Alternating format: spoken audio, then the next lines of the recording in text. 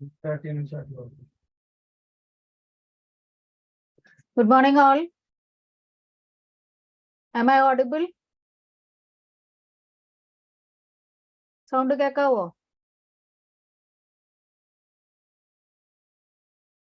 And can you see my screen?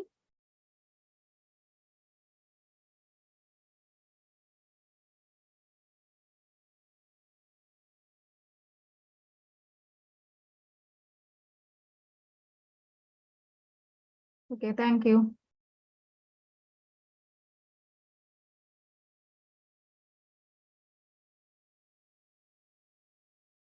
I can see some familiar names.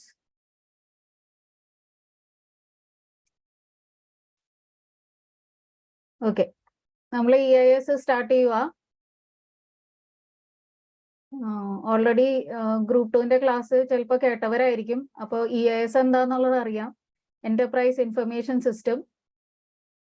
Group 2-ല് EIS-SM നമുക്കറിയാം 50-50 each. 50 marks EIS, 50 marks SM. അപ്പോൾ EIS-ൽ 5 chapter ആണുള്ളത്. എൻ്റെ screen കാണാമല്ലോ എല്ലാവർക്കും? ഞാൻ ഷെയർ ചെയ്തിരിക്കുന്ന സ്ക്രീൻ കാണാനില്ലേ? ഓക്കെ. എല്ലാവരുടെയും കയ്യിൽ ടെക്സ്റ്റ് ബുക്ക് ഉണ്ടല്ലോ? Text book, some course material is there with you, I hope. So, okay students, we'll start. EIS-ൽ 5 ചാപ്റ്റർ ആണുള്ളത്. Chapter 1 having business process automation. Chapter 2 വരുമ്പോൾ financial and accounting systems. Chapter 3 ഇപ്പൊ ഞാൻ start ചെയ്യാൻ പോകുന്നത് chapter 3 ആണ്. Information system and its components. Chapter 4 വന്നിട്ട് e commerce, m commerce, emerging technology. And chapter 5 CBS. അങ്ങനെ 5 ചാപ്റ്റേഴ്സാണ് ഉള്ളത്. അപ്പോൾ നമുക്ക് ചാപ്റ്റർ 3 തന്നെ തുടങ്ങാം. സോ എല്ലാവരും ബുക്ക് കയ്യിലുണ്ടെങ്കിൽ ഇമ്പോർട്ടൻറ്റ് പോയിന്റ്സ് മാർക്ക് ചെയ്ത് പോവുക. It will be easy for you to refer later. പഠിക്കുന്ന സമയത്ത് റിവൈസ് ചെയ്യുമ്പോൾ കുറച്ചും കൂടി എളുപ്പമുണ്ടാവും. പിന്നെ സ്വന്തമായിട്ട് നോട്ട്സ് പ്രിപ്പയർ ചെയ്യണത് നല്ലതായിരിക്കും. നമുക്ക് ഓർത്ത് വയ്ക്കാനും മെമ്മറൈസ് ചെയ്യാനൊക്കെ കുറച്ചും കൂടി എളുപ്പമുണ്ടാവും. സ്വന്തമായിട്ട് നമ്മുടെ സ്വന്തം ഹാൻഡ് റൈറ്റിംഗിൽ നോട്ട്സ് പ്രിപ്പയർ ചെയ്ത് വെക്കുക. ഇമ്പോർട്ടൻറ്റ് പോയിന്റ്സ് എങ്കിലും നോട്ട് ചെയ്ത് പോയാൽ ജസ്റ്റ് എക്സാമിന് തൊട്ട് മുമ്പുള്ള ദിവസം പിന്നെയും ഇരുന്ന് ഫുൾ ടെക്സ്റ്റ് ബുക്ക് വായിക്കണ്ട. നമ്മൾ ആ നോട്ട്സ് നോക്കി പോയാൽ തന്നെ നമുക്ക് ഓർമ്മ കിട്ടും. അപ്പോൾ അങ്ങനെ ചെയ്യുമെന്ന് വിചാരിക്കുന്നു. ഇവിടെ ഓൾറെഡി എൻ്റെ ക്ലാസ് കേട്ടവരാണെങ്കിൽ ചിലപ്പോൾ ഇതെല്ലാം ഞാൻ ഒരു പ്രാവശ്യം പറഞ്ഞതാണ്. അത് തന്നെയാണ് എഗെയിൻ റിപ്പീറ്റ് ചെയ്യുന്നത്. അപ്പോൾ നമ്മളിപ്പോൾ എടുക്കാൻ പോണ ചാപ്റ്റർ 3 നടുക്കുന്ന തുടങ്ങണേ. ചാപ്റ്റർ 3 കുറച്ച് ലെങ്തി ചാപ്റ്ററാ. അപ്പൊ നിങ്ങളോട് പറയാനുള്ളത്, ഓൾറെഡി ഒരു പ്രാവശ്യം അറ്റംപ്റ്റ് ചെയ്തവരാണ് എല്ലാവരും. മുഴുവനായിട്ടും പഠിച്ചോ അല്ലേന്ന് എനിക്കറിയില്ല. പക്ഷെ EIS എന്നുള്ളത് നമുക്ക് ഈ 5 ചാപ്റ്റർ ഉള്ളൂ എങ്കിലും ഈ 5 ചാപ്റ്ററും അത്യാവശ്യം നല്ല ലെങ്തി ആണ്. കണ്ടന്റ് വൈസ് എല്ലാം നല്ല ലെങ്തി ആണ്. പിന്നെ ഫുൾ തിയറി ആയതുകൊണ്ട് തന്നെ നമുക്ക് ഇൻട്രസ്റ്റ് പോവും. പഠിക്കാനൊന്നും എന്താ പറയാ, നമുക്ക് അത്ര അങ്ങോട്ട് ഇഷ്ടപ്പെട്ടായിരിക്കില്ല നിങ്ങൾ പഠിക്കണത്. അപ്പോൾ എല്ലാവരും പരമാവധി നമുക്ക് ഫുൾ 5 ചാപ്റ്റേഴ്സ് നോക്കാൻ പറ്റിയാൽ നല്ലത്. ഇല്ലെങ്കിൽ ഇപ്പൊ എന്തെങ്കിലും ടോപ്പിക്സ് നമുക്ക് കുറച്ച് ഡിഫിക്കൽട്ടായിട്ട് തോന്നുവാണെങ്കിൽ ആ ടോപ്പിക്സ് ഒരു ഫുൾ ചാപ്റ്റർ അങ്ങനെ തന്നെ വിടാതെ ചില ടോപ്പിക്സ് മാത്രം, ഒരു ചാപ്റ്ററിലെ തീരെ പറ്റുന്നില്ലാത്ത ടോപ്പിക്സ് മാത്രം വേണമെങ്കിൽ ഒന്ന് സ്കിപ്പ് ചെയ്തോളൂ. അത് വലിയ ബുദ്ധിമുട്ടുണ്ടാക്കില്ല. മെയിൻലി നമ്മുടെ എയിം എന്താ, ഈ പേപ്പർ ഒന്ന് ക്ലിയർ ചെയ്യണം. അപ്പൊ പകുതി നമുക്ക് EIS-ലും പകുതി SM ആണ് കിടക്കുന്നത്. അപ്പൊ EIS-ന്ന് നമുക്ക് പരമാവധി സ്കോർ ചെയ്യാൻ നോക്കാം. ഇത് ഫുൾ തിയറി ആയതുകൊണ്ട് മെമ്മറൈസ് ചെയ്യാനൊക്കെ കുറച്ച് ബുദ്ധിമുട്ടായിരിക്കും. പിന്നെ അത്ര അങ്ങോട്ട് ഇഷ്ടപ്പെട്ടായിരിക്കില്ല പഠിക്കണത്. സോ അപ്പൊ എൻ്റെ ഒരു സജഷൻ ഇതാണ്. ഇപ്പൊ ചാപ്റ്റർ 3 എടുക്കുമ്പോൾ ചാപ്റ്റർ 3-ല് നമുക്ക് 2 ഭാഗങ്ങളാണ്. ചാപ്റ്റർ 3-ലെ ഫസ്റ്റ് പാർട്ട് എന്ന് പറയുന്നത് അത് കുറച്ച് ഈസിയാ, പഠിക്കാനൊക്കെ നല്ല എളുപ്പമുള്ള ഒരു ഭാഗമാണ് ഫസ്റ്റ് പാർട്ട്. സെക്കൻഡ് പാർട്ടിലേക്ക് പോകുമ്പോഴാണ്, ആക്ച്വലി ഇത് ആവശ്യമുള്ള ഒരു ടോപ്പിക്കാണ്. പക്ഷെ ഇതിലെ പോയിന്റ്സ് എല്ലാം നമുക്ക് മെമ്മറൈസ് ചെയ്യാൻ കുറച്ച് ബുദ്ധിമുട്ടായിട്ട് തോന്നും. സോ ഇത് ഭയങ്കര ഡിഫിക്കൽട്ട് ആണെങ്കിൽ you can skip this part. പക്ഷെ ഫുൾ ആയിട്ടും ചാപ്റ്റർ വിടരുത്, ഫസ്റ്റ് പാർട്ട് പഠിക്കുക. Okay, so will start this third chapter. Third chapter is enterprise information system. ഇതിന്റെ ഫസ്റ്റ് പാർട്ട് എന്ന് പറയുന്നത് കമ്പോണൻസ്, IS കമ്പോണൻസ്. സെക്കൻഡ് പാർട്ടിലേക്ക് പോകുമ്പോൾ IS കൺട്രോൾസ്. IS കമ്പോണൻസ് അല്ലെങ്കിൽ information system components എന്ന് പറയുന്നത് നമുക്കറിയാം, ഇൻഫർമേഷൻ സിസ്റ്റം എന്ന് പറഞ്ഞാൽ നമ്മുടെ കമ്പ്യൂട്ടർ സിസ്റ്റം തന്നെയാണ്. കമ്പ്യൂട്ടർ സിസ്റ്റം ഒരു സിസ്റ്റം എന്നുള്ള കോൺസെപ്റ്റിൽ നോക്കുമ്പോൾ എന്തെല്ലാം ഭാഗങ്ങളാണ് ഈ ഒരു കമ്പ്യൂട്ടർ സിസ്റ്റത്തിനുള്ളത്, അതിൽ ഓരോന്നും നമ്മൾ ഡീറ്റെയിൽ ആയിട്ട്, ഇതെല്ലാം ഡീറ്റെയിൽ ആയിട്ടാണ് നമ്മൾ കാണാൻ പോകുന്നത്. സോ ലേറ്റർ ഓൺ ഇതിന്റെ ഓരോ ടോപ്പിക്കും ഹാർഡ്വെയർ സൈഡ് എടുത്തോ സോഫ്റ്റ്വെയർ സൈഡ് എടുത്തോ നെറ്റ്വർക്കിംഗ്, ഡേറ്റാബേസ്, ഇതെല്ലാം കുറച്ച് ലെങ്തി ടോപ്പിക്സ് ആയിട്ട് താഴെ വരുന്ന കാണാം. So components, as this picture is showing you, components is divided into totally 5 parts. ഇതിലിപ്പോ 4 ആയിട്ട് തിരിച്ചിട്ട് ഹാർഡ്വെയർ സോഫ്റ്റ്വെയർ സെപ്പറേറ്റ് ചെയ്താ വെച്ചിരിക്കുന്നത്. അതെല്ലാം കൂടി കൂട്ടിയാൽ your IS components are 5. First is people, hardware, software, data, networks. So ഇത് തന്നെയാണ് നമുക്ക് ഏറ്റവും ആദ്യം പഠിക്കാനുള്ളത്. Coming to IS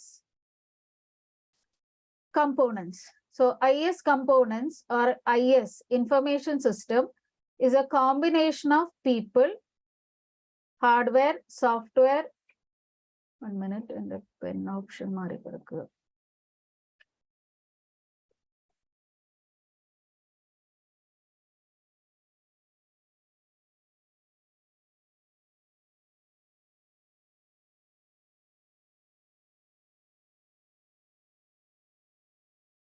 Okay. Information system is a combination of people, hardware, software, communication devices, network, and data resources. So, ഇത് തന്നെയാണ് 5 parts. നമ്മൾ നേരത്തെ പറഞ്ഞു. I hope you have marked it. ഒന്ന് അണ്ടർലൈൻ ചെയ്ത് പോയിക്കോളൂ. 5 parts of EIS അല്ലെങ്കിൽ IS, information system. So, raw data നമുക്കറിയാം, സിസ്റ്റത്തിന്റെ ഉള്ളിലേക്ക് ഇൻപുട്ട് ചെയ്ത് കൊടുക്കുന്ന data, raw data is converted അല്ലെങ്കിൽ പ്രോസസ്ഡ് ഇൻ ടു ഇൻഫർമേഷൻ. അപ്പോൾ നമ്മൾ അങ്ങോട്ട് എൻറ്റർ ചെയ്ത് കൊടുക്കുന്നത് റോ ഡേറ്റ. സിസ്റ്റത്തിന്റെ ഉള്ളിൽ കുറെ പ്രൊസീജിയേഴ്സ് അല്ലെങ്കിൽ programs, lot of other functions are been processed, and then whatever data it comes out of the system is information. അപ്പോൾ അതന്നെയാണ് ഏതൊരു സിസ്റ്റത്തിന്റെയും ബേസിക് എയിം. അപ്പോൾ സിസ്റ്റം എന്ന് പറഞ്ഞാൽ എന്താ? ലോട്ട് ഓഫ് interconnected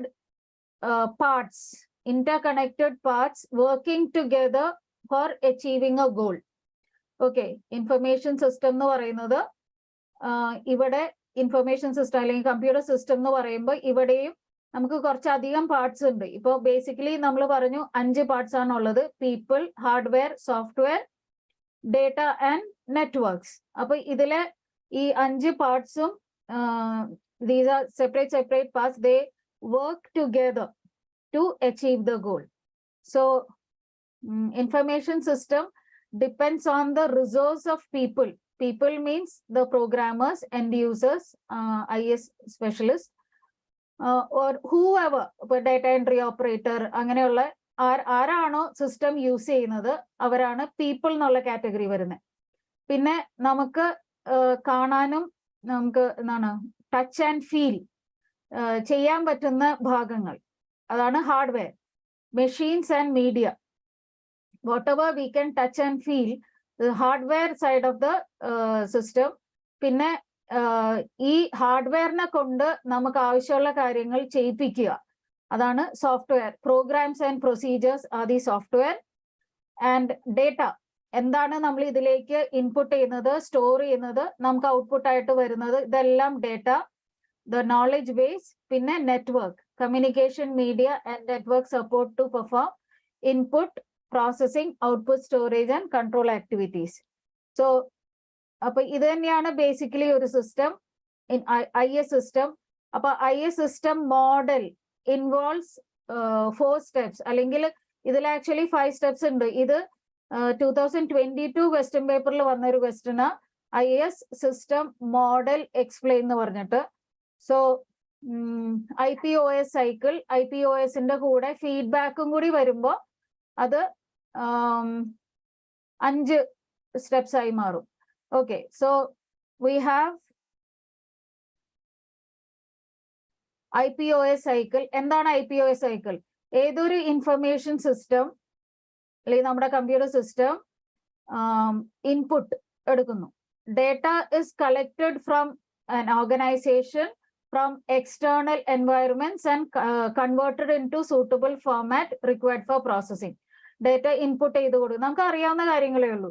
ഇൻപുട്ട് ചെയ്യുന്നു, അതിനുശേഷം എന്താണോ ആ ഡേറ്റ വെച്ചിട്ട് നമുക്ക് എന്താണോ ചെയ്യേണ്ടത്, process of series of steps undertaken to achieve the desired outcome or goal. Processing and then finally processing-ന് ശേഷം നേരത്തെ ഞാൻ പറഞ്ഞു processing-ന് ശേഷം എന്താണോ output ആയിട്ട് വരുന്നത്, processed data is the output and that is called information. And finally നമുക്ക് ഈ ഡേറ്റ ഭാവിയിലേക്ക് നമുക്ക് ഫ്യൂച്ചർ യൂസിന് വേണ്ടി സ്റ്റോർ ചെയ്യണം. അപ്പോൾ സ്റ്റോറേജ് ബാക്കപ്പ് ഓപ്ഷൻസ് വേണം.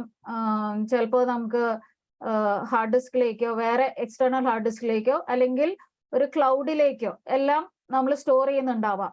So all these data which is processed can be taken as a backup. It can be stored in any of the storage devices. നമുക്ക് ഫിസിക്കലി ഉള്ള നമ്മുടെ ഇന്റേർണലി ഉള്ള സിസ്റ്റത്തിലുള്ള ഹാർഡ് ഡിസ്കിൽ സ്റ്റോർ ചെയ്യാം, ഇല്ലെങ്കിൽ ക്ലൗഡിൽ എവിടെയെങ്കിലും സ്റ്റോർ ചെയ്യാം. സോ സ്റ്റോറേജ് ആണ് 4ാമത്തെ സ്റ്റെപ്പ്. ഇതെല്ലാം ഈ ഒരു ഡയഗ്രാം നമുക്ക് കാണാം. ഇതൊരു കണ്ടിന്യൂസ് പ്രോസസ് ആണ്. അതുകൊണ്ടാണ് നമ്മൾ ഇതിനെ IPOS സൈക്കിൾ എന്ന് പറയുന്നത്. Input, process, output, storage and finally feedback.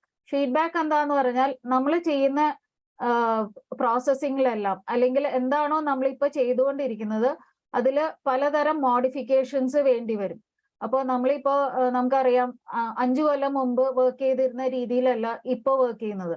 അല്ലെങ്കിൽ ഇപ്പോൾ ബാങ്കിങ് സിസ്റ്റം തന്നെ എടുക്കുക, 10 years ബാക്ക് അല്ലെങ്കിൽ 20 years ബാക്ക് നമുക്ക് ഉണ്ടായിരുന്ന ഒരു രീതിയല്ല നമ്മൾ ഇപ്പോൾ ഫോളോ ചെയ്യുന്നത്. അപ്പോൾ ഓരോ പ്രാവശ്യം ടെക്നോളജി മാറുന്നതനുസരിച്ച് അല്ലെങ്കിൽ കുറച്ചും കൂടി നമുക്ക് സോഫിസ്റ്റിക്കേറ്റഡ് ആയിട്ടുള്ള മെത്തേഡ്സ് ഒക്കെ ഉണ്ടാവും. അതിനനുസരിച്ച് നമ്മൾ നമ്മുടെ ഓൾറെഡി ഉള്ള സിസ്റ്റത്തിനെ കുറച്ചും കൂടി റിഫൈൻ ചെയ്ത് യൂസ് ചെയ്യുന്നു. അല്ലെങ്കിൽ എന്താണ് ബെറ്റർ ഓപ്ഷൻസ് വരുമ്പോൾ അതിനനുസരിച്ച് ടെക്നോളജിയിൽ മാറ്റങ്ങൾ വരുമ്പോൾ അതിനനുസരിച്ചുള്ള ചേഞ്ചസ് വരുന്നു. അപ്പൊ ഇതെല്ലാം ഫീഡ്ബാക്കിന്റെ ഭാഗമാണ്. Refining the system, making your system more better. അപ്പോൾ ഫൈനലി ഫീഡ്ബാക്ക്. അപ്പോൾ IPOS സൈക്കിളിൽ നമുക്ക് 4 ഭാഗങ്ങൾ: input, processing, output, storage, finally feedback. ഇത് ചോദിച്ചിട്ടുണ്ട്, പ്രീവിയസ് ഇയർ ക്വസ്റ്റ്യൻ പേപ്പർ വന്നതാണ്. എളുപ്പമാണ്, വലിയ ബുദ്ധിമുട്ടൊന്നും ഇല്ല പഠിക്കാൻ. It's quite easy to learn and memorise. കിട്ടിയല്ലോ?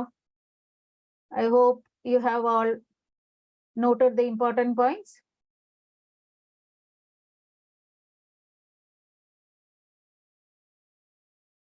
Okay, next we go with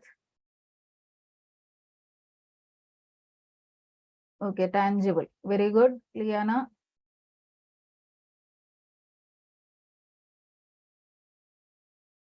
അപ്പോൾ അടുത്ത ഭാഗം components of IS, components of information system. നേരത്തെ പറഞ്ഞ 5 ഭാഗങ്ങൾ തന്നെയാണ്: people, hardware, software, data and network. അപ്പൊ ഏറ്റവും ആദ്യത്തെ part people. People are the people who are using the system, who operate, manage, maintain and use the system for any kind of work. അത് ഒരു system administrator ആകാം, programmers ആകാം, IS personal ആകാം, end users ആകാം, data entry operator, അങ്ങനെയുള്ള ആരായാലും people എന്നുള്ള ഭാഗത്തിൽ പെടുന്നു.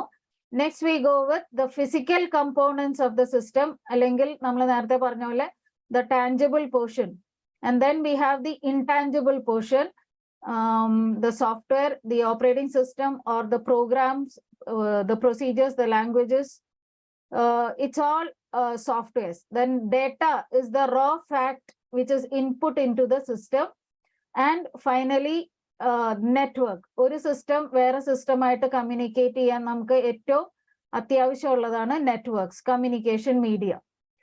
So these are the 5 parts of IS. Information system എന്നുള്ളതിന്റെ 5 ഭാഗങ്ങളാണ്: people, hardware, software, data and network. Next we go with ഈ ഓരോന്നും നമ്മൾ കുറച്ച് ഡീറ്റെയിൽ. പീപ്പിളിനെ പറ്റി അങ്ങനെ പ്രത്യേകിച്ച് പറയേണ്ട ആവശ്യമില്ല, നമുക്ക് അറിയാവുന്ന കാര്യങ്ങളേ ഉള്ളൂ. കമ്പ്യൂട്ടർ സിസ്റ്റം എന്നുള്ളത് നമുക്ക് 2 ഭാഗം, ബേസിക്കലി 2 ഭാഗങ്ങളാണ്, ഹാർഡ്വെയറും സോഫ്റ്റ്വെയറും. അതിൽ വരുമ്പോൾ hardware input devices, output devices, processing devices and storage devices.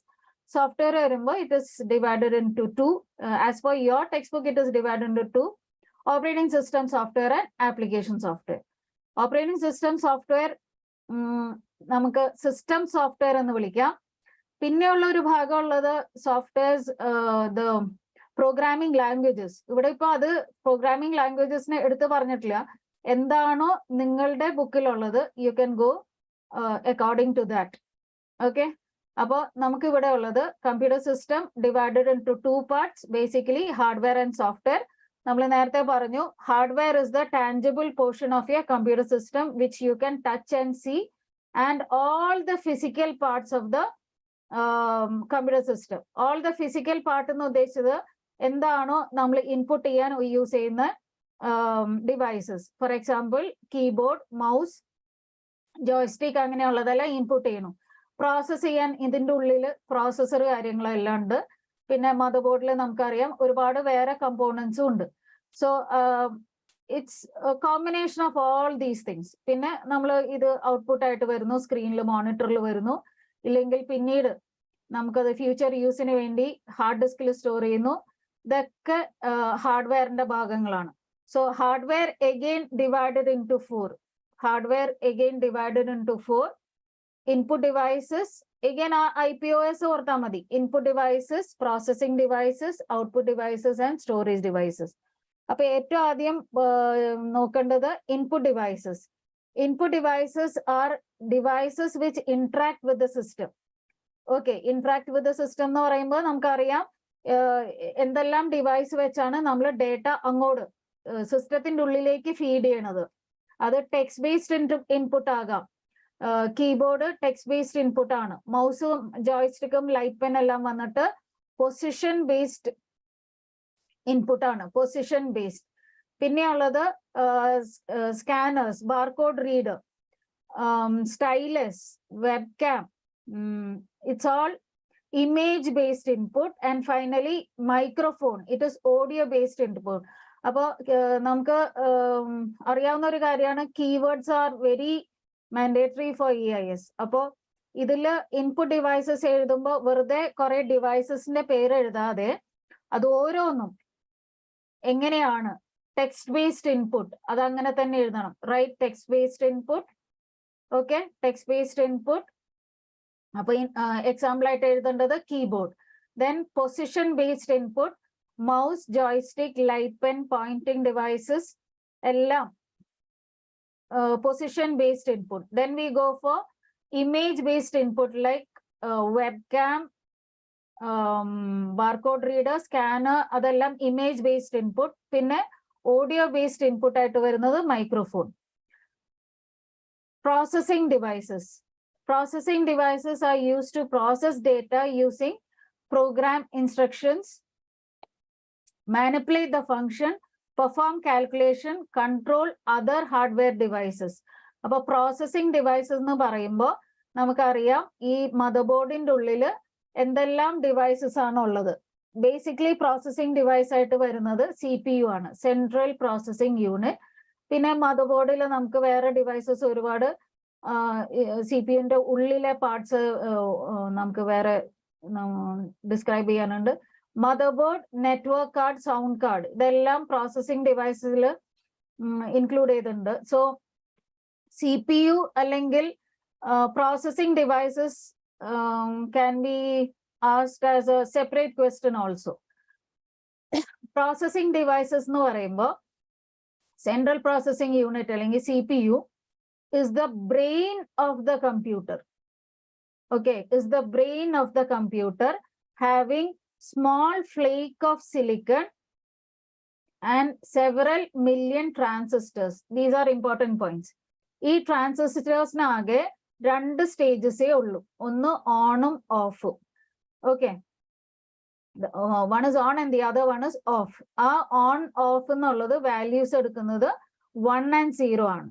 അപ്പോൾ പ്രോസസർ അല്ലെങ്കിൽ പ്രോസസ്സിംഗ് ഡിവൈസസ് എന്നുള്ളത് CPU having 3 parts. CPU is having 3 parts. ഏതൊക്കെയാണ് CPUവിന്റെ 3 ഭാഗങ്ങൾ? Control unit, arithmetic and logic unit, and processor register അല്ലെങ്കിൽ registers. Okay, so the processing device or the CPU is divided into 3 parts. First is control unit, then comes arithmetic and logic unit, and finally processor register. ഇതില് ചിലപ്പോൾ ഇതില് MCQ ആയിട്ട് ചോദിക്കാം, അല്ലെങ്കിൽ processing devices separate ചെയ്ത് ചോദിക്കാം, അല്ലെങ്കിൽ it can be a comparison between processor, register or any other memory. Okay, for example cache memory ആയിട്ട് ഒരു കമ്പാരിസൺ പോലെ ചോദിക്കാം.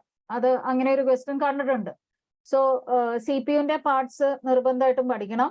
CU control unit stands for, അല്ലെങ്കിൽ ഈ കൺട്രോൾ യൂണിറ്റ് ചെയ്യുന്നത് എന്താണ്? Control unit controls the flow of data and instruction to and from the memory.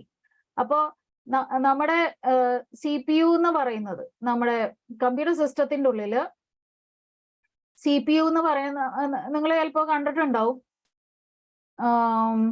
Intel പ്രോസസറിന്റെ, okay Gopika, Intel പ്രോസസറിന്റെ ഇമേജ് എവിടെയെങ്കിലും കണ്ടതായിട്ട് ഓർക്കുന്നോ? അല്ലെങ്കിൽ നേരിട്ട് കണ്ടിട്ടുണ്ടോ?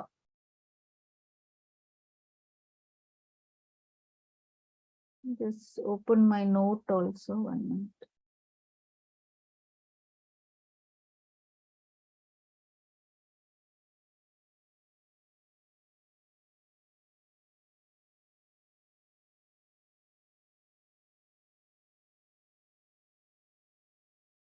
So this is how your processor looks like.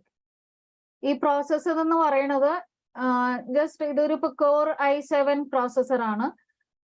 ഒരു 1 ഇഞ്ച് ഹൈറ്റും വിഡ്ത്തുമുള്ള ഒരു ചിപ്പാണ് നമ്മുടെ പ്രോസസർ. ആ പ്രോസസറിന്റെ ഉള്ളിൽ it is having lot of അല്ലെങ്കിൽ millions of transistors, small flake of silicon. അതാണ് ഇതിന്റെ എന്താണ് മെറ്റീരിയൽ, ഉണ്ടാക്കിയിരിക്കുന്ന material having millions of transistors, and it is the brain of the computer system. അപ്പോൾ കൺട്രോൾ യൂണിറ്റ് ചെയ്യുന്നത് എന്താണ്? Controls the flow of data and instructions from the memory. എന്താണ് ചെയ്യേണ്ടത് അല്ലെങ്കിൽ എന്ത് കോഡാണ് ഇപ്പോൾ എക്സിക്യൂട്ട് ചെയ്യേണ്ടതെന്നുള്ളത് നമ്മുടെ മെമ്മറിയിലാണുള്ളത്. മെമ്മറി എന്ന് പറയുമ്പോൾ CPUവിന് ഡയറക്റ്റ് ആക്സസ് ഉള്ളത് റാം ആയിട്ടാണ്. Ram. Then comes cache memory, and then comes secondary memory. അപ്പോൾ ആക്ച്വലി സെക്കൻഡറി മെമ്മറിയിലാണ് നമ്മുടെ എല്ലാ കാര്യങ്ങളും, കോഡ്, പ്രോഗ്രാംസ് അല്ലെങ്കിൽ നമ്മുടെ ഫയൽസ്, ഡേറ്റ എല്ലാം ഉള്ളത് സെക്കൻഡറി മെമ്മറിയിലാണ്. അപ്പോൾ സെക്കൻഡറി മെമ്മറിന്ന് CPUവിന് അത് ആക്സസ് ചെയ്യണമെങ്കിൽ അത് റാമിലേക്ക് കൊണ്ടുവരും. ഓക്കെ, ആൻഡ് ദെൻ റാമിലേക്ക് കൊണ്ടുവന്നിട്ട് ഇതിപ്പോ സെക്കൻഡറി മെമ്മറി എന്നുള്ളത് ഹാർഡ് ഡിസ്ക് ആണ്. And then the data from the hard disk is brought into RAM, because CPU can directly access RAM only. Okay, hard disk ആയിട്ട് നേരെ കമ്മ്യൂണിക്കേറ്റ് ചെയ്യാൻ പറ്റില്ല. അപ്പോൾ ആദ്യം ഹാർഡ് ഡിസ്കിൽ നിന്ന് റാമിൽ കൊണ്ടുവരുന്നു, റാമിൽ നിന്ന് CPU-ന് വേണമെങ്കിൽ ഡയറക്റ്റ് ആക്സസ് ചെയ്യാം. അപ്പൊ എന്തിനാണ് ക്യാഷ് മെമ്മറി? ക്യാഷ് മെമ്മറി എന്തിനാണെന്ന് പറഞ്ഞാൽ ഫ്രീക്വന്റ്ലി നമ്മൾ യൂസ് ചെയ്യുന്ന ഡേറ്റ ഫയൽസ് അല്ലെങ്കിൽ എന്തെങ്കിലും ഒരു എന്താണ് നമ്മൾ എപ്പോഴും യൂസ് ചെയ്യുന്ന ഒരു വെബ് പേജ്, അതുപോലെയുള്ള എന്തെങ്കിലും ഡേറ്റ നമ്മൾ ഫ്രീക്വന്റ് ആയിട്ട് യൂസ് ചെയ്യുവാണെങ്കിൽ അങ്ങനെയുള്ള പ്രോഗ്രാംസിനെ ക്യാഷ് മെമ്മറിയിൽ സ്റ്റോർ ചെയ്യും. ബിക്കോസ് ക്യാഷ് മെമ്മറി രണ്ട് രീതിയിലുള്ളത്, ഒന്ന് ഇന്റേണൽ ക്യാഷും എക്സ്റ്റേണൽ ക്യാഷും. ഇന്റേണൽ ക്യാഷ് എന്ന് പറഞ്ഞാൽ CPU-ന്റെ ഉള്ളിൽ തന്നെയാണ്. External cache will be outside CPU, പക്ഷേ very near to the CPU. അപ്പോൾ CPU-ന് ആക്സസ് ചെയ്യാൻ കുറച്ചുകൂടി എളുപ്പമാണ് ഫാസ്റ്റ് ക്യാഷ് മെമ്മറിയിൽ ഉണ്ടെങ്കിൽ. ക്യാഷ് മെമ്മറിയിൽ ഇല്ലെങ്കിൽ മാത്രമേ CPU പിന്നെ റാമിൽ പോയി ചെക്ക് ചെയ്യുന്നുള്ളൂ. ആ ഡേറ്റയോ ആ ഫയലോ റാമിൽ ഉണ്ടോ എന്ന് ചെക്ക് ചെയ്യുന്നു. റാമിൽ ഇല്ലെങ്കിൽ മാത്രം പിന്നെ സെക്കൻഡറി മെമ്മറി, എന്താണോ സെക്കൻഡറി മെമ്മറി ഉള്ളത്, മിക്കവാറും ഹാർഡ് ഡിസ്ക് ആയിരിക്കുമല്ലോ സെക്കൻഡറി മെമ്മറി ആയിട്ട് യൂസ് ചെയ്യുന്നത്. ഹാർഡ് ഡിസ്കിൽ നിന്ന് റാമിൽ കൊണ്ടുവന്നിട്ട് റാമിൽ നിന്നായിരിക്കും അത് CPU ആക്സസ് ചെയ്യുന്നത്. Okay, so this is how the working is going. About control unit controls the flow of data and instruction to and from the memory, interprets the instruction and controls which task to execute and when. About control unit ആണ് ഏത് command ആണ് ഇപ്പൊ execute ചെയ്യേണ്ടത്, അതിന് ആവശ്യമുള്ള data, the flow of data അത് control ചെയ്യുന്നു, അത് ആ കമാൻഡിനെ ഇന്റർപ്രറ്റ് ചെയ്യുന്നു. ആൻഡ് ദെൻ ആ ഫുൾ ടാസ്കിന്റെ എന്താണ് കംപ്ലീഷൻ വരെയുള്ള എല്ലാ കാര്യങ്ങളും കോർഡിനേറ്റ് ചെയ്യുന്നു. ആ ആളാണ് കൺട്രോൾ യൂണിറ്റ്. അപ്പൊ ആക്ച്വലി കാൽക്കുലേഷൻ ഒക്കെ ചെയ്യുന്നത് എവിടെയാ? കാൽക്കുലേഷൻസ് ഒക്കെ ചെയ്യുന്നത് ALU-ലാണ്. Arithmetic and logic unit will do all the arithmetic operations such as addition, subtraction, multiplication, division and logical comparisons like greater than, less than, etc.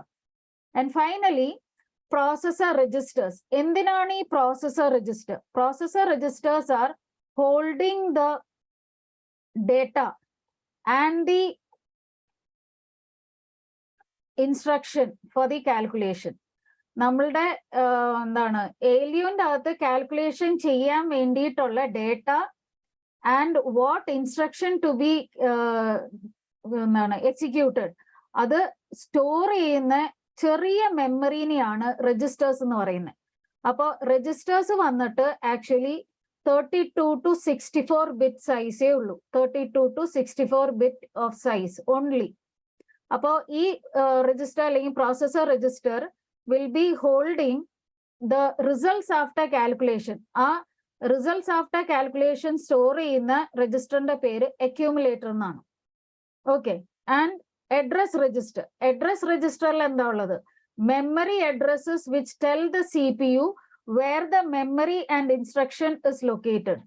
എവിടെയാണ് ഇപ്പോ എക്സിക്യൂട്ട് ചെയ്യേണ്ട ഡേറ്റ ഉള്ളത്, അതിന്റെ memory, and what instruction to be executed. അപ്പൊ ആ instruction എവിടെയാണുള്ളത്, ആ മെമ്മറിയും data എവിടെയാണുള്ളത്, ആ ഒരു മെമ്മറി അഡ്രസ്സും എല്ലാം അഡ്രസ് രജിസ്റ്ററിലാണ് ഉള്ളത്.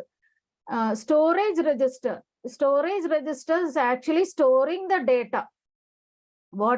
What calculation can be done, ആ ഡേറ്റ സ്റ്റോർ ചെയ്യുന്നത് സ്റ്റോറേജ് രജിസ്റ്ററിലാണ്. പിന്നെ കുറച്ച് general purpose registers, V call it miscellaneous registers.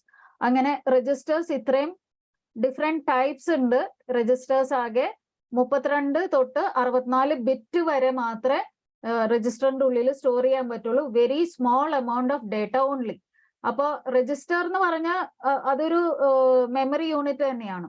Very small memory unit which can hold some memory address for some time. It can be memory address or the data for some time. അപ്പോൾ ഇതെല്ലാം mark ചെയ്തല്ലോ. Processor register ഇതൊരു 2 marks അല്ലെങ്കിൽ കോമ്പിനേഷനിൽ ഒരു ക്വസ്റ്റ്യനിൽ 4 mark 5 മാർക്കിന്റെ ക്വസ്റ്റ്യന്റെ ഉള്ളിൽ ഒരു ഭാഗം പ്രോസസർ രജിസ്റ്റർ മാത്രമായിട്ടും ഇതിനു മുമ്പ് പ്രീവിയസ് ഇയർ ക്വസ്റ്റ്യൻ പേപ്പർ കണ്ടിട്ടുണ്ട്. അപ്പോൾ CPU as such explain CPU അങ്ങനെ ഉണ്ടാവാം, ഇല്ലെങ്കിൽ പ്രോസസർ രജിസ്റ്റർ മാത്രമായിട്ടും ചോദിക്കാം വേറൊരു ക്വസ്റ്റ്യന്റെ കൂടെ. അപ്പോൾ പ്രോസസർ രജിസ്റ്റർ വിടണ്ട, അതൊരു ഇമ്പോർട്ടന്റ് ടോപ്പിക് ആണ്. മനസ്സിലായല്ലോ എന്താണ് പ്രോസസർ രജിസ്റ്റർ എന്നുള്ളത്? I hope it's clear for you.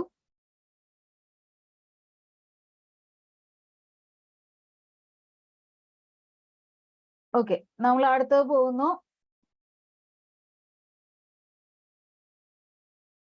അടുത്തത് പോകുന്നത് ഡേറ്റ സ്റ്റോറേജ് ഡിവൈസ്. നമ്മൾ ആക്ച്വലി ഇപ്പൊ പറഞ്ഞുകൊണ്ടിരിക്കുന്നത് എന്താണ്? നമ്മൾ പറഞ്ഞുകൊണ്ടിരിക്കുന്നത് IS കമ്പോണൻസ്. ആ IS കമ്പോണൻസിൽ people, hardware, software, data and network. അതില് പീപ്പിൾ നമ്മൾ അങ്ങനെ ഡീറ്റെയിൽ ആയിട്ട് പറഞ്ഞില്ല, അതിന്റെ ആവശ്യമില്ല. Coming to hardware, hardware is the tangible portion എന്ന് പറഞ്ഞു. ആ ഹാർഡ്വെയറിൽ ഇൻപുട്ട് ഡിവൈസ് പറഞ്ഞു, പ്രോസസിംഗ് ഡിവൈസ് പറഞ്ഞു. ഇപ്പൊ പ്രോസസിംഗ് ഡിവൈസ് അല്ലെങ്കിൽ CPU-ന്റെ 3 ഭാഗങ്ങളാണ് ഇപ്പൊ പറഞ്ഞത്. I hope everything is clear. ഇനി പോകുന്നു data storage devices. Data storage devices എന്ന് പറഞ്ഞാൽ സ്റ്റോറേജ് ഡിവൈസസ് വേർ ബേസിക്കലി അത് മെമ്മറി തന്നെയാണ്. Where the data is stored. Data എന്ന് പറഞ്ഞാൽ നമ്മൾ യൂസ് ചെയ്യുന്ന ബൾക്ക് ഡേറ്റ ആകാം, അല്ലെങ്കിൽ സോഫ്റ്റ്വെയർസ്, നമുക്ക് ആവശ്യമുള്ള പ്രോഗ്രാംസ് സ്റ്റോർ ചെയ്യുന്നത് എവിടെയാണോ, അത് ഹാർഡ് ഡിസ്ക് ആകാം. CPU-ന് ഡയറക്റ്റ് ആക്സസ് ഉള്ള മെമ്മറി എന്ന് പറയുന്നത് RAM ആണ്. അപ്പൊ അത് RAM ആകാം. ഇല്ലെങ്കിൽ ബൂട്ടിംഗ് പ്രോഗ്രാംസ് എല്ലാം സ്റ്റോർ ചെയ്ത് വെച്ചിരിക്കുന്ന സ്ഥലം ROM. അപ്പോൾ storage devices basically divided into 2. The primary memory, secondary memory. Primary memory or the main memory is the memory that can be directly accessed by CPU. Secondary memory നമ്മൾ നേരത്തെ പറഞ്ഞു, secondary മെമ്മറിയിലുള്ള hard disk പോലെയുള്ള കാര്യങ്ങൾ, അതിലുള്ളത് നമുക്ക് CPU-ന് direct access ഇല്ല. അതുകൊണ്ട് തന്നെ അത് റാമിലേക്ക് വന്നാൽ മാത്രമാണ്, റാമിലേക്ക് കൊണ്ടുവന്നതിന് ശേഷം മാത്രമാണ് CPU-ന് അത് ആക്സസ് ചെയ്യാൻ പറ്റുള്ളൂ. അപ്പോൾ സെക്കൻഡറി മെമ്മറി അത് ഹാർഡ് ഡിസ്കോ നമ്മുടെ USB-യോ നമ്മൾ യൂസ് ചെയ്യുന്ന ഏതൊരു സെക്കൻഡറി സ്റ്റോറേജ് ഡിവൈസിനെയും, ഇപ്പൊ എക്സ്റ്റേണൽ ആയിട്ട് യൂസ് ചെയ്യുന്ന ഏതൊരു സെക്കൻഡറി സ്റ്റോറേജ് ഡിവൈസിനെ നമുക്ക് സെക്കൻഡറി മെമ്മറിയിൽ പെടുത്താം. അല്ലാതെയുള്ള പ്രൈമറി മെമ്മറി അല്ലെങ്കിൽ main memory, RAM and ROM, directly access by CPU. അപ്പൊ പ്രൈമറി മെമ്മറി അല്ലെങ്കിൽ മെയിൻ മെമ്മറി, വേറൊരു പേര് internal memory, is directly accessed by the processor using the data bus. അപ്പോൾ ഇത് MCQ ആയിട്ട് ചോദിക്കാം. Processor can directly access only the internal memory അല്ലെങ്കിൽ primary memory, or we call it main memory, using the data bus. Okay, bus എന്ന് പറയുന്നത് നമ്മുടെ mother ബോർഡിന്റെ ഉള്ളിൽ കോപ്പർ കളർ വയേഴ്സ് ഇങ്ങനെ പോകുന്നുണ്ട്. അപ്പോൾ കോപ്പർ കളർ വയേഴ്സിനെ നമ്മൾ V call it electronic super highway അല്ലെങ്കിൽ ബസ് എന്നാ വിളിക്കുന്ന. ഡേറ്റ ബസ്സും ഉണ്ട്, അഡ്രസ് ബസ്സും ഉണ്ട്. ഡേറ്റ ബസ് എന്ന് പറയുന്നത് ഡേറ്റ പോകാനും മെമ്മറി അഡ്രസ്സസ് പോകാനും യൂസ് ചെയ്യുന്നത് അഡ്രസ് ബസ്സാണ്. അപ്പോൾ പ്രൈമറി മെമ്മറി അല്ലെങ്കിൽ main memory, we have RAM and ROM അല്ലെ. അതില് RAM വോളറ്റൈൽ മെമ്മറിയാ, ROM നോൺ വോളറ്റൈൽ മെമ്മറിയാ. അതുകൊണ്ടാണ് primary memory can be either volatile or non-volatile, but the storage is very small, and the RAM cannot hold permanent files. Permanently നമുക്ക് ആവശ്യമുള്ള files ആണെങ്കിൽ റാമിലേക്ക് കൊടുക്കാൻ പറ്റില്ല. പക്ഷെ റോമില് ബൂട്ടിംഗ് പ്രോഗ്രാംസ് അല്ലെങ്കിൽ ബയോസ് ആണ്. ബയോസ് എന്ന് പറയുന്നത് ബേസിക് ഇൻപുട്ട് ഔട്ട്പുട്ട് സ്റ്റോറേജ് അല്ലെങ്കിൽ ബേസിക് ഇൻപുട്ട് ഔട്ട്പുട്ട് സിസ്റ്റം, രണ്ടും ഉണ്ട്. സോ ബയോസ് എന്ന് പറയുന്നത് ബൂട്ടിംഗ് പ്രോഗ്രാംസ് ആണ്. ഇപ്പൊ നമ്മൾ സിസ്റ്റം ഓൺ ചെയ്തതിന് ശേഷം കുറച്ച് നേരത്തേക്ക് വെയിറ്റ് ചെയ്യണം ലോഗിൻ സ്ക്രീൻ വരുന്നവരെ. അപ്പോൾ ആ ലോഗിൻ സ്ക്രീൻ വരുന്നവരെ നമുക്ക് കുറെ കാര്യങ്ങൾ ഈ ബാക്ക്ഗ്രൗണ്ടിൽ പോകുന്ന കാണാം. ആ സെറ്റ് ഓഫ് കോഡിനെ അല്ലെങ്കിൽ ആ പ്രോഗ്രാംസിനെ നമ്മൾ ബൂട്ടിംഗ് പ്രോഗ്രാം എന്നാ വിളിക്കുക. ആ ബൂട്ടിംഗ് പ്രോഗ്രാംസ് ഒരിക്കലും മോഡിഫൈ ചെയ്യാൻ പാടില്ല.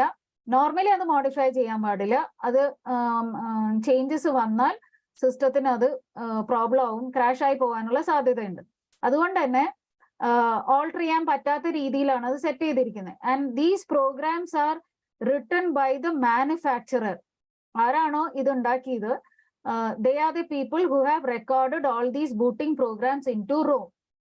അപ്പൊ ROM നോൺ വോളറ്റൈൽ ആണ്. നോൺ വോളറ്റൈൽ എന്ന് പറഞ്ഞാൽ കറണ്ട് പോയാലും പവർ ഓഫ് ആയി പോയാലും റോമിലുള്ള കാര്യങ്ങൾ ഒരിക്കലും നഷ്ടപ്പെടുന്നില്ല. വെറാസ് റാമിലുള്ളത് വോളറ്റൈൽ മെമ്മറിയാണ്. ഇപ്പൊ റാമിലുള്ളത്, ഇപ്പൊ ഞാൻ ഒരു വേർഡ് ഫയൽ എടുത്തിട്ട് എൻ്റെ ബയോഡേറ്റ ടൈപ്പ് ചെയ്തുകൊണ്ടിരിക്കുന്നു.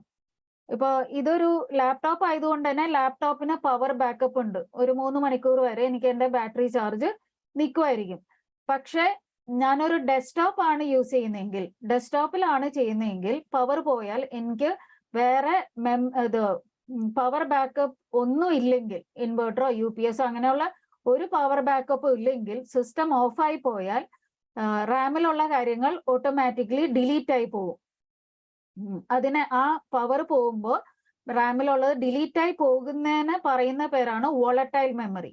So Ram is volatile. അപ്പൊ ഇതൊരു എന്താണ്, നമുക്കൊരു ബി കാറ്റഗറി ആയിട്ട് ഈ ഒരു ക്വസ്റ്റ്യൻ വിചാരിക്കാം. അത്ര ഭയങ്കര ഇമ്പോർട്ടൻ്റ് അല്ല, പക്ഷെ ചോദിക്കുകയും ചെയ്യാം. അല്ലെങ്കിൽ ഇതിൽ നിന്ന് ഒരു MCQയോ എന്തെങ്കിലും ഒരു എന്താണ് സ്മോൾ ഷോർട്ട് ആൻസർ ക്വസ്റ്റ്യൻ ഒക്കെ ചിലപ്പോൾ വരാം. കമ്പയറിങ് റാം വിത്ത് റോം, ഇതും ഒട്ടും തന്നെ ബുദ്ധിമുട്ടല്ല. It is quite easy. RAM നമുക്ക് അറിയാം, ഇപ്പൊ പറഞ്ഞു volatile in nature, that means data is lost when the power goes off. ROM is non volatile in nature. Power പോയാലും അതിൻ്റെ അകത്തുള്ള ഡേറ്റ ഒരിക്കലും ബയോസിലുള്ളതൊന്നും നമുക്ക് നഷ്ടപ്പെടുന്നില്ല. അപ്പൊ ആദ്യത്തെ ഈ ഡൈനാമിക്സ് ആണ് നമ്മൾ പഠിക്കേണ്ടത്. ഡൈനാമിക്സ് എന്ന് പറഞ്ഞാൽ ഇവിടെ പറഞ്ഞിരിക്കുന്ന കീവേഡ്സ് നമ്മൾ ബൈഹാർട്ട് ചെയ്യണം, എന്നാലേ നമുക്ക് ഫുൾ മാർക്സ് കിട്ടുള്ളൂ. അപ്പൊ data retention, first point is data retention. Data retention എന്ന് ഉദ്ദേശിക്കുന്ന volatile, non volatile.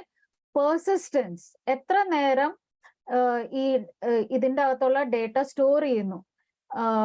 purpose is to hold program and data while they are in use. എന്ന് പറഞ്ഞാൽ CPU, ഞാൻ നേരത്തെ പറഞ്ഞു CPU-ന് ഡയറക്റ്റ് ആക്സസ് ഉള്ളത് റാം ആയിട്ടാണ്. ഓക്കെ, സോ നമ്മുടെ പ്രോഗ്രാമും ഇൻസ്ട്രക്ഷൻസ് എല്ലാം റാമിലാണ് ഉള്ളത്. യൂസ് ചെയ്യുന്ന സമയം വരെ അതിൻ്റെ അകത്ത് ഉണ്ടാവും, പവർ പോകുമ്പോൾ അത് പോകുന്നു. So persistence, that is the meaning. The purpose is to hold program and data while they are in use. അടുത്ത വന്നിട്ട് ROM. ROM is having BIOS. ഇതിൻ്റെ അകത്തുള്ളത് അങ്ങനെ എപ്പോഴും ചേഞ്ച് ആവുന്നില്ല. It is rarely change during the life time. അടുത്ത point information access. Information can be read as well as modified. Read and write. റാമിന് read and write, റോമിന് read only. റോമിൻ്റെ അകത്ത് ഉള്ള കാര്യങ്ങൾ നമുക്ക് യൂസർ കയറി മോഡിഫൈ ചെയ്യാൻ പാടില്ല. Storage. Storage is RAM is for storing data temporary. Means നമ്മൾ സിസ്റ്റം ഓൺ ആയിട്ട് ഇരിക്കുന്ന സമയത്ത് ഡേറ്റയും അതുപോലെയുള്ള എന്താണ് CPU-നെ ആക്സസ് ചെയ്യാൻ ആവശ്യമുള്ള കാര്യങ്ങളും റാമിലേക്ക് കൊണ്ടുവരുന്നു. ഓട്ടോമാറ്റിക്കലി പവർ പോകുമ്പോൾ അത് റിഫ്രഷ് ചെയ്യുന്നു. അപ്പോൾ ഇവിടെ സ്റ്റോറേജിൽ പറയേണ്ടത് temporary memory, whereas ROM is permanent memory. Impact. ഇപ്പൊ റാമിന്റെ സൈസ് കൂടിയാൽ നമ്മുടെ സിസ്റ്റത്തിന്റെ പെർഫോമൻസിന് ഹൈ ഇമ്പാക്റ്റ് ആണ്. ബിക്കോസ് CPU-ന്റെ പെർഫോമൻസ് സ്പീഡ് എല്ലാം കൂടും. ബിക്കോസ് ഫയൽസ് കുറച്ചധികം നമുക്ക് റാമിലേക്ക് കൊണ്ടുവരാം, CPU-ന് ഡയറക്ട്ലി ആക്സസ് ചെയ്യാം. അതുകൊണ്ട് തന്നെ സിസ്റ്റത്തിന്റെ പെർഫോമൻസിൽ വ്യത്യാസം ഉണ്ടാവും. പക്ഷെ റോം സൈസ് കൂടിയാലും ഇല്ലെങ്കിലും has no impact on system performance. Cost. ഇവിടെ വരുന്നത് ഇത് വോളറ്റൈൽ ആയതുകൊണ്ട് costly per unit, and this is non volatile, it is cheap per unit. Per unit എന്നുള്ള കോൺസെപ്റ്റിലാണ് this is costly per unit, cheap per unit എന്ന് പറയുന്നത്. Speed. RAM speed is quite high, ROM is low than RAM. And finally capacity. നമുക്കറിയാം ഇതിൽ എല്ലാം RAM ആണ്. ഇപ്പോൾ cost wise RAM is more costly, speed Ram is high, and capacity RAM is higher capacity, and ROM is a smaller capacity. അപ്പൊ എല്ലാം RAM ആണ് കൂടുതൽ. Okay, ഇപ്പൊ ഇമ്പാക്ട് എടുത്താലും high impact, cost high, speed high, capacity high, RAM is high. Basically, RAM is volatile, ROM is non-volatile, and the capacity, speed, impact, cost, everything, RAM is high, ROM is lesser than, slower than, everything is less than RAM. അപ്പോൾ ഇത്രയേ ഉള്ളൂ comparison between RAM and ROM. പിന്നെ താഴെ പറയുന്നത് ഇപ്പൊ നേരത്തെ ഞാൻ ചോദിച്ചൊരു ചോദ്യം ഇതായിരുന്നു, കമ്പയറിംഗ് പ്രോസസർ രജിസ്റ്റർ വിത്ത്, ഇതൊരു പ്രീവിയസ് ഇയർ ക്വസ്റ്റ്യൻ ആണ്, പ്രോസസർ രജിസ്റ്റർ വിത്ത് ക്യാഷ് മെമ്മറി. അപ്പൊ നേരത്തെ ഞാൻ പറഞ്ഞു cache memory is very small memory storing frequently used data അല്ലെങ്കിൽ programmes, files, and which can be acting as a buffer between RAM and CPU. അപ്പോൾ എപ്പോഴെപ്പോഴും use ചെയ്യുന്ന കാര്യങ്ങളാണെങ്കിൽ ഇത് ചെയ്യുന്നത്, സിസ്റ്റം ചെയ്യുന്നത് ക്യാഷ് മെമ്മറിക്കകത്ത് അതിൻ്റെ ഒരു കോപ്പി സ്റ്റോർ ചെയ്ത് വെക്കും. Okay, copies of the data from mostly frequently used. Okay, frequently used will be a copy of that will be stored in the cache memory so that CPU can access it more rapidly than the main memory, because cache memory is more closer to CPU. CPU-ന്റെ അടുത്തേക്ക്, കുറച്ചും കൂടി അടുത്തേക്കാണ് cache memory ഉള്ളത്, അതുകൊണ്ട് തന്നെ speed കൂടുതലാണ്. ഇപ്പോൾ നമ്മൾ ഈ മെമ്മറിയുടെ ഹൈറാർക്കി എടുക്കുകയാണെങ്കിൽ ഏറ്റവും ചെറിയ മെമ്മറി എന്ന് പറയുന്നത് രജിസ്റ്റേഴ്സ് ആണ്. ഏറ്റവും ചെറിയ മെമ്മറി എന്ന് പറയുന്നത് രജിസ്റ്റേഴ്സ് ആണ്. രജിസ്റ്റേഴ്സ് ഇരിക്കുന്നത് CPU-ന്റെ ഉള്ളിലാണ്. അതിന്റെ സൈസ് 32 ബിറ്റ് തൊട്ട് 64 ബിറ്റ് വരെയുള്ളൂ. മനസ്സിലായോ? അത് കഴിഞ്ഞ് വരുന്നത് അതിന്റെ കുറച്ചും കൂടി സൈസ് കൂടുതൽ ക്യാഷ് മെമ്മറിയാണ്. ക്യാഷ് മെമ്മറിയിൽ വരുമ്പോൾ ഇത് ബിറ്റ്സേ ഉള്ളൂ. കണ്ടോ, ബിറ്റ്സേ ഉള്ളൂ. 0 or a 1 is a bit. 8 bits will become 1 byte. അപ്പൊ ക്യാഷ് മെമ്മറി വരുമ്പോഴത്തേക്കും ഈ സൈസ് MB-യിൽ വരാം. MB അല്ലെങ്കിൽ KB. പഴയ ക്യാഷ് മെമ്മറി ഒക്കെ KB ഒക്കെ ഉണ്ടായുള്ളൂ, ഇപ്പൊ അത് MB ആയിട്ടുണ്ട്. അപ്പൊ കിലോ ബൈറ്റ്, മെഗാ ബൈറ്റ്. അടുത്തത് വരുന്നു റാം. റാം വരുമ്പോഴത്തേക്കും റാം നമുക്കറിയാം, ഇതിപ്പോ ഒരു 8 GB റാം ഉണ്ട്. സോ GB ആയി. പിന്നെ വരുന്നതാണ് സെക്കൻഡറി മെമ്മറി. സെക്കൻഡറി മെമ്മറി വരുമ്പോൾ ഇപ്പൊ ഹാർഡ് ഡിസ്ക് എടുക്കാം. ഹാർഡ് ഡിസ്കിന്റെ സൈസ് വന്നിട്ട്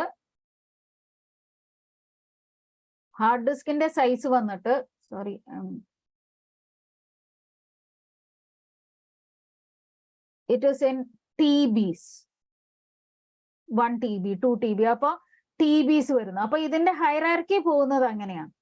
വി ഹാവ് ഈ ഒരു ഡയഗ്രാം താഴെയുണ്ട്.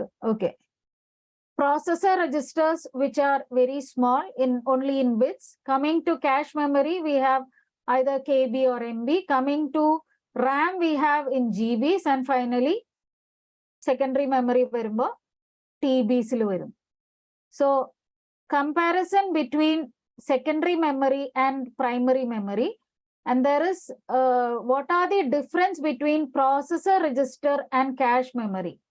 അപ്പൊ ഇതും അറിഞ്ഞിരിക്കേണ്ട കാര്യങ്ങളാണ്. വേറൊരു ക്വസ്റ്റ്യൻ ചോദിക്കാം, what is the difference between flash memory, cache memory?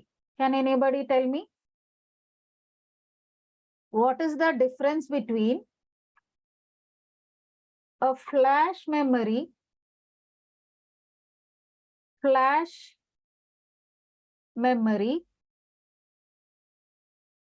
and cache memory? ഒന്ന് പറയാവോ? Anybody?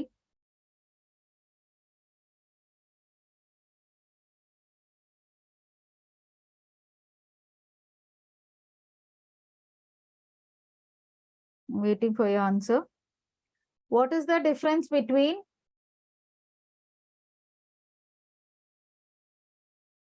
flash memory and cache memory?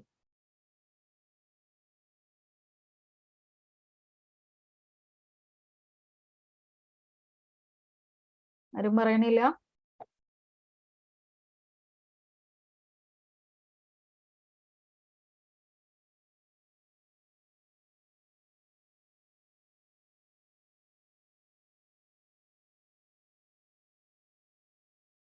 Okay, Liana, you are correct. Flash is like USB. Flash memory ഒരു നമ്മുടെ ചില ഡിവൈസസിന്റെ ഒക്കെ കൂടെ ഉള്ള പോലെ USB പോലെയാണ്. അതൊരു പെർമനന്റ് സ്റ്റോറേജ് ആണ്. Whereas cache memory എന്ന് പറയുമ്പോൾ അതൊരു പ്രൈമറി മെമ്മറി ആണ്, അല്ലെങ്കിൽ മെയിൻ മെമ്മറി ആണ്. അതുകൊണ്ട് തന്നെ ടെമ്പററി സ്റ്റോറേജ് ആണ്. Okay, I hope you get it. ഇവിടെ difference between processor register cache memory, ഇതൊരു ചോദ്യമാണ്, വന്നിട്ടുണ്ട് പ്രീവിയസ് ഇയർ ക്വസ്റ്റ്യൻ പേപ്പർ നമ്മൾ കണ്ടിട്ടുള്ള ഒരു ക്വസ്റ്റ്യനാ. അപ്പോൾ പ്രോസസർ രജിസ്റ്റർ നമ്മൾ നേരത്തെ പറഞ്ഞു 32 ബിറ്റ് അല്ലെങ്കിൽ 64 ബിറ്റേ ഉള്ളൂ size. And this is inside the CPU for holding the data and addresses, memory addresses. അതുകൊണ്ട് തന്നെ എന്താണ്, ഇപ്പോൾ നേരത്തെ പറഞ്ഞു അക്യൂമുലേറ്റർ എന്ന് പറഞ്ഞു, storing the results after calculation, അതെല്ലാം ഈ CPU-ന്റെ ഉള്ളിൽ ഇരിക്കുന്ന വെരി സ്മോൾ മെമ്മറി യൂണിറ്റിനെയാണ് പ്രോസസർ രജിസ്റ്റർ എന്ന് പറയുന്നത്. ക്യാഷ് മെമ്മറി എന്ന് പറയുമ്പോൾ നമുക്കറിയാം അത് ഇന്റേണൽ ക്യാഷ് ആണെങ്കിൽ CPU-ന്റെ ഉള്ളിലാണ്, പക്ഷെ എക്സ്റ്റേണൽ ക്യാഷ് CPU-ന്റെ പുറത്ത്. അതെന്തിനാണ്? അതൊരു ബഫറാണ് ബിറ്റ്വീൻ റാം ആൻഡ് CPU-ന്റെയും റാമിന്റെയും ഇടയിൽ ഇരിക്കുന്ന ബഫറായിട്ടാണ് വർക്ക് ചെയ്യുന്നത് cache memory. Reduce the average time to access data from the main memory.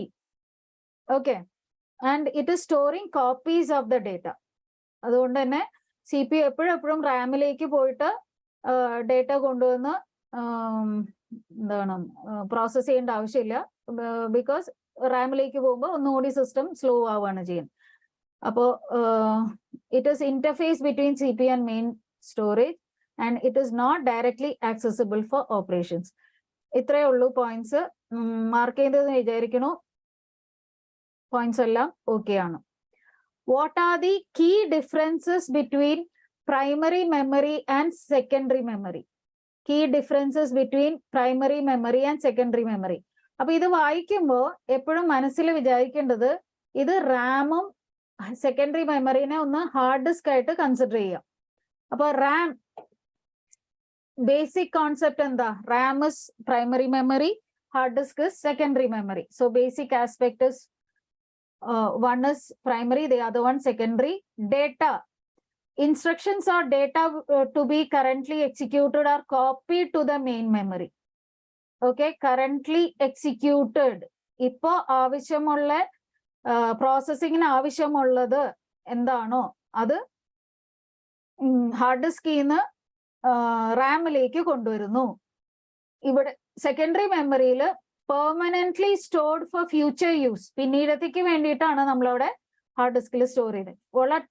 Volatility പറയുമ്പോൾ RAM is highly volatile, secondary memory non volatile. Formation, ഇതൊരു ഇമ്പോർട്ടന്റ് പോയിന്റ് ആണ്. ഫോർമേഷൻ, ഇപ്പോ റാമിന്റെ ഉള്ളിൽ സെമി കണ്ടക്ടേഴ്സ് ആയി യൂസ് ചെയ്യുന്ന primary memory basically having semiconductor, whereas hard ഡിസ്കോ magnetic ടേപ്പോ അല്ലെങ്കിൽ ഇപ്പോ സോളിഡ് സ്റ്റേറ്റ് ഹാർഡ് ഡിസ്ക് ഒക്കെ ഉണ്ട്. എന്തായാലും it is having magnetic or optical material. ഇപ്പൊ CD പോലെയുള്ള കാര്യങ്ങൾ it is having optical material. അപ്പോ ഇവിടെ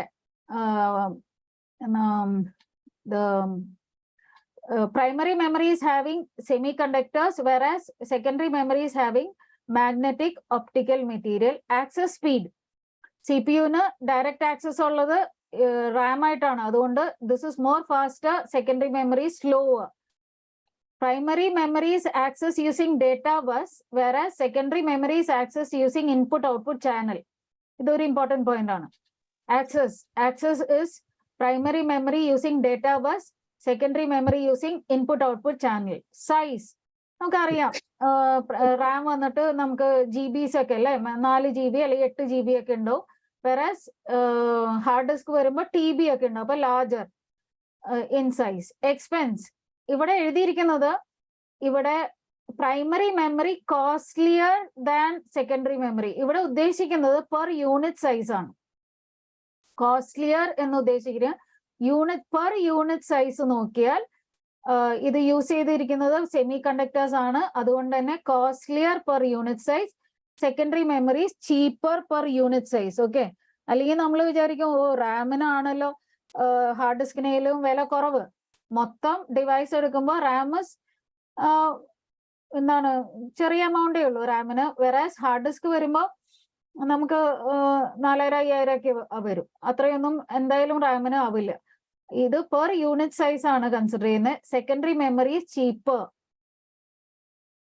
primary memories internal memory, secondary memories external memory. ഇത്രയും ഉള്ളൂ points. Comparison between primary memory secondary memory. Basically ഇത്രയും പോയിന്റ്സ് നമ്മൾ ഓർത്താൽ മതി. ഒന്ന് പ്രൈമറി മെമ്മറിയാ, the other one secondary മെമ്മറിയാ.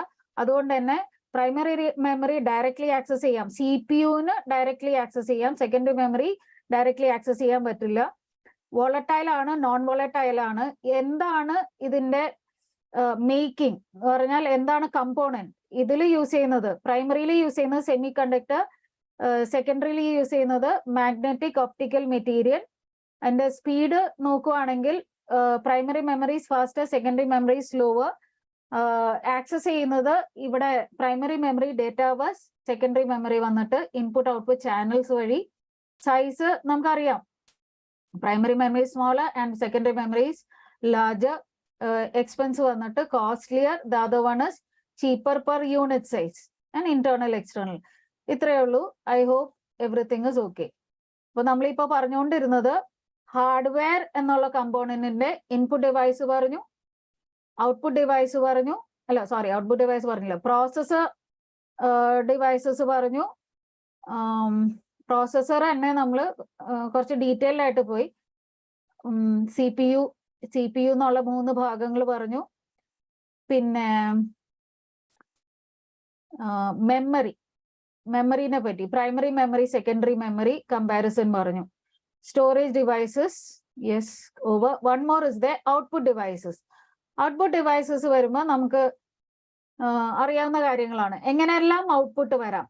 Output textile output ആകാം, ഓഡിയോ ഔട്ട്പുട്ട് ആകാം, വീഡിയോ ഔട്ട്പുട്ട് ആകാം, ടെക്ടൈൽ ഔട്ട്പുട്ട് ആകാം, ഗ്രാഫിക്കൽ ഔട്ട്പുട്ട് ആകാം. ഇമേജും പിക്ചേഴ്സും ഒക്കെ ആണെങ്കിൽ ഗ്രാഫിക്കൽ ഔട്ട്പുട്ട് ആണ്. Okay, charts, photographs, animation, drawings എല്ലാം ഗ്രാഫിക്കൽ ഔട്ട്പുട്ട് ആണ്. അപ്പൊ textual output having characters used create words, sentences, paragraphs. Graphical output digital represent non-text information such as drawing, charts. ഇപ്പോൾ seismographic machine അല്ലെ, നമുക്ക് എങ്ങനെയാണ് earthquake ഡിറ്റക്ട് ചെയ്യുമ്പോൾ അല്ലെങ്കിൽ ECG ഗ്രാഫിക്കൽ ആണ്, ഡ്രോയിങ്സ് ആയിട്ടാണ് വരുന്നത്. ടെക്ടൈൽ ഔട്ട്പുട്ട് ഇതെന്താണ്? ഈ ഒരു പോയിന്റ് എന്താണ്? Raised lines or drawings for blind to understand. പിന്നെ audio output, music, speech, other sounds, and video output for images to be played. അപ്പൊ ഇത്രയേ ഉള്ളൂ. Output devices is not that important, അതുകൊണ്ട് ഞാൻ കുറച്ച് സ്പീഡിൽ എടുത്തത്. അപ്പോൾ ഹാർഡ്വെയർ എന്നുള്ള ഭാഗമാണ് നമ്മളിപ്പോൾ കഴിഞ്ഞത്. Hardware having input devices. Input devices പറയുമ്പോഴും position based input, image based, അങ്ങനെ തന്നെ എഴുതണം. ഔട്ട്പുട്ട് ഡിവൈസസ് വരുമ്പോഴും we have textual output, graphical output, tactile output, audio output, video output. You have to write the same keywords. Okay. പിന്നെ processing devices. Processing ഡിവൈസസിൽ CPU-ന്റെ 3 ഭാഗങ്ങൾ, CU, ALU and then finally registers, processor registers. പിന്നെ പറഞ്ഞതാണ് data storage devices. Data storage ഡിവൈസസിൽ നമ്മൾ 2ആയിട്ട് തിരിച്ചായിരുന്നു. Main memory, secondary memory, പിന്നെ RAM, ROM. Difference between RAM and ROM, difference between cache memory and processor registers.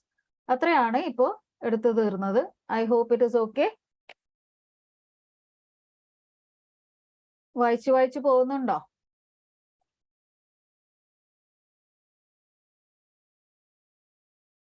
എൻ്റെ ഒപ്പം വായിച്ചു പോവുക. മാർക്ക് ചെയ്യുക. ഇതൊരു റിവിഷൻ ആയിട്ട് എടുത്താൽ മതി. ഒരു പ്രാവശ്യം ചിലപ്പോൾ പഠിച്ചതായിരിക്കാം, അപ്പോൾ ഒരു പ്രാവശ്യം കൂടി കേൾക്കുമ്പോ ഒരു എന്താണ്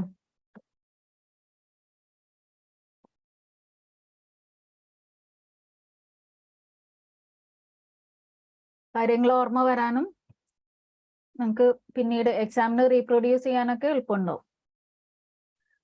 ഓക്കെ, അടുത്ത ഭാഗമാണ് software. Software is defined as set of instructions that tell the hardware what to do.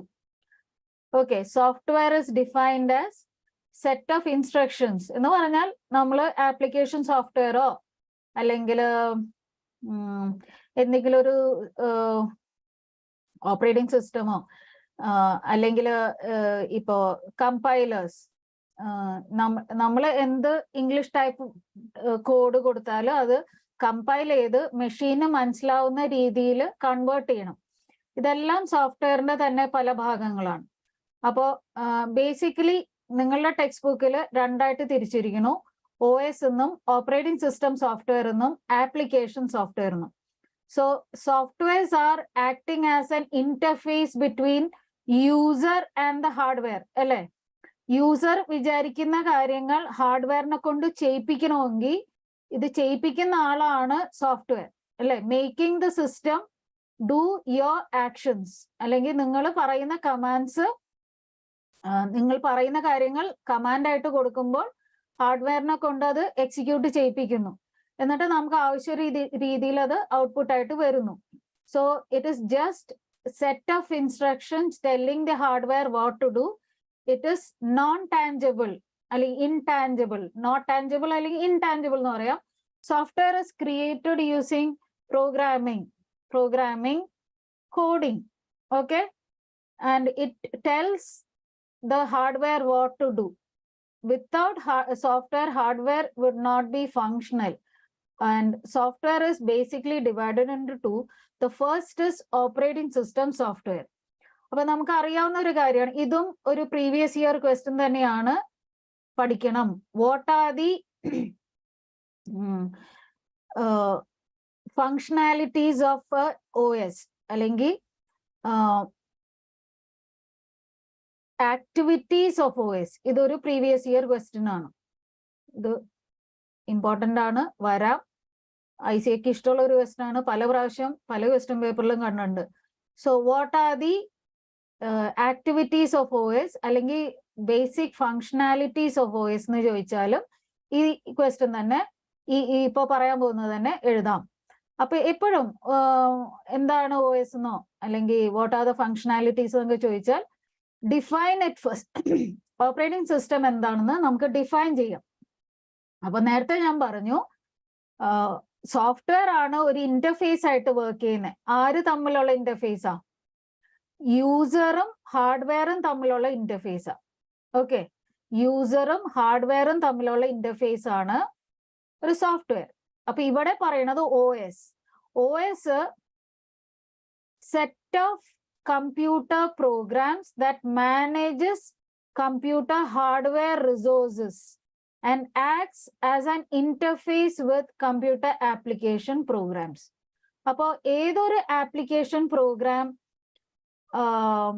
Install ചെയ്യാനും ഏറ്റവും ആദ്യം വേണ്ടത്, ഇപ്പൊ നമ്മൾ ഒരു MS ഓഫീസോ, ഇപ്പോൾ ഞാൻ ഇത് എടുത്തിരിക്കുന്ന നോട്ടാണ്, OneNote.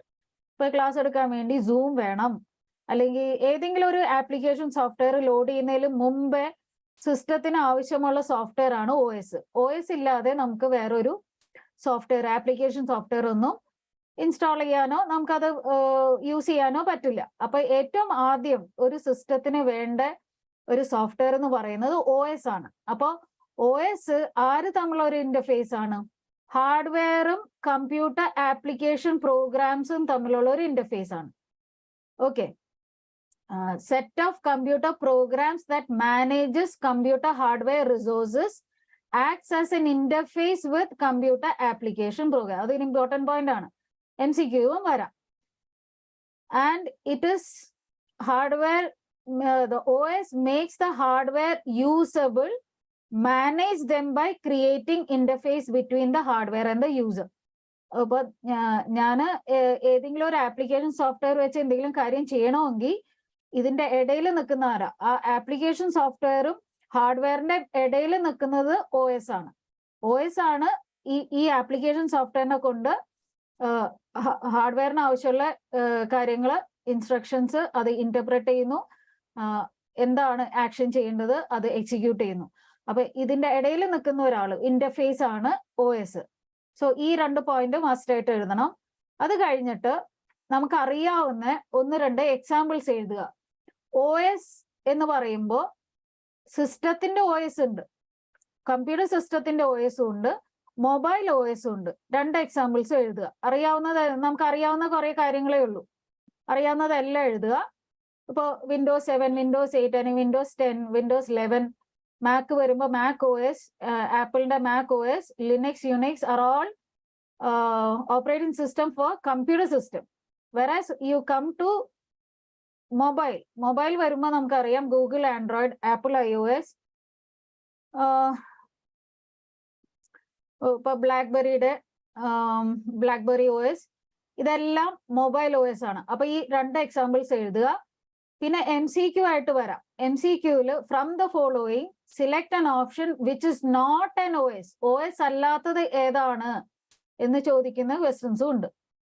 ഓക്കെ, അപ്പൊ OSകൾ ഏതാന്നുള്ള ഒരു മിനിമം നോളജ് ഉണ്ടായാൽ മതി. ഇപ്പൊ ലിനക്സ്, യുണിക്സ്, ഉബണ്ടു എന്നൊക്കെ പറയുന്നത് പലതരം OSകളാണ്.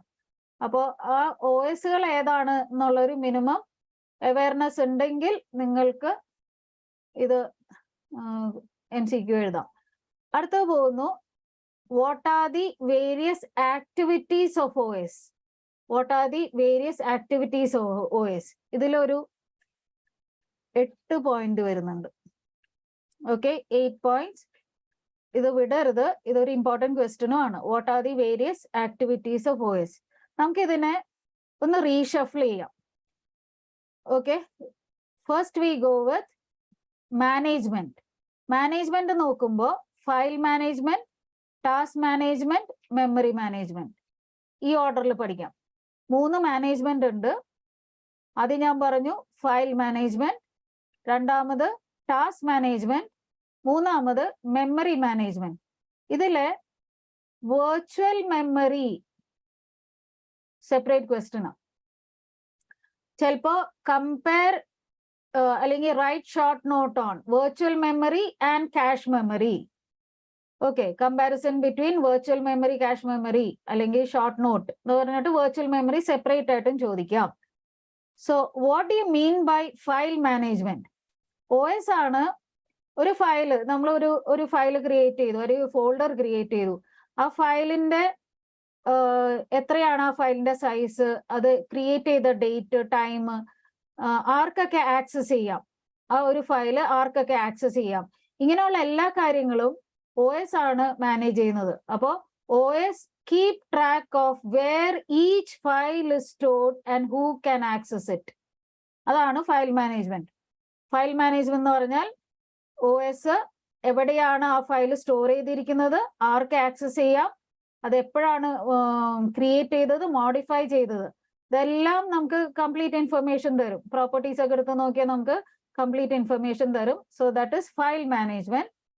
അടുത്ത് പറയുന്നു മെമ്മറി മാനേജ്മെന്റ്. മെമ്മറി മാനേജ്മെന്റ് എന്ന് പറയുമ്പോൾ നേരത്തെ നമ്മൾ പറഞ്ഞു CPU-ന് ഡയറക്റ്റ് ആക്സസ് RAM ആയിട്ടേ ഉള്ളൂ, ഹാർഡ് ഡിസ്ക് ആയിട്ട് ഡയറക്റ്റ് ആക്സസ് ഇല്ല. അതുകൊണ്ട് തന്നെ ഇപ്പോ ഇമാജിൻ റാമില് ഒരു 8 GB അല്ലെങ്കിൽ ഒരു 4 GB റാമേ ഉള്ളൂ, പക്ഷെ എനിക്ക് 6 GB സൈസ് ഉള്ള ഫയൽ ലോഡ് ചെയ്യണം. System will not tell you memory not enough for the 6 GB file to be loaded. അല്ലെങ്കിൽ എന്തെങ്കിലും ഒരു സോഫ്റ്റ്വെയറോ എന്തെങ്കിലും ഒരു കാര്യം 6 GB സൈസ് ഉള്ള ഒരു ഫയല് ലോഡ് ചെയ്യണമെങ്കിൽ എന്ത് ചെയ്യുമെന്ന് പറഞ്ഞാൽ some space from the hard disk, some space from the hard disk will be utilized as a temporary space for the system. എന്ന് പറഞ്ഞാൽ ഹാർഡ് ഡിസ്കിലെ കുറച്ച് സ്ഥലം റാം ആയിട്ട് സിസ്റ്റം സിസ്റ്റത്തിന് ആവശ്യമുള്ള സിസ്റ്റം ഫയൽസ് സ്റ്റോർ ചെയ്യാൻ വേണ്ടിയിട്ട് അലൊക്കേറ്റ് ചെയ്ത് വെച്ചിരിക്കുന്നു. Only for the system. അപ്പൊ ആ സ്പേസിനെ നമ്മള് പേജിംഗ് ഫയൽ എന്ന് പറയും. Okay, paging file. ആ സ്പേസിനെ വിളിക്കുന്ന പേരാണ് paging file. Because Windows uses virtual memory to move data from RAM to a space called the paging file. ഇതൊരു MCQ ആയതുകൊണ്ടാണ് അവിടെ മാർക്ക് ചെയ്തത്. അപ്പോ നമുക്ക് ഇപ്പോ കറന്റ്ലി ലോഡ് ചെയ്യേണ്ട കാര്യം എന്താണോ അത് ഹാർഡ് ഡിസ്കിന്റെ ഉള്ളിൽ നിന്ന് റാമിലേക്ക് കൊണ്ടുവരും. റാമിൽ ഇപ്പോ ആവശ്യമില്ലാതെ ഇരിക്കുന്ന കാര്യങ്ങൾ എന്താണോ അത് തിരിച്ച് ഹാർഡ് ഡിസ്കിലേക്ക് കൊണ്ടുപോയി ലോഡ് ചെയ്യുന്നു. സോ റാമിന്റെ അകത്തെ കുറച്ച് സ്പേസ് ഫ്രീ ആക്കിയിട്ട് നമുക്ക് ഇപ്പോൾ ലോഡ് ചെയ്യേണ്ട കാര്യം റാമിലേക്ക് കൊണ്ടുവരുന്നു. റാമിൽ ആവശ്യമില്ലാതെ ഇരിക്കുന്നത് ഹാർഡ് ഡിസ്കിലേക്ക് കൊണ്ടുപോകുന്നു. അപ്പൊ അങ്ങോട്ടും ഇങ്ങോട്ടും ഫയൽസ് മൂവ് ചെയ്തുകൊണ്ടിരിക്കുക. അതുകൊണ്ട് തന്നെ കുറച്ച് സ്പീഡ് കുറച്ച് കുറയുന്നതായിട്ട് തോന്നും. Okay, so what do you mean by virtual memory? Virtual memory എന്ന് പറഞ്ഞാൽ it is an imaginary memory supported by the OS. Virtual memory is an imaginary memory supported by the OS which combines the RAM space with the some space from the hard disk. Computer RAM ine hard ഡിസ്കിലെ കുറച്ച് സ്ഥലമായിട്ട് virtually combine ചെയ്യുന്നു. Virtually ആണ്, actually physically ഇല്ല, virtually hard ഡിസ്കിലെ കുറച്ച് സ്ഥലം നമ്മുടെ റാം ആയിട്ട് കമ്പൈൻ ചെയ്തെടുക്കുന്നു. അപ്പൊ അങ്ങനെ വെർച്വലി കമ്പൈൻ ചെയ്യുന്നോണ്ടാ ഇതിനെ വെർച്വൽ മെമ്മറി എന്ന് വിളിക്കണത്. ബിക്കോസ് നമുക്ക് തോന്നും ഇത് ആക്ച്വലി 4 GB ഉള്ളൂ, പക്ഷെ 6 GB ഉള്ള പോലെ ഇത് വർക്ക് ചെയ്യുന്നു. അതിനെ നമ്മൾ വെർച്വൽ മെമ്മറി എന്ന് വിളിക്കുന്നു. അപ്പൊ ഇവിടെ ഈ പേജിംഗ് ഫയൽ എന്നുള്ളത് ഇതൊരു MCQ ആയിട്ട് ചോദിക്കാം. എന്താണ് paging file? Okay, virtual memory is used to move data from RAM to that space in the hard disk, and from the hard disk whatever files are there will be brought into RAM. അപ്പൊ ആ hard ഡിസ്കിലെ ആ സ്പേസിനെ നമ്മൾ paging file എന്ന് വിളിക്കുന്നു. Okay, memory management 3 management ആണ്.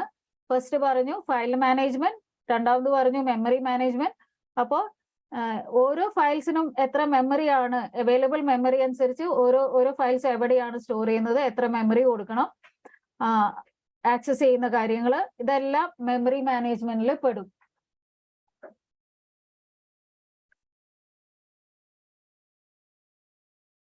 Okay okay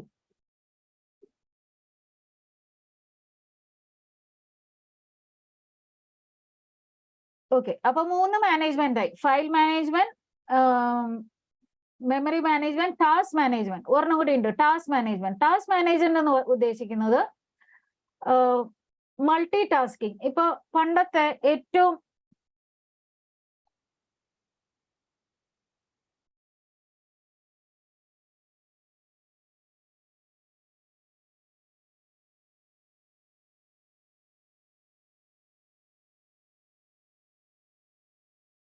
okay വർഷങ്ങൾ മുമ്പ് ഇപ്പൊ ഞാനൊക്കെ സിസ്റ്റം യൂസ് ചെയ്യാൻ തുടങ്ങുന്ന സമയത്ത് ഞങ്ങൾക്ക് കിട്ടുന്നത് ബ്ലാക്ക് ആൻഡ് വൈറ്റ് മോണിറ്റർ ആണ്, ബ്ലാക്ക് ആൻഡ് വൈറ്റ് സിസ്റ്റം. അന്ന് മൾട്ടിമീഡിയ ഇല്ല. അപ്പോ അന്ന് ഉണ്ടായിരുന്നത് നമ്മുടെ ഇതുപോലെ ഇരിക്കും, ഇതുപോലെ ബ്ലാക്ക് ആൻഡ് വൈറ്റ് സ്ക്രീൻ ആയിരിക്കും. അപ്പൊ ഇത് ഡോസ് അല്ലെങ്കിൽ എന്താണ് കമാൻഡ് പ്രോംപ്റ്റ് ആണ് എടുത്തിരിക്കുന്നത്. ഡോസ് ഡിസ്ക് ഓപ്പറേറ്റിംഗ് സിസ്റ്റം എന്ന് പറയും. ഡിസ്ക് ഓപ്പറേറ്റിംഗ് സിസ്റ്റം ഒരു OS ആണ്. MS DOS, മൈക്രോസോഫ്റ്റിന്റെ MS DOS എന്ന് പറഞ്ഞൊരു വേർഷൻ ഉണ്ടായിരുന്നു. അപ്പൊ ഇവിടെ എന്ന് പറഞ്ഞാൽ മൾട്ടി ടാസ്കിങ് ഇല്ല, സിംഗിൾ യൂസർ സിംഗിൾ ടാസ്ക് ആണ്. ഒരു ടാസ്ക് മാത്രമേ അല്ലെങ്കിൽ ഒരു ആപ്ലിക്കേഷൻ മാത്രമേ അറ്റ് എ ടൈം ഓടുള്ളൂ. പക്ഷെ പിന്നീട് മൾട്ടിമീഡിയ വന്നപ്പോ നമുക്ക് multiple applications can run at the same time, അല്ലെ? ഒന്നിൽ കൂടുതൽ ആപ്ലിക്കേഷൻ. ഇപ്പൊ ഞാൻ ക്ലാസ് എടുക്കുന്നു, സൈഡ് ബൈ സൈഡ് എന്തെല്ലാം കാര്യങ്ങൾ പോണു. ഇപ്പോ OneNote എടുത്ത് വെച്ചിട്ടുണ്ട്, Zoom ഓടുന്നുണ്ട്, ഇപ്പോ ഓഡിയോ ആൻഡ് വീഡിയോ റെക്കോർഡിംഗ് കാര്യങ്ങൾ, അതെല്ലാം മൾട്ടി ടാസ്കിങ് ഉള്ളതുകൊണ്ടാണ് സാധിക്കുന്നത്. അപ്പോൾ ഒന്നിൽ കൂടുതൽ ആപ്ലിക്കേഷൻ സെയിം ടൈമിൽ ഓടാൻ സാധിക്കുന്ന ആ ഒരു കപ്പാസിറ്റി, അല്ലെ? ഒരു ഫീച്ചറിനെയാണ് മൾട്ടി ടാസ്കിംഗ് എന്ന് ഉദ്ദേശിക്കുന്നത്. So this is possible. എല്ലാ OS ഇപ്പോ മൾട്ടി ടാസ്കിംഗ് കൊടുക്കുന്നുണ്ട്. മൾട്ടിപ്പിൾ യൂസേഴ്സ് ഓൾസോ അല്ലെ, മൾട്ടിപ്പിൾ യൂസേഴ്സ് ക്യാൻ ഓൾസോ, ഇപ്പോ ക്ലയന്റ് സെർവർ, ഒന്നിൽ കൂടുതൽ client systems can be connected to one server. അപ്പൊ ക്ലൗഡ് കമ്പ്യൂട്ടിംഗ് ടെക്നോളജി അതാണല്ലോ ചെയ്യുന്നത്. എത്രയോ ലക്ഷക്കണക്കിന് അല്ലെങ്കിൽ കോടിക്കണക്കിന് ആൾക്കാരായിരിക്കും ഗൂഗിളിന്റെ ഒരു സെർവറിലേക്ക് അറ്റ് എ ടൈം ആക്സസ് വരുന്നത്. അല്ലെങ്കിൽ ഇപ്പൊ നമുക്കറിയാം CBS സോഫ്റ്റ്വെയർ ആയാലും ഏതൊരു ബിഗ് സിസ്റ്റം എടുത്താലും നമുക്ക് ഒന്നിൽ കൂടുതൽ യൂസേഴ്സിനെ സെയിം ടൈമിൽ ആക്സസ് ചെയ്യാനുള്ള കേപ്പബിലിറ്റി കൊടുക്കുന്നുണ്ട്. അതും മൾട്ടി ടാസ്കിങ്ങിൽ പെട്ടതാണ്. അപ്പോൾ മൾട്ടി ടാസ്കിങ് എന്ന് ഉദ്ദേശിക്കുന്നത് multiple users can work at the same time or more than one application can work at the same time. Okay, more than one application can work at the same time എന്നുള്ളത്. അപ്പോൾ ഒരു പ്രോസസ്സറേ ഉള്ളൂ എന്ന് വിചാരിക്കുക. ഒരു പ്രോസസ്സറേ ഉള്ളൂ എങ്കിൽ ടൈം ഷെയറിംഗ് ബേസിസ് ആയിരിക്കും ഒന്നിൽ കൂടുതൽ ആപ്ലിക്കേഷൻ. മേ ബി ഒരു ആപ്ലിക്കേഷന് 2 minutes ആക്സസിങ് ടൈം കൊടുക്കണം, അടുത്ത ആപ്ലിക്കേഷന് പിന്നത്തെ 2 minutes കൊടുക്കും. അങ്ങനെ ഒരു ക്ലോക്ക് ഒരു സൈക്ലിക് രീതിയിൽ ഇത് വൺ ആഫ്റ്റർ ദി അതർ ചെയ്തോളൂ. അപ്പോൾ time sharing basis allowing more than one user to use the system or more than one applications to use the system at the same time. അപ്പൊ ഇതിൽ task മാനേജ്മെന്റിൽ എഴുതുന്നത് multi tasking and time sharing. Multi tasking to work with more than one application at the same time. Multiple applications can run at the same time. Time sharing, more than one users, various terminal to use the computer system at the same time.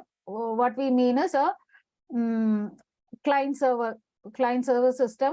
More than one users can use the system server at the same time. Appo multitasking, time sharing ആണ് task മാനേജ്മെന്റിൽ എഴുതണം. അപ്പൊ 3 management ആയി: file management, memory management, task management. Then we go വിത്ത് ഏറ്റവും ആദ്യത്തെ എടുക്കാം. ഇപ്പൊ ഞാൻ നേരത്തെ പറഞ്ഞു, ഇതിപ്പോ ഡോസ് ആയിരുന്ന സമയത്ത് നമുക്ക് സിംഗിൾ യൂസർ ആണ്, ബ്ലാക്ക് ആൻഡ് വൈറ്റ് മോണിറ്ററേ ഉള്ളൂ. അതുകൊണ്ട് തന്നെ ഐക്കൺസ് ഒന്നും ഇല്ല, അപ്പൊ ക്ലിക്ക് ചെയ്യാനൊന്നും പറ്റില്ല.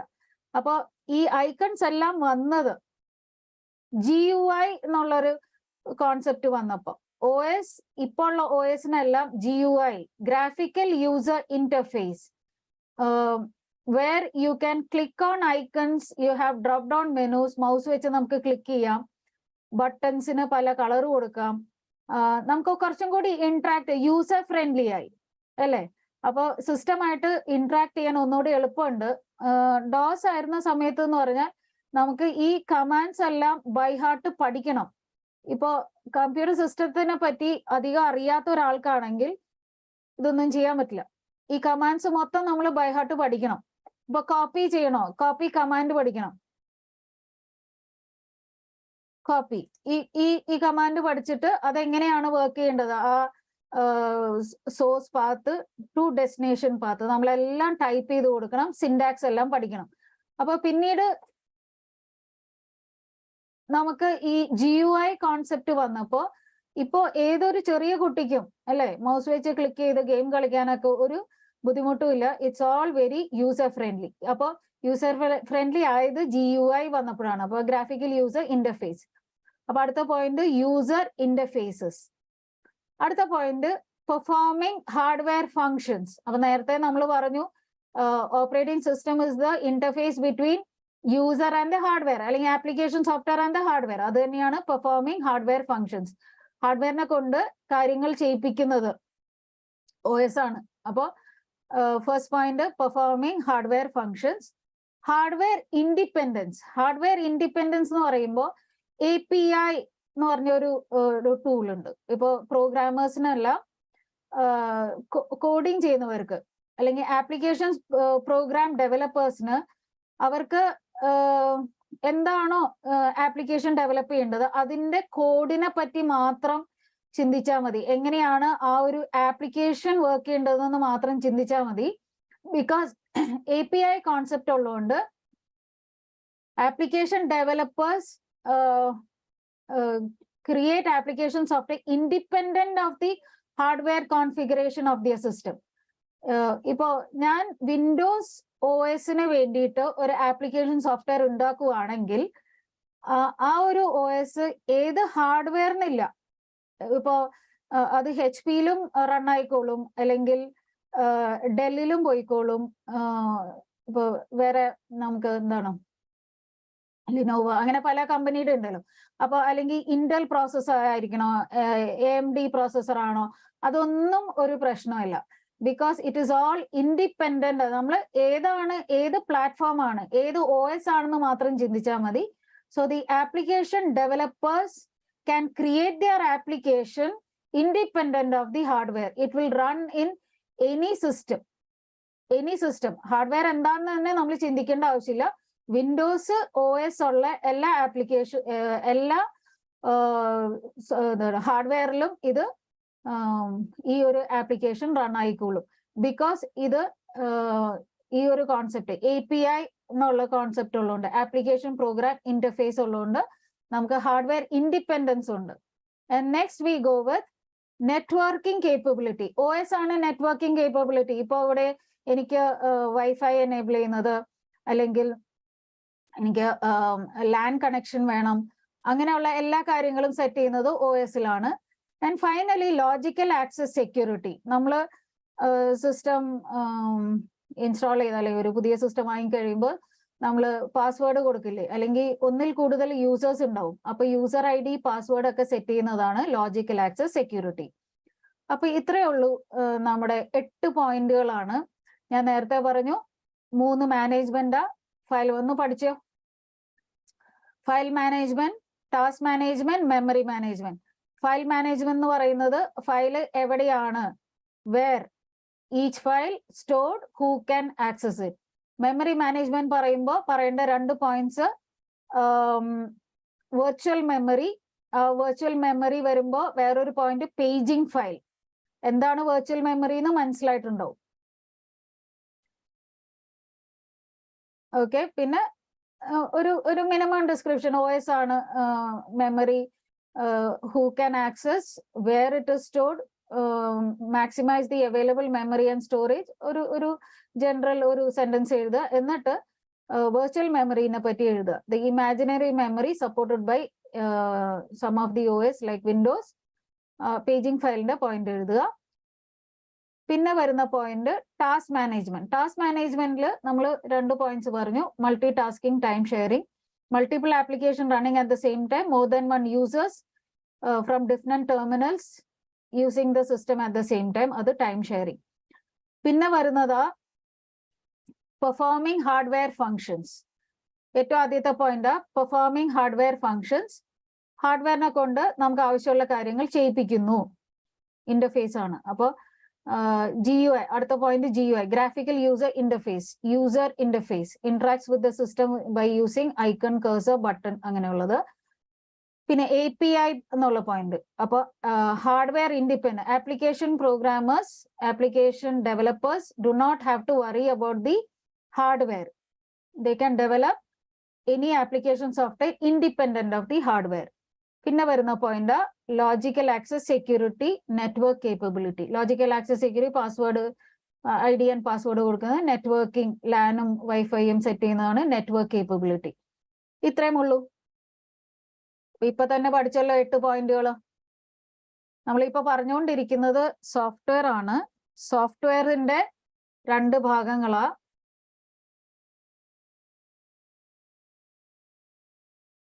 കേൾക്കുന്നുണ്ടല്ലോ അല്ലേ? ഓക്കെ. ബ്രേക്ക് 11 മണിയാകുമ്പോ മതിയോ? 11 മണിക്കാണോ ബ്രേക്ക്? എങ്ങനെയാണ് break normally?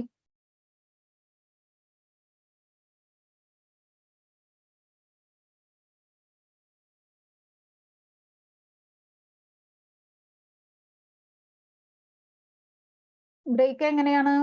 Can anybody respond? 11 മതിയോ?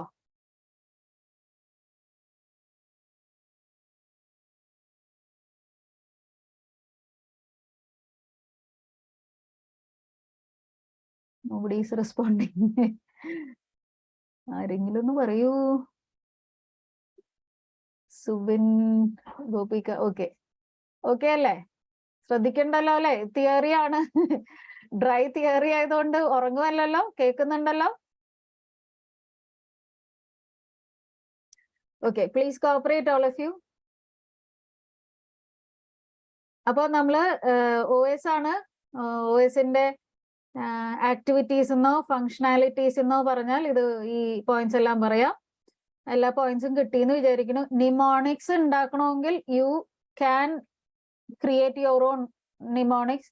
പക്ഷെ ഇത് എനിക്ക് തോന്നുന്നു ഈ പോയിന്റ്സ് കൃത്യമായി മനസ്സിലായിട്ടുണ്ടെങ്കിൽ ഒരു നിമോണിക്സിന്റെ ആവശ്യം ഇല്ലാതെ തന്നെ നമുക്ക് ഓർക്കാം അല്ലേ? ഓർത്തൂടെ? ഈ കീവേഡ്സ് എല്ലാം ഓർത്തൂടെ? കീവേഡ്സ് നിർബന്ധമായിട്ടും എഴുതണം. കീവേഡ്സ് എഴുതിയില്ലെങ്കിൽ മാർക്ക് കിട്ടില്ല. ICA is very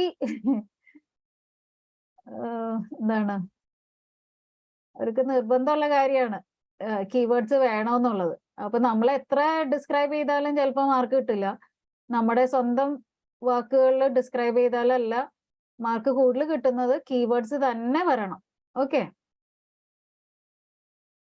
ആപ്ലിക്കേഷൻ സോഫ്റ്റ്വെയറിനെ പറ്റി അധികം പറഞ്ഞിട്ടില്ല, അതുകൊണ്ട് തന്നെ അത്ര ഒരു ഇമ്പോർട്ടന്റ് ടോപ്പിക് അല്ല. ആപ്ലിക്കേഷൻ സോഫ്റ്റ്വെയറിൽ ഒരു MCQ വന്നാൽ അറിയണം OS ഏതൊക്കെയാണ് OS എന്നും ഏതൊക്കെയാണ് ആപ്ലിക്കേഷൻ സോഫ്റ്റ്വെയർ എന്നുള്ളത് അറിയണം. ഓക്കെ, ഇതിൽ കുറച്ച് ആപ്ലിക്കേഷൻ സോഫ്റ്റ്വെയറിന്റെ പേരുകളൊക്കെ കൊടുത്തിട്ടുണ്ട്. ഇതൊന്നും ഞാനിപ്പോ പറയാൻ പോകുന്നില്ല, ബിക്കോസ് എല്ലാവർക്കും അറിയാം. ആപ്ലിക്കേഷൻ സോഫ്റ്റ്വെയർ എന്നുള്ളത് ഒരു സ്പെസിഫിക് ടാസ്കിന് വേണ്ടി, ഇപ്പൊ എനിക്ക് അക്കൗണ്ടിങ് ചെയ്യണോ, അല്ലെങ്കിൽ ഒരു റിപ്പോർട്ട് ജനറേറ്റ് ചെയ്യണോ, എനിക്ക് ഒരു എൻ്റെ ബയോഡേറ്റ ക്രിയേറ്റ് ചെയ്യണം, അല്ലെങ്കിൽ ഒരു ലെറ്റർ ഡ്രാഫ്റ്റ് ചെയ്യണം. അപ്പൊ നമ്മുടെ ഡെയിലി ആക്ടിവിറ്റീസിന് വേണ്ടിയിട്ട് നമുക്ക് ചെയ്യാനുള്ള ഓരോ ഡെയിലി ആക്ടിവിറ്റീസിന് വേണ്ടിയിട്ട് ആ വർക്ക് എന്താണോ നമുക്ക് ചെയ്യാനുള്ളത് ആ വർക്കിനെ ഓട്ടോമേറ്റ് ചെയ്യാൻ വേണ്ടി നമ്മൾ യൂസ് ചെയ്യുന്ന പ്രോഗ്രാംസിനെ, സോഫ്റ്റ്വെയർസിനെ നമ്മൾ ആപ്ലിക്കേഷൻ സോഫ്റ്റ്വെയർ എന്ന് വിളിക്കും. ആപ്ലിക്കേഷൻ സോഫ്റ്റ്വെയർ തന്നെ രണ്ടായിട്ട് തിരിക്കാൻ വേണമെങ്കിൽ സ്പെഷ്യൽ പേർപ്പസ് എന്നും ജനറൽ പേർപ്പസ് എന്നും. ഇപ്പൊ ജനറൽ പേർപ്പസ് സോഫ്റ്റ്വെയർ നമുക്ക് MS ഓഫീസിന് ഒരു ജനറൽ പേർപ്പസ് സോഫ്റ്റ്വെയർ ആയിട്ട് എടുക്കാം. Okay, because it's A package having Word, Excel, PowerPoint, Access, Outlook, many other office tools are also there. അപ്പൊ കുറെ കാര്യങ്ങൾ ഒരുമിച്ച് ഒരു പാക്കേജ് ആണ്. അപ്പോൾ ഇതൊരു general purpose software. Whereas coming to Tally ഒരു സ്പെഷ്യൽ പേർപ്പസ് സോഫ്റ്റ്വെയർ, അക്കൗണ്ടിങ്ങിന് വേണ്ടി മാത്രം യൂസ് ചെയ്യുന്നത്. പിന്നെ ഇവിടെ പറഞ്ഞിരിക്കുന്ന എന്റർപ്രൈസ് സോഫ്റ്റ്വെയർസ് ലൈക്ക് SAP ഒരു ERP സോഫ്റ്റ്വെയർ ആണ്. ടാലി ഒരു ERP സോഫ്റ്റ്വെയർ ആണ്. പിന്നെ content access software like media player, Adobe, digital etcetera. So these are some of the software. അത് അത്ര അങ്ങോട്ട് ഇമ്പോർട്ടന്റ് അല്ല. ഇനി ഒരു ഇമ്പോർട്ടന്റ് ടോപ്പിക്കിലേക്കാണ് പോകുന്നത്, ഡേറ്റ റിസോഴ്സസ്. നമ്മൾ ആക്ച്വലി തുടങ്ങുന്നത് കമ്പ്യൂട്ടർ സിസ്റ്റം അല്ലെങ്കിൽ IS information system having 5 components, people, hardware, software. ഈ 3 ഭാഗങ്ങൾ കഴിഞ്ഞു. അടുത്ത പോകുന്നു data. Data is collection of raw facts and figures. Okay, like software, data is also intangible. Data is also intangible. Just a collection of raw bits and pieces of information with no content. Sorry, no content, sorry, no context. If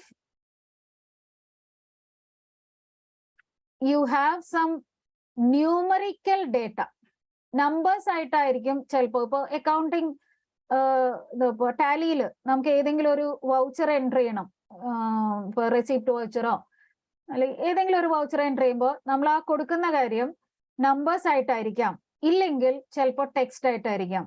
ഇപ്പൊ ലെജറിന്റെ പേര് നമ്മൾ text ആയിട്ട് കൊടുക്കുന്നു, അതിന്റെ debit സൈഡോ credit സൈഡോ പോകുന്നത് amount ആയിട്ട് കൊടുക്കുന്നു. അപ്പോൾ ഡേറ്റ 2 രീതിയിലാകാം. Data can be either qualitative or quantitative. അതൊരു ഇമ്പോർട്ടന്റ് പോയിന്റ് ആണ്. Data can be either qualitative or quantitative. Qualitative or quantitative.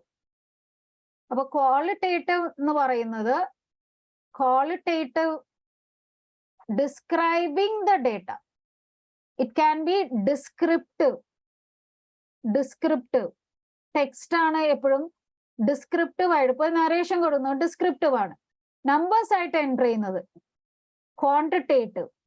Can be numeric, it can be counted, it can be measured, it can be used for calculation. Okay, but data can be of two types, either quantitative or qualitative. Important point ആണ്. ഇതും previous year question വന്നിട്ടുണ്ട്. Data എന്താണെന്നും describe what is database, പിന്നെ data mining, പിന്നെ data analytics, ഇതെല്ലാം previous year question. അപ്പോൾ data എന്താണെന്ന് എഴുതുക. Data has two parts, quantitative, qualitative, two types. Okay, അപ്പൊ എന്താണ് ക്വാണ്ടിറ്റേറ്റീവ്, എന്താണ് qualitative? Just give an example each. Database, Inter related organised collection of data. Databases Inter related organised collection of data. അപ്പോ database again രണ്ട് രീതിയിലാണ്. Database can be operational or non operational. Okay, database can be operational or non operational. അപ്പൊ data quantitative, qualitative. Database വരുമ്പോ what is database? ഒരു ബന്ധമില്ലാത്ത കുറെ അധികം data ഒരുമിച്ച് വരുന്നു. ഓക്കെ, അതിൽ നിന്ന് നമുക്ക് ആവശ്യമുള്ളത് മാത്രം നമ്മുടെ സിസ്റ്റത്തിലേക്ക് എൻ്റർ ചെയ്ത് കൊടുക്കുന്നു. കുറെ അധികം ഡേറ്റ ചിലപ്പോൾ നമുക്ക് ഒരു പ്രിന്റ് ഔട്ടിൽ വരുമായിരിക്കും അല്ലെ. ഒരു വൗച്ചറിൽ ചിലപ്പോൾ ഒരു ഇൻവോയ്സ് എനിക്ക് പ്രിന്റ് ഔട്ട് വന്നു. ആ ഇൻവോയ്സിന്റെ അകത്തുനിന്ന് എനിക്ക് ആവശ്യമുള്ള ഇപ്പൊ ലെജർ, എന്താണ് ലെജറിന്റെ പേര് ഞാൻ കൊടുക്കാൻ ഉദ്ദേശിക്കുന്നത്, ഐ ഫൈൻഡ് എ നെയിം.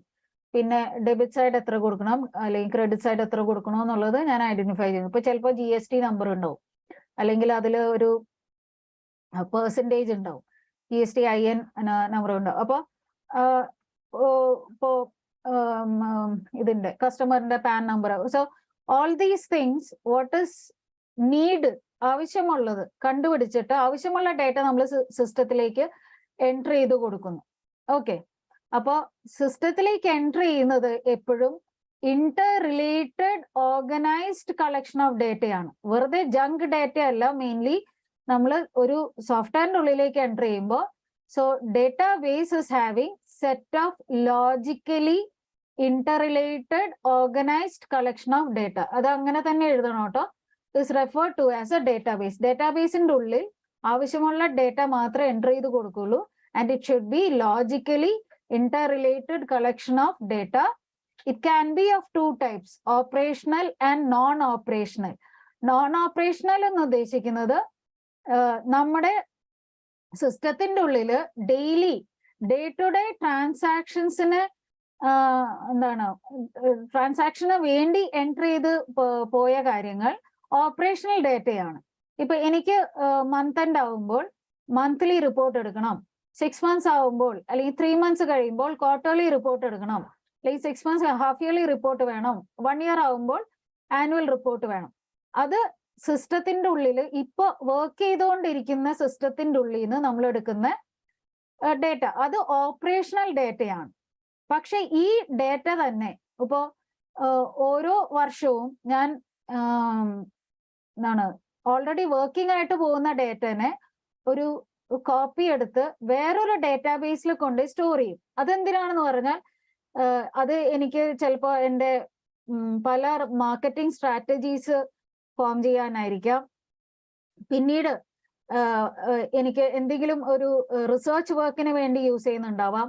ഇപ്പോൾ 5 വർഷം മുമ്പുള്ള ഡേറ്റ അല്ലെങ്കിൽ 8 വർഷം മുമ്പുള്ള ഡേറ്റ എല്ലാം ഞാനിങ്ങനെ സ്റ്റോർ ചെയ്ത് വെച്ചിട്ടുണ്ട്. Maybe for some analysis work. Okay, ഇപ്പോൾ ചില അഡ്വർടൈസ്മെന്റ് പോലെയുള്ള കാര്യങ്ങൾ, എന്തായിരുന്നു കഴിഞ്ഞ വർഷത്തെ എന്റെ പെർഫോമൻസ് എങ്ങനെയായിരുന്നു എന്ന് എനിക്കൊന്ന് അനലൈസ് ചെയ്യണം. അതിനനുസരിച്ച് എവിടെയൊക്കെയാണ് പാളിച്ചകൾ പറ്റിയിട്ടുള്ളത്, ഏതെല്ലാം റീജനിലാണ് ഞാൻ എൻ്റെ മാർക്കറ്റിംഗ് സ്ട്രാറ്റജി ഒന്ന് ഇംപ്രൂവ് ചെയ്യേണ്ടത് എന്ന് കണ്ടുപിടിക്കണമെങ്കിൽ പഴയ ഡേറ്റ നമുക്ക് വേണം. അപ്പോൾ ഓൾറെഡി വർക്കിംഗ് ആയിട്ട് പോകുന്ന സിസ്റ്റത്തിന്റെ ഉള്ളിൽ നിന്ന് അതിൽ നിന്ന് ഒരു കോപ്പി എടുത്തതിന് ശേഷം നമ്മൾ വേറൊരു ഡേറ്റാബേസിൽ കൊണ്ട് സ്റ്റോർ ചെയ്യുന്നു. അത് സ്റ്റോർ ചെയ്യുന്നത് ഇതുപോലെ എഡ്യൂക്കേഷൻ അനാലിസിസ് വർക്കിനോ റിസർച്ച് വർക്കിനൊക്കെ ആകാം. അപ്പോൾ അതിനെ ആ കോപ്പി എടുത്ത് വേറെടുത്ത് കൊണ്ട് സ്റ്റോർ ചെയ്തതിനെ നമ്മൾ വിളിക്കുന്ന പേര് നോൺ ഓപ്പറേഷണൽ ഡേറ്റ. ഓക്കെ, അപ്പോൾ operational data, non operational data. അപ്പോൾ the goal of many information system is to transform information into general knowledge that can be used for decision making. Okay, എല്ലാ വലിയ സിസ്റ്റത്തിന്റെ എല്ലാം മെയിൻ അജണ്ട എന്ന് പറയുന്നത് കമ്പനിക്ക് ആവശ്യമുള്ള ഡേറ്റ ഹയർ അതോറിറ്റിക്ക്, മാനേജ്മെന്റിന് ആവശ്യമുള്ള സമയത്ത് ആവശ്യമുള്ള രീതിയിൽ റിപ്പോർട്ട്സ് ജനറേറ്റ് ചെയ്യാനും അത് വേണ്ടവർക്ക് അത് കൈമാറാനും സാധിക്കണം. ബിക്കോസ് ദിസ് ഇസ് എന്താണ് information for the higher authority to take decisions. അപ്പോൾ നമ്മൾ ഡേറ്റ പറഞ്ഞു. Data is having 2 points, quantitative, qualitative. രണ്ടാമത് പറഞ്ഞത് ഡേറ്റാബേസ് ആണ്. Database having 2 points again, operational data, non operational data. അടുത്തത് വരുന്നു. അപ്പൊ നമ്മൾ സാധാരണ നമ്മൾ സംസാരിക്കുമ്പോൾ എക്സൽ അല്ലെങ്കിൽ MS ആക്സസ്, ഒറാക്കിൾ എന്നൊക്കെ പറയുമ്പോൾ നമ്മൾ പറയും അതൊക്കെ ഡേറ്റാബേസ് ആണ്. എക്സൽ ഡേറ്റാബേസ് ആണെന്നല്ല. അപ്പോ ഡേറ്റാബേസ് എന്താണ്, ഡേറ്റാബേസ് മാനേജ്മെന്റ് സിസ്റ്റം എന്താണ്? ഇപ്പൊ ഞാൻ തൊട്ട് മുമ്പ് പറഞ്ഞത് ഐ സെഡ് ആക്സസ്. നമ്മൾ സാധാരണ പറയുമ്പോൾ ആക്സസ് ഇസ് എ ഡേറ്റാബേസ്. പക്ഷെ ആക്സസ് ഡേറ്റാബേസ് എന്നല്ല പറയണ്ടേ, ആക്സസ് ഇസ് എ DBMS എന്ന് പറയണം. ബിക്കോസ് ഡേറ്റാബേസ് എന്ന് പറയുന്നത് just logically interrelated collection of data stored in one location. അപ്പോൾ അതുകൊണ്ട് എക്സലിനെയും ഡേറ്റാബേസ് എന്ന് വിളിക്കാം, കുഴപ്പമൊന്നുമില്ല.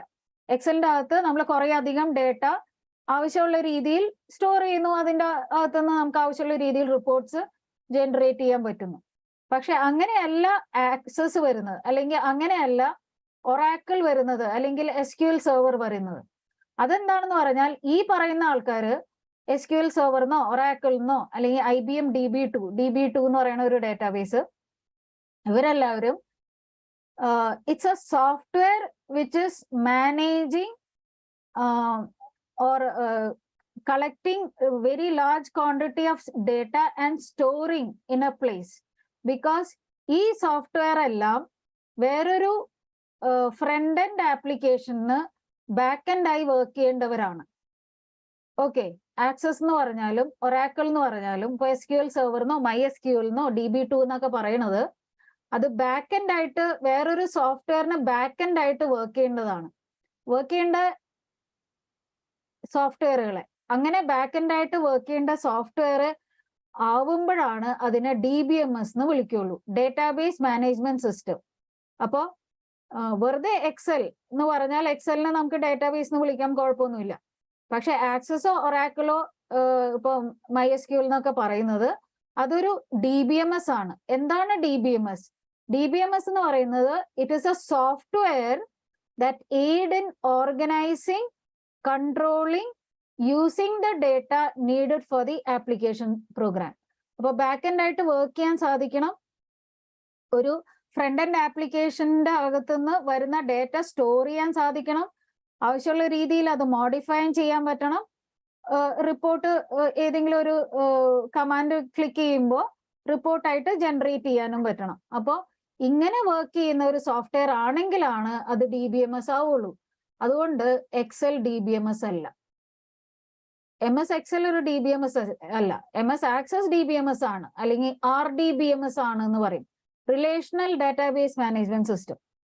അപ്പോൾ DBMS എന്താണെന്നുള്ളത് കൃത്യമായിട്ട് മനസ്സിലാക്കുക. ഇല്ലെങ്കിൽ നമ്മൾ വല്ല MCQ ഒക്കെ വന്നാൽ തെറ്റിപ്പോവും.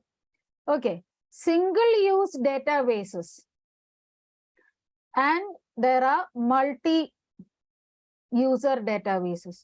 ഒന്നിൽ കൂടുതൽ ആൾക്കാർക്ക് സെയിം ടൈമിൽ ആ ഒരു ഡേറ്റാബേസിനെ ആക്സസ് ചെയ്യാൻ പറ്റണം. MS ആക്സസ് ഒരു സിംഗിൾ യൂസർ ഡേറ്റാബേസ് ആണ്.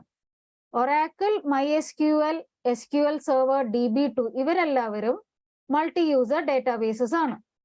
ഓക്കെ, അപ്പോൾ ഇവരെ എക്സാമ്പിൾ ആയിട്ട് എഴുതിയിട്ടുണ്ട്, Oracle, MySQL, SQL server, DB2 etcetera. Whereas MS Access open office base examples of personal DBMS. Personal DBMS എന്ന് ഉദ്ദേശിക്കുന്നത് സിംഗിൾ യൂസ് ഡേറ്റാബേസിനെയും ഇവരെല്ലാവരും മൾട്ടി യൂസർ ഡേറ്റാബേസ് ആണ്. ബിക്കോസ് മൾട്ടിപ്പിൾ യൂസേഴ്സ്, ഇപ്പൊ സാപ്പ്, ടാലി ERP9 അല്ലെങ്കിൽ വേറെ ഇപ്പൊ ഏതെങ്കിലും ഒരു core banking system, CBS software, ഇവരെല്ലാവരും മൾട്ടി യൂസേഴ്സിനെ സപ്പോർട്ട് ചെയ്യുന്നുണ്ട്. Multiple users can access the same database അല്ലെ. മൾട്ടിപ്പിൾ ലൊക്കേഷന് മൾട്ടിപ്പിൾ യൂസേഴ്സ് അല്ലെങ്കിൽ മൾട്ടിപ്പിൾ ടെർമിനലിൽ നിന്ന് ആക്സസ് കൊടുക്കുന്നുണ്ട്. അപ്പോൾ ഇത് മൾട്ടി യൂസർ കോൺസെപ്റ്റ് ഇല്ലാത്ത ഒരേ ഒരാളേ ഉള്ളൂ, അത് MS ആക്സസ് ആണ്. ഓക്കെ, MS ആക്സസ് ഇവിടെ ഓപ്പൺ ഓഫീസ് ബേസും പറഞ്ഞിട്ടുണ്ട്. പേഴ്സണൽ DBMS എന്ന് പറയുന്നത് മൾട്ടി യൂസർ അല്ല, അത് സിംഗിൾ യൂസർ ആയതുകൊണ്ടാണ്. ഇത് MCQയിൽ വരാം, നോട്ട് ചെയ്തേക്കുക. What are the properties of DBMS അല്ലെങ്കിൽ what are the advantages disadvantages of DBMS, അതും ഒരു പ്രീവിയസ് ഇയർ ക്വസ്റ്റ്യൻ ആണ്. ഒരു പ്രാവശ്യം ഒന്നുമല്ല, കുറെ പ്രാവശ്യം റിപ്പീറ്റ് ചെയ്ത് വന്നിട്ടുള്ള ഒരു ക്വസ്റ്റ്യൻ ആണ്. What are the advantages and disadvantages of DBMS? അപ്പോ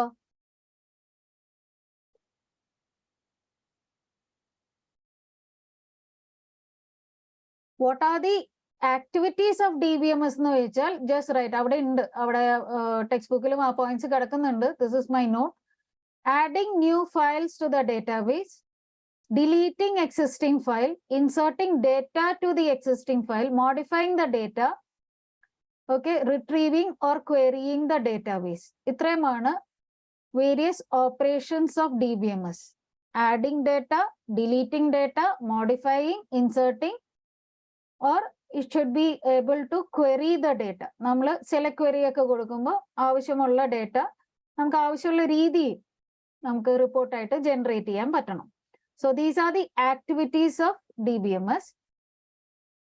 This is an important question. Advantages and disadvantages of DBMS.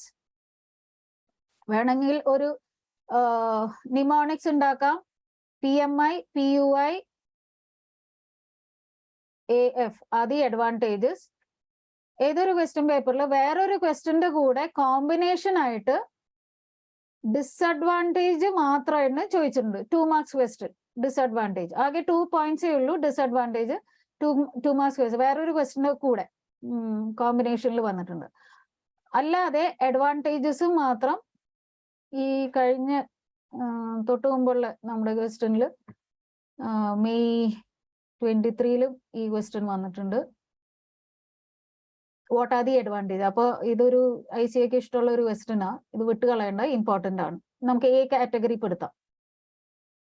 What are the advantages of DBMS? Permitting data sharing. Data sharing നമ്മൾ നേരത്തെ പറഞ്ഞു, multiple users can use the same database അല്ലെ. Different users, different ടെർമിനലിൽ നിന്ന് പല യൂസേഴ്സിന് same ടൈമിൽ database access ചെയ്യാൻ പറ്റണം.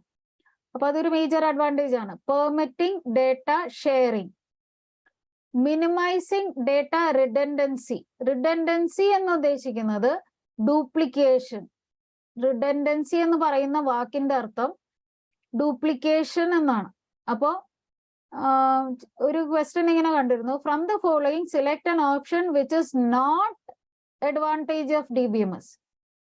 Which is not an advantage of. അപ്പൊ റിഡൻഡൻസി എന്ന് പറഞ്ഞാൽ വെറുതെ റിഡൻഡൻസി എന്നേ ഉള്ളൂ എന്ന് പറഞ്ഞാൽ അത് DBMSന്റെ അഡ്വാൻറ്റേജ് അല്ല, മനസ്സിലാക്കുക. ഡേറ്റ റിഡൻഡൻസി എന്ന് പറയുന്നത് ഡേറ്റ ഡ്യൂപ്ലിക്കേഷൻ ആണ്. DBMS ഒരിക്കലും ഡേറ്റ ഡ്യൂപ്ലിക്കേഷൻ കൊടുക്കരുത്, അവോയ്ഡ് ചെയ്യാ ചെയ്യണ്ടേ, മിനിമൈസിങ് ആണ്. ഓക്കെ, അപ്പോ തെറ്റിപ്പോകരുത്. റിഡൻഡൻസി ഡ്യൂപ്ലിക്കേഷൻ എന്നാണ് മനസ്സിലാക്കേണ്ടത്.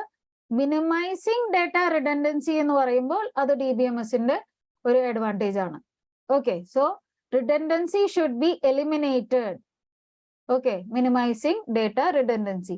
Integrity can be maintained. Integrity എന്ന് ഉദ്ദേശിക്കുന്നത് ഇപ്പോ ഒരു എംപ്ലോയി ഇവിടുന്ന് സ്ഥലം മാറിപ്പോയി, അപ്പോൾ ഓട്ടോമാറ്റിക്കലി അയാളുടെ അഡ്രസ്സ്, അയാളുടെ ലൊക്കേഷൻ ചിലപ്പോൾ ട്രാൻസ്ഫർ ആയി പോയതായിരിക്കാം.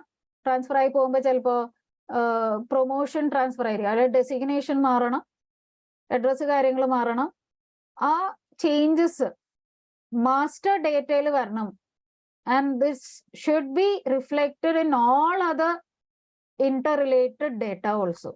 വേറെ ഈ എംപ്ലോയി ഡേറ്റയ്ക്ക് എന്താണ് ലിങ്ക് ഉള്ള ബാക്കി എല്ലാ ഡേറ്റയും, ഇപ്പൊ എംപ്ലോയിയുടെ പേഴ്സണൽ ഡീറ്റെയിൽസിൽ ചേഞ്ചസ് വരുന്നു, അയാള് പ്രൊമോഷൻ ട്രാൻസ്ഫർ ആയതുകൊണ്ട് അയാളുടെ പേയ്മെന്റ് ഡീറ്റെയിൽസിൽ ചേഞ്ചസ് ഉണ്ടാവും. So when the master data is getting updated, whatever other related data is there, ആ ഒരു മാസ്റ്റർ ഡേറ്റയോട് ബന്ധമുള്ള ബാക്കി എല്ലാ ഡേറ്റയും ഓട്ടോമാറ്റിക്കലി അപ്ഡേറ്റ് ആവണം, അല്ലെങ്കിൽ ആ ചേഞ്ചസ് അവിടെ റിഫ്ലക്റ്റ് ആവണം. അതാണ് ഇന്റഗ്രിറ്റി എന്ന് ഉദ്ദേശിക്കുന്നത്. Should be automatically updated. ഇപ്പൊ നമ്മളൊരു ATM കൗണ്ടറിൽ പോയിട്ട് അല്ലെങ്കിൽ ഞാനൊരു ഗൂഗിൾ പേയോ അങ്ങനെ എന്തെങ്കിലും ഒരു ട്രാൻസാക്ഷൻ ചെയ്തു എന്ന് വിചാരിക്കുക. ആൻഡ് ആ ട്രാൻസാക്ഷൻ ചെയ്ത ഉടനെ തന്നെ CBS സോഫ്റ്റ്വെയർ ഈ ബാങ്കിന്റെ സെർവർ ഇരിക്കുന്നത് എവിടെയാണോ അവിടെ എൻ്റെ പേഴ്സണൽ വോട്ടെവർ എൻ്റെ അക്കൗണ്ടിന്റെ ഡീറ്റെയിൽസ് എവിടെയാണോ ഉള്ളത് ആ സെർവറിലാണ് ആ അപ്ഡേഷൻസ് വരുന്നത്. അതുകൊണ്ട് തന്നെ വിതിൻ സെക്കൻഡ്സ് എനിക്കൊരു SMS കിട്ടുന്നു, എൻ്റെ മിനിമം ബാലൻസ് എത്രയാണോ അതിനനുസരിച്ചുള്ള വിഡ്രോവൽ കപ്പാസിറ്റിയെ എനിക്ക് അലൗ ചെയ്യുള്ളൂ. ഇതെല്ലാം മോണിറ്റർ ചെയ്തുകൊണ്ടിരിക്കുക. അപ്പോൾ പ്രോപ്പർ ഇന്റഗ്രിറ്റി ഉണ്ടാവണം. എവിടെയെങ്കിലുമൊക്കെ ചേഞ്ചസ് വരുന്ന അനുസരിച്ച് അത് സോഫ്റ്റ്വെയറിന്റെ ഉള്ളിൽ DBMSന്റെ ഉള്ളിൽ പ്രോപ്പറായിട്ട് ആ ചേഞ്ചസ് റിഫ്ലക്റ്റ് ആവണം. Data integrity is maintained by having accurate consistent up to date data. അപ്പൊ ഇന്റഗ്രിറ്റി വേണം. അപ്പൊ ഏറ്റവും ആദ്യം പറഞ്ഞ പോയിന്റ് എന്തായിരുന്നു? Permitting data sharing, minimizing data redundancy, integrity can be maintained. അപ്പോൾ PMI, permitting data sharing, minimizing data redundancy and integrity, okay, can be maintained. Program and file consistency. Program and file consistency. ഉദ്ദേശിക്കുന്നത് എല്ലാ എന്താണ് നമ്മുടെ application സോഫ്റ്റ്വെയറിൽ നിന്ന് വരുന്ന data എല്ലാം ഒരു പ്രോപ്പർ സ്റ്റാൻഡേർഡ്സിലായിരിക്കണം ഡേറ്റാബേസിന്റെ ഉള്ളിൽ സ്റ്റോർ ചെയ്യേണ്ടത്. ഇപ്പൊ ഫോർ എക്സാമ്പിൾ ഞാനൊരു എക്സൽ ഫയൽ ലോഡ് ചെയ്യണു.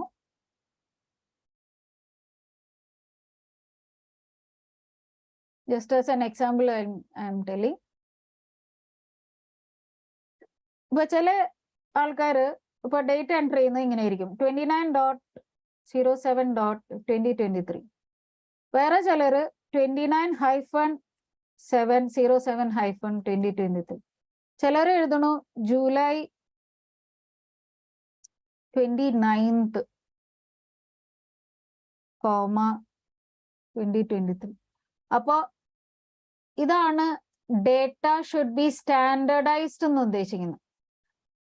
ഒരു ഡേറ്റാബേസിന്റെ ഉള്ളിലേക്ക് ഡേറ്റ പോയി സ്റ്റോർ ആവുന്ന സമയത്ത് എല്ലാ ഡേറ്റയും എങ്ങനെയാണോ ഈ ഡേറ്റാബേസിൽ സ്റ്റോർ ചെയ്യുന്നത് അതിനൊരു ഫോർമാറ്റ് ഉണ്ടാവും. ഓക്കെ, ഇപ്പൊ എക്സൽ ആണെങ്കിൽ ഈ രണ്ട് ഡേറ്റയും ഇത് ഡേറ്റ് ആയിട്ട് കൺസിഡർ ചെയ്തിട്ടില്ല, ഇത് മാത്രമേ എക്സലിന് ഡേറ്റ് ആയിട്ടുള്ളൂ. അപ്പോൾ നമ്മൾ ഇപ്പൊ ഇരിക്കുന്നത് ഇന്ത്യയിലാണ്. ഇന്ത്യയിലായതുകൊണ്ട് തന്നെ DDMM 4Y ഫോർമാറ്റ് ആയിരിക്കണം, DDMM 4Y. So the data ഇപ്പൊ ഡേറ്റ് വരുന്ന എല്ലാ ഡേറ്റയും DDMM 4Y ആ സ്റ്റാൻഡേർഡ് ഫോർമാറ്റ് ഫോളോ ചെയ്യണം. അതാണ് ഈ പോയിന്റ് പറയുന്നത്. Program and file consistency. The file formats and the programs have to be standardized. It should have the same rules, okay, all over the organization, across the files and programs. It should have the same rules, the same calculation. ഇപ്പോൾ GST percentage ഇന്ന കമോഡിറ്റീസിന് ഇത്ര percentage ആണെങ്കിൽ all over it should be same. അല്ലാണ്ട് ഒരു സ്റ്റേറ്റിൽ ഇത് വേറെ സ്റ്റേറ്റിൽ ഇത് അങ്ങനെ പല പല എന്താണ് പെർസെൻറ്റേജ് ആവുമ്പോൾ ഇറ്റ് വിൽ ഹാവ് കൺഫ്യൂഷൻസ്. അപ്പോൾ ഈ ഡേറ്റാബേസിന്റെ ഉള്ളിൽ പോയി സ്റ്റോർ ആവുന്നത് ഇപ്പൊ DDMM 4Y എന്ന് പറഞ്ഞു ആ സെയിം ഫോർമാറ്റ് ആയിരിക്കണം. ചിലത് MMDD പോകുന്നു, ചിലത് YMD പോകുന്നു. പല ഫോർമാറ്റ് ആവുമ്പോൾ സിസ്റ്റത്തിന് അത് മാനേജ് ചെയ്യാൻ പറ്റില്ല. അപ്പോൾ യൂസർ എങ്ങനെ എൻ്റർ ചെയ്താലും ഡേറ്റാബേസിന്റെ ഉള്ളിൽ പോകുമ്പോൾ അതിനൊരു സ്റ്റാൻഡേർഡ് ഫോർമാറ്റ് ഉണ്ടാവും. ആ രീതിയിലായിരിക്കും സ്റ്റോർ ചെയ്യുന്നത്. യൂസർ ഫ്രണ്ട്ലി ആയിരിക്കണം. User should be able to access, manipulate the data at any time. Access and manipulate the data. User friendly ആയിരിക്കണം. Improved security. ഇംപ്രൂവ്ഡ് സെക്യൂരിറ്റി എന്ന് ഉദ്ദേശിക്കുന്നത് എന്താണ്? ലെവൽസ് കൊടുക്കണം. Multiple users. ഇപ്പോൾ ടാലിയിൽ 3 ലെവൽ ഓഫ് യൂസേഴ്സ് ഉണ്ട്. Data entry user, രണ്ടാമത്തെ level എന്ന് പറയുന്നത് ഓണർ, മൂന്നാമത്തെ ലെവൽ അഡ്മിനിസ്ട്രേറ്റർ. അപ്പൊ അഡ്മിനിസ്ട്രേറ്ററിനുള്ള എല്ലാ പ്രിവിലേജും ഓണറിനും ഡേറ്റ എൻട്രി യൂസറിനും ഉണ്ടാവില്ല. അപ്പോൾ ഈ ലെവൽ സെറ്റ് ചെയ്യുന്നത് ഓരോ ലെവലിനും അവർക്ക് അതിൻ്റെതായ പ്രിവിലേജ് സെറ്റ് ചെയ്യും. ഏറ്റവും താഴത്തെ ഡേറ്റ എൻട്രി ലെവലിൽ മിനിമം പ്രിവിലേജ് ആയിരിക്കും കൊടുക്കുന്നത്. അത് ഡിസൈഡ് ചെയ്യുന്നത് അഡ്മിനിസ്ട്രേറ്റർ ആയിരിക്കും. അപ്പൊ who can access the data, what all things he can modify, അതെല്ലാം നമ്മൾ ഒരു യൂസർ ഐ ഡി പാസ്വേഡ് വെച്ച് സെറ്റ് ചെയ്ത് കൊടുക്കുന്നു. Restricting the data access using password. Restricting the data access using password to only those who should see it. ഇപ്പോ ഒരു data entry operator കയറിയിട്ട് മാസ്റ്റേഴ്സും modify ചെയ്യാൻ പാടില്ല. ഇപ്പോൾ ഫോർ എക്സാമ്പിൾ വേറൊരു എക്സാമ്പിൾ എടുക്കുക. ഒരു സെയിൽസ് റെപ്രസെൻറ്റേറ്റീവ് ഉണ്ട്, വേറൊരാള് അഡ്മിനിസ്ട്രേറ്റർ ആണ്, അല്ലെങ്കിൽ അയാള് അവിടുത്തെ അക്കൗണ്ട്സ് മാനേജർ ആണ് എന്ന് വിചാരിക്കുക. അപ്പൊ അക്കൗണ്ട്സ് മാനേജറിനുള്ള പ്രിവിലേജ് സെയിൽസ് റെപ്പിന് ഉണ്ടാവില്ല. സെയിൽസ് റെപ്പിന് എന്താണോ പ്രിവിലേജ് ഉള്ളത് മിനിമം പ്രിവിലേജ് ആയിരിക്കും. Accounts manager will be having more privileges than the sales rep. അപ്പോൾ ഈ ഇങ്ങനെ ലെവൽ എല്ലാം സെറ്റ് ചെയ്ത് കൊടുക്കാം. DBMS അങ്ങനെ ലെവൽ സെറ്റ് ചെയ്ത് കൊടുക്കാം. അത് സെക്യൂരിറ്റിക്ക് വേണ്ടിയിട്ടാണ്. ഓക്കെ. Improved security. Achieving program data independence. Achieving program data independence എന്ന് പറയുന്നത് ഡേറ്റാബേസിന്റെ ഉള്ളിൽ ഡേറ്റ അത് പ്രോപ്പറായിട്ട് ഓർഗനൈസ് ചെയ്ത് സ്റ്റോർ ചെയ്തിട്ടുണ്ട്.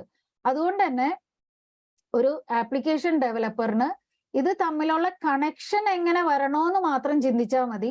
ഡേറ്റാബേസ് എങ്ങനെയുണ്ടെന്നോ ആ ഡേറ്റാബേസിന്റെ ഫ്ലോനെ പറ്റിയൊന്നും അധികം ചിന്തിക്കേണ്ട ആവശ്യം ഉണ്ടാവില്ല. Just he has to just think about how the logic behind, അല്ലെ, how to bring that data from the database to the application software. അതുകൊണ്ട് തന്നെ ഫാസ്റ്റർ ആപ്ലിക്കേഷൻ ഡെവലപ്മെന്റ്. ഈ 2 പോയിന്റ്സും അങ്ങോട്ടും ഇങ്ങോട്ടും കോംപ്ലിമെന്റ് ചെയ്താ കിടക്കണേ. They are inter related. Achieving program independence എന്ന് പറയുന്നതും ഫാസ്റ്റർ ആപ്ലിക്കേഷൻ, പ്രോഗ്രാം ഇൻഡിപെൻഡൻസ് ഉള്ളതുകൊണ്ട് തന്നെ ഫാസ്റ്റർ ആപ്ലിക്കേഷൻ ഡെവലപ്മെന്റ് പോസിബിൾ ആണ് എന്നാണ് പറയണത്. ഓക്കെ. അപ്പൊ കീവേഡ്സ് ആണ് പഠിക്കേണ്ടത്. ഇപ്പൊ തന്നെ പഠിക്കാം എന്ന് വിചാരിക്കുന്നു.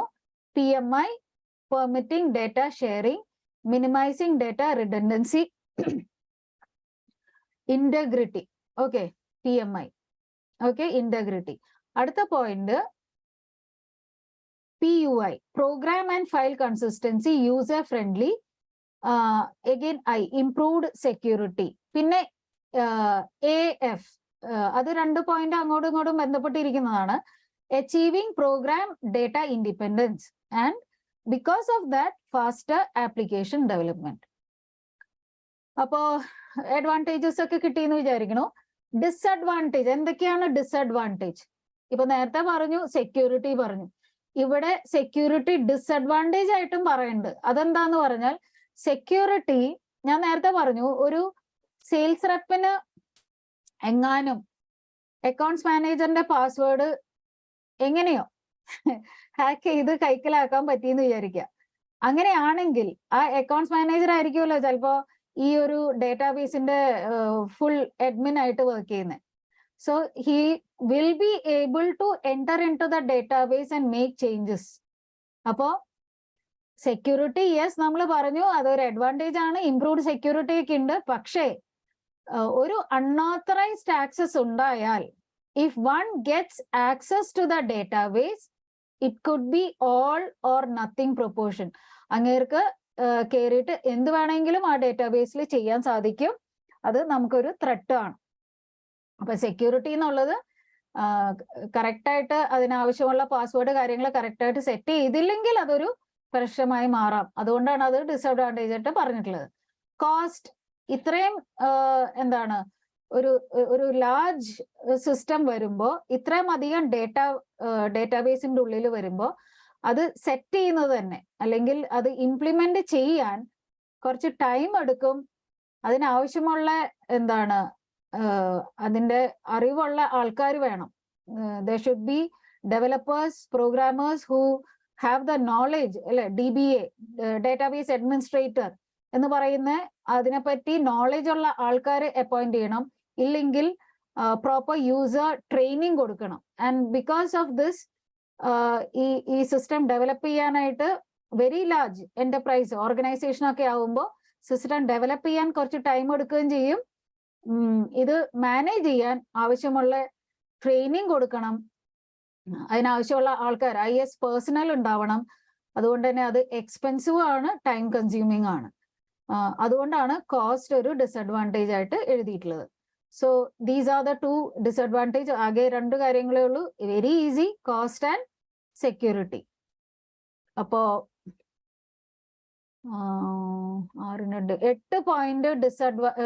8 പോയിന്റ് അഡ്വാൻറ്റേജും 2 പോയിന്റ് ഡിസഡ്വാൻറ്റേജും ആണ്.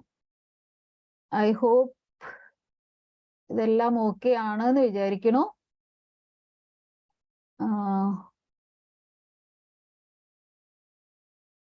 Shall we go for a break? നമുക്കൊരു ബ്രേക്ക് എടുക്കാം. 11:15 തിരിച്ച് ജോയിൻ ചെയ്യണം കേട്ടോ. Please join by 11:15.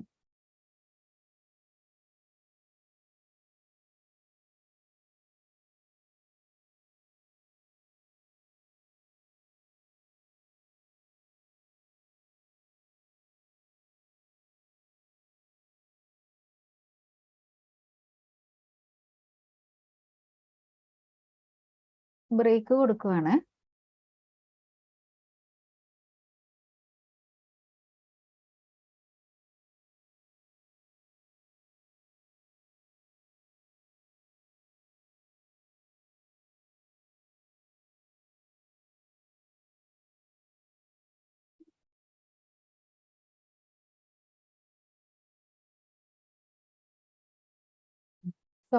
ഇവിടെ വല്ലതും ചെയ്യണോ ഞാൻ?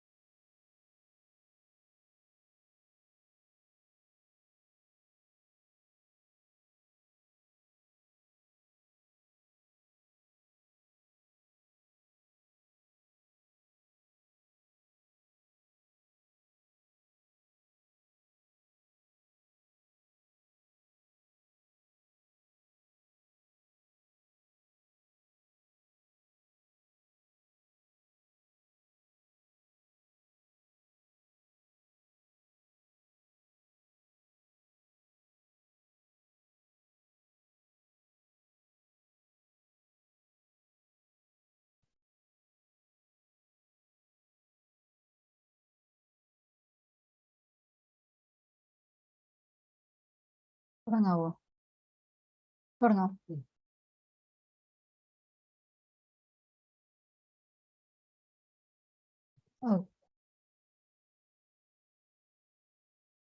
I hope all students are there. എല്ലാവരും എത്തിയോ?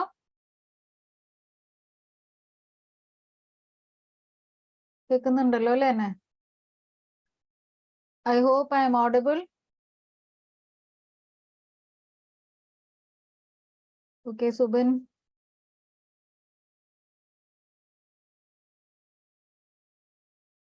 അപ്പോ ഞാനൊന്ന്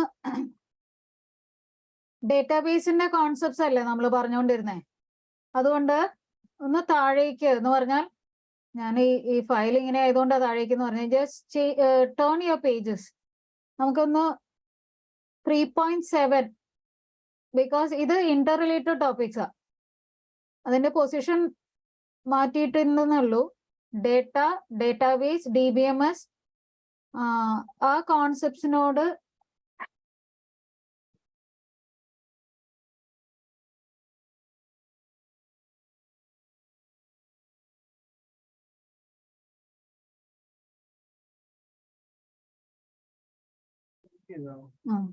മാഗ്നിഫയർ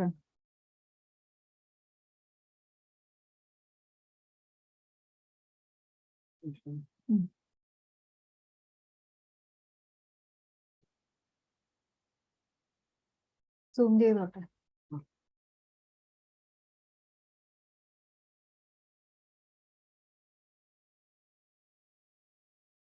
ഓക്കെ, അപ്പൊ എല്ലാവരും ഒന്ന് പേജസ് തിരിച്ചോളൂ. എന്നിട്ട് 3.7 ടോപ്പിക്കിലേക്ക് പോവാം. 3.7 ബിക്കോസ് ഇത് ഡേറ്റാബേസിനോട് നേരത്തെ പറഞ്ഞ ആ ടോപ്പിക്കിനോട് റിലേറ്റഡ് ആയിട്ടുള്ള ഒരു കോൺസെപ്റ്റ്. അപ്പൊ ഡേറ്റ റിലേറ്റഡ് കോൺസെപ്റ്റ്സ് നമ്മൾ ആദ്യം പറഞ്ഞു. Raw facts and figures, data can be information, data is having two qualities അല്ലെങ്കിൽ എന്താ 2 types of data, qualitative, quantitative.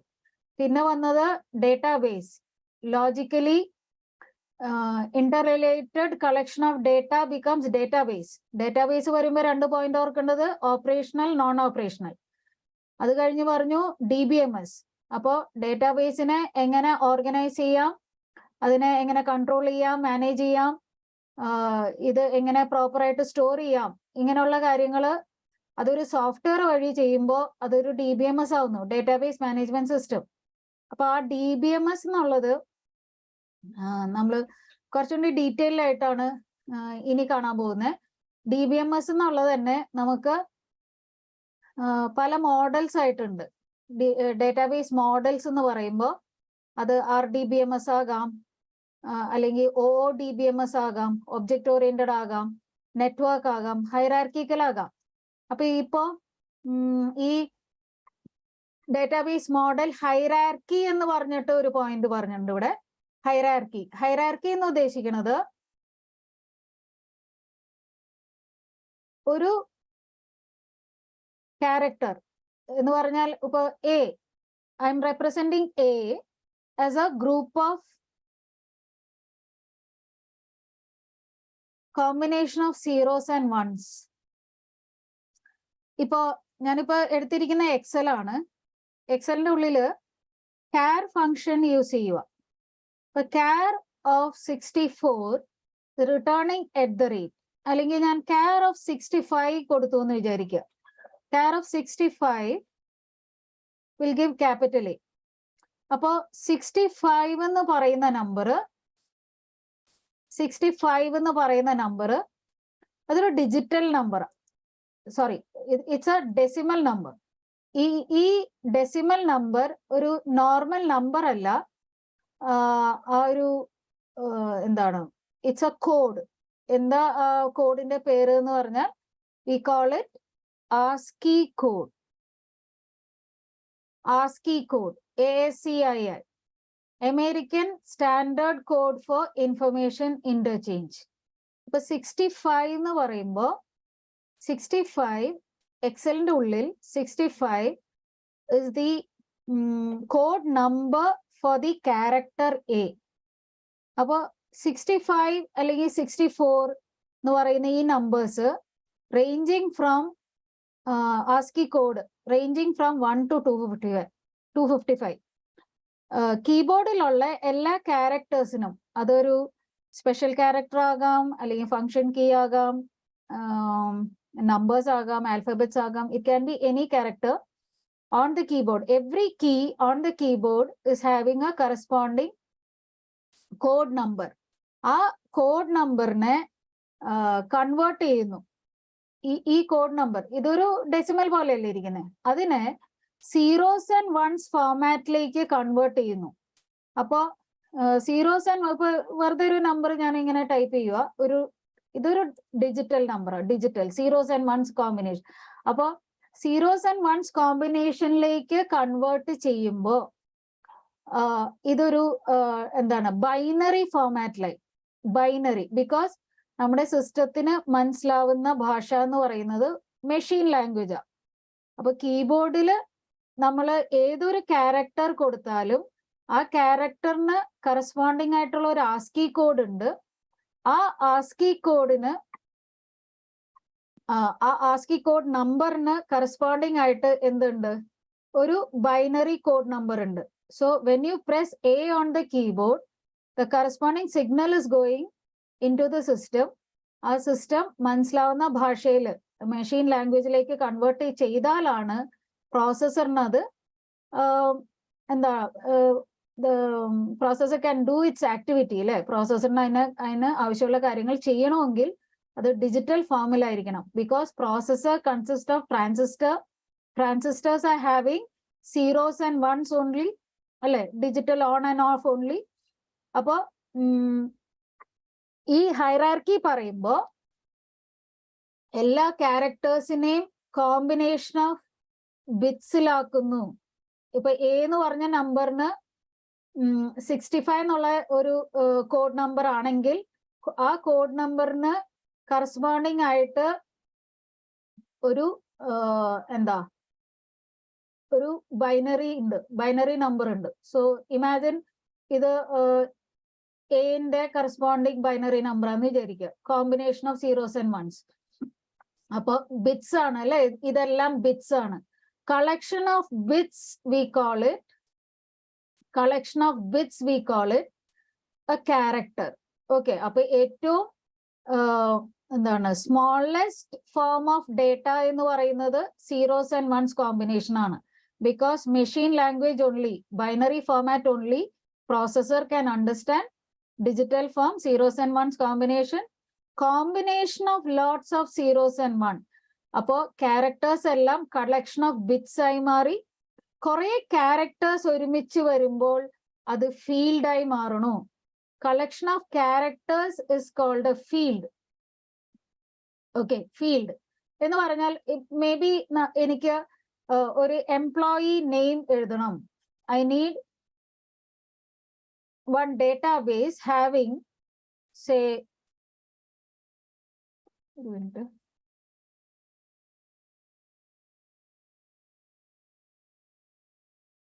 database is having employee ID, first column employee ID. അപ്പോ ഇവിടെ ചിലപ്പോ ഒരു E102 ഒരു നമ്പർ എഴുതി, അത് കഴിഞ്ഞിട്ട് എംപ്ലോയി നെയിം വരണം, EMP name, employee name varanam. Employee name is having some, say I'm writing my name. Appo ende പേര് എഴുതുമ്പോൾ കുറെ ക്യാരക്ടേഴ്സിന്റെ ഫോർമേഷൻ ആണ് ഒരു നെയിം, അല്ലെങ്കിൽ collection of alphanumeric characters together becomes a field. അതൊരു ഫീൽഡായി. Collection of characters become a field. Collection of fields will become a record. അപ്പോ ഒരു റെക്കോർഡ് എന്ന് പറയുന്നത് ഇപ്പൊ എംപ്ലോയി ഡേറ്റാബേസിന്റെ ഉള്ളിൽ, എംപ്ലോയി എന്നുള്ള ടേബിളിന്റെ ഉള്ളിൽ employee name, employee ID, say salary, may be കുറച്ചും കൂടി അധികം ഫീൽഡ്സ് ഉണ്ടാവും.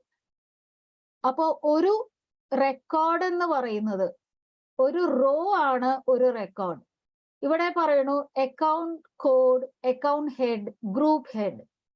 ഇപ്പൊ 3 കാര്യങ്ങളാണ് ഉള്ളത്. ഈ കോളം ഹെഡിങ് ആണ് ഫീൽഡ്. റോ വൈസ് എടുത്താൽ അതൊരു റെക്കോർഡാണ്. അപ്പൊ combination of bits, zeros and ones കോമ്പിനേഷനിൽ എന്താണ് ഒരു ക്യാരക്ടർ ആവുന്നു. കുറെ ക്യാരക്ടേഴ്സ് ഒരുമിച്ച് വരുമ്പോൾ അതൊരു ഫീൽഡ് ആകുന്നു. കുറെ ഫീൽഡ് ഒരുമിച്ച് വരുമ്പോൾ അതൊരു റെക്കോർഡ് ആവുന്നു. ഒരുപാട് റെക്കോർഡ്സ് ഒരുമിച്ച് വരുമ്പോൾ അതൊരു ഫയൽ ആകുന്നു, അല്ലെങ്കിൽ വേറൊരു പേര് ടേബിൾ. കുറെ ടേബിൾസ് ഒരുമിച്ച് വരുമ്പോൾ അതൊരു ഡേറ്റാബേസ് ആകുന്നു. ഹൈറാർക്കി മനസ്സിലായോ? അപ്പൊ ഡേറ്റാബേസ് മോഡൽ ഹൈറാർക്കി അല്ലെങ്കിൽ ആ ഡേറ്റാബേസ് ലോജിക്കൽ സ്ട്രക്ചർ ആണ് ഡേറ്റാബേസ് മോഡൽ എന്ന് ഉദ്ദേശിക്കുന്നത്. അപ്പൊ ഹൈറാർക്കി ഇങ്ങനെയാ പോകുന്നത്. ഞാൻ താഴെ നിന്നാണ് തുടങ്ങിയത്. collection of bits, combination of bits will become character. മനസ്സിലായില്ലേ? collection of characters will become field. Collection of field will become record. Lot of records together will become a file. And കുറേ ഫയൽസും ടേബിൾസും ഒരുമിച്ച് വരുമ്പോൾ അത് ഒരു ഡേറ്റാബേസ് ആകുന്നു. Okay, അപ്പോൾ database models ഇതും MCQ ആയിട്ടോ ഡിസ്ക്രിപ്റ്റീവ് ക്വസ്റ്റ്യൻ ആയിട്ടോ വരാം. ഇതിൽ ഏതെങ്കിലും ഒരെണ്ണം മാത്രമായിട്ട് ഡിസ്ക്രൈബ് ചെയ്യാം. ഇല്ലെങ്കിൽ ഈ തന്നിരിക്കുന്ന പോലെ ഒരു എന്താണ് കമ്പാരിസൺ പോലെ ചോദിക്കാം.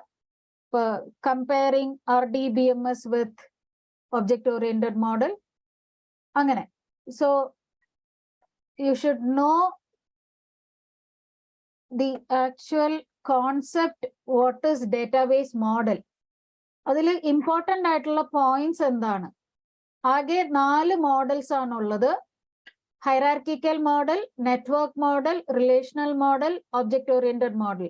ഇതിനെ ബേസ് ചെയ്ത് കേസ് സ്റ്റഡി പോലെ ക്വസ്റ്റ്യൻസ് വരാം. MCQ തന്നെ ബേസ് ചെയ്ത് ഈ ഒരു മോഡൽസിനെ ബേസ് ചെയ്ത് ക്വസ്റ്റ്യൻസ് വരാം. നമുക്ക് 1-2 ക്വസ്റ്റ്യൻസ് ഡിസ്കസ് ചെയ്യാം. ഇത് കഴിഞ്ഞിട്ട് ഡിസ്കസ് ചെയ്യാം. അപ്പോ 4 മോഡൽസ് ആണുള്ളത്. there is anything, ഒന്ന് ആർക്കെങ്കിലും എന്തെങ്കിലും ഡൗട്ട് ഉണ്ടെങ്കിൽ ഓഡിയോ ഓൺ ചെയ്ത് പറയണം. ഇല്ലെങ്കിൽ ചാറ്റിൽ വരുമ്പോൾ ഞാൻ ഇടയ്ക്കേ നോക്കുള്ളൂ. Okay, 4 models. ഹൈറാർക്കിക്കൽ മോഡൽ, ആദ്യത്തെ മോഡൽ ഹൈറാർക്കിക്കൽ മോഡൽ. അപ്പൊ ഈ ഓർക്കേണ്ട പോയിന്റ്സ് ഇതാണ്. ഹൈറാർക്കിക്കൽ മോഡൽ ഇപ്പൊ ആരും യൂസ് ചെയ്യുന്നൊന്നുമില്ല. വർഷങ്ങൾ മുമ്പ് ഉണ്ടായിരുന്ന ഒരു സ്ട്രക്ചറാണ് ഹൈറാർക്കിക്കൽ സ്ട്രക്ചർ ഡേറ്റാബേസിന്റെ ഉള്ളിൽ. ഇത് യൂസ് ചെയ്യുന്നത് ഒരു ഇൻവേർട്ടഡ് ട്രീ സ്ട്രക്ചർ ആണ്. എന്ന് പറഞ്ഞാൽ റൂട്ട് ഏറ്റവും മേലെയും താഴേക്ക് ബ്രാഞ്ചസും പോകുന്ന രീതി. സാധാരണ ട്രീ എന്ന് പറഞ്ഞാൽ ഏറ്റവും താഴെ റൂട്ട് മേലേക്കല്ലേ ബ്രാഞ്ച് പോകുന്നത്. അപ്പോൾ നമ്മൾ പറയും hierarchical model is having inverted tree structure. Okay, inverted tree structure. All records are called nodes and they are having a parent-child relationship. Okay, all records are called nodes and they are in parent-child relationship. Each parent, ഇതൊരു ഏറ്റവും മേലത്തെ root റെക്കോർഡാ, root നോഡാണ്. ഏറ്റവും ആദ്യം ഇരിക്കുന്നത് building 1 എന്നുള്ള root നോഡാണ്. ആ റൂട്ട് നോഡിന്റെ 2 ചൈൽഡ് ആണ് റൂം 1, റൂം 2.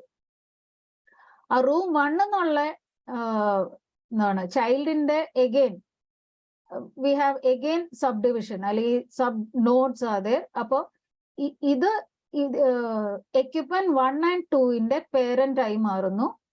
ആ എക്യുപ്മെന്റ് 1 താഴേക്ക് നോക്കുമ്പോൾ റിപ്പയർ 1 and 2 അത് എക്യുപ്മെന്റ് 1 ചൈൽഡ് റെക്കോർഡ്സ് ആയി മാറുന്നു. അപ്പോ ഇതൊരു പേരന്റ് ചൈൽഡ് റിലേഷൻഷിപ്പ് ആണ്. ഇതില് 1 to 1, 1 to many റിലേഷൻഷിപ്പ് ആകാം. എന്ന് പറഞ്ഞാൽ ഹൈറാർക്കിക്കൽ മോഡലില് either 1 to 1 ഒരു പേരന്റിന് ഒരു ചൈൽഡോ ഒന്നിൽ കൂടുതൽ ചൈൽഡോ ആകാം. ഇവിടെ എല്ലാം ഇപ്പൊ റൂം 2 എക്യുപ്മെന്റ് 3 റിപ്പയർ 3 അപ്പൊ 1 to 1 പോകുന്നുള്ളൂ. പക്ഷേ ഒരു പേരന്റിന് ഒന്നിൽ കൂടുതൽ ചൈൽഡ് റെക്കോർഡ്സും ആകാം. ഓക്കെ, അപ്പോ ഒരിക്കലും സംഭവിക്കാത്തൊരു കാര്യം 1 to many many to 1 വരില്ല. ഇവിടെ many to 1 എന്ന് ഉദ്ദേശിക്കുന്നത് 1 child cannot have more than 1 parent. തമാശയ്ക്ക് പറഞ്ഞതാ, വൺ ചൈൽഡ്, ഒരു ചൈൽഡ് റെക്കോർഡിന് ഒന്നിൽ കൂടുതൽ പേരന്റ് റെക്കോർഡ് വരാൻ പാടില്ല, പേരന്റിലേക്ക് ലിങ്ക് വരാൻ പാടില്ല, ഒന്നിൽ കൂടുതൽ വരാൻ പാടില്ല. പക്ഷെ പേരന്റിന് ഒന്നിൽ കൂടുതൽ ചൈൽഡ് ആകാം, അതാണ് ഉദ്ദേശിച്ചിരിക്കുന്നത്. Okay, each parent record can have more than one child, but no child record may have more than one parent. One to one relationship, one to many relationship മാത്രമേ ഹൈറാർക്കിക്കലിൽ വരുന്നുള്ളൂ. അതിൽ ടോപ്പ് പേരന്റ് റെക്കോർഡിനെ നമ്മൾ root record എന്ന് വിളിക്കുന്നു. ഇത്രയേ ഉള്ളൂ ഹൈറാർക്കിക്കലിൽ നോട്ട് ചെയ്യേണ്ട പോയിന്റ്സ്. അടുത്തത് network model. I hope you get it. മനസ്സിലായല്ലോ? നെറ്റ്വർക്ക് മോഡലില് ഡൗട്ട് ഇല്ലാന്ന് വിചാരിക്കുന്നു കേട്ടോ, ശ്രദ്ധിക്കണ്ടോ ആവോ. I hope you are listening to me. Network model വരുമ്പോ സ്ട്രക്ചർ എന്ന് പറയുന്നത് every root record, every node in this model can have an interconnection with every other node in the model. ഇതിന്റെ ഉള്ളിലുള്ള ഓരോ റെക്കോർഡിനും ബാക്കി എല്ലാ റെക്കോർഡായിട്ടും ഇന്റർ കണക്ഷൻ ഉണ്ട്, അങ്ങോട്ടും ഇങ്ങോട്ടൊക്കെ ഇന്റർ കണക്ഷൻ ഉണ്ട്. അതുകൊണ്ട് തന്നെ ഹൈറാർക്കിക്കൽ പോലെയല്ല, ഇതിന് റിഡൻഡൻസി ഒരു പ്രശ്നമാണ്. Okay, network model increases the redundancy. എല്ലാവരും അങ്ങോട്ടും ഇങ്ങോട്ടും ഇന്റർ കണക്റ്റഡ് ആയിരിക്കുന്നതുകൊണ്ട് റിഡൻഡൻസി, ഡ്യൂപ്ലിക്കേഷൻ വരാം. പിന്നെ ഉള്ള ഒരു പോയിന്റ് ആണ് മെനി ടു വൺ. നേരത്തെ പറഞ്ഞു ഹൈറാർക്കിയിൽ 1 to 1ഉം 1 to മെനിയേ വരുന്നുള്ളൂ. ഇവിടെ വരുമ്പോ മെനി ടു വണ്ണും വരും, മെനി ടു മെനിയും. അപ്പൊ ചോദിക്കും മിസ്സേ 1 to 1 വന്നൂടെ? വരാം. അപ്പോ ചുരുക്കി പറഞ്ഞാൽ നെറ്റ്വർക്ക് മോഡലില് 4 റിലേഷൻഷിപ്പും വരും. All the 4 relationships can happen in a network model. 1 to 1, 1 to many, many to 1, many to many. Okay, totally 4 ഈ റിലേഷൻഷിപ്പ് മോഡൽസ് നോക്കുമ്പോൾ ഇങ്ങനെ 4 ഉണ്ടല്ലോ. 1 to 1 ആകാം, 1 to many ആകാം, ഹൈറാർക്കിയിൽ പറഞ്ഞു. ഇതില് മെനി ടു വണ്ണും വരാം, മെനി ടു മെനിയും വരാം. So it is increasing redundancy. Okay, അങ്ങോട്ടും ഇങ്ങോട്ടൊക്കെ ഇന്റർ കണക്റ്റഡ് ആണ്. അതുകൊണ്ട് തന്നെ റിഡൻഡൻസി ഒരു പ്രശ്നമാണ് നെറ്റ്വർക്ക് മോഡലിൽ. അപ്പോ ഈ രണ്ടും, ഹൈറാർക്കിയും നെറ്റ്വർക്കും ഇപ്പൊ യൂസ് ചെയ്യുന്ന മോഡൽസ് അല്ല. ഇപ്പൊ യൂസ് ചെയ്യുന്ന മോഡൽ ഏതാന്ന് ചോദിച്ചാൽ ഏറ്റവും പോപ്പുലാരിറ്റി കൂടുതൽ DBMS-നാണ്. പക്ഷെ ODBMS യൂസ് ചെയ്യുന്നുണ്ട്. റിലേഷണൽ ഡാറ്റാബേസ് മോഡൽ RDBMS, ഇപ്പൊ ആക്സസും ഒറാക്കിൾ SQL സെർവർ ഒക്കെ എടുത്താൽ അത് RDBMS ആണ്. അപ്പോ ഇവിടെ എന്താണ് വ്യത്യാസം എന്ന് പറഞ്ഞാൽ, ഇവിടെ 1 to 1, 1 to many, parent child relationship അതെല്ലാം ഉണ്ട്. പിന്നെ മെനി ടു മെനിയും പോസിബിൾ ആണ്. 1 to 1, 1 to many ഇവിടെ ലിസ്റ്റ് ചെയ്തിട്ടില്ല, ബട്ട് പ്ലീസ് നോട്ട് ഇറ്റ്. അത് ആ ടേബിളിൽ ലിസ്റ്റ് ചെയ്തിട്ടില്ല, ഒന്ന് നോട്ട് ചെയ്തോളൂ നിങ്ങൾ. ഈ RDBMS റിലേഷണൽ ഡാറ്റാബേസ് മോഡലില് ഓൾ 3 can come. 1 to 1 വരാം, 1 to many വരാം, മെനി ടു മെനിയും വരാം, പോസിബിൾ ആണ്. പക്ഷേ റിലേഷണൽ ഡാറ്റാബേസ് മോഡലിൽ please note it, many to one ഒരു ചൈൽഡ് റെക്കോർഡിന് ഒന്നിൽ കൂടുതൽ പേരന്റ് വരില്ല. അത് റിലേഷണലിൽ മസ്റ്റായിട്ടും ഫോളോ ചെയ്യേണ്ട കാര്യമാണ്. അപ്പോ MCQ ചോദിക്കാനുള്ള സാധ്യത ഉള്ളതാണ്. ഈ from the given options which relationship cannot happen in a relational database model. Cannot happen എന്ന് ചോദിച്ചാൽ ഇതില് വരാത്തത്, ഇതില് പെടാത്തത് ഏതാണ്? പെടാത്തത് മെനി ടു വൺ. 1 to 1 സംഭവിക്കാം, 1 to മെനിയും സംഭവിക്കാം. ഒരു പേരന്റിന് ഒന്നിൽ കൂടുതൽ ചൈൽഡ് ആകാം, ഒരു പേരന്റിന് സിംഗിൾ ചൈൽഡ് ആകാം. 1 to 1, 1 to many and many to many. For example എപ്പോഴാണ് ഈ many to many? one faculty taking class for many students അല്ലെ? ഇപ്പോ ഞാനാണ് നിങ്ങൾക്ക് ക്ലാസ് എടുക്കുന്നത്, പക്ഷെ നിങ്ങൾക്ക് ഗ്രൂപ്പ് 1 ഗ്രൂപ്പ് 2 വേറെ ക്ലാസ്സസും ഉണ്ട്. അപ്പൊ വേറെ ഫാക്കൽറ്റി നിങ്ങൾക്ക് ക്ലാസ് എടുക്കുന്നുണ്ട്. So many faculties taking class for a set of students അല്ലെ? ആ ഒരു കോൺസെപ്റ്റ് വരുമ്പോൾ അത് മെനി ടു മെനി റിലേഷൻഷിപ്പ് ആണ്. അപ്പോൾ RDBMS പോസിബിൾ ആയിട്ടുള്ള 3 റിലേഷൻഷിപ്പ് എന്ന് പറയുന്നത് 1 to 1, 1 to many, many to many. ഇതിൽ വരാൻ പാടില്ലാത്തൊരു കാര്യം മെനി ടു 1 ഒരിക്കലും RDBMS വരില്ല. പിന്നെ നോട്ട് ചെയ്യേണ്ട പോയിന്റ്സ് ആണ് the 3 key terms. Key terms are relation, attribute, domain. പിന്നെ 2 ടേം ആണ് പ്രൈമറി കീ, ഫോറിൻ കീ. പിന്നെ കുറച്ച് എക്സാമ്പിൾ എഴുതണം. അപ്പോൾ റിലേഷണൽ ഡാറ്റാബേസ് മോഡൽ എന്താണെന്നുള്ളത് മനസ്സിലായി എന്ന് വിചാരിക്കുന്നു. I'll explain what is relation, what is attribute, what is domain with an image. ഒരു പിക്ചർ കാണിച്ചു തരാം.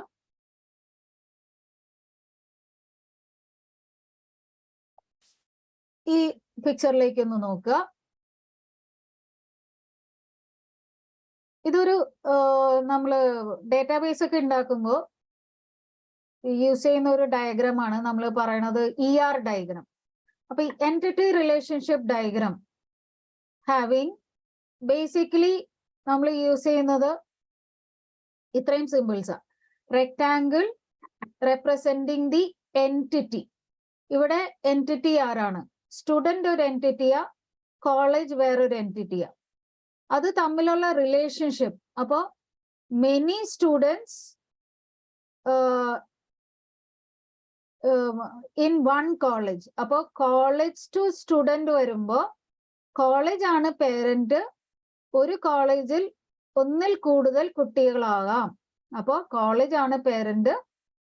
ഒന്നിൽ കൂടുതൽ എന്ന് പറയുമ്പോൾ 1 to many റിലേഷൻഷിപ്പ് ആണ് ഇവർ തമ്മിലുള്ളത്. ഓക്കെ. അപ്പോ ഈ എൻറ്റിറ്റീനെ ഡിസ്ക്രൈബ് ചെയ്യുന്ന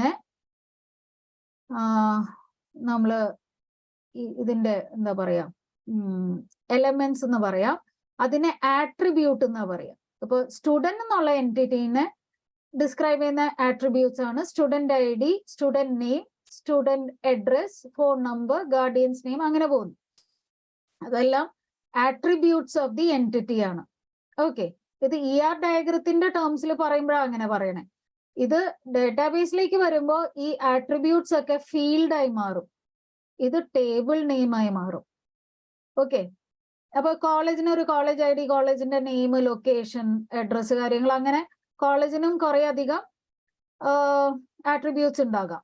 so this is what ER diagram is denoting. ER diagram actually തരുന്നത് flow of data in a database. Okay. അപ്പോ എന്താണ് ആട്രിബ്യൂട്ട് എന്നും എന്താണ് ഒരു എൻറ്റിറ്റി എന്നും മനസ്സിലായല്ലോ. എന്താണ് ഡൊമെയിൻ? 3 ടേംസ് അവിടെ RDBMS പറയുന്നുണ്ട്. റിലേഷണൽ ഡാറ്റാബേസ് മോഡലിൽ 3 ടേംസ് പറയുന്നുണ്ട്. ഒന്ന് എൻറ്റിറ്റി. എൻറ്റിറ്റി എന്ന് പറയുന്നത് ആരെ ബേസ് ചെയ്താണോ നമ്മൾ ഡേറ്റ കളക്ട് ചെയ്യുന്നത്, അതാണ് എൻറ്റിറ്റി. ഒരു ഓർഗനൈസേഷൻ എടുക്കുമ്പോൾ ചിലപ്പോൾ അവിടുത്തെ സ്റ്റാഫ് അല്ലെങ്കിൽ എംപ്ലോയി, പിന്നെ അവിടെ കുറച്ച് സ്റ്റോക്ക് ഐറ്റം ഉണ്ടോ, അവിടെ എന്താണ് ഈ റോ മെറ്റീരിയൽസ് കളക്ട് ചെയ്യുന്നുണ്ടോ, അവിടെ എന്താണ് ട്രാൻസ്പോർട്ടേഷൻ കാര്യങ്ങൾ സംഭവിക്കുന്നുണ്ടോ. അപ്പൊ ഇതിനെല്ലാം ബേസ് ചെയ്ത് ഡേറ്റ കളക്ഷൻ വരുന്നു. അപ്പൊ എന്തിനെ ബേസ് ചെയ്താണോ ഡേറ്റ കളക്ട് ചെയ്യുന്നത് അത് ആ ഡേറ്റാബേസിന്റെ ഉള്ളിലെ എൻറ്റിറ്റി ആണ്. ഓരോ എൻറ്റിറ്റിക്കും അതിന്റെ എന്താണ് ആവശ്യമുള്ള അതിന്റെ എലമെന്റ്സ് ഉണ്ട്. ഫോർ എക്സാമ്പിൾ അതിനെ ഡിസ്ക്രൈബ് ചെയ്യുന്ന എലമെന്റ്സ്. ഇപ്പോൾ എംപ്ലോയി എന്ന് എടുക്കുമ്പോൾ employee ID, employee name, salary, അത് അതിന്റെ ആട്രിബ്യൂട്ട്സ് ആണ്. ഓരോ ആട്രിബ്യൂട്ടും ഇപ്പോ എംപ്ലോയി ഇത്ര വയസ്സ് തികഞ്ഞാലാണ് ഒരു എംപ്ലോയി ഒരു ഓർഗനൈസേഷനിൽ വർക്ക് ചെയ്യാൻ പാടുള്ളൂ എന്നൊരു വാലിഡേഷൻ ഞാൻ കൊടുക്കുക. അപ്പൊ ആ വാലിഡേഷനെയാണ് ഡൊമെയിൻ എന്ന് പറയുന്നത്. ഡൊമെയിൻ എന്ന് പറയുന്നത് just giving some restrictions to the data that is getting entered in a field.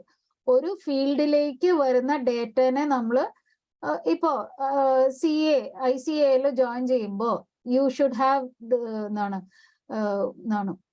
Cleared +2 കഴിഞ്ഞ മാർക്ക് ലിസ്റ്റ് വേണം, മാർക്സ് വേണം രജിസ്റ്റർ ചെയ്യണമെങ്കിൽ. അപ്പൊ മിനിമം ഇത്ര വയസ്സ് തികഞ്ഞിട്ടുണ്ടാവണം. അപ്പൊ ഒരു വാലിഡേഷൻ കൊടുക്കുക. അപ്പൊ വാലിഡേഷൻ കൊടുക്കുന്നതിന് ഡേറ്റാബേസിൽ പറയുമ്പോൾ അതിനെ ഡൊമെയിൻ എന്നാ വിളിക്കുന്നത്. അപ്പൊ ഈ 3 പോയിന്റ്സ് ആണ് നോട്ട് ചെയ്യേണ്ടത്. റിലേഷൻ, പിന്നെ ആട്രിബ്യൂട്ട്, പിന്നെ എൻറ്റിറ്റി, പിന്നെ ഡൊമെയിൻ. അപ്പൊ എന്താണ് റിലേഷൻ? നേരത്തെ പറഞ്ഞു, തമ്മിലുള്ള ഒരു എൻറ്റിറ്റി വേറെ എൻറ്റിറ്റിനോട് എങ്ങനെയാണ് ബന്ധപ്പെട്ടിരിക്കുന്നത്. What kind of relation? It can B 1 to 1, 1 to many, many to many. അതാണ് RDBMസിൽ വരാവുള്ളൂ. many to 1 ഒരിക്കലും വരില്ല. ആട്രിബ്യൂട്ട്സ് എന്താണ്? ഫീൽഡുകളെയാണ് ആട്രിബ്യൂട്ട് എന്ന്. ഫീൽഡ്. ഡൊമെയിൻ എന്താണ്? എന്ത് വാല്യൂ ഒരു ആട്രിബ്യൂട്ടിലേക്ക് വരാം. ഡേറ്റ വാലിഡേഷൻ ആണ് ഉദ്ദേശിക്കുന്നത്. Okay, so these 3 terms are okay. Relation, attribute, domain, everything is okay, I hope. ഇനി എന്താണ് primary key, foreign key? Primary key എന്ന് പറയുന്നത് it is uniquely identifying a record in the table. Uniquely identifying record in the table. ഇതും MCQ ആയിട്ട് വരാം. Primary key. What is foreign key? If another primary key of one table is used as a field in another table. For example, അതിന് ഒരു diagram കാണിച്ചു തന്നിട്ട് പറയുന്നതായിരിക്കും നല്ലത്. I'll show you again.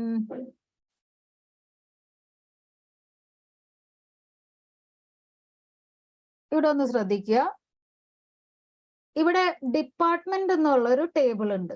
ഡിപ്പാർട്ട്മെന്റും എംപ്ലോയിയും 2 tables ആണെന്ന് വിചാരിക്കുക. അപ്പോ ഡിപ്പാർട്ട്മെന്റ് എന്നുള്ള ടേബിളിന്റെ ഏറ്റവും എന്താ പറയാ മസ്റ്റായിട്ട് വേണ്ട ഒരു ഫീൽഡാണ് ഒരു ഡിപ്പാർട്ട്മെന്റ് ID. പിന്നെ ഡിപ്പാർട്ട്മെന്റ് ഒരു പേര്, അതിന്റെ location, may be number of employee. ഇതെല്ലാം ഡിപ്പാർട്ട്മെന്റ് എന്നുള്ള ടേബിളിന്റെ ആട്രിബ്യൂട്ട്സ് ആണ്, എന്ന് പറഞ്ഞാൽ ഫീൽഡുകളാണ്. ഓക്കെ, ഒരു ടേബിളിലുള്ള ഫീൽഡുകളാണ് അത്, അല്ലെങ്കിൽ അതിനെ പറയുന്ന പേര് ആട്രിബ്യൂട്ട്. അപ്പൊ ഇതില് ഡിപ്പാർട്ട്മെന്റ് ID ആണ് uniquely identifying the record in the table. അപ്പൊ ഡിപ്പാർട്ട്മെന്റ് IDനെ ഡിപ്പാർട്ട്മെന്റിന്റെ പ്രൈമറി കീ ആയിട്ട് എടുക്കുന്നു. ഓക്കെ, അപ്പൊ ഒരു RDBMSൽ എല്ലാ ടേബിൾസിനും പ്രൈമറി കീ വേണം എന്നുള്ളത് മസ്റ്റ് ആയിട്ടുള്ള കാര്യമാണ്. Okay, every table in a database should have a primary key, must ആണ്. അപ്പോൾ ഡിപ്പാർട്ട്മെന്റ് ID ആണ് ഞാൻ ഇവിടെ പ്രൈമറി കീ ആയിട്ട് എടുത്തിട്ടുള്ളത്. അപ്പോൾ ഒരു ഡിപ്പാർട്ട്മെന്റില് അക്കൗണ്ട്സ്, അല്ലെങ്കിൽ മാർക്കറ്റിംഗ്, അല്ലെങ്കിൽ എന്താണ് പർച്ചേസ് ഡിപ്പാർട്ട്മെന്റ്, ഒരു ഡിപ്പാർട്ട്മെന്റിൽ ഒന്നിൽ കൂടുതൽ എംപ്ലോയീസ് ആകാം. ഒന്നിൽ കൂടുതൽ എംപ്ലോയി ആകാം. അപ്പോൾ ഒരു എംപ്ലോയി ഒരിക്കലും 2 ഡിപ്പാർട്ട്മെന്റിലേക്ക് പോകുന്നില്ല, അല്ലേ? ഒരു ഡിപ്പാർട്ട്മെന്റിൽ ഒന്നിൽ കൂടുതൽ എംപ്ലോയി ആകാം. ഒരു എംപ്ലോയിക്ക് തന്നെ 2 ഡിപ്പാർട്ട്മെന്റ് ഒരിക്കലും കൊടുക്കില്ലല്ലോ. മനസ്സിലായോ? അതുകൊണ്ട് മിനി ടു 1 വരില്ല എന്ന് പറയുന്നത്. 1 employee cannot be working in more than 1 departments, but 1 department can have more than 1 employees. Okay, അപ്പോ ഇവിടെ പോകുന്ന റിലേഷൻഷിപ്പ് എന്ന് പറയുന്നത് 1 to many ആണ്. ആ 1 to many റിലേഷൻഷിപ്പ് സെറ്റ് ചെയ്യണമെങ്കിൽ നമുക്ക് ഈ ഡിപ്പാർട്ട്മെന്റും എംപ്ലോയി ആയിട്ട് 1 to many സെറ്റ് ചെയ്യണമെങ്കിൽ ആ ഫീൽഡിനെ, ഏത് ഫീൽഡാണോ ഇവിടെ പ്രൈമറി കീ ആയിട്ട് എടുത്തത്, അതിനെ എംപ്ലോയി എന്നുള്ള ടേബിളിൽ ഒരു ഫീൽഡ് ആയിട്ട് കൊടുക്കണം. ബിക്കോസ് എംപ്ലോയി ടേബിളിൽ എംപ്ലോയി ID ആണ് primary key. Okay, employee ID is the primary key of employee table. Department ID is just another field. സാധാരണ പോലെ ഒരു ഫീൽഡ്. അപ്പൊ ഡിപ്പാർട്ട്മെന്റ് ID കൊടുത്തിരിക്കുന്ന എന്തിനാണെന്ന് പറഞ്ഞാൽ എംപ്ലോയി ടേബിളിനെ ഡിപ്പാർട്ട്മെന്റ് ടേബിളായിട്ട് ലിങ്ക് വരുത്താൻ, ആ ഒരു കണക്ഷൻ കൊടുക്കാൻ. അപ്പൊ ആ എംപ്ലോയി ടേബിളിലെ ഡിപ്പാർട്ട്മെന്റ് ID നമ്മൾ വിളിക്കുന്ന പേര് foreign key. Okay, we call it foreign key. വേറൊരു ടേബിളിന്റെ primary key, okay, used in another table as a field. So this field, department ID, which is primary key of department table, coming in employee table as a field. So this field is foreign key inside employee table. Concept clear ആയോ? അതാണ് ഈ എഴുതിയിരിക്കുന്നത്. Primary key is a unique identifier of each record in the table. And what is foreign key? Foreign key is a field in a table which may be or which should be the primary key of another table. Appo very popular examples of RDBMS, Microsoft Access, MySQL, Oracle, SQL Server. ഇവരെല്ലാവരും popular examples of RDBMS ആണ്. Last ആയിട്ട് വരുന്നത് OODBMS ആണ്. It is based on the concept that the world can be modeled in terms of objects. Objects ആയിട്ട് എടുക്കുന്നു. ഓരോ ഒബ്ജക്റ്റും വേറൊരു ക്ലാസ്സിൽ പെടുന്നതായിരിക്കും. ബിക്കോസ് ഈ ഒബ്ജക്റ്റ് ഓറിയന്റഡ് പ്രോഗ്രാമിംഗ് കോൺസെപ്റ്റിൽ നിന്ന് ഉരുത്തിരിഞ്ഞ് വന്ന ഒരു ഓപ്ഷൻ എന്ന് വേണമെങ്കിൽ പറയാം. ഈ നമ്മൾ ഈ OODBMS അങ്ങനെയാണ് ഇതിനെ ഡിസൈൻ ചെയ്ത് എടുത്തിട്ടുള്ളത്. അപ്പോൾ it combines the different aspects of object-oriented programming language into DBMS, where complex data, for example, ഇപ്പോൾ ഫേസ്ബുക്കിലുള്ള ഒരു ഡേറ്റാബേസ്, ആ ഫേസ്ബുക്കിന്റെ ഡേറ്റാബേസ് ഇപ്പോൾ നമ്മളൊരു അക്കൗണ്ട് ഉണ്ടാക്കി, ഫേസ്ബുക്കിൽ ഒരു അക്കൗണ്ട് ഉണ്ടാക്കിയിട്ടുണ്ടെങ്കിൽ അതിൻ്റെ ഉള്ളിൽ നമ്മൾ എത്രയോ കാര്യങ്ങൾ, ഡേറ്റ എന്ന് പറയുന്നത് it may be your photos, your videos, your reels or what ever. അത് ഇമേജസ് ആകാം, ഗ്രാഫിക്സ് ആകാം, ആനിമേറ്റഡ് ആകാം. അപ്പൊ lot of complex data is getting stored in a database. അങ്ങനെ കുറച്ചധികം കോംപ്ലെക്സ് ആയിട്ടുള്ള കാര്യങ്ങളാണ് വരുന്നതെങ്കിൽ ഇവിടെ നമ്മൾ ഈ പറയുന്ന RDBMS data is basically in the form of text, character, file, field എന്നൊക്കെ ഇങ്ങനെ പറഞ്ഞു. പക്ഷെ ഇവിടെ കുറച്ചും കൂടി കോംപ്ലെക്സ് ഡേറ്റ വരുന്നതുകൊണ്ട് തന്നെ ഇതിനെ ഒബ്ജക്ട്സ് ആയിട്ടാണ് എടുക്കുന്നത്. Objects which are independently functioning application. ഇപ്പോ ഒരു CBS സോഫ്റ്റ്വെയറിന് വേണ്ടിയിട്ട് ഞാനൊരു ഡേറ്റാബേസ് ഉണ്ടാക്കുക. അപ്പോൾ ATM എന്ന് പറഞ്ഞ ഒരു ടേബിൾ ഉണ്ടാക്കിയിട്ടുണ്ടെങ്കിൽ, അല്ലെങ്കിൽ ആ CBS സോഫ്റ്റ്വെയറിൽ ATM എന്ന് പറയുന്ന ഒരു ഒബ്ജക്റ്റാണ്. അത് ഞാൻ ഒരു പ്രാവശ്യം ഡിസൈൻ ചെയ്ത് വെച്ചാൽ ആ സെയിം ഒബ്ജക്റ്റിനെ എനിക്ക് റീയൂസ് ചെയ്യാം. അത് ഒരു ഇൻഡിപെൻഡന്റ്ലി ഫങ്ഷനിങ് ആപ്ലിക്കേഷൻ ആണ്. I can reuse that in some other CBS software also. ഒരു പ്രാവശ്യം ഞാനത് ക്രിയേറ്റ് ചെയ്ത് വെച്ചിട്ടുണ്ടെങ്കിൽ I can reuse it for any other purpose. Okay, അപ്പോൾ കുറച്ച് കോംപ്ലെക്സ് ആയിട്ടുള്ള ഡേറ്റ സ്റ്റോർ ചെയ്യേണ്ടി വരുമ്പോൾ നമ്മൾ അതിനെ ഒബ്ജക്ട്സ് ആയിട്ട് ക്രിയേറ്റ് ചെയ്യുന്നു. Objects which are independently functioning application or a program assigned with a specific task or role to perform. ഇപ്പൊ ഇവിടെ പറയുന്ന ഒരു എക്സാമ്പിൾ, അത് ഈ ഒബ്ജക്റ്റ് എന്ന് പറയുന്നത് it may be part of A class. ഇവിടെ ഇപ്പൊ ഒരു എക്സാമ്പിൾ ആയിട്ട് പറഞ്ഞിരിക്കുന്നത് എഞ്ചിനീയർ എന്ന് പറയുന്ന ഒരു ക്ലാസ്. പലതരം എഞ്ചിനീയേഴ്സ് ഉണ്ട്. സോഫ്റ്റ്വെയർ എഞ്ചിനീയർ ആകാം, ആർക്കിടെക്ട് ആകാം, അവര് മെക്കാനിക്കൽ എഞ്ചിനീയർ ആകാം, ഇലക്ട്രിക്കൽ എഞ്ചിനീയർ. അപ്പൊ അവർക്ക് കോമൺ ആയിട്ട് കുറച്ച് പ്രോപ്പർട്ടീസ് ഉണ്ട്. All engineers having some common skill അല്ലെങ്കിൽ കോമൺ പ്രോപ്പർട്ടീസ് അല്ലെങ്കിൽ ആട്രിബ്യൂട്ട്. പക്ഷെ ഓരോ എഞ്ചിനീയറിനും അവർക്ക് സ്പെഷ്യലി വേറെ കുറച്ച് ആട്രിബ്യൂട്ട്സും വരും. ഫോർ എക്സാമ്പിൾ, ആർക്കിടെക്റ്റിന്റെ വർക്ക് ടൈപ്പ് ഓഫ് വർക്ക് ആയിരിക്കില്ല ഒരു സിവിൽ എഞ്ചിനീയർ ചെയ്യുന്നത് അല്ലെങ്കിൽ ഒരു സോഫ്റ്റ്വെയർ എഞ്ചിനീയർ ചെയ്യുന്നത്. അവരുടെ വർക്കിംഗ് വർക്കിംഗ് മോഡൽ വ്യത്യാസമുണ്ട്, അല്ലെങ്കിൽ അവർ വർക്ക് ചെയ്യുന്ന സ്കില്ലിൽ വ്യത്യാസമുണ്ട്. അതുകൊണ്ട് തന്നെ അവർക്ക് ഓരോരുത്തർക്കും സ്പെഷ്യലി കുറച്ച് പ്രോപ്പർട്ടീസ് കാര്യങ്ങളുണ്ട്. സോ എഞ്ചിനീയർ എന്ന് പറയുന്ന ക്ലാസ്സിലെ പല ഓബ്ജക്ട്സ് ആണ് ഇവരെല്ലാവരും. ഓക്കെ, പല objects. So they have something in common and specially some more properties are there. അപ്പോ ഈ ഒരു കോൺസെപ്റ്റ് ആണ് ഒബ്ജക്റ്റ് ഓറിയന്റഡ് ഡേറ്റാബേസിൽ യൂസ് ചെയ്യുന്നത്. ആ ഡയഗ്രാം ഒന്നും അത്ര ഇമ്പോർട്ടൻ്റ് അല്ല, പക്ഷെ ഈ പോയിന്റ്സ് നോക്കി വെക്കുക. ഇതൊക്കെ MCQ ആയിട്ടോ ചെറിയ ഒരു ഡിസ്ക്രിപ്റ്റീവ് ക്വസ്റ്റ്യൻ ആയിട്ടോ സിംഗിൾ ആയിട്ടോ കമ്പയർ ചെയ്തിട്ടോ ഒക്കെ ചോദിക്കാം. So we'll just see one sample question given below. Text ബുക്കിന്റെ പുറകിൽ നിന്ന് തന്നെ നോക്കാം. അത് കഴിഞ്ഞിട്ട് ഞാൻ I will show you some questions from the previous year question paper also. ഇവിടെ പറയണ ഒരു ക്വസ്റ്റ്യൻ ചോദിക്കട്ടെ.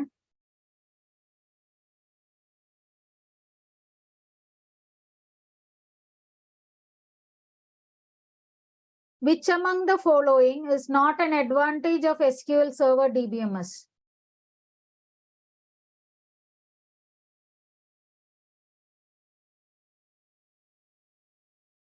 Which among the following is not an advantage? Not an advantage. Can you give me the answer?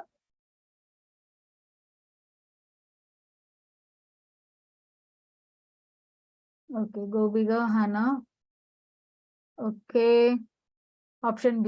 Okay, correct. അടുത്തത് ഇവിടെ actually ഒരു case study ഇതുപോലെ MCQ കണ്ടിട്ടുണ്ട്. Case study പോലെ കേസ് സ്റ്റഡി ഇങ്ങനെയാ പറയുന്നത്. XYZ system shifted to SQL Server relational database model.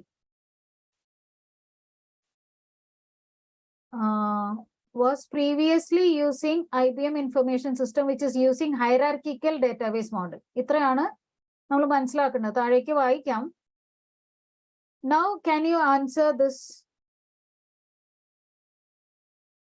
Which type of relationship is not supported by such database model? IBM information management system which used hierarchical database model.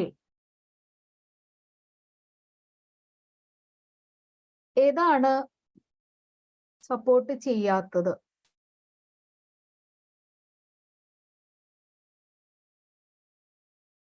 Okay, കിട്ടിയല്ലോ, മനസ്സിലായല്ലോ എല്ലാവർക്കും?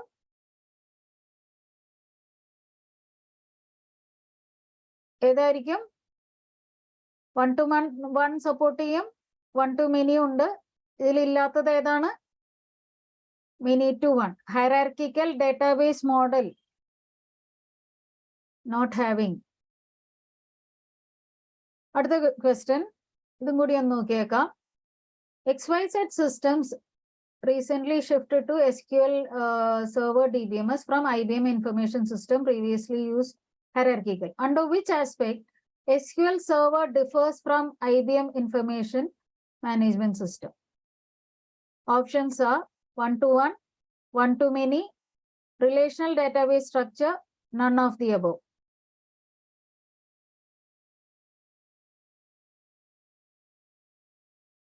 Answer?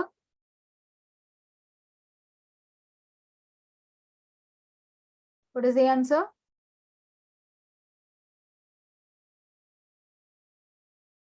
Okay, Gobiga പറഞ്ഞിട്ടുണ്ട്. I hope all are listening. കണ്ടല്ലോ answer എന്താന്നുള്ളത്? IBM information system hierarchical മോഡലാ use ചെയ്യുന്നത്. ഓക്കെ, അപ്പോ ഇതിന്റെ നോട്ടാണ് അല്ലെ, note. Under which aspect SQL server differs from, അപ്പൊ അതിൽ പെടാത്തത്. ഓക്കെ, ഹൈറാർക്കിക്കലിൽ പെടാത്തത് റിലേഷണൽ ഡാറ്റാബേസ് സ്ട്രക്ചർ. ഓക്കെ, അപ്പോ മനസ്സിലായിട്ടുണ്ടെന്ന് വിചാരിക്കണു. MCQന്റെ ക്വസ്റ്റ്യൻ പേപ്പർ ഞാൻ കാണിച്ചു തരാം. നമുക്ക് വിൽ ഗോ ബാക്ക്. നമ്മള് ആക്ച്വലി ഒന്ന് താഴേക്ക് വന്നിരുന്നു. ഇവിടെ 1-2 പോയിന്റ്സ് കൂടി നോക്കാനുണ്ട്. Then will go back. Big data, data mining. Okay, big data, data mining, big data analysis, why we do big data processing. അങ്ങനെ കുറച്ച് കോൺസെപ്റ്റ്സ് ആണ് ഇനി വരാൻ പോകുന്നത്. Data warehousing, data warehousing, this is also an important question. നമുക്ക് A category പെടുത്താവുന്ന ഒരു question ആണ് ബിഗ് ഡേറ്റ പ്രോസസ്സിംഗ്. പിന്നെ data mining also A category. Data മൈനിങ്ങും ഒരുപാട് പ്രാവശ്യം ക്വസ്റ്റ്യൻ പേപ്പറിൽ കണ്ടിട്ടുണ്ട്. അപ്പോൾ ഇതും കൂടി കഴിഞ്ഞാൽ നമുക്ക് will go up again. So let's start. What is big data? Very large quantity of data consumed or collected in a database. Very large, massively large quantity of data when it is accumulated inside a database. For example, ഇപ്പോൾ ഇവിടെ പറയുന്നത് ഫ്ലിപ്കാർട്ടിന്റെ അല്ലെങ്കിൽ ഏതെങ്കിലും ഒരു shopping site എടുക്കാം. അതിപ്പോ shopping site ആവണം തന്നെ ഇല്ല. നമ്മളിപ്പോ IRCTC എടുക്കുവാണ്, അല്ലെങ്കിൽ ഒരു train ticket, flight ticket booking system, or any online transaction site you have, or you can take any hospital management system. We have very large quantity of data getting accumulated every hour, every minute. അല്ലെ, world wide എടുക്കുമ്പോൾ ഇവര് പറയുന്ന ഒരു കണക്ക് എന്ന് പറയുന്ന billion entry around the world happening per hour. അപ്പൊ അത്രയധികം ഡേറ്റ നമ്മുടെ ഡേറ്റാബേസിലേക്ക് വരുമ്പോൾ പ്രോപ്പർ ടൂൾസ് കാര്യങ്ങൾ യൂസ് ചെയ്തില്ലെങ്കിൽ അത് അനലൈസ് ചെയ്യാനും അതിനെ മാനേജ് ചെയ്യാനൊന്നും നമുക്ക് പറ്റാതെയാവണം. അതിന് പ്രോപ്പർ ടെക്നോളജി ഒന്നും യൂസ് ചെയ്തിട്ടില്ല എന്നെങ്കിൽ. അതുകൊണ്ട് തന്നെ ഇപ്പോ AI ആണ് കയറി വന്നിട്ടുള്ളത് അല്ലെ. AI, ആർട്ടിഫിഷ്യൽ ഇന്റലിജൻസ് വെച്ചിട്ട് എങ്ങനെ പെട്ടെന്ന് നമുക്ക് ഡേറ്റ അനലൈസ് ചെയ്ത് റിപ്പോർട്ട്സ് ജനറേറ്റ് ചെയ്യാം. മാനുവലി ഒന്നും ചെയ്യാൻ പറ്റാത്ത ഒരവസ്ഥയായി ആസ് ഓഫ് നൗ. ഇപ്പോൾ CBS സോഫ്റ്റ്വെയർ എടുക്കാം, ബാങ്ക് റിലേറ്റഡ് ഡേറ്റ എടുക്കാം, ഏത് ഫീൽഡ് എടുത്താലും ബിഗ് ഓർഗനൈസേഷൻ, അത് ഗവൺമെന്റ് ആകാം, അല്ലാതെയുള്ള പ്രൈവറ്റ് ബിസിനസ്സസ് എടുക്കാം, ഏതായാലും ഒരുപാട് data day by day accumulate ചെയ്ത് വരണു. അതിൽ നിന്ന് പ്രോപ്പർ ആയിട്ടുള്ള റിപ്പോർട്ട്സ് ജനറേറ്റ് ചെയ്ത് എടുക്കുക എന്ന് പറയുന്നത് തന്നെ വലിയൊരു ടാസ്ക് ആണ്. അപ്പൊ എങ്ങനെ ബിഗ് ഡേറ്റ അനലൈസ് ചെയ്യാം, എന്തിനാണ് ബിഗ് ഡേറ്റ പ്രോസസ് ചെയ്യണത് എന്നുള്ളതാണ് നമ്മളിപ്പോ കാണാൻ പോകുന്ന 1-2 ടോപ്പിക്സ്. ഓക്കെ, അപ്പോ benefits of big data processing ഇത് ബൈഹാർട്ട് ചെയ്യേണ്ട ആവശ്യമില്ല. ബിക്കോസ് ഇത് MCQ ആയിട്ട് മാത്രമേ കണ്ടിട്ടുള്ളൂ. ഈ പോയിന്റ്സ് ഒന്നും ബൈഹാർട്ട് ചെയ്തില്ലെങ്കിലും കുഴപ്പമില്ല. പക്ഷെ MCQല് ഇങ്ങനെ ഒരു ചോദ്യം വന്നിട്ടുണ്ട്. From the following, select an option which is not a part of the big data processing. Okay, not a part, which is not a feature of big data processing. About big data processing, what are the benefits? It is good for intelligent or very good decision can be taken from big data processing. It gives you good intelligence, good knowledge base for proper decision making. Pinne access to social media from search engine to fine tune your business strategies. ഇപ്പൊ നമ്മള് ഇപ്പോ ഈ ഒരു കാലഘട്ടം എന്ന് പറയുന്നത് social മീഡിയയുടെ കാലമാണ്.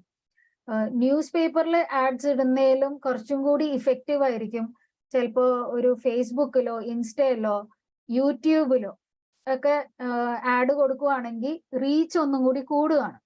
അപ്പോൾ ഈ ബിഗ് ഡേറ്റ പ്രോസസ്സിംഗ് ചെയ്യുന്നതിന്റെ വേറൊരു ആവശ്യം, ബെനിഫിറ്റ് എന്ന് പറയുന്നത് it will improve your marketing strategies.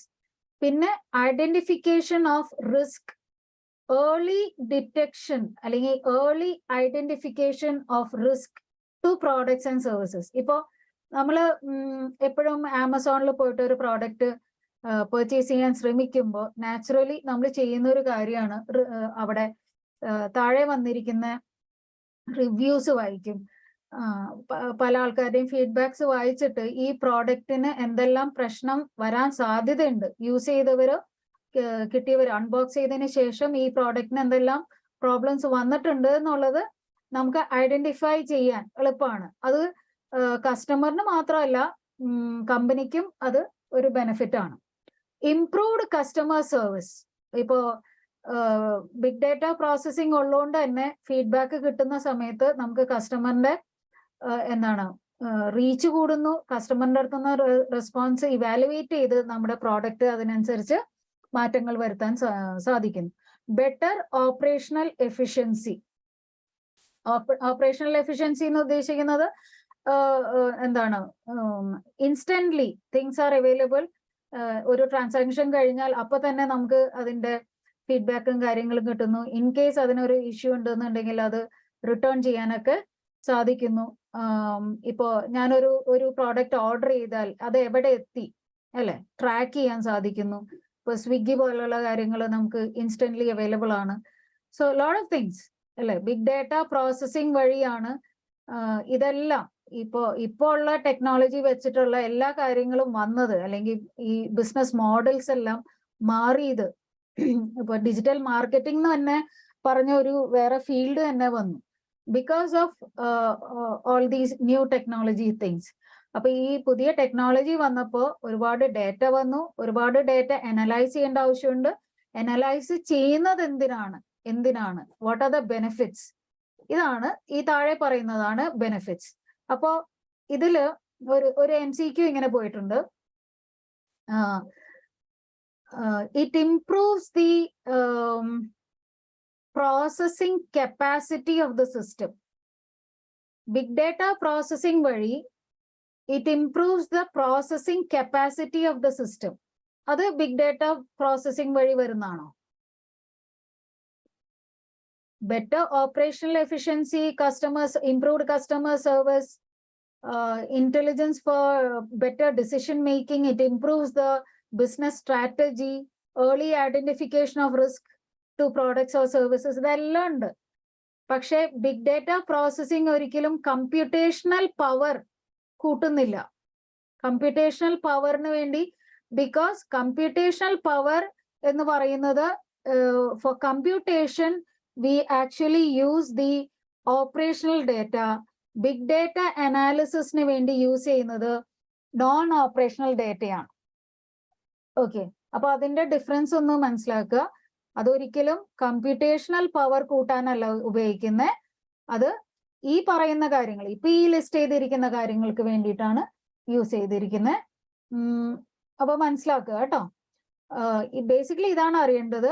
Big data analytics അല്ലെങ്കിൽ ബിഗ് ഡേറ്റ പ്രോസസ്സിംഗ് എല്ലാം ചെയ്യുന്നത് it is basically on the non operational data. Computational power കൂടണമെങ്കിൽ നമ്മൾ ഓപ്പറേഷണൽ ഡേറ്റയിൽ എന്തെങ്കിലും വ്യത്യാസം വരുത്തണം. ഇത് ആക്ച്വലി റിസർച്ച് വേറെ, നമ്മളുടെ മാർക്കറ്റിംഗ് സ്ട്രാറ്റജി അല്ലെങ്കിൽ പലതരം സ്റ്റഡീസിനൊക്കെ വേണ്ടിയിട്ടാണ് നോൺ ഓപ്പറേഷണൽ ഡേറ്റ യൂസ് ചെയ്യുന്നത്. അപ്പോൾ അതാണ് ആ ഒരു വ്യത്യാസം. മനസ്സിലായെന്ന് വിചാരിക്കണം. അപ്പോൾ ബിഗ് ഡേറ്റ പ്രോസസ്സിംഗ് എന്താണെന്ന് നോക്കി, എന്താണ് ബെനിഫിറ്റ്സ് എന്ന് നോക്കി. Next we go with data warehouse അല്ലെങ്കിൽ ഡേറ്റ വെയർ ഹൗസിംഗ്, അങ്ങനെയും പറയും, ഡേറ്റ വെയർ ഹൗസിംഗ്. അപ്പോ ഡേ ടു ഡേ ട്രാൻസാക്ഷൻസിന്റെ ഡേറ്റ, അതിൻ്റെ ഉള്ളിൽ നിന്ന് തന്നെ നമ്മുടെ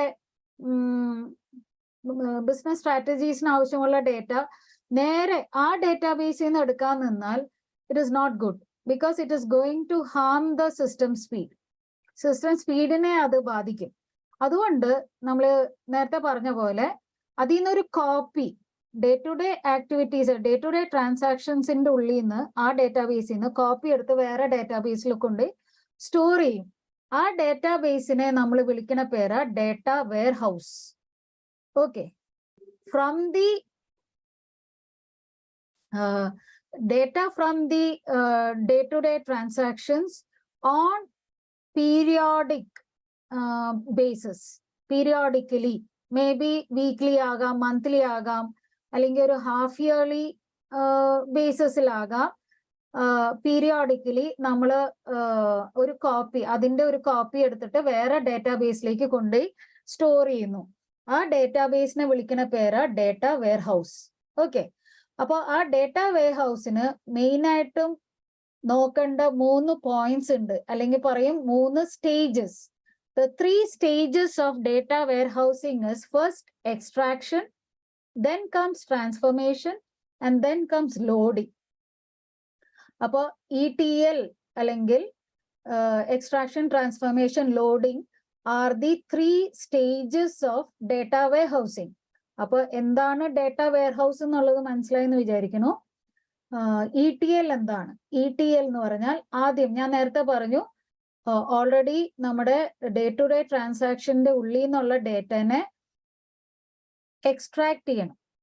okay, extracted from 1 or more of the organization database.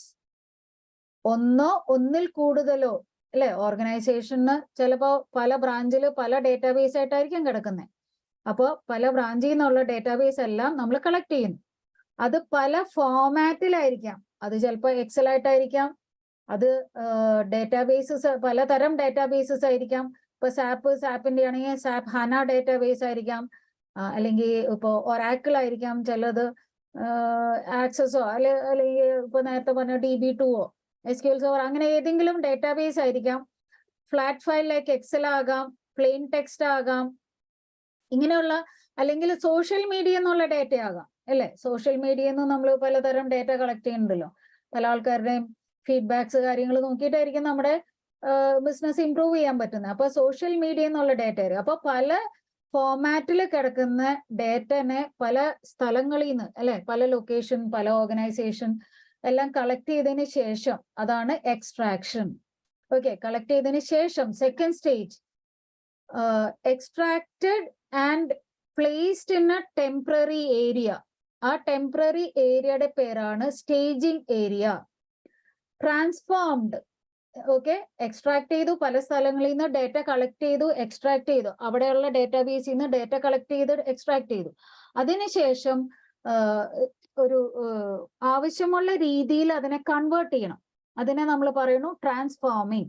Transforming ചെയ്യുമ്പോൾ ഒരുപാട് ആവശ്യമില്ലാത്ത ഡേറ്റ ഉണ്ടാവും, അതിൽ നിന്ന് ആവശ്യമുള്ളത് മാത്രമേ എടുക്കാവുള്ളൂ. ക്ലീനിങ്, അത് കഴിഞ്ഞ് സോർട്ട് ചെയ്യണം, ഫിൽട്ടർ ചെയ്യണം according to what is required അല്ലെ. നമുക്ക് ആവശ്യമുള്ളതാണോ എന്ന് ഉറപ്പ് വരുത്തിയിട്ട് അത് ട്രാൻസ്ഫോം ചെയ്യുന്നു, ക്ലീൻ ചെയ്യുന്നു. അതിനുശേഷം ഫൈനലി ലോഡിങ്, മൂന്നാമത്തെ സ്റ്റേജ് ആണ് loading.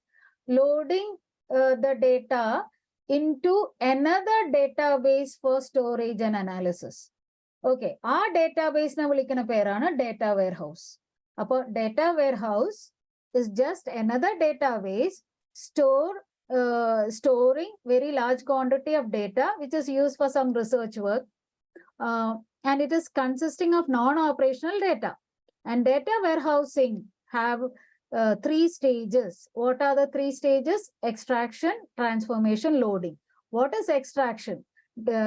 Extracting the data from 1 or more of the organization database or from other format, flat file, Excel, any of the formats.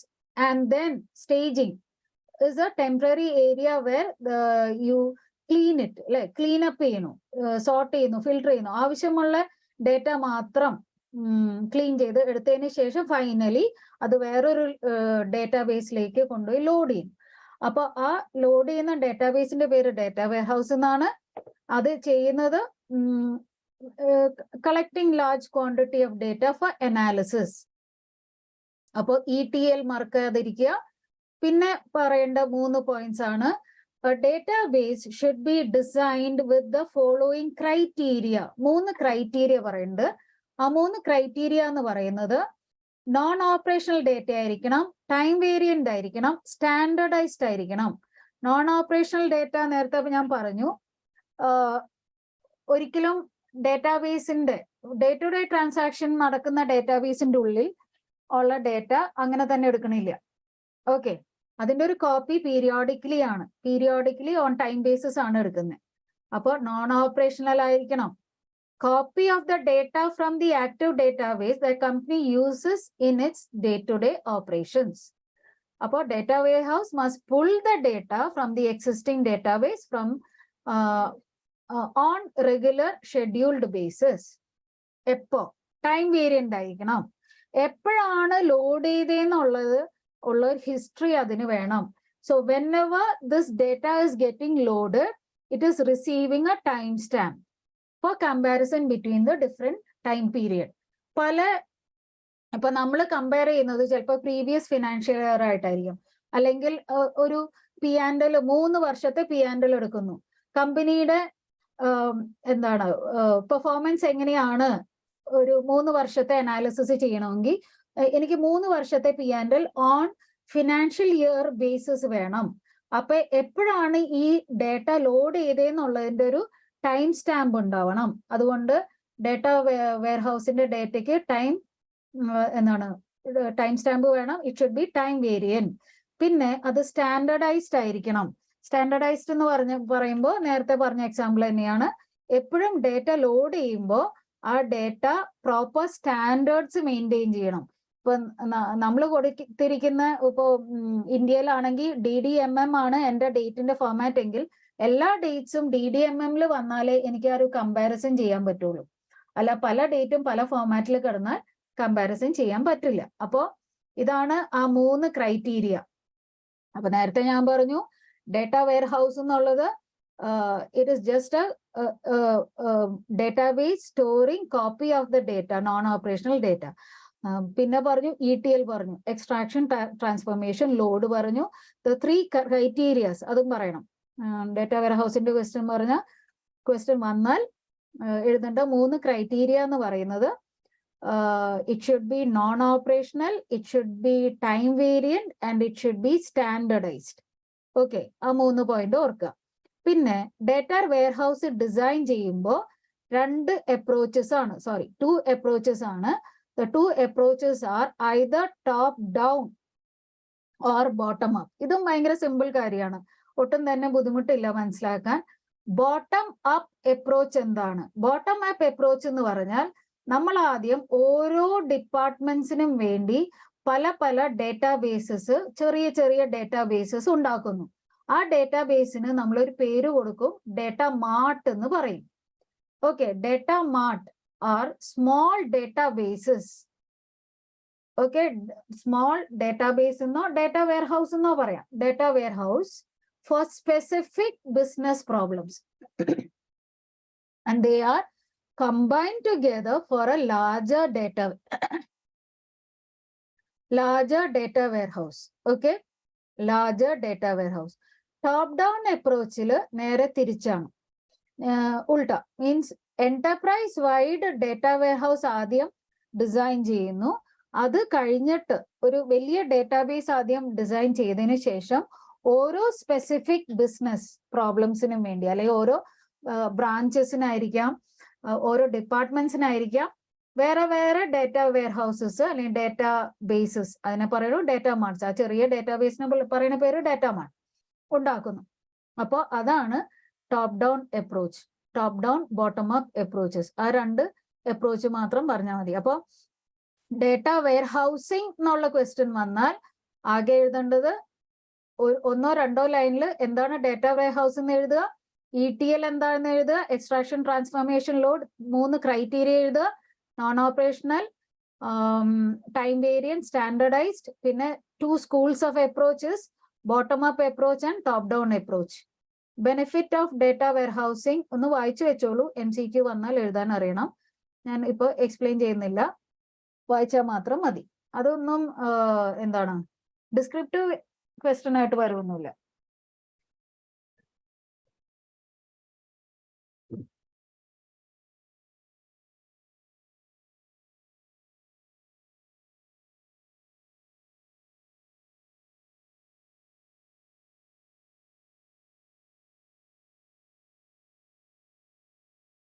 Okay, നോക്കിയല്ലോ, just ഒന്ന് ഓടിച്ചു വായിച്ച് നോക്കിയല്ലോ.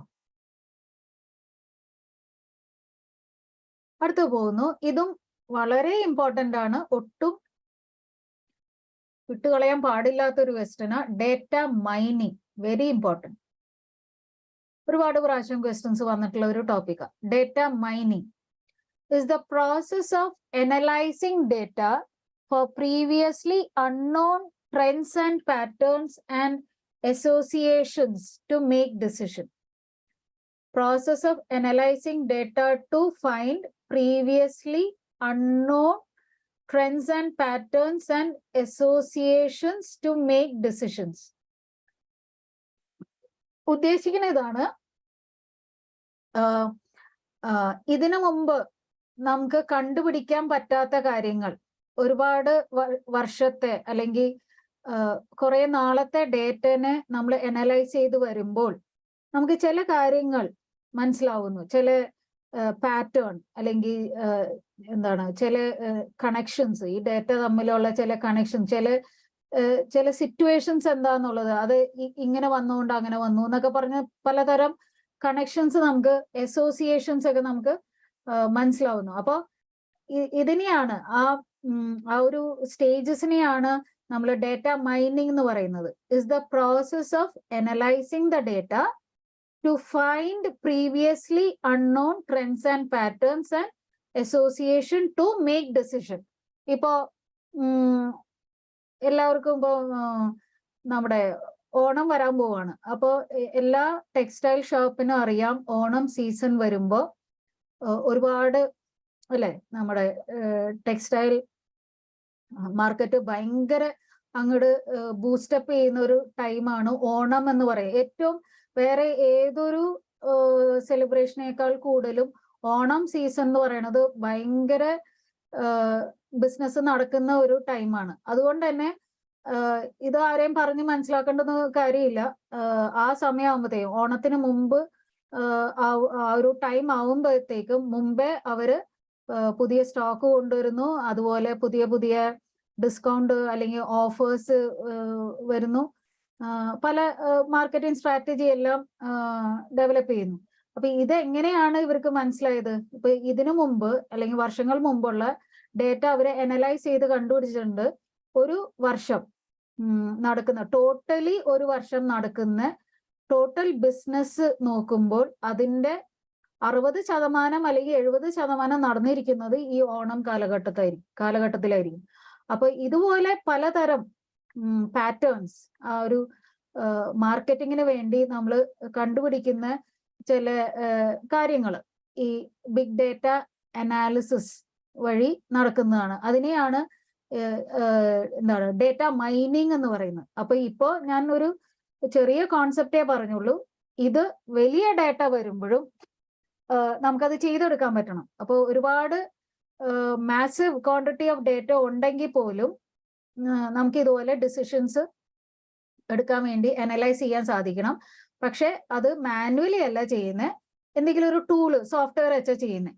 അപ്പോൾ very powerful tools like power BI, എക്സലിൽ use ചെയ്യുന്ന ഒരു option അല്ലെങ്കിൽ ഒരു ടൂളാണ് പവർ BI. ഇപ്പൊ പിവോട്ട് ടേബിൾ, പിവോട്ട് ചാർട്ട് എന്നൊക്കെ പറഞ്ഞ് ഞാൻ ITTക്ക് വന്നപ്പോൾ കുറച്ച് പേരെ പഠിപ്പിച്ചിട്ടുണ്ടായിരുന്നു, ഓർക്കുന്നുണ്ടോ എന്നറിയില്ല. അപ്പൊ ഈ പിവോട്ട് ടേബിളും പവർ പിവോട്ട് എന്നൊക്കെ പറഞ്ഞ കാര്യങ്ങളും എക്സലിലുള്ള ഒരു ഡേറ്റ മൈനിങ് ടൂൾ തന്നെയാണ്. അല്ലെങ്കിൽ എന്താണ് ഇപ്പൊ ഒറാക്കിളിലെ ഡേറ്റ മൈനിങ് എന്ന് പറയുന്നതും എന്താണ് ഒറാക്കിളില് R ലാംഗ്വേജ് എന്ന് പറയുന്നത് ഡേറ്റ മൈനിങ് ടൂളാണ്. ഇപ്പോ ഒരു എക്സാമ്പിൾ കാണിക്കാനായിരുന്നു. ഇപ്പൊ എക്സലിൽ ഇതുപോലെ നമുക്ക് ചാർട്ട്സ് ഉണ്ടാക്കിയെടുക്കാം.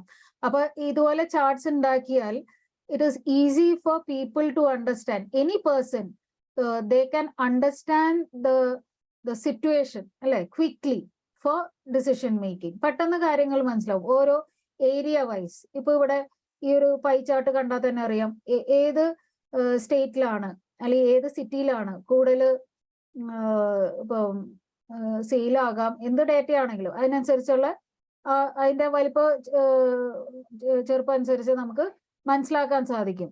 അപ്പൊ ഇതെല്ലാം എക്സലിലുള്ള ചില ടൂൾസ് കാര്യങ്ങളാണ്. അപ്പൊ എക്സലും ഒരു ഡേറ്റ മൈനിങ് ടൂൾ തന്നെയാണ്.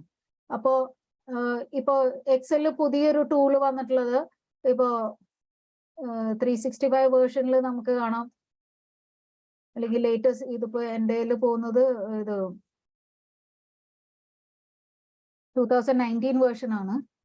ഇമാജിൻ ഇപ്പൊ ഞാൻ ഇവിടെ കുറച്ച് സ്റ്റേറ്റ്സിന്റെ പേര് കൊടുക്കണം. ഇപ്പൊ കേരള, ഡൽഹി, ഹരിയാന, കർണാടക. ഇത് പല സ്റ്റേറ്റിലും നടന്നിരിക്കുന്ന സെയിലിന്റെ ഇൻഫർമേഷൻ ആണെന്ന് വിചാരിക്കുക. ഓക്കെ, പല സെയിൽ ഫിഗേഴ്സ് ആണെന്ന് വിചാരിക്കുക. ഈ ഡേറ്റ വെച്ചിട്ട് എനിക്ക് വേണമെങ്കിൽ ഇവിടെ ഒരു 3D മാപ്പ് ഉണ്ടാക്കാം. കണ്ടോ? അപ്പോ ഓരോ സ്റ്റേറ്റിലും എൻ്റെ ഫിഗർ അനുസരിച്ച് ഈ തന്നിരിക്കുന്ന ഫിഗേഴ്സ് അനുസരിച്ച് കളർ കാര്യങ്ങൾ ഡാർക്കർ ലൈറ്റർ ഷെയ്ഡിങ് വരണം. ഓക്കെ, ആ ഷെയ്ഡിങ് എല്ലാം എനിക്ക് തീരുമാനിക്കാം, ഈ കളർ കാര്യങ്ങൾ മാറ്റിയും കൊടുക്കാം. അപ്പോൾ ഇതെല്ലാം റെഡിലി അവൈലബിൾ ആ. ഇപ്പൊ ഈ സ്റ്റേറ്റ്സ് എല്ലാം ഇന്ത്യയിലെ സ്റ്റേറ്റ് ആണെന്ന് പോലും ഞാനിവിടെ പറഞ്ഞൊന്നുമില്ല. ഓട്ടോമാറ്റിക്കലി സ്റ്റേറ്റ് നെയിംസ് കൊടുത്തപ്പോ Excel was identifying these are the states of India and the map of India automatically came. ഞാനൊന്നും ചെയ്തില്ല, തനിയെ വന്നതാണ്. അപ്പോൾ ഇതുപോലെ ഒരുപാട് ടൂൾസ് നമ്മുടെ കയ്യിൽ പല സോഫ്റ്റ്വെയറിലും അവൈലബിൾ ആണ്. അപ്പോൾ ആ ടൂൾസ് യൂസ് ചെയ്ത് നമ്മൾ ഡേറ്റ അനലൈസ് ചെയ്യുമ്പോൾ അതിനെ ഡേറ്റ മൈനിങ് എന്ന് പറയും. Okay, so simplest powerful tool Excel, Microsoft Excel can be use for data mining. Other mining tools, Oracle data mining ടൂളിന്റെ പേരാണ് ആർ ലാംഗ്വേജ്. ആ പേരുകൾ ഒന്ന് ഫെമിലിയറൈസ് ചെയ്ത് വെച്ചോ. പിന്നെ ഇമ്പോർട്ടൻ്റ് ആയിട്ടുള്ള പഠിക്കാനുള്ളതാണ് the steps, very important. 7 steps ആണുള്ളത്. ABCDEFG. 7 അല്ല, 8 ഉണ്ടോ? ഇല്ല, 7 സ്റ്റെപ്സ് ആണ്. Okay, 7 steps are there. First step is data integration. എന്താണ് data integration? The data collected from various sources and they are integrated. ആവശ്യമുള്ള ഡേറ്റ പല സോഴ്സിൽ നിന്ന് കളക്ട് ചെയ്തെടുക്കുന്നു. അതിനെ വിളിക്കുന്ന പേര് data integration.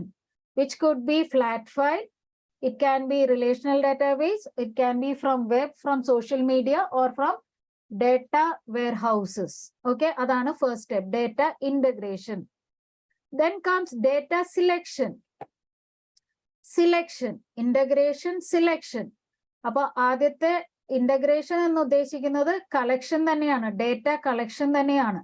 Data is collected from various sources and integrated, collected and integrated from different sources. Then we go for selection. Okay, ആദ്യം collect ചെയ്തു, അത് കഴിഞ്ഞ് അതിന് ആവശ്യമുള്ളതാണോ we select only those data which we think is useful and then we come for cleaning. നേരത്തെ extraction, transformation, load. അപ്പോൾ extraction ഈ collection തന്നെയാ. പിന്നെ ട്രാൻസ്ഫോർമേഷൻ, അതാണ് ക്ലീനിങ് എന്ന് പറയുന്നത് ആവശ്യമുള്ള ഡേറ്റ ഏതാന്ന് കണ്ടുപിടിച്ചു, അത് കഴിഞ്ഞ് അതിൽ ചിലപ്പോൾ എറേഴ്സ് ഉണ്ടാകാം, മിസ്സിംഗ് വാല്യൂ ഉണ്ടാകാം, നോയ്സ്, ചിലപ്പോൾ തെറ്റുകൾ ഉണ്ടാകാം, ഇൻകൺസിസ്റ്റന്റ് ആകാം. Okay, so apply different techniques to get rid of such anomaly എന്ന് പറയുന്നത് എറേഴ്സ്, ആവശ്യമില്ലാത്ത കാര്യങ്ങൾ, അതിൽ തെറ്റുകൾ ഉള്ളത് റിമൂവ് ചെയ്യുക എന്നുള്ളതാണ്. So get rid of such anomalies, remove the errors. Okay, അപ്പൊ ഡേറ്റ ക്ലീനിങ് എന്ന് പറയുന്നത് the data that you have collected from various sources, അത് യൂസ്ഫുൾ ആണോ ഇല്ലേ എന്നുള്ളത് നമ്മൾ സെലക്ഷനിൽ കണ്ടുപിടിച്ചു. യൂസ്ഫുൾ ആയിട്ട് മാത്രമേ ലോഡ് ചെയ്യുന്നുള്ളൂ. അതിനുശേഷം അതിനെ ക്ലീനപ്പ് ചെയ്യണം. ക്ലീനപ്പ് ചെയ്യുന്നതിലാണ് removing the errors, missing values, inconsistent data എന്ന് കണ്ടുപിടിക്കുന്നു, getting rid of the anomalies. പിന്നെ പറയുന്നത് transformation, transforming this data into appropriate form for mining. അതിൽ യൂസ് ചെയ്യുന്ന 3 ടെക്നിക്കാണ് സ്മൂതിങ്, എഗ്രിഗേഷൻ, നോർമലൈസേഷൻ. സ്മൂതിങ് എന്ന് പറയുന്നത് നമ്മുടെ ഡേറ്റ, നമ്മൾ ഇപ്പൊ കളക്ട് ചെയ്ത് വെച്ചിരിക്കുന്ന ഡേറ്റയിൽ ഒരുപാട് എറേഴ്സ് ഉണ്ടാകാം, നോയ്സ് ഉണ്ടാകാം. അതിനെ റിമൂവ് ചെയ്യാൻ യൂസ് ചെയ്യുന്ന ഒരു അൽഗോരിതത്തിന്റെ പേരാണ് smoothing. Okay, and it can be use to predict the trend and patterns. Okay, ആവശ്യമില്ലാത്തത് റിമൂവ് ചെയ്യുക, ഇപ്പം എറേഴ്സ് ഉണ്ടെങ്കിൽ അത് റിമൂവ് ചെയ്യുക. ആവശ്യമുള്ളത് മാത്രം കണ്ടുപിടിച്ച് ലോഡ് ചെയ്യുക. അങ്ങനെ യൂസ് ചെയ്യുന്ന ആ ഒരു പ്രോസസ്സിന് വേണ്ടി യൂസ് ചെയ്യുന്ന ഒരു അൽഗോരിതത്തിന്റെ പേരാണ് ഈ സ്മൂത്തിങ്. എഗ്രിഗേഷൻ എന്ന് പറയുന്നത് എന്താണ്, സം സ്റ്റാറ്റിസ്റ്റിക്കൽ കാൽക്കുലേഷൻസ് വഴി ഡേറ്റ കളക്ട് ചെയ്തതിനെ സമ്മറൈസ് ചെയ്യുന്നു. Could be use to summarise the collected information from the insightful statistics. അതിനാണ് കളക്ട് ചെയ്ത് നമുക്ക് ആവശ്യമുള്ള രീതിയിൽ തന്നെ കൺവേർട്ട് ചെയ്യുന്നു. അത് വേറൊരു പ്രോസസ്സാണ് എഗ്രിഗേഷൻ. അപ്പൊ സ്മൂത്തിങ് ചെയ്യുന്നു, എഗ്രിഗേറ്റ് ചെയ്യുന്നു. എഗ്രിഗേറ്റ് ചെയ്തത് പിന്നെന്താ, നോർമലൈസേഷൻ. നോർമലൈസേഷൻ എന്ന് പറയുന്നത് ഡേറ്റാബേസിൽ യൂസ് ചെയ്യുന്ന ഒരു സ്റ്റേജസ് ആണ്. First normal form, second normal form, third normal form, അങ്ങനെ 5 നോർമൽ ഫോംസ് ഉണ്ട്. അത് RDBMS-ലൊക്കെ യൂസ് ചെയ്യുന്ന ഒരു ടെക്നിക്കാണ് ഈ നോർമലൈസേഷൻ. 5 നോർമൽ ഫോംസിൽ ഫസ്റ്റ് നോർമൽ ഫോമിൽ പറയുന്നത് ഇതാണ്: every table should have primary key and all the fields in the table should be fully functionally dependent on the primary key. അതാണ് ഫസ്റ്റ് നോർമൽ ഫോം. ഇതുപോലെ സെക്കൻഡും തേർഡും ഫോർത്തും ഫിഫ്ത്തും ഒക്കെ ഉണ്ട്. നോർമലി ഒരു RDBMS വർക്ക് ചെയ്യണമെങ്കിൽ ഒരു തേർഡ് നോർമൽ ഫോം വരെയെങ്കിലും സാറ്റിസ്ഫൈ ചെയ്തിട്ടുണ്ടാവണം. അപ്പോൾ ഈ പേരുകൾ കേട്ട് പേടിക്കണ്ട, ഇത് ഇത്രയേ ഉള്ളൂ. ഈ പേരുകൾ എന്ന് പറയുന്നത് ചില അൽഗോരിതം അല്ലെങ്കിൽ ചില ടെക്നിക്ക് ഡേറ്റനെ ട്രാൻസ്ഫോം ചെയ്യാൻ, ക്ലീനപ്പ് ചെയ്ത് ട്രാൻസ്ഫോം ചെയ്യാൻ യൂസ് ചെയ്യുന്ന ചില ടെക്നിക്ക്, ഡേറ്റാബേസിൽ യൂസ് ചെയ്യുന്ന ചില ടെക്നിക്സ് ആണ് ഈ സ്മൂത്തിങ്, എഗ്രിഗേഷൻ, നോർമലൈസേഷൻ. അത്രേ ഉള്ളൂ. ദെൻ അപ്പൊ നമ്മൾ ആദ്യം ഡേറ്റ ഇന്റഗ്രേഷൻ എന്ന് പറയുന്നത് കളക്ടിങ് ദ ഡേറ്റ തന്നെയാണ്. അതിൽ നിന്ന് finding out whether the data is needed or not, ആവശ്യമുള്ള ഇതാണോ നമുക്ക് എന്നുള്ളത് കണ്ടുപിടിക്കുന്നു. അത് ഡേറ്റ സിലക്ഷൻ. അടുത്തത് വരുന്നത് ഡേറ്റ ഇന്റഗ്രേഷനും സെലക്ഷനും കഴിഞ്ഞിട്ട് അതിൽ എറേഴ്സും കാര്യങ്ങളൊക്കെ ഉണ്ടാവും. അതുകൊണ്ട് അത് ക്ലീൻ ചെയ്യണം. അപ്പൊ ഡേറ്റ ക്ലീനിങ്, അതിനുശേഷം ക്ലീൻ ചെയ്ത ഡേറ്റനെ മൈനിങ്ങിന് ആ ഡേറ്റാബേസിലേക്ക് കയറാൻ അത് റെഡി ആയിട്ടില്ല. അപ്പൊ ഡേറ്റാബേസിന്റെ ഉള്ളിലേക്ക് പോകണമെങ്കിൽ ഈ 3 കാര്യങ്ങളും കൂടി ഒന്ന് സാറ്റിസ്ഫൈ ചെയ്യണം. അതാണ് smoothing, aggregation, normalisation. Transforming the data to the appropriate form that can be loaded into the data mining software. Okay, അതിലേക്ക് ലോഡ് ചെയ്യാൻ പാകത്തിനുള്ള രീതിയിൽ കൺവേർട്ട് ചെയ്യുക. അതാണ് ഡേറ്റ ട്രാൻസ്ഫോർമേഷൻ. ആൻഡ് ദെൻ ഇത്രയും ഒരു ഡേറ്റ ലോഡ് ചെയ്യുന്ന വരെയുള്ള സ്റ്റേജ് ആണ്. ലോഡ് ചെയ്ത് കഴിഞ്ഞാൽ ഡേറ്റ മൈനിങ് ടെക്നിക്സ് അപ്ലൈ ചെയ്യാം, ആ ടൂൾസ് അപ്ലൈ ചെയ്യാം. എന്നിട്ട് നമുക്ക് എന്ത് കണ്ടുപിടിക്കാം? ഇൻട്രസ്റ്റിംഗ് ട്രെൻഡ്സ് ആൻഡ് പാറ്റേൺസ് കണ്ടുപിടിക്കാം. ഓക്കെ, അപ്പോൾ techniques like clustering, association analysis, പല രീതിയിലുള്ള ടൂൾസ് നമ്മൾ യൂസ് ചെയ്ത് ആ ഇൻട്രസ്റ്റിംഗ് പാറ്റേൺസ് കണ്ടുപിടിക്കുന്നു. എന്നിട്ട് ഇത് റിപ്പോർട്ടായിട്ട് ജനറേറ്റ് ചെയ്തതിന് ശേഷം പാറ്റേൺ ഇവാലുവേഷൻ, നോളജ് പ്രസന്റേഷൻ. അപ്പോൾ വിഷ്വലൈസ് ചെയ്യാൻ, ഇപ്പൊ ഞാൻ ഇപ്പോൾ ഒരു ചാർട്ടിന്റെ രൂപത്തിലാക്കിയില്ലേ, അത് എന്തിനാണെന്ന് പറഞ്ഞാൽ വേറൊരാൾക്ക് പെട്ടെന്ന് കാര്യങ്ങൾ മനസ്സിലാക്കാൻ എളുപ്പമാണ് അല്ലെ, വിഷ്വലൈസ് ചെയ്യാനും. റിമൂവിങ് ദ റിഡൻഡന്റ് പാറ്റേൺസ്, അങ്ങനെയെല്ലാം നമ്മൾ 6th സ്റ്റേജിൽ pattern evaluation and knowledge presentation. And finally we go for decisions or decision making. ഇതിന്ന് കിട്ടിയ റിപ്പോർട്ട് വെച്ചിട്ട് ഫൈനൽ ഡിസിഷൻസിലേക്ക് പോകുന്നു. ഇത്രയുമാണ് ഡേറ്റ മൈനിങ് സ്റ്റെപ്സ് വരുന്നത്. 7 സ്റ്റെപ്സ് ആണ്. ആദ്യത്തെ 4 എന്ന് പറയുന്നത് ഡേറ്റ ലോഡ് ചെയ്യുന്ന വരെയുള്ള സ്റ്റേജസ്. അത് കഴിഞ്ഞ് ഡേറ്റ ലോഡ് ചെയ്ത് കഴിഞ്ഞിട്ട് വരുന്നുള്ള 3 സ്റ്റേജ്. അപ്പൊ ആദ്യത്തെ stage data integration, second stages data പഠിച്ച ഇപ്പൊ തന്നെ. Second stages data selection, then comes data cleaning, then comes data transformation, data mining, pattern evaluation and knowledge presentation, and finally we go with decision making, use of the discovered knowledge. ഇത്രയേ ഉള്ളൂ data mining steps പറയാൻ. ഈ പേരുകളൊന്ന് ആ ടേബിളിൽ കൊടുത്തിരിക്കുന്ന 3 database, data warehouse, data mining ടൂൾസിന്റെ പേരുകൾ മാത്രം പഠിച്ചു വെക്കുക. 3 തമ്മിലുള്ള കമ്പാരിസൺ രീതിയിൽ ചോദിക്കാൻ സാധ്യത കുറവാണ്. MySQL MS Access databases ആണ്, അല്ലെങ്കിൽ നമ്മൾ പറയും DBMS ആണ്. പിന്നെ ടെറാഡേറ്റ ഇൻഫോമാറ്റിക്ക, ഡേറ്റ വെയർഹൗസ് ചില ടൂൾസിന്റെ പേരാണ് ടെറാഡേറ്റ ഇൻഫോമാറ്റിക്ക. ആർ ലാംഗ്വേജ് അല്ലെങ്കിൽ ഒറാക്കിൾ ഡേറ്റ മൈനിങ്, ആർ ലാംഗ്വേജും പിന്നെ MS എക്സലും പവർ BI എന്ന് പറയുന്ന ടൂൾ, ഇതെല്ലാം ഡേറ്റ മൈനിങ്ങിന് ആവശ്യമുള്ള ടൂൾസ് ആണ്. അപ്പൊ പേരുകളൊന്ന് ഫെമിലിയറൈസ് ചെയ്ത് വെച്ചോളൂ. ഓക്കെ, നമ്മളിപ്പോ പറഞ്ഞുകൊണ്ടിരുന്നത് database, data warehouse, data mining topic is over, which is just one part of the 5 sections. അപ്പൊ ഞാൻ തിരിച്ച് ഒന്ന് പേജ് മുമ്പിലേക്ക് മറിച്ചോളൂ. നമ്മളൊന്ന് ഇടയ്ക്കൊന്ന് താഴേക്ക് പോയിരുന്നു, നമ്മൾ തിരിച്ച് ഇനി മേലേക്ക് വരിക. Networking and communication. അപ്പൊ ഇത് 5ാമത്തെ ഭാഗമാണ്. People, hardware, software, then comes data, finally network. Okay, people, hardware, software, data, network. അപ്പൊ അതില് 5ാമത്തെ ഭാഗമാണ് നെറ്റ്വർക്കിംഗ്. അപ്പൊ എന്തിനാണ് നെറ്റ്വർക്കിംഗ്? നമുക്ക് എല്ലാവർക്കും അറിയാവുന്ന ഒരു കാര്യമാണ്. കോമ്പിനേഷൻ ഓഫ് അല്ലെങ്കിൽ collection of lot of computers. Okay, collection of lot of computers. ഇപ്പോ എൻ്റെ ഓഫീസിൽ 5 കമ്പ്യൂട്ടർ ഉണ്ട്. Okay, maybe these are all clients and this is my server.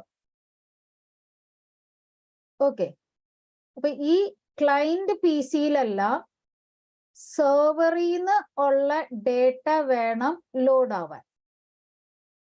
It's all connected with the server.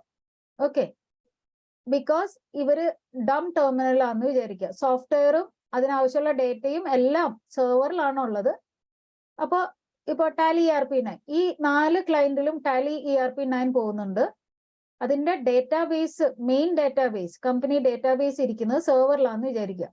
അപ്പൊ ഇവര് തമ്മിൽ ഒരു LAN connection ഉണ്ട്, അല്ലെ, നെറ്റ്വർക്കിംഗ് ഉണ്ട്, എങ്കിലാണ് ഇങ്ങനൊരു ആർക്കിടെക്ചർ നമുക്ക് ഉണ്ടാക്കാൻ പറ്റുള്ളൂ. ഓക്കെ, അപ്പൊ when computers want to share data between systems, computers, ഒരു കമ്പ്യൂട്ടർ വേറെ കമ്പ്യൂട്ടറായിട്ട് ഡേറ്റ ഷെയർ ചെയ്യണമെങ്കിൽ എന്ത് വേണം? നിർബന്ധമായിട്ടും നെറ്റ്വർക്ക് വേണം.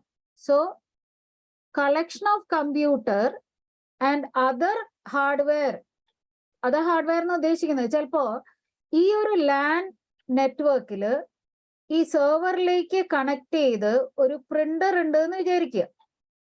ഓക്കെ, അപ്പൊ ഈ 4 ക്ലയന്റും പ്ലസ് ഈ സെർവറും യൂസ് ചെയ്യുന്നത് ജസ്റ്റ് ഒരു പ്രിന്റർ ആണ്. ആ ഒരു LAN നെറ്റ്വർക്കിൽ ഒരു പ്രിന്റർ ഉണ്ടെങ്കിൽ അതും ഒരു വേറെ ഹാർഡ്വെയർ ആണ്, അല്ലെ? Sharing of resources, sharing of other hardware, interconnected by communication channel and allowing sharing of resources and information. So one device, one system can send and receive data from another system, a remote device. അപ്പോൾ ഇത് സാധ്യമാവണമെങ്കിൽ മസ്റ്റായിട്ടും വേണ്ട ഒരു കാര്യമാണ് computer network. So computer network is a collection of computers and other hardware interconnected by communication channel and allow sharing of resources and information. What are the types of computer network? Computer network-ന്റെ ഉള്ളിൽ ഇരിക്കുന്ന ഇപ്പൊ LAN connected ആയിരിക്കാം, അല്ലെങ്കിൽ wide area network ആയിരിക്കാം. ഏത് network ആയിക്കോട്ടെ, നെറ്റ്വർക്കില്, computer നെറ്റ്വർക്കില് ഒരു കമ്പ്യൂട്ടറിനെ, ഇരിക്കുന്ന ഒരു കമ്പ്യൂട്ടറിനെ വിളിക്കുന്ന പേര് it's node, NODE. Okay, computer networks അല്ലെങ്കിൽ വെറുതെ നെറ്റ്വർക്ക് എന്ന് പറയാം. ഇത് കമ്പ്യൂട്ടർ നെറ്റ്വർക്ക് എന്ന് എടുത്തു പറഞ്ഞിട്ടില്ല. Network are of 2 types. Networks are of 2 types. It can be connection oriented network or connectionless network. Connection oriented network എന്ന് ഉദ്ദേശിക്കുന്നത് നമ്മുടെ നോർമൽ ടെലിഫോൺ നെറ്റ്വർക്ക്. ഇപ്പൊ ഞാൻ ഒരാളെ കോൾ ചെയ്യുക, അപ്പൊ ഞാൻ ഒന്നില്ലെങ്കിൽ അയാളുടെ ഓൾറെഡി സേവ് ചെയ്ത് വെച്ച നമ്പറിൽ ഡയൽ ചെയ്യുന്നു. ഡയൽ ചെയ്ത് കഴിയുമ്പോൾ നമ്മൾ റിംഗ് ടോൺ കേൾക്കുന്നു അല്ലെ, റിംഗ് ടോൺ കേൾക്കും. കുറച്ച് കഴിയുമ്പോൾ ആള് പിക്ക് ചെയ്യും, ഫോൺ പിക്ക് ചെയ്ത് കഴിയുമ്പോൾ, ആ കോള് പിക്ക് ചെയ്ത് കഴിയുമ്പോൾ നമ്മൾ ഹലോ പറയും. അപ്പൊ കണക്ഷൻ ആദ്യം എസ്റ്റാബ്ലിഷ് ചെയ്ത് കഴിഞ്ഞിട്ടാണ് നമ്മൾ മെസ്സേജ് ട്രാൻസ്ഫർ ചെയ്യുന്നത്. Okay, so when connection is first established and only after that the data is exchanged. അങ്ങനെ വരുമ്പോൾ നോർമൽ ടെലിഫോൺ സിസ്റ്റം നമ്മൾ യൂസ് ചെയ്യുന്ന ഇപ്പോൾ ഉള്ള ടെലിഫോൺ സിസ്റ്റം എല്ലാം അങ്ങനെ തന്നെയാണ്, കണക്ഷൻ ഓറിയന്റഡ് നെറ്റ്വർക്ക് എന്ന് പറയും. പക്ഷേ കണക്ഷൻ ലെസ് നെറ്റ്വർക്ക് കോൺസെപ്റ്റും ഉണ്ട്. അതെങ്ങനെയാണെന്ന് പറഞ്ഞാൽ ഒരു എക്സാമ്പിൾ ആയിട്ട് എടുക്കാവുന്നത് പോസ്റ്റൽ സിസ്റ്റം. പോസ്റ്റൽ സിസ്റ്റം എങ്ങനെയാണ്, ഒരു ഇൻലൻഡ് അല്ലെങ്കിൽ ഒരു കവറിന്റെ മേലെ നമ്മൾ അഡ്രസ്സ് കാര്യങ്ങൾ എഴുതിയിട്ട് നമ്മുടെ മെസ്സേജ് അതിൻ്റെ ഉള്ളിലേക്ക് വെച്ചിട്ട് എന്താണ് ക്ലോസ് ചെയ്യുന്നു. ക്ലോസ് ചെയ്ത് ഡെസ്റ്റിനേഷൻ അഡ്രസ് എഴുതിയിട്ടുണ്ട്. ചിലപ്പോൾ നമ്മൾ receivers address and senders address രണ്ടും നമ്മൾ എഴുതുന്നു. ഇൻ കേസ് ഇത് അവിടെ എത്തിയില്ലെങ്കിൽ തിരിച്ചു വരാനായിട്ട് സെൻഡേഴ്സ് അഡ്രസ്സും ചിലപ്പോൾ കൊടുക്കാറുണ്ട്. അപ്പൊ ഇവിടെ എന്താണ് സംഭവിക്കുന്നത് പറഞ്ഞാൽ the message that has to be transferred is finding its path on its own. അതിനു മുമ്പേ ഒരു പാത്ത് എസ്റ്റാബ്ലിഷ് ചെയ്തിട്ടില്ല, ഒരു കണക്ഷൻ എസ്റ്റാബ്ലിഷ് ചെയ്തിട്ടില്ല.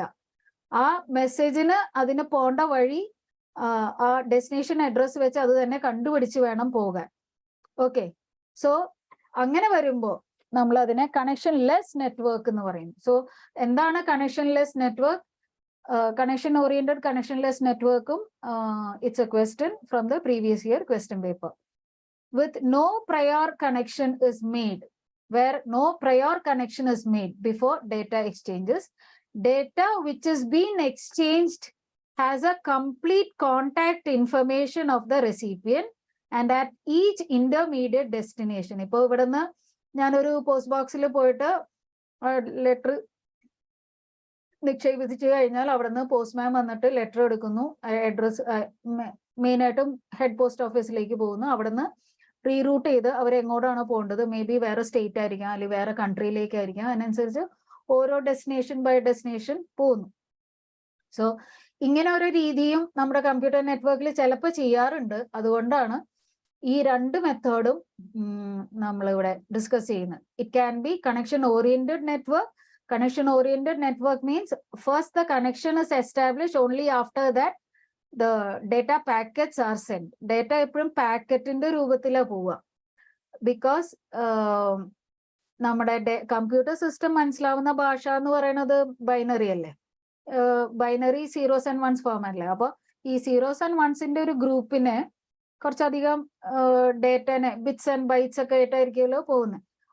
അത് ഒരു പാക്കറ്റ് ആക്കുന്നു. എവറി പാക്കറ്റ്, ഇപ്പൊ കമ്പ്യൂട്ടർ സിസ്റ്റം വരുമ്പോൾ എല്ലാ സിസ്റ്റത്തിനും നെറ്റ്വർക്കിൽ ഇരിക്കുന്ന എല്ലാ സിസ്റ്റത്തിനും ഒരു IP അഡ്രസ് ഉണ്ട്. അപ്പൊ എല്ലാ പാക്കറ്റിനും അതിന്റെ ഡെസ്റ്റിനേഷൻ അഡ്രസ് ഉണ്ടാവും. എന്ന് പറഞ്ഞാൽ അത് പോണ്ട, അത് ട്രാവൽ ചെയ്ത് പോണ്ട, എത്തണ്ട, റീച്ച് ചെയ്യേണ്ട കമ്പ്യൂട്ടറിന്റെ IP അഡ്രസ് അതിലുണ്ടാവും. അതായിരിക്കും ഡെസ്റ്റിനേഷൻ അഡ്രസ്. സെൻഡ് ചെയ്ത ആളുടെ IP അഡ്രസ്സും ഉണ്ടാവും. ഓക്കെ, അപ്പോ പറഞ്ഞു വന്നത് connectionless network and connection oriented network. Connectionless network means no prior connection is made.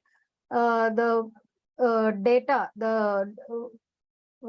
message that has to be exchanged has to find the path on its own. Path നേരത്തെ establish ചെയ്തിട്ടില്ല. പക്ഷെ connection oriented നെറ്റ്വർക്കിൽ ആദ്യം ആ ഒരു correct channel അല്ലെങ്കിൽ ആ ഒരു പാത്ത് ആദ്യം എസ്റ്റാബ്ലിഷ് ചെയ്തിട്ടാണ് പിന്നെ ഡേറ്റ ട്രാൻസ്ഫർ ചെയ്യുന്നത്. What are the basic issues of network? അത് ബേസിക് ഇഷ്യൂസ് എന്ന് ചിലപ്പോ ചോദിക്കാൻ പോസിബിലിറ്റി ചിലപ്പോ കുറവാണ്. ബേസിക് ഇതൊക്കെ ചിലതൊന്നും ഇഷ്യൂവേ അല്ല. ഇപ്പൊ bandwidth is not an issue. പക്ഷെ ബാൻഡ്വിഡ്ത്ത് ഒരു ഇഷ്യൂ ആകാം.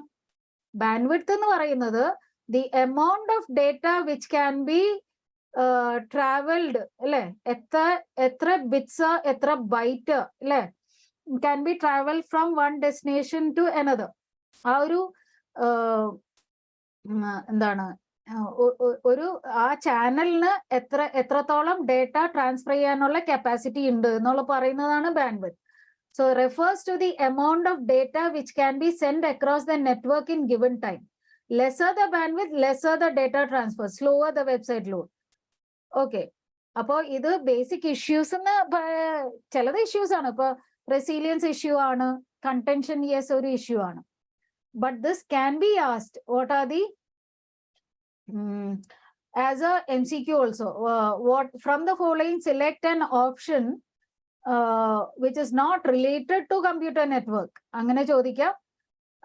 അല്ലെങ്കിൽ ഇതിൽ പെടാത്തത് ഏതാണ്, ഈ 4 പോയിന്റ്സിൽ പെടാത്ത ഏതെങ്കിലും ഒരു പോയിന്റും കൂടി കൊടുക്കും, അങ്ങനെ വരാം. Or it can be like ഒരു കേസ് സ്റ്റഡി പോലെ അങ്ങനെ ഒരു ക്വസ്റ്റ്യൻ കണ്ടുണ്ട്.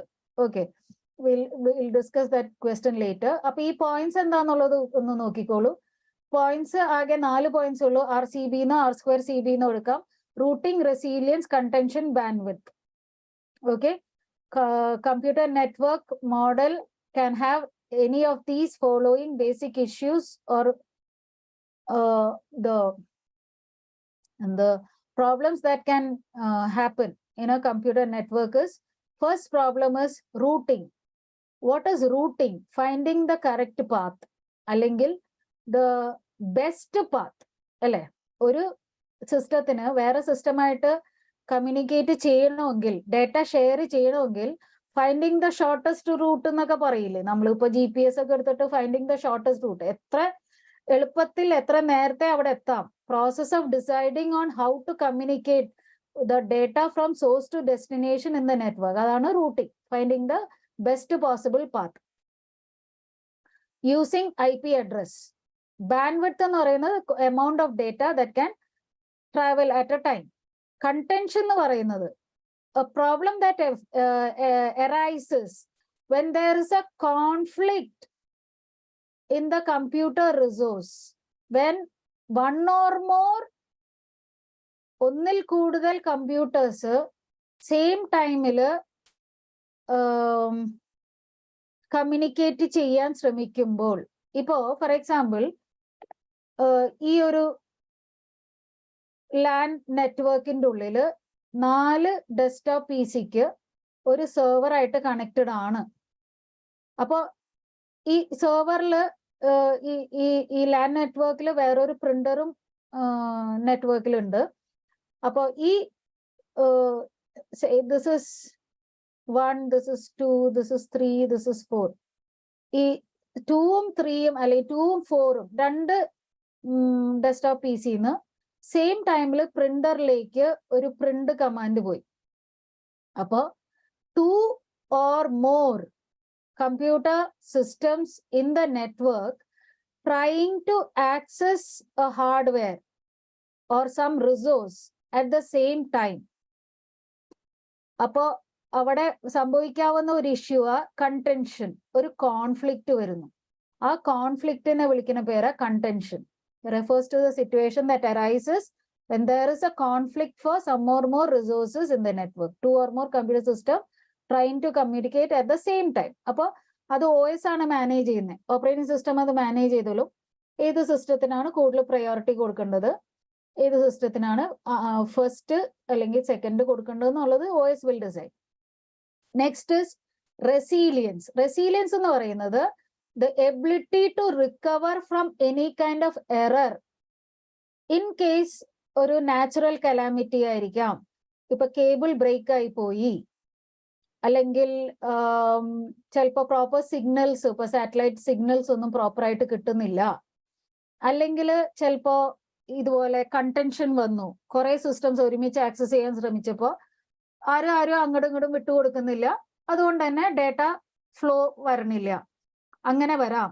അപ്പൊ എന്തെങ്കിലുമൊക്കെ നെറ്റ്വർക്കിലുള്ള ഇഷ്യൂസ് കൊണ്ട്, ലൈൻ ബ്രേക്ക് ആയി പോയതോ നെറ്റ്വർക്ക് കണക്ഷൻ ഫെയിലിയറോ എന്തെങ്കിലും ഒരു ഇഷ്യൂ കൊണ്ട് ഒരു ഫുൾ ഡൗൺലോഡ് ആയില്ല, ഫുൾ ഡേറ്റ ഒരു സിസ്റ്റത്തിലേക്ക് ലോഡ് ആവാൻ ഉള്ള ഒരു ടൈം കിട്ടിയില്ല, ലോസ് ഓഫ് ഡേറ്റ സംഭവിച്ചു. അപ്പോൾ the ability of a network to recover from any kind of error is called resilience. The ability of the network to recover from any kind of error or connection failure, loss of data ആണ് resilience. അപ്പോൾ നെറ്റ്വർക്കിന് 4 issues ആണുള്ളത്.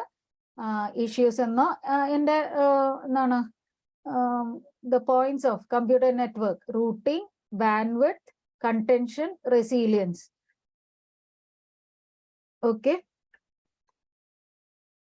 പിന്നെ what are the benefits, important, ഇത് ഒരു question ആണ്. what are the important benefits of computer network? CURRD എന്ന് എടുക്കാം.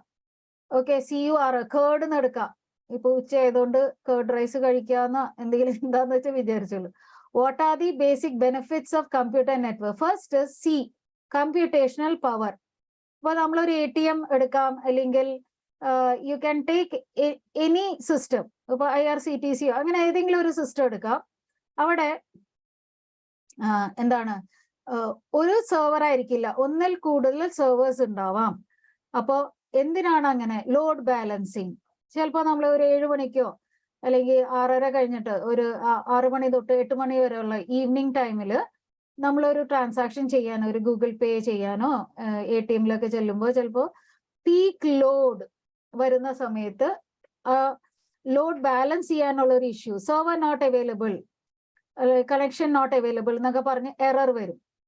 മെയിൻലി ഇത് സംഭവിക്കുന്നത് സംടൈംസ് CA-യുടെ റിസൾട്ട് വരുന്ന ദിവസം അല്ലേ, സെർവർ നോട്ട് അവൈലബിൾ എന്നുള്ള എറർ വരും. അപ്പോൾ ഇത് ഹാൻഡിൽ ചെയ്യാനുള്ള ഒരു മെത്തേഡാണ് load balancing. There will be more than 1 servers working together.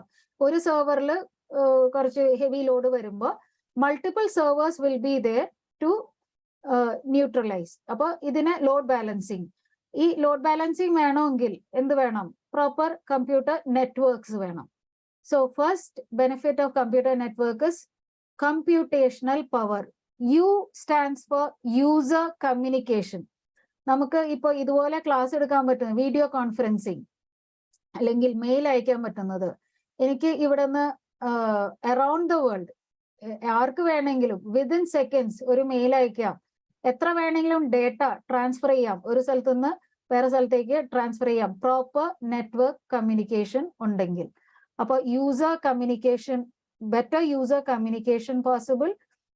R stands for 2 R ഉണ്ട്. ഒന്ന് റിസോഴ്സ് ഷെയറിംഗ്. നമ്മൾ നേരത്തെ പറഞ്ഞ പോലെ ഒരു ലാൻ നെറ്റ്വർക്കിന്റെ ഉള്ളിൽ ഒരു സിംഗിൾ പ്രിന്ററേ ഉണ്ടാവുള്ളൂ. ഒന്നിൽ കൂടുതൽ PC-ന്ന് ഒരു പ്രിന്ററിലേക്ക് എന്താണ് പ്രിന്റ് കമാൻഡ് കൊടുക്കാം. Sharing of resources in the network. അപ്പോൾ ഷെയറിംഗ്, ആ ഒരു ഷെയറിംഗ് എന്നുള്ള പോയിന്റ് വന്നു. റിലയബിലിറ്റി എന്ന് പറഞ്ഞാൽ നമുക്ക് ഏതൊരു ഓൺലൈൻ സൈറ്റ് എടുത്താൽ 24 hour ആണ്, 24/7. നമുക്ക് എപ്പോൾ വേണമെങ്കിലും ഒരു ട്രാൻസാക്ഷൻ ചെയ്യാൻ സാധിക്കണം.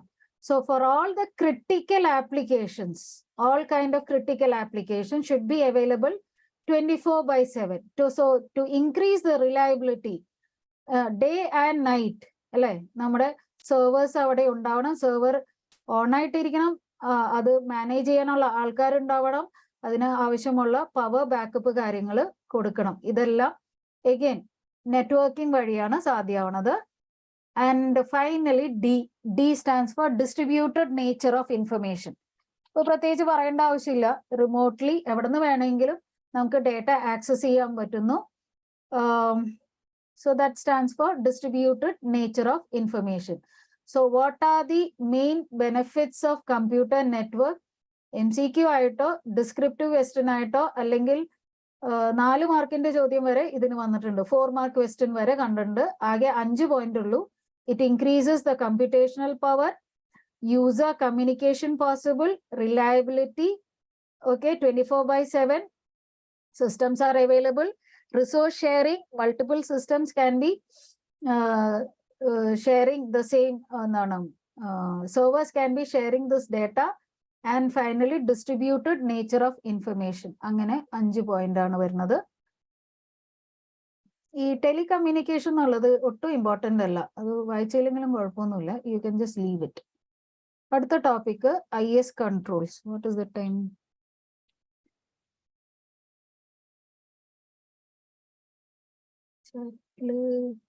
Carrying capacity. Okay, lunch break in പോകാം. And what time you will come back?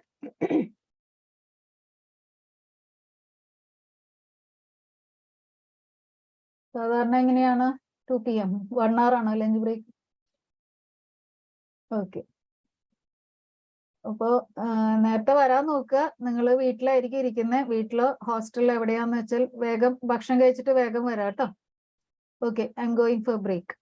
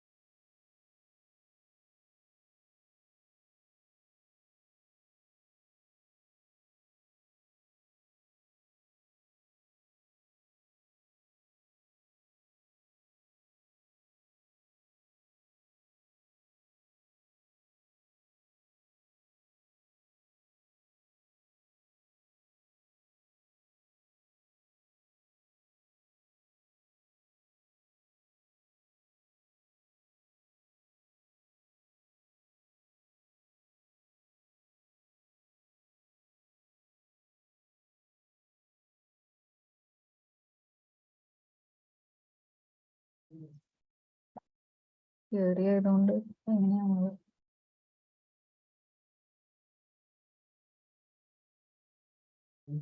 Good afternoon all. Good afternoon students.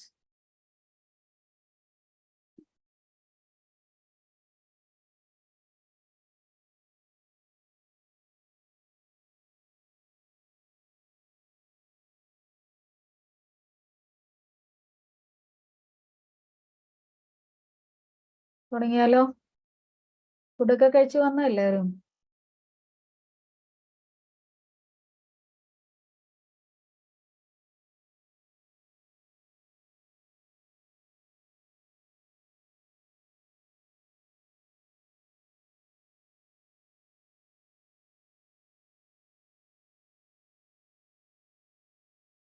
Gopika, Hana,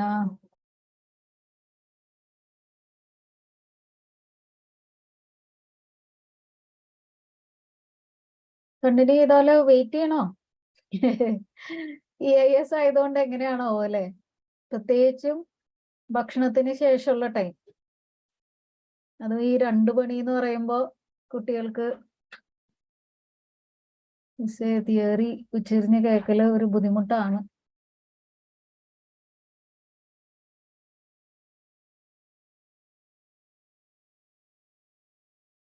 okay, ഞാനിപ്പോ ചാപ്റ്റർ 4 പോണേ. എന്താ കാര്യം എന്ന് പറഞ്ഞാൽ ചാപ്റ്റർ 3 സെക്കൻഡ് സെക്ഷൻ എന്ന് പറയുന്നത് IS കൺട്രോൾസ്.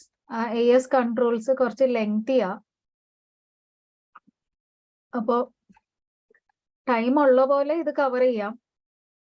ഇതില് ഏതെങ്കിലും ഒരു control, IS controls divided into 3, objective, based on the objective, based on nature of resources, based on IS functions, അങ്ങനെ 3 കാറ്റഗറി ആയിട്ട് തിരിച്ചിട്ടുള്ളത്. ഇതിൽ എടുത്തു നോക്കുമ്പോൾ ഏതെങ്കിലും ഒരെണ്ണം കൺട്രോൾസിനെ ബേസ് ചെയ്ത് ഒരെണ്ണം ഏതെങ്കിലും ഒരു control can be coming in the exam. പക്ഷെ അത് ഭയങ്കര ലെങ്തി ടോപ്പിക്കാണ്. ഇത് എടുത്താൽ ചിലപ്പോൾ 2 ക്ലാസ് ഒക്കെ ഇത് തന്നെ എടുക്കേണ്ടി വരും. അതുകൊണ്ട് നമുക്കിത് ഒരു ക്രാഷ് കോഴ്സും കൂടി ആയതുകൊണ്ട് ടൈം ഉള്ള പോലെ ഞാൻ ഇത് തിരിച്ചു വരാം. പിന്നെ ഇത് ആഫ്റ്റർനൂൺ സെഷൻ ഇത് പഠിപ്പിച്ചാൽ ഒരു രക്ഷയും കിട്ടൂല, ശ്രദ്ധിക്കുന്നുണ്ടാവില്ല. പഠിച്ചിട്ട് നമ്മൾ കുറേ ടൈം ഇതിനു വേണ്ടി കൊടുത്തിട്ട് നമുക്കത് റീപ്രൊഡ്യൂസ് ചെയ്യാൻ പറ്റിയില്ലെങ്കിൽ പിന്നെ ഒരു കാര്യമില്ല. അപ്പം അതുകൊണ്ട് തന്നെ ഞാൻ തൽക്കാലം ഈ ഒരു സെക്കൻഡ് സെക്ഷൻ ഇതിൽ ഓരോ കൺട്രോൾസും ഭയങ്കര ഡീറ്റെയിൽ ആയിട്ട് വരുന്നുണ്ട്. ആക്ച്വലി ഫൈനലിൽ ഉണ്ടായിരുന്ന ISK ഉണ്ടല്ലോ, information system audit and control, അതാണ് ഈ topic actually. So we have this IS controls basically divided into 3. ഓരോ preventive control, detective control, corrective control, അത് വലിയ കുഴപ്പമില്ല. Coming to nature of higher resources, അതിൽ ഓരോ ടോപ്പിക്കും കുറച്ച് ഡീറ്റെയിൽ ആയിട്ട് പോകുന്നുണ്ട്. പിന്നെ IS ഫങ്ഷൻസ്, ഈ മാനേജറിയൽ കൺട്രോൾ, അതിന്റെ താഴെ പിന്നെയും കുറച്ചധികം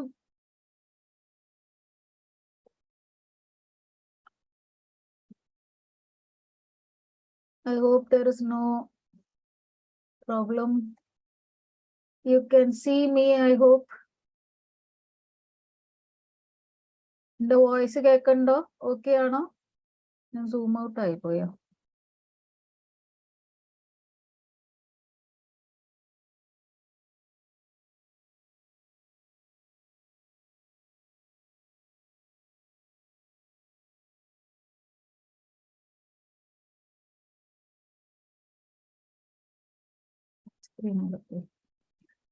Can you hear me, students?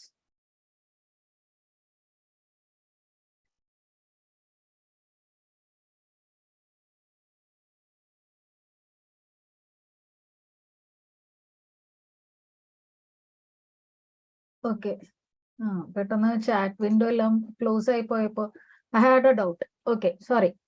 അപ്പൊ IS functions based on IS function, ആ മാനേജറിയൽ കൺട്രോൾ എന്ന് പറയുന്നത് തന്നെ വെരി ലെങ്തി ടോപ്പിക്. അതിൽ ഓരോന്നും സെപ്പറേറ്റ് ആയിട്ട് കുറേ അധികം ടോപ്പിക്സ് ഒരുമിച്ച് വരുന്നുണ്ട്. സോ പഠിച്ചിട്ട് പിന്നെ മെമ്മറൈസ് പ്രോപ്പറായിട്ട് മെമ്മറൈസ് ചെയ്യാൻ പറ്റിയില്ലെങ്കിൽ പിന്നെ കാര്യമില്ല. സോ ഇതൊരു capsule പരുവത്തിലാക്കിയിട്ട് if possible any class towards the end I'll give it ഇതില് ഈ ടോപ്പ് മാനേജ്മെന്റ് കൺട്രോൾ നിങ്ങളുടെ SM-ല് വരുന്ന ഒരു ടോപ്പിക്കാ. പിന്നെ ഈ ഒരു നമ്മുടെ SDLC സോഫ്റ്റ്വെയർ ഡെവലപ്മെന്റ് ലൈഫ് സൈക്കിളിന്റെ കുറെ stages. These are all important topics only. പക്ഷേ ഇത് മെമ്മറൈസ് ചെയ്യാന്നുള്ളത് it's A difficult thing.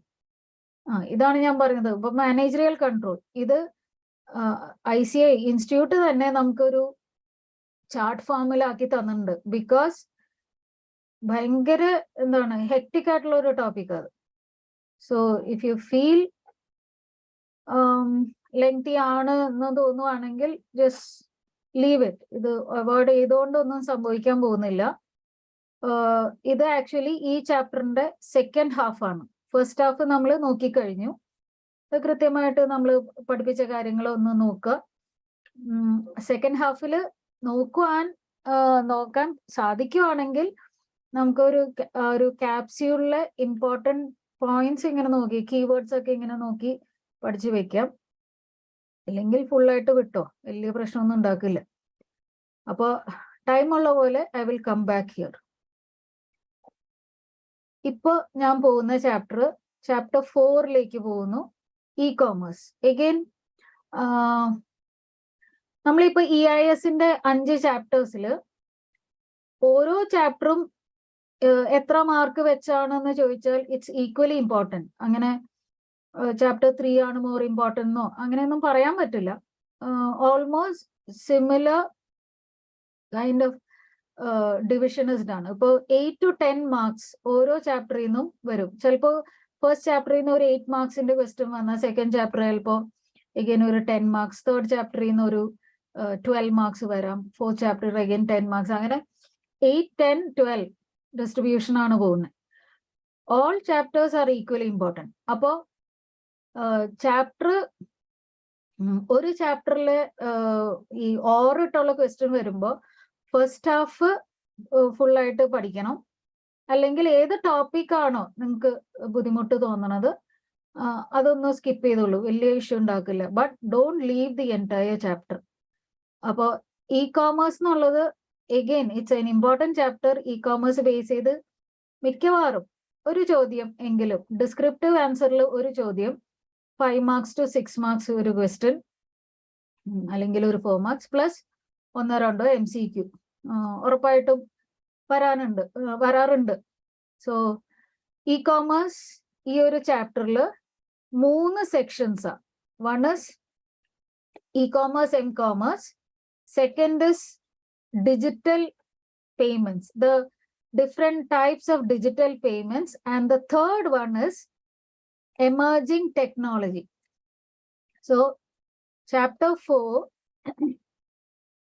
we have basically 3 sections.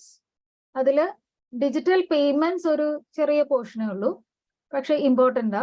ഒരുപാട് ക്വസ്റ്റ്യൻസ് വന്നിട്ടുണ്ട്, അതൊന്നും വിട്ടുകളയാൻ പാടില്ല. ഇ-കോമേഴ്സ് എം-കോമേഴ്സ്, അതിൽ ഇ-കോമേഴ്സ് ആണ് more important. M-commerce almost similar ആണ്. ഇപ്പൊ അങ്ങനെ വ്യത്യാസമില്ല. Whether it's e-commerce or m-commerce both are same. Coming to emerging technology, അതിലേതെങ്കിലും 10 ടോപ്പിക് ഉണ്ട്. Emerging technology totally 10 topics, 10 technology. അതിൽ ഒരു 4 എണ്ണം വെരി ഇമ്പോർട്ടൻറ്റ്. ബട്ട് ICI ആണ്, നമുക്കറിയാം. ICI can ask any question. നമ്മൾ ഇമ്പോർട്ടൻ്റ് അല്ല എന്ന് പറയുന്ന ക്വസ്റ്റ്യൻസ് പോലും ചില സമയത്ത് വരാറുണ്ട്. അങ്ങനെയാണല്ലോ പേപ്പർ ടഫ് ആക്കുന്നത്. അപ്പോൾ ഫ്യൂ ക്വസ്റ്റ്യൻസ് അങ്ങനെയും കാണാം. But more important emerging technology പോകുമ്പോൾ more important is cloud computing, പിന്നെ വരുന്നത് ഗ്രിഡ് കമ്പ്യൂട്ടിംഗ്, വെർച്വലൈസേഷൻ, പിന്നെ ഗ്രീൻ IT.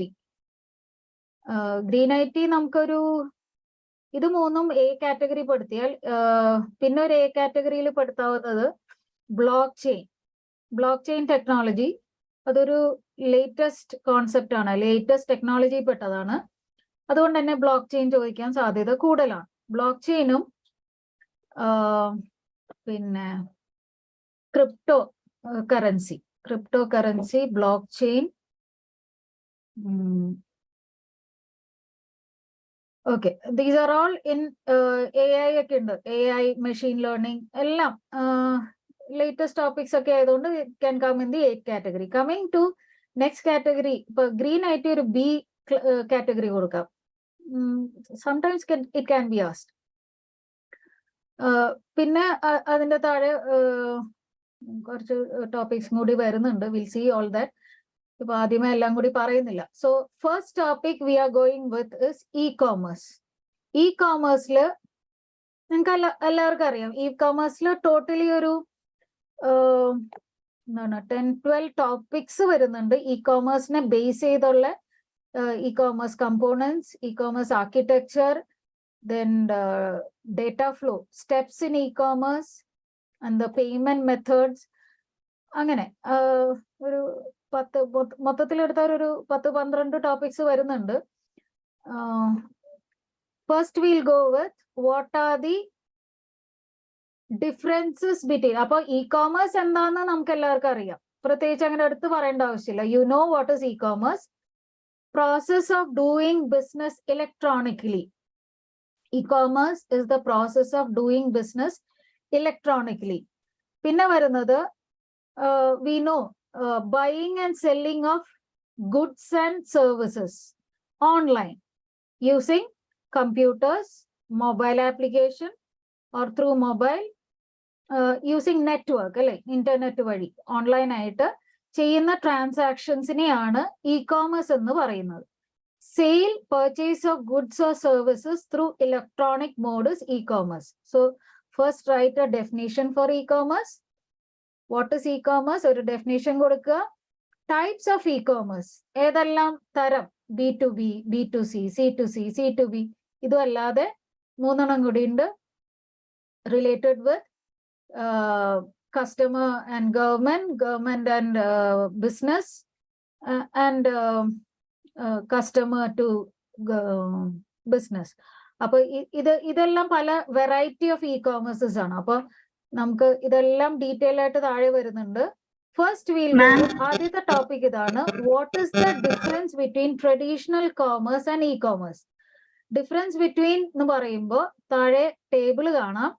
ആ ഡൈനാമിക്സ് കൃത്യമായിട്ട് പഠിക്കുക. ഡൈനാമിക്സ് ഞാൻ നേരത്തെ പറഞ്ഞു, പോയിന്റ്സ് ആണ് ഞാൻ ഉദ്ദേശിക്കുന്നത്. What is the main difference എന്ന് പറഞ്ഞാൽ ഡെഫിനേഷൻ തന്നെ ഡിഫറൻസ് ആണ്.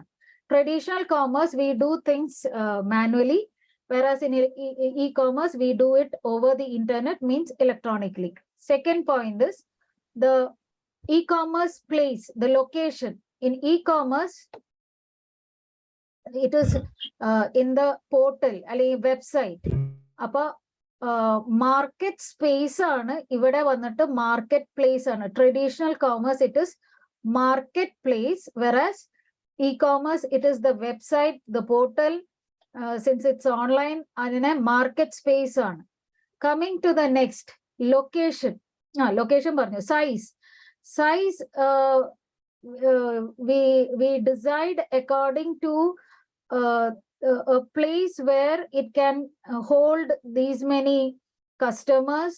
പാർക്കിംഗ് ഏരിയ വേണം, അത്രയും സ്റ്റോക്ക് വെക്കാനുള്ള സ്ഥലം വേണം, സ്റ്റോറേജ് സ്പേസ് വേണം, അതിനാവശ്യമുള്ള എംപ്ലോയീസ് കാര്യങ്ങൾ വേണം. വെറാസ് അത് ട്രഡീഷണൽ കോമേഴ്സ്. ഇ-കോമേഴ്സ് വരുമ്പോൾ ബാൻഡ്വിഡ്ത്ത്, പ്രോസസ്സിംഗ് പവർ, അതിനാവശ്യമുള്ള server, networking, proper network connections, പിന്നെ ഡേറ്റ സ്റ്റോറേജ് കപ്പാസിറ്റി, അതൊക്കെയാണ് സൈസ് എന്നത് ഇവിടുത്തെ ഇ-കോമേഴ്സിലെ size.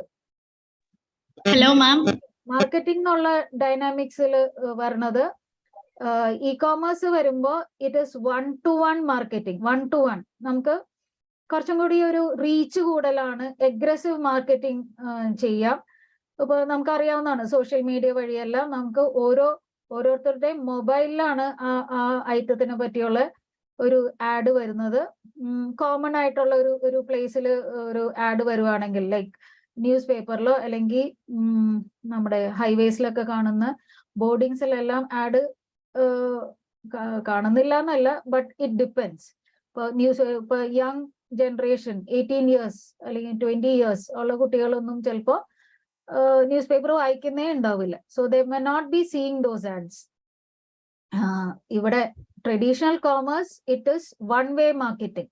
Okay, the other one is one-to-one marketing. Transaction processing, it is manually done, and the other one is electronically. അതൊന്നും പറയേണ്ട ആവശ്യമില്ല. Availability, it is the traditional commerce can be done in the limited time, office time, ചിലപ്പോ 9 to 5 അല്ലെങ്കിൽ 10 to 8, രാത്രി 8 മണി വരെ കട തുറക്കാൻ പാടുള്ളൂ, അല്ലെങ്കിൽ ആ ഒരു ലിമിറ്റഡ് ടൈമേ ട്രഡീഷണലുള്ളൂ. വെറാസ് ഇ കോമേഴ്സ് വരുമ്പോൾ 24/7 all the whole year 365 days it is available. Nature of purchase എന്ന് ഉദ്ദേശിക്കുന്നത് ഇവിടെ നമുക്ക് traditional you can inspect that goods physically, we can try out. ഇപ്പോൾ ഒരു ഡ്രസ് ആണെങ്കിൽ നമുക്ക് വേണമെങ്കിൽ ഒന്ന് ട്രൈ ഔട്ട് ചെയ്ത് നോക്കാം, വിച്ച് ഇസ് നോട്ട് ഫിസിക്കലി. ഇ കോമേഴ്സിൽ വരുമ്പോൾ ഫിസിക്കലി ഇൻസ്പെക്ട് ചെയ്യാൻ പറ്റില്ല. Customer interaction screen to face ആണ്. ഇ കോമേഴ്സ് വരുമ്പോൾ സ്ക്രീൻ ടു ഫേസ് ആണ്. Traditional commerce face to face. Okay.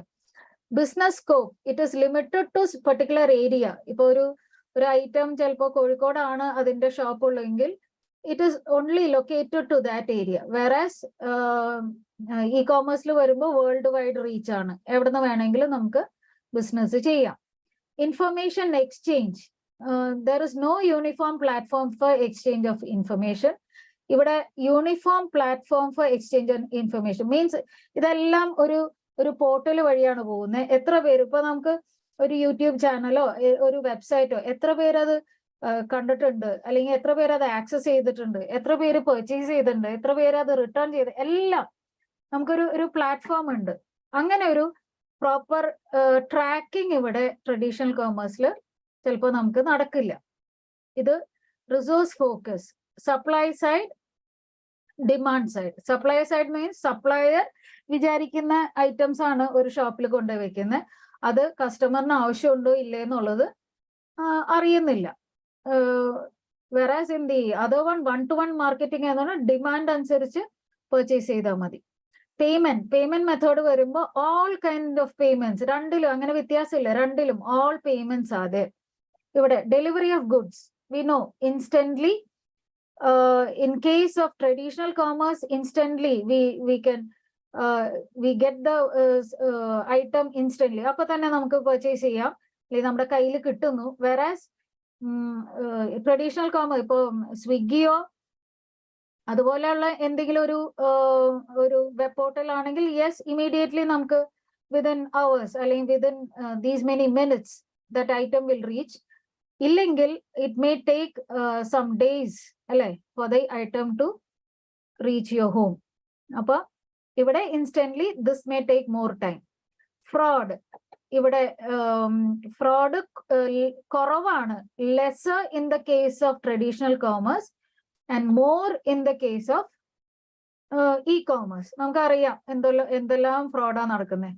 May be the supplier is not genuine or the customer is not genuine. Processing, ഇവിടെ manual processing ആണ്, ഇവിടെ automated processing ആണ്.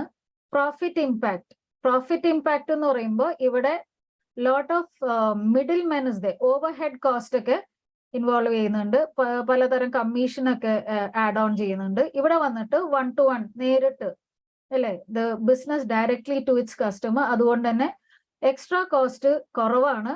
In the case of E commerce direct business is possible directly to the customer. അപ്പൊ ഇത്രയും പോയിന്റ്സിൽ മാം ഇത് മുഴുവനും പഠിക്കണോ? Minimum 8 points എങ്കിലും നിങ്ങൾ പഠിക്കുക. എല്ലാം ഞാൻ പറഞ്ഞു പോയെന്നേ ഉള്ളൂ. ഒരു 8 ഡൈനാമിക്സ് എങ്കിലും കൃത്യമായിട്ട് പഠിച്ചു വെച്ചാൽ yes it will be helpful for you to write comparison between traditional commerce and e commerce. ഇപ്പൊ ഇതിൽ ഞാനൊരു 8 പോയിന്റ് എടുത്തിട്ടുണ്ട്. ഫസ്റ്റ് മീനിങ് എന്ന് പറഞ്ഞാൽ what is the definition? Traditional commerce എന്താണ്, ഇ കോമേഴ്സ് എന്താണെന്ന് നമുക്കറിയാം. ഏരിയ ആൻഡ് സ്കോപ്പ്, ലൊക്കേഷൻ ആണ് ഉദ്ദേശിച്ചത്. അവൈലബിലിറ്റി, ഒന്ന് only limited time, the other one 24 hours, 365 days. Transaction processing. On the traditional commerce, you do transaction is physically done. The other one online. Inspection, you cannot directly inspect the item when it is e-commerce, whereas traditional commerce, yes, you can inspect the item. Customer interaction, we vanata a point edutundadu screen to face and face to face. Traditional commerce face to face, the other one screen to face. Pinne vanna payment രണ്ടും എല്ലാം ഉണ്ട്. Cash, check, credit card, debit card, UPI based ഉള്ള എല്ലാ digital പേയ്മെന്റ്സും, എല്ലാ തരം പേയ്മെന്റ്സും, cash type, credit type, everything രണ്ടിലും ഉണ്ട്. അതിൽ വ്യത്യാസമൊന്നുമില്ല. Delivery, this is available. Traditional commerce is available instantly. E-commerce, in case of same day delivery, Amazon same day delivery ഉണ്ട്. ചില ഐറ്റത്തിനെല്ലാം same day delivery ഉണ്ട്. ഇല്ലെങ്കിൽ it may take time. So these many dynamics, you by heart at least 8 points. Adu madi. Comparison between traditional commerce and e-commerce. Appa adana aditha topic. First topic was what is e-commerce? What is the difference between traditional commerce, e-commerce? Second topic is illustration of how an e-commerce transaction is happening. Yes, idoru question item varam. What are the steps involved in e-commerce transaction? Actually very easy. നമുക്ക് അറിയാവുന്ന കാര്യങ്ങളേ ഉള്ളൂ. Very easy topic. First point, either we go to the website of that online transaction site. അത് ചിലപ്പോൾ amazon.com ആയാലും .in ആയിരിക്കാം. We are in India, അപ്പോൾ .in സൈറ്റിൽ പോകുന്നു, നമ്മൾ രജിസ്റ്റർ ചെയ്യുന്നു. രജിസ്റ്റർ ചെയ്തതിനു ശേഷം നമുക്കൊരു ലോഗിൻ ID പാസ്വേഡ് ഒക്കെ കൊടുത്തിട്ട് നമുക്ക് ലോഗിൻ ചെയ്യാം. അല്ല, നമ്മളൊരു hand held device, mobile phone പോലെയുള്ള ഏതെങ്കിലും ഡിവൈസ് ആണെങ്കിൽ അതിന്റെ കറസ്പോണ്ടിങ് ആപ്പ് നമ്മൾ ഇൻസ്റ്റാൾ ചെയ്തിട്ടുണ്ടാവും. അതാണ് first സ്റ്റെപ്പില്. either we log into the portal using the website ID, the web page, and then we give our credentials. We give our user ID and password, and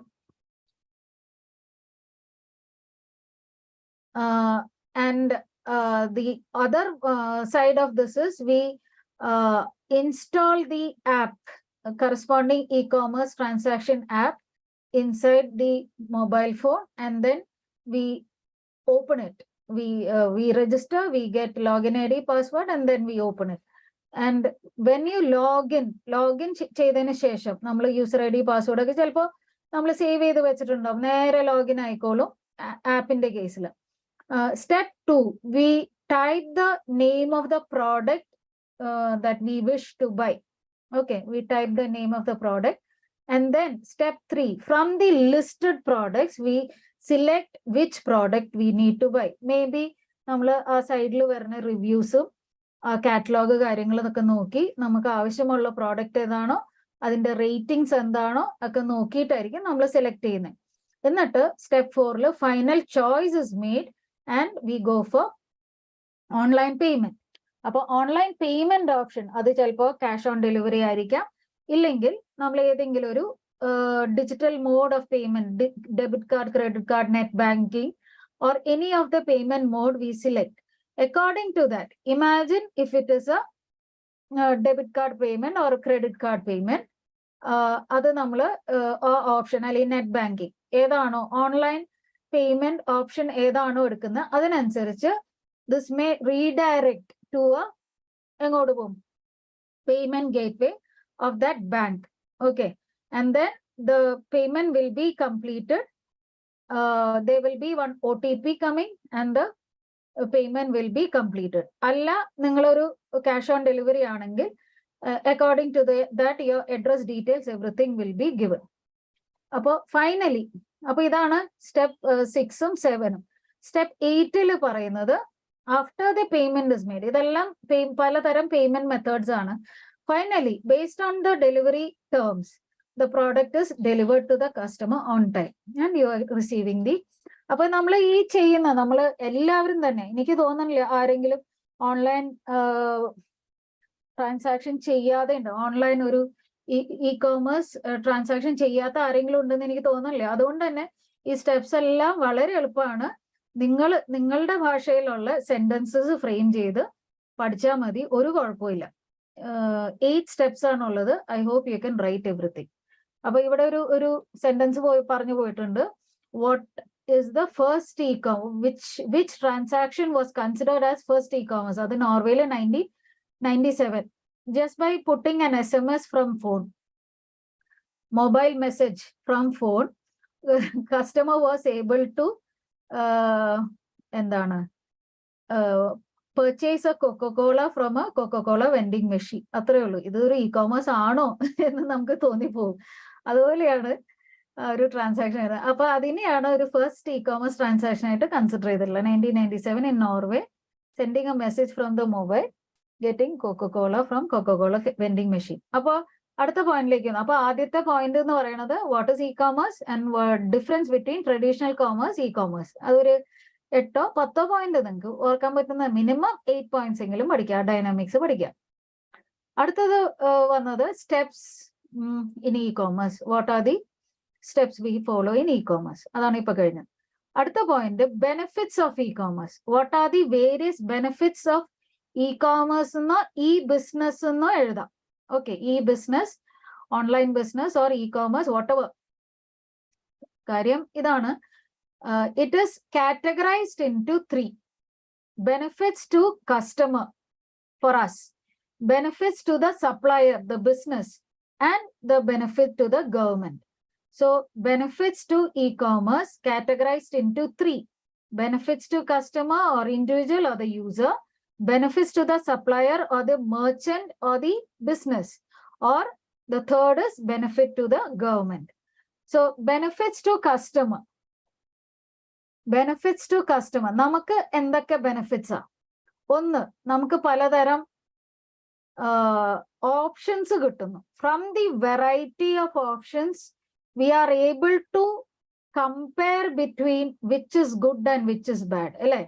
അപ്പോ first point നമുക്ക് എഴുതാം, from various options we can decide which is the most appropriate item I want to purchase. അത് ratings നോക്കാം, review നോക്കാം, പലതരം പല negative ഫീഡ്ബാക്സും കാര്യങ്ങളൊക്കെ നോക്കിയിട്ട് നമുക്ക് ഡിസൈഡ് ചെയ്യാം.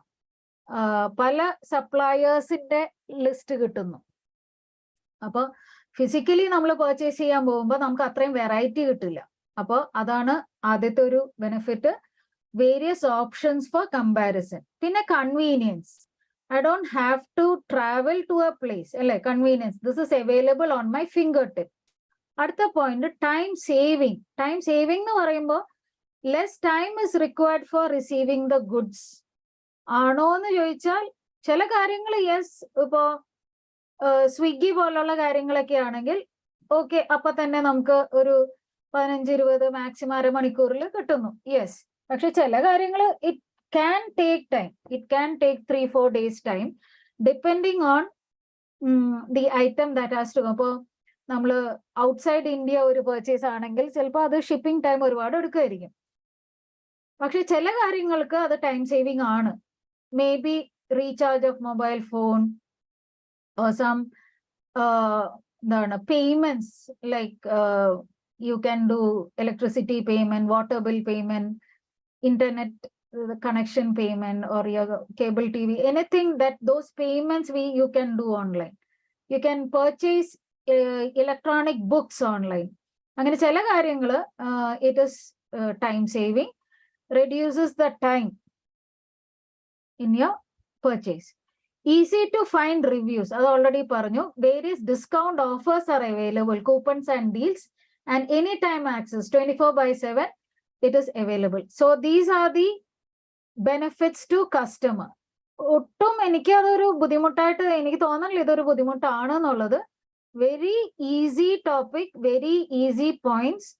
ഒന്ന് പ്രോപ്പറായിട്ട് പഠിച്ച് മെമ്മറൈസ് ചെയ്താൽ മതി.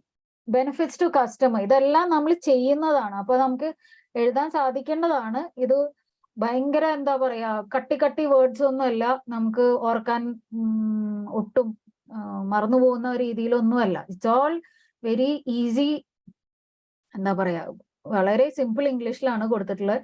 എനിക്ക് തോന്നുന്നു പഠിക്കാൻ പറ്റും, അല്ലേ? So benefits to customer ആണ് ഇപ്പോൾ പറഞ്ഞത്, individual or user. First is various options for comparison. Second is convenience. It's available on your fingertip. Next is time saving. Time saving, less time required in certain products. For example, charging your mobile phone, purchasing e-books, etc. പിന്നെ അതാണ് time saving. Next, easy to review, easy to find the review. Then various coupons and deals, and anytime access, anytime from anywhere access is possible.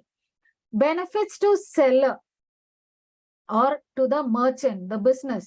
What are the benefits? Increased customer base. Appo ende reach കൂടുകയാണ്.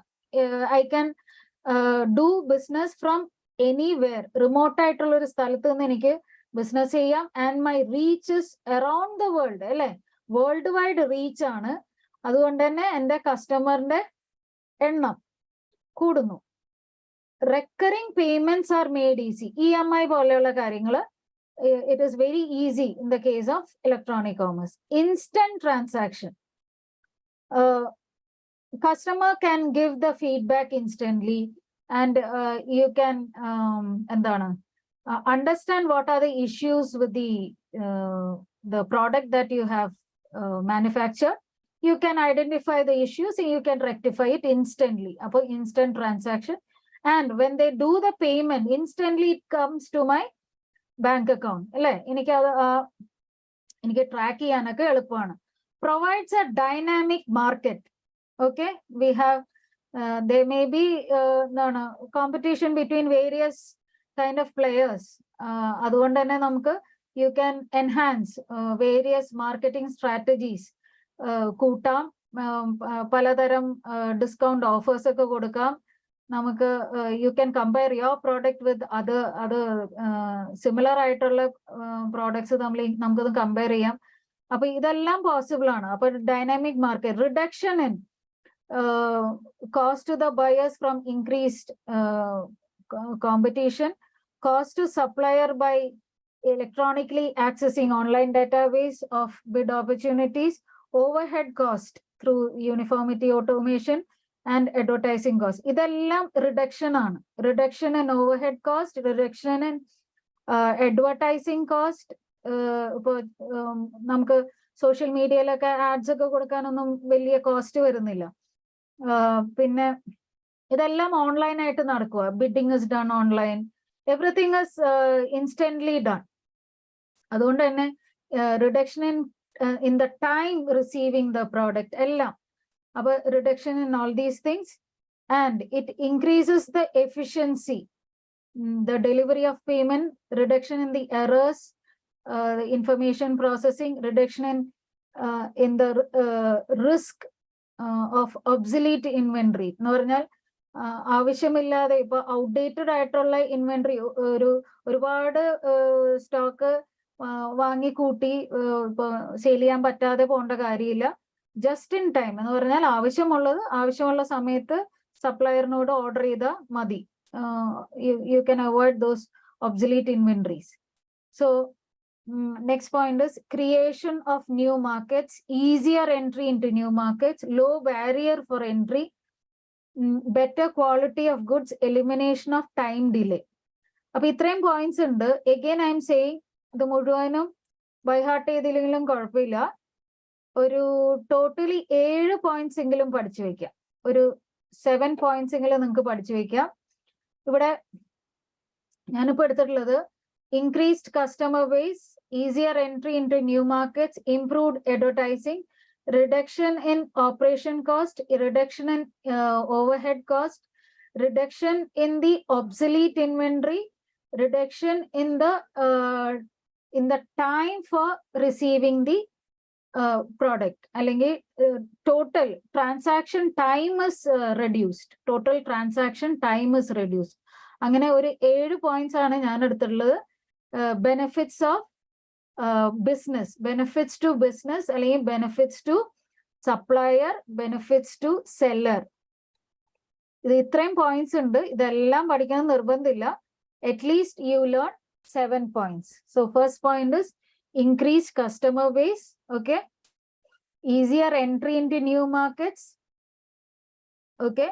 Reduction in overhead cost, reduction in advertising cost, and reduction in obsolete inventory, reduction in the time, total time in the transaction, easier entry into new markets, improved advertising. Itrayum points aanu nammal nokkunne. You can study them. Two points aanu benefits to government. Government endana fraud endana people who are not paying GST. അല്ലെങ്കിൽ people who are not paying income tax. ഇതെല്ലാം online ആയിട്ട് നടക്കുന്നതുകൊണ്ട് തന്നെ കുറച്ചും കൂടി transparency ഉണ്ട് കാര്യങ്ങൾ. So this government is more. അപ്പൊ നമുക്കറിയാം നമ്മുടെ Modiji prime minister is always promoting digital India. എന്തുകൊണ്ടാണ്? ഫ്രോഡ് കറപ്ഷൻ കുറയ്ക്കാൻ വേണ്ടിയിട്ടാണ്. അപ്പോ ഇതെല്ലാം ഓൺലൈൻ ആയിട്ട് നടക്കുന്നതുകൊണ്ട് തന്നെ കുറച്ചും കൂടി എന്താണ് things are more efficient, as well as it's all going into the books of accounts, into the system, and it can be tracked by the government. Appo it's a tool for fighting corruption. It's an instrument to fight corruption. E-commerce, reduction in use of ecologically damaging material. അതൊരു point ആയിട്ട് എഴുതിയിട്ടുണ്ട്, പക്ഷെ അതൊരു ചോദ്യം തന്നെയാണ്. Reduction in use of ecologically damaging material. ഒരുപാട് print ഔട്ടും കാര്യങ്ങളും എടുത്ത് paper reduction in use of paper ആണ് ഉദ്ദേശിച്ചിട്ടുള്ളത്, or reduction in use of plastic and all that, but it's always a question whether it is reduced. അല്ലേ? Online transaction ആവുമ്പോൾ ഇത് reduce ആയോ ഇല്ലേ എന്നുള്ളത് ഇറ്റ്സ് അഗൈൻ എ ക്വസ്റ്റ്യൻ. അപ്പൊ പക്ഷേ ഇതൊരു പോയിന്റ് ആയതുകൊണ്ട് we have to learn it like this. ഇപ്പൊ 2 പോയിന്റേ ഉള്ളൂ. Reduction in use of ecologically damaging material, and it is a tool, it's an instrument to fight corruption. So these are the benefits to government. Appo 3 benefits aanu nammal ipo paranjathu. We were discussing what are the benefits.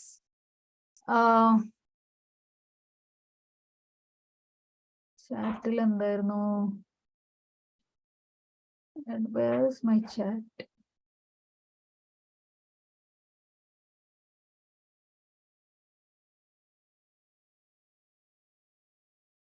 Screen share illa. Screen share aayitilla. Sorry.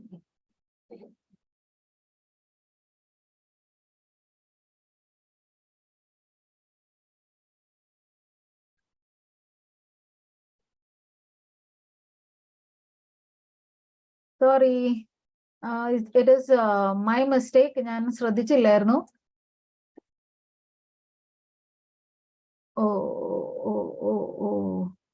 കുറച്ചധികം നേരമായില്ലേ? Sorry.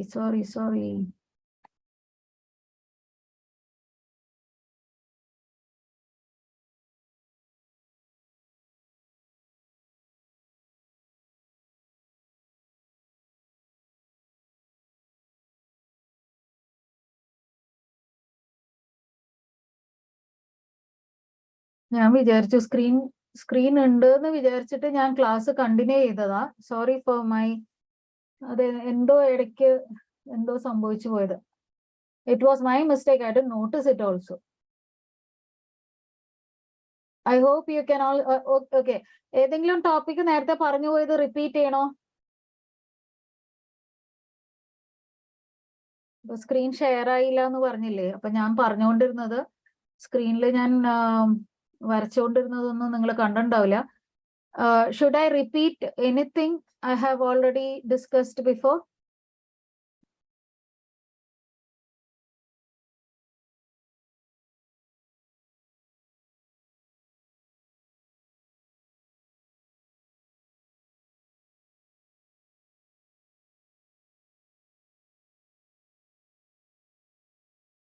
ഞങ്ങൾ ടെക്സ്റ്റിൽ follow ചെയ്യും. Okay Gopika, ഞാൻ സ്ക്രീനിന്റെ കാര്യം ഷെയറിന്റെ അത് ഓഫായി പോയി. ഞാൻ ഷെയർ ചെയ്തിരുന്നു, പക്ഷെ എപ്പോഴോ അത് സ്ക്രീൻ മാറിപ്പോയത് ഞാൻ ശ്രദ്ധിച്ചില്ലായിരുന്നു. സോറി. അപ്പൊ ഓക്കെ, കണ്ടിന്യൂ ചെയ്യാണ്. ഒന്നുകൂടെ പറഞ്ഞേക്കാം, ജസ്റ്റ് ഒന്ന് എന്റെ ഒരു സമാധാനത്തിന് ഒന്നുകൂടെ പറഞ്ഞേക്കാം.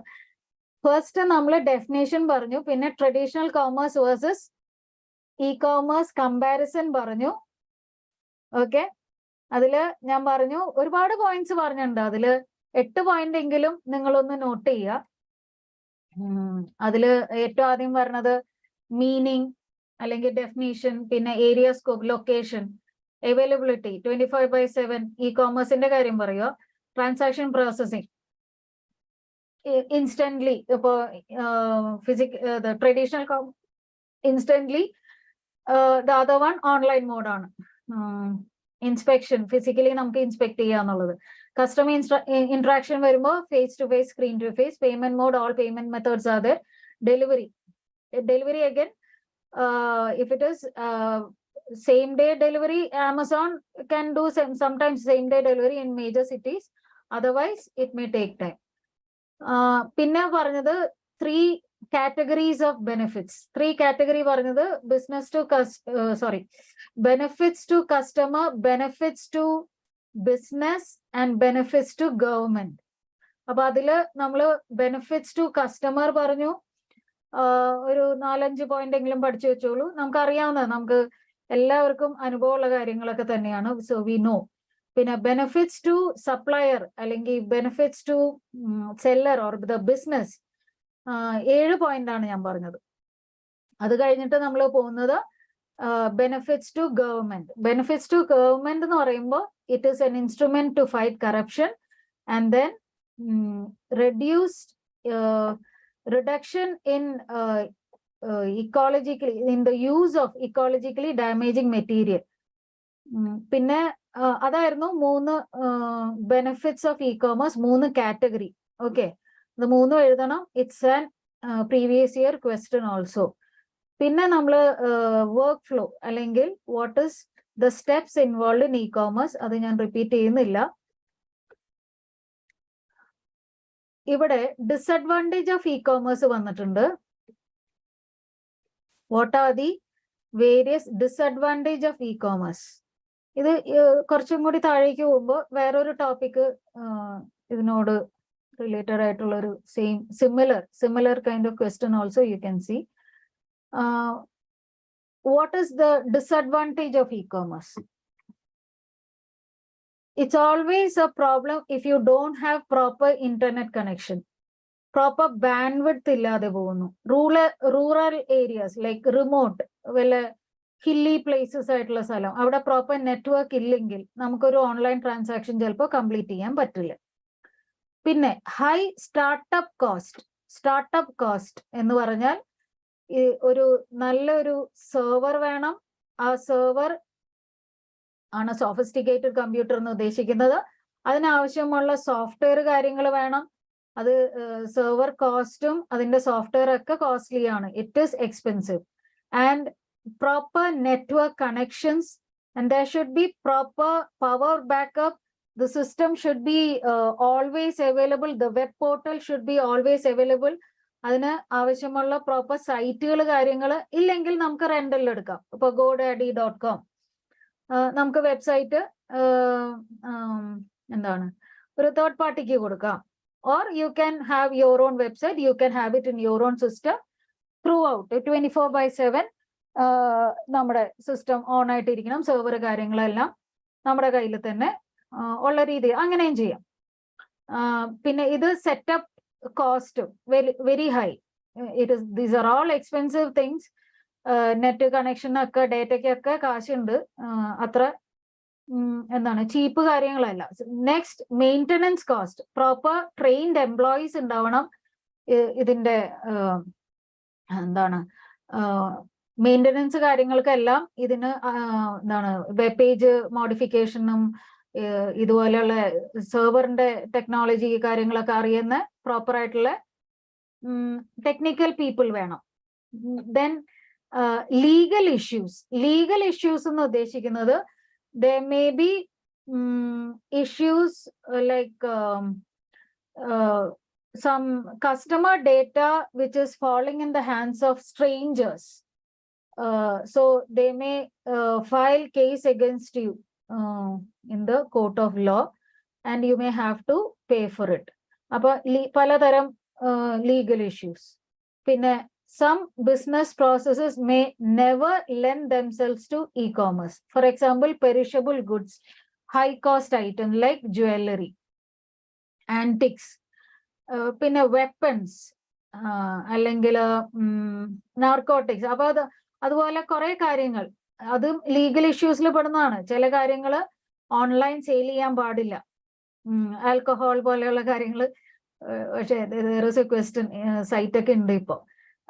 ചില കാര്യങ്ങൾ, there are certain things which should not be sold online. So some business processes may never lend themselves to e-commerce.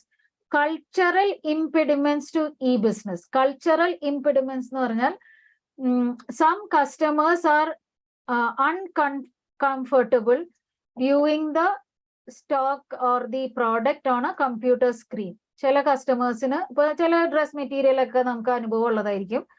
നമുക്കത് സ്ക്രീനിൽ കാണുന്ന പോലെയുള്ള കാര്യങ്ങളായിരിക്കില്ല നമുക്ക് കിട്ടിയത്. അപ്പൊ നമുക്കതൊന്നും എക്സ്പീരിയൻസ് ചെയ്യാതെ നമുക്ക് ഡിസൈഡ് ചെയ്യാൻ പറ്റില്ല whether to purchase it or not. ഇപ്പൊ കുറച്ച് ഓൾഡ് ഏജ് ആയിട്ടുള്ള ആൾക്കാർ ഒരിക്കലും ഇ-കോമേഴ്സിന് എന്താണ് ഇ-കോമേഴ്സ് പ്രൊമോട്ട് ചെയ്യില്ല, അല്ലെങ്കിൽ they are not satisfied with the e-commerce. They always want to go physically purchase the item. Security concerns. Security concerns means your website can be hacked, your sensitive data can be hacked, a lot of personal information, credit card details, all these things can be going in the hands of some strangers. Hack ആയി പോകാനുള്ള problems ഉണ്ട്. ഇത് തന്നെ risk in e-commerce എന്ന് പറഞ്ഞിട്ട് ചോദിക്കാം. അതാണ് ഞാൻ ഡിസഡ്വാൻറ്റേജസ് ചിലപ്പോ വേറെ ഒരു ക്വസ്റ്റ്യൻ ആയിട്ടും വരാൻ സാധ്യതയുണ്ട് എന്ന് പറഞ്ഞത്. The risk in e-commerce or എന്താ ഡിസഡ്വാൻറ്റേജ് ഓഫ് ഇ-കോമേഴ്സ് എന്ന് ചോദിച്ചാലും you can just write the same list of things. അവിടെ ആ കൊടുത്തിരിക്കുന്ന സെയിം കാര്യങ്ങൾ തന്നെ നമുക്ക് പറയാം.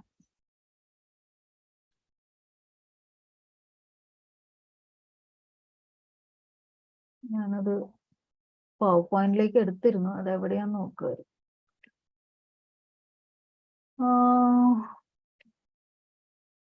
Okay,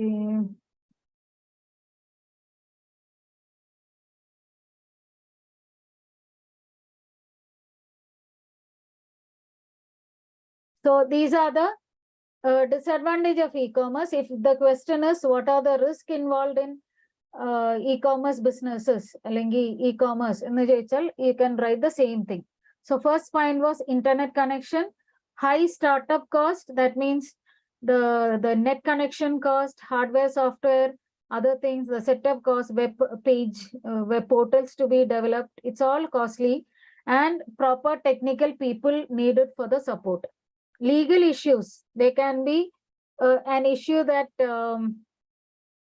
the personal details of your customer going in the hands of strangers, or it can be some other legal issues which products are not to be sold in a country according to the law of the country. Certain products are not to be sold. അങ്ങനെയുള്ള issues ഒക്കെ legal issues ൽ വരുന്നു. And some perishable goods like jewelry, certain things cannot be sold online. Some businesses they never lend them to e-commerce. Cultural impediments to e-commerce. There are people who are resistant towards e-commerce. Security concern, your credit card details or your personal details going in the hands of strangers. Your credit card can be hacked. All those payment things can be hacked sometimes. ഇത്രയൊക്കെയാണ് technical, or what do you say, what are the various risks or disadvantages of e-commerce. ഇനി പറയാൻ പോകുന്ന point കുറെ terms ആണ്. ഇപ്പൊ portal, e-mall, e-shop, e-tailer, അല്ലെങ്കിൽ buyer aggregator, e-auction, virtual community, e-distribution, procurement. These are all some terms. ഇതിൽ ഏതെങ്കിലുമൊക്കെ combination ആയിട്ട് വരാം. ഇപ്പൊ ഒരു 6 marks ക്വസ്റ്റ്യനിൽ 2 2 2 വെച്ച് ഇതൊരു ചോദ്യം, ചിലപ്പോൾ വേറൊരു ചാപ്റ്ററിലെ ഒരു ചോദ്യമൊക്കെ ആയിട്ട് കമ്പൈൻ ചെയ്ത് വരാം. So first is portal. Portal is simply some website or a web page. It's a gateway or a main entry point to the internet. Entry point on the internet to a specific field of interest or an industry. അപ്പോൾ portal എന്ന് പറഞ്ഞാൽ നമ്മളെല്ലാം web portal എന്ന് പറയും അല്ലെ, എപ്പോഴും common ആയിട്ട് പറയുന്ന ഒരു കാര്യമാണ് വെബ് പേജ് എന്നോ വെബ് പോർട്ടൽ എന്നൊക്കെ. അപ്പൊ ഒരു വെബ് പോർട്ടലിൽ കയറിയാൽ നമ്മൾ ഗൂഗിളിന്റെ ഒരു നോർമൽ ബ്രൗസറിൽ കയറിയാൽ we have certain hyper links coming. അപ്പൊ അതൊരു ഗേറ്റ്വേ ആണ്. google.com അല്ലെങ്കിൽ യാഹു, ഇവിടെ ഇപ്പൊ പറഞ്ഞിരിക്കുക Yahoo Store. It's all some web portal. Yahoo Store is a shopping cart software app that small business operators and owners offer a variety of tools and features to help them build their own online store. ഇതൊരു just ഒരു example മാത്രമാണ്. ഇതുപോലെ ഒരുപാട് web പേജസോ web പോർട്ടൽസോ ഒക്കെ ഉണ്ടാവും. അപ്പൊ portal is simply A website that serves as a gateway. ഇത് MCQലും വരാം, അതുകൊണ്ടാണ് ഈ ലൈൻ ഞാൻ മാർക്ക് ചെയ്യാൻ പറയുന്നത്. A main entry point on the internet to a specific field of interest or an industry. Okay, Yahoo Store is a shopping cart software app that offers small business operators and owners a variety of tools and features to build their own online store. എന്താണ് e-shop? അപ്പോൾ difference between a portal and an e-shop അല്ലെങ്കിൽ e-tailer. E-tailer അല്ലെങ്കിൽ e-shop is just a virtual storefront that sells products and services online. Okay, ഇപ്പൊ നമ്മള് ഒരു textile ഷോപ്പിന്, ഇപ്പൊ Seematti is a textile shop, they have their own web page അല്ലെ, website is there. അതൊരു e-shop ആണ്. They don't promote other suppliers in their portal. അവർക്ക് അവരുടെ തന്നെ എന്താണ് സ്റ്റോക്ക് ഐറ്റം എല്ലാം അവരുടെ സ്വന്തം ഷീമാട്ടിയുടെ സ്വന്തം കാര്യങ്ങളൊക്കെ തന്നെയായിരിക്കും അവിടെ ഉള്ളത്. So they don't have multiple operators or multiple suppliers coming under the same head. ഉണ്ടാവില്ല. They will have their own items only. അപ്പൊ അങ്ങനെയുള്ള ഒരു വെബ് പേജിനെ നമ്മൾ ഈ ഷോപ്പ് എന്നോ ഒരു virtual store four selling products and services online, ഈ shop എന്നോ ഈ ടൈലർ എന്നോ പറയാം. ഓക്കെ, ഫോർ എക്സാമ്പിൾ ഇവിടെ പറഞ്ഞിരിക്കുന്നത് sonic.net.com ഓർ W എന്ന് പറയുന്നത് ഒരു ചുരിദാറിന്റെ ഒരു ഓൺലൈൻ സൈറ്റ് ആണ്. They have offline store also. അപ്പോൾ allowing manufacturers to bypass intermediate operators, thereby reducing the cost and delivery time. ഒരു direct shopping site. E-mall is just a basic form of collection of e-shops grouped under single internet address. Okay, ഇപ്പോൾ ഒരു E-mall എന്ന് പറഞ്ഞാൽ Amazon, Flipkart അവരെല്ലാം general malls ആണ്, അല്ലെങ്കിൽ general e-malls ആണ്. Okay, അപ്പോ Amazon is a perfect example for an e-mall because many different e-shops, okay, suppliers and variety of products. ഇന്ന പ്രോഡക്റ്റ് എന്നില്ല, എല്ലാ തരം product whatever can be legally sold in the country is available in their portal. So there is multiple e-shops together under the same head. Okay, consist of collection of e-shops grouped under single internet address. It is a website that displays electronic catalog from several suppliers and charges commission from them for the sales revenue generated at the site. Adana avരുടെ benefit. They generate some commission. അപ്പോൾ general stores എന്നും specialise stores എന്നും പറഞ്ഞിട്ട് രണ്ട് category ആയിട്ട് തിരിക്കാം. General store is as we said, ഇപ്പോ ഫ്ലിപ്കാർട്ടോ ആമസോണോ ഒക്കെ ജനറൽ സ്റ്റോർ ആണ്. Whereas specialise store may be ഒരു സ്പെഷ്യലൈസ് സ്റ്റോർ ഇവിടെ പറഞ്ഞിട്ടുള്ളത് 99acres.com. ഇതൊരു പ്രോപ്പർട്ടി സെൽ ചെയ്യാനുള്ള ഒരു സൈറ്റ് ആണ്. അപ്പോൾ various real estate business people can be coming in here, as well as customers can also log in and they can come in to deal with the variety of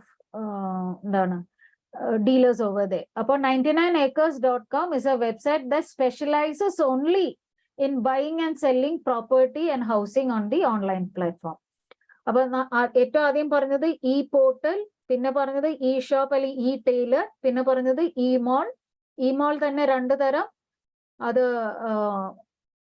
specialised moles ആകാം അല്ലെങ്കിൽ general moles ആകാം. അതിനാവശ്യമുള്ള examples ചെയ്ത്. ഈ option എന്ന് ഉദ്ദേശിച്ചാൽ bidding അല്ലെങ്കിൽ എന്താ പറയാ, if you are doing some bidding process online for some product or services, we go with the electronic mode, e-auction. E-auction-ന്റെ ഒരു എക്സാമ്പിൾ ആയിട്ട് എഴുതിയിട്ടുള്ളത് salasarauction.com. salasarauction.com is an e-auction website which is working in India. Okay, അതിന്റെ ഉദ്ദേശം ഇത്രയേ ഉള്ളൂ. It's just a website or a channel of communication through which the bidding process of products and services can take place between competing buyers.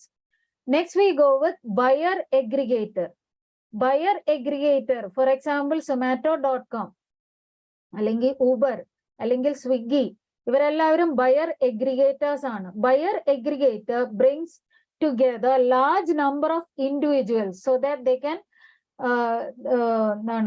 take the privilege of large volume of buyers. This firm collects the information about goods and services.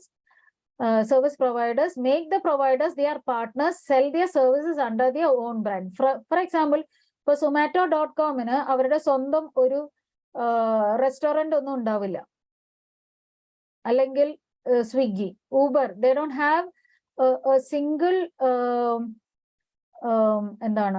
vehicle on their own, but multiple service providers coming under their head, and they have some commission for that. Sell these services under their own brand. അല്ലെങ്കിൽ OYO rooms ഒക്കെ, ഇതെല്ലാം പലതരം buyer എഗ്രിഗേറ്റേഴ്സ് ആണ്. അപ്പൊ ആരാണ് ഈ buyer എഗ്രിഗേറ്റർ എന്ന് മനസ്സിലായോ? Next we go with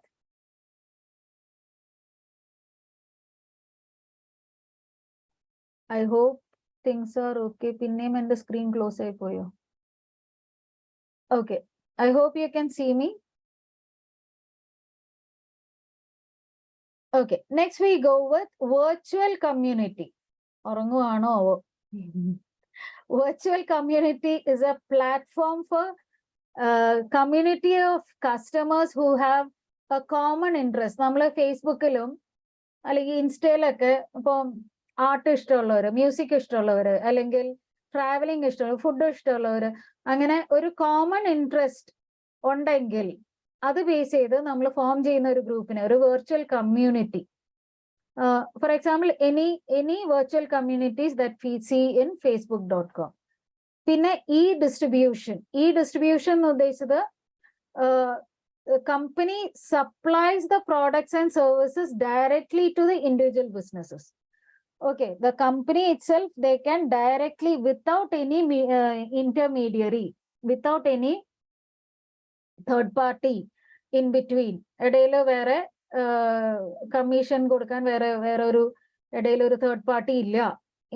In that case, the company, whatever be organization, they can directly sell it to the individual businesses. E-distribution is the concept wherein company supplies products and services directly to the individual businesses. For example, wipro.com. അപ്പോൾ വിപ്രോന് അവരുടെ software side മാത്രമല്ല, അല്ലാതെ വിപ്രോന് വേറെ കുറെ hardware side things are also there. So the company, they offer everything. They can do their supply of products and services through online mode, and it can directly reach its customers. Sales, marketing, customer service, warehouse management, purchasing, inventory management, everything, finance, everything done online. Procurement, appo ee distribution nu parayunnathu sales done through online mode. Procurement, ivide varunnathu raw materials are purchased through electronic means. Okay, e-procurement is the management of all procurement activities made online. There may be companies prefer to procure goods and services through the website devoted for procurement. Procurement ന് വേണ്ടി മാത്രം ഉള്ള ചില government sites ഉണ്ട്. eprocure.com. eprocure.com is a government site in India where enables the tenderers to download the tender schedule free of cost, submit their bids online. അപ്പോൾ raw material purchase എല്ലാം അതിന്റെ എല്ലാ ആക്ടിവിറ്റിയും, information about the supplier, the availability, the quantity, the price, the other discount, everything will be directly coming in the portal. They can also bid for it. Bidding അവരുടെ rate കാര്യങ്ങളൊക്കെ ചിലപ്പോൾ bidding ഒക്കെ ചെയ്യാൻ പറ്റുന്ന രീതിയിലേക്ക് ആയിരിക്കാം. So all these things can be done online also, ഈ procurement. അപ്പൊ ഇത്രയും പോയിന്റ്സ് ആണ് നമ്മൾ ഈ ഒരു സെക്കൻഡ് പാർട്ടിൽ നോക്കുന്നത്. ഇ കോമേഴ്സ് മാർക്കറ്റ്, അല്ലെങ്കിൽ കുറെ ടേംസ് പറഞ്ഞു പോയില്ലേ. പോർട്ടൽ പറഞ്ഞു, ഇ ഷോപ്പ്, ഇ ടെയിലർ പറഞ്ഞു, e-mall, e-auction, buyer aggregator, virtual community, e-marketing, e-procurement, E distribution.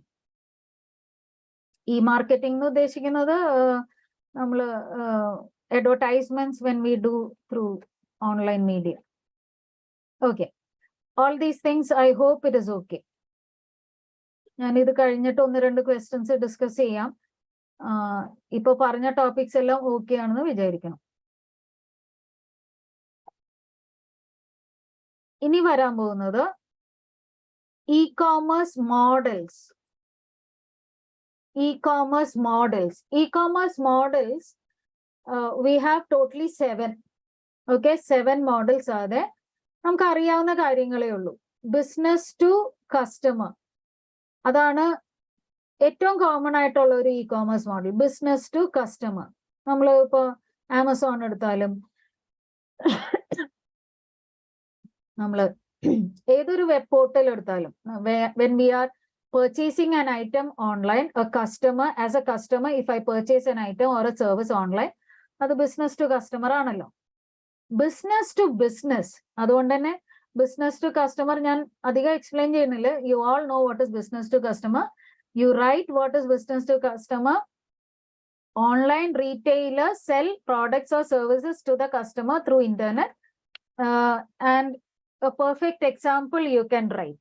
Amazon.com is a perfect example of business to customer.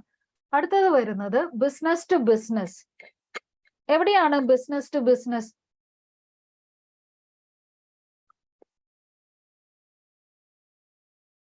Can you give an example for business to business? Imagine നമുക്ക് for example Alibaba.com or IndiaMart.com. Businesses promoted in turn by another business. Ipo IndiaMart.com, I can register with IndiaMart so that they will be promoting my business through their portal. This supports the supply chain of organization that involves company and its supplier or other partners. The website sells product to an intermediate buyer who then sells the product to the final customer. For example, ഇവിടെ എഴുതിയിരിക്കുന്നത് IndiaMart.com or Alibaba.com are examples of business to business.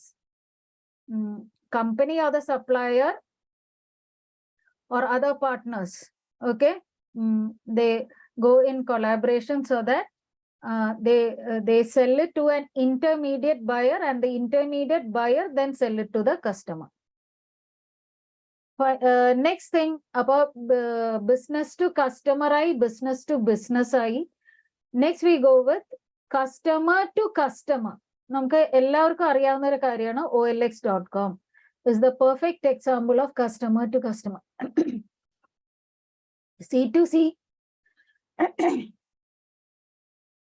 C2C കുറെ fraud കാര്യങ്ങൾ നടക്കുന്നുണ്ട്. എന്നാലും